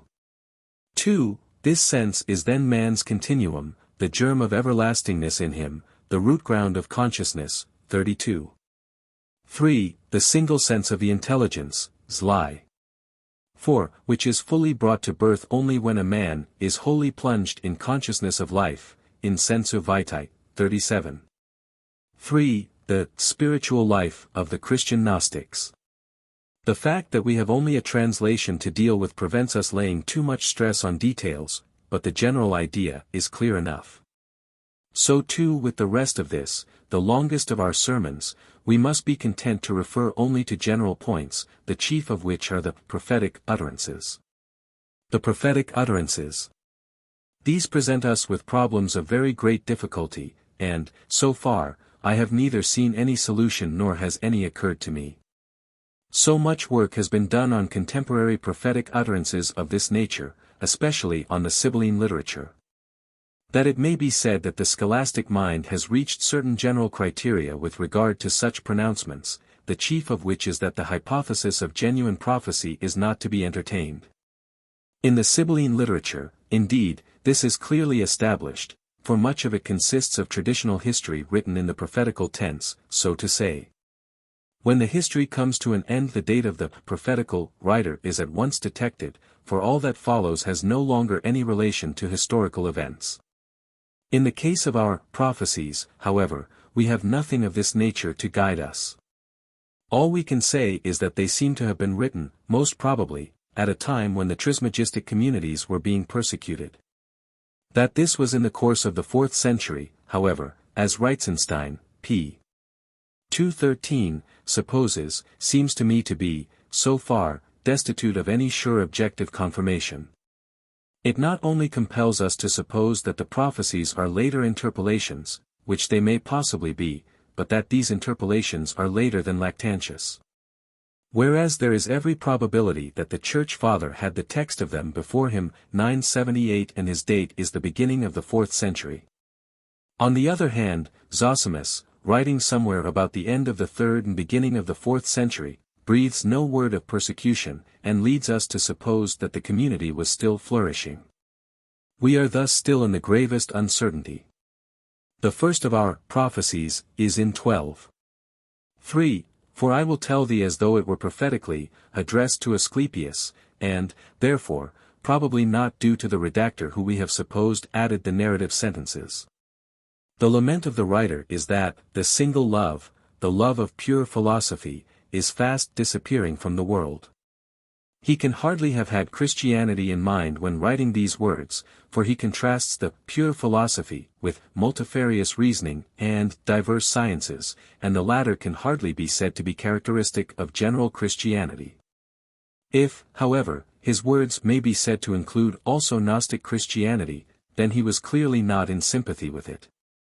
But this can hardly be the case, seeing that the resemblances between the Trismegistic and Christian Gnosis are of a very intimate nature. The proscription of the worship of the gods. Turning next to 24:2, we meet with the clear statement that the worship of the gods will be legally proscribed by the barbarian masters of Egypt, also 25:3. Such a general proscription in this emphatic sense took place in Egypt only with the destruction of the Serapeum by the Christians themselves in 389 AD. Of persecutions of the Christians by the Roman authorities in Egypt prior to this we get clear indications in the writings of the Christian Gnostic Basilides, who flourished at Alexandria at the beginning of the 2nd century, and wrote specially of martyrdom. But this will little help us for the proscription of a cult that favored the worship of the gods and of their images. Can it, then, be possible that these prophetic utterances were written at a time when many of the same nature were being penned by Jew and Christian? For our author, as for Jewish and Christian writers, the end of the world was at hand. His expectation is in this precisely the same as that of the writers of the New Testament documents. The cause of this dire event is that Egypt, the shrine of the whole world, the Holy Land, 979 par excellence, will be polluted with all iniquity and violence. The cult of the gods will cease, and the gods will leave the earth and mount to heaven. The man's whole heart is bleeding for Egypt, even as the heart of a Jew for Jerusalem. If there is any immediate historical references in these heartfelt utterances, we must seek them in such phrases as, "This holiest land, seat of our shrines and temples, shall be choked with tombs and corpses," 24:3. The tale of tombs shall far exceed the number of the quick, Ibid, section 4, 980, and Egypt shall be made the home of Scyth or Indian, or someone like to them, that is, a foreign neighbor. It is true that the Christians were ever reproached with worshipping the dead, and building churches over the bones of the dead, an act of utter pollution according to all pagan notions. But the words of our author, even allowing for all hyperbole, can hardly be construed in this sense. People like Scyths or Indians, again, if we are to suppose any historical reference, can hardly be imagined to refer to the Romans. While the Goths under Alaric, who ravaged Greece in 396 AD, are too late even for Reitzenstein. Moreover, we have already in our notes pointed to the strange conjunction of Scyth and barbarian in our text as being also found in Colossians. On the other hand, nothing but the entire state suppression of the pagan religion in all its forms can satisfy 25:3, and this just suits the end of the 4th century. If, however, we cannot entertain so late a date, and I do not think we can, there seems nothing for it but to give the writer some credit for his prognostication of the future. For eventually things certainly turned out for him, and all he held most dear very much as he imagined or feared they would. The last hope of the religion of the mind. At any rate, the last hope of the pure love, the religion of the mind, is in the Trismegistic communities, if indeed it is so permitted to interpret 27. 3. Yea, they who rule the earth shall be distributed, through all the lands, and finally be gathered in a state, at top of Egypt's upper part, which shall be founded towards the setting sun, and to which all the mortal race shall speed. We need not insist upon details, for our translator may have gone wide of the original. For instance, the race may, instead of being mortal in the original, have been the race of which we have already heard so much in Philo and these tractates. But the similarity of the idea cannot fail to remind us of Philo when, in writing of the redeemed of spiritual Israel, he says, "Those who were but scattered in Hellas and non-Grecian, barbarian, lands, over islands and over continents, shall rise up with one impulse, and from diverse regions flock together unto the one spot revealed to them." 981. And with this further compare the famous passage on the therapeutes. Now this race of men is to be found in many parts of the inhabited world, both the Grecian and non-Grecian world, sharing in the perfect good. In Egypt there are crowds of them in every province, or nome as they call it, and especially round Alexandria. For they who are in every way, or in every nome, the most highly advanced, come as colonists 982 as it were, to the therapeutic fatherland. 983. Moreover, just as the therapeutes in the immediately following lines of Philo are said to have their community on a hill, so too in our text we immediately find mention of the Trismegistic communities as having their chief center on the Libyan hill, a community which is spoken of as very large in numbers. And so is somewhat of a contradiction to the numbers of the pious given in 22. 1, where we are told they may be counted even in the world, unless the sentence is to be taken as rhetorical. This hill is called the Libyan Mount, a vague enough title, nor is this vagueness removed when we find it again referred to, in 37. 3, as the place of burial of the body of the first Asclepius, and obtain the additional information that it is hard by the shore of crocodiles, for this can hardly refer to Crocodilopolis in the Fayum, the most northern of the towns so named. Seeing that the Libyan Mount is, at the top of Egypt's upper part, and towards the setting sun. This, however, corresponds admirably with the location of Philo's therapeutic community on the southern shore of Lake Mareotis, just south of Alexandria. But few indeed will be found to entertain the possibility even that Philo and our author may be speaking of the same people from different standpoints and under different names. As far as I can see, there is no certainty in the matter. And, therefore, I leave it as a problem of immense interest that has not as yet found a solution.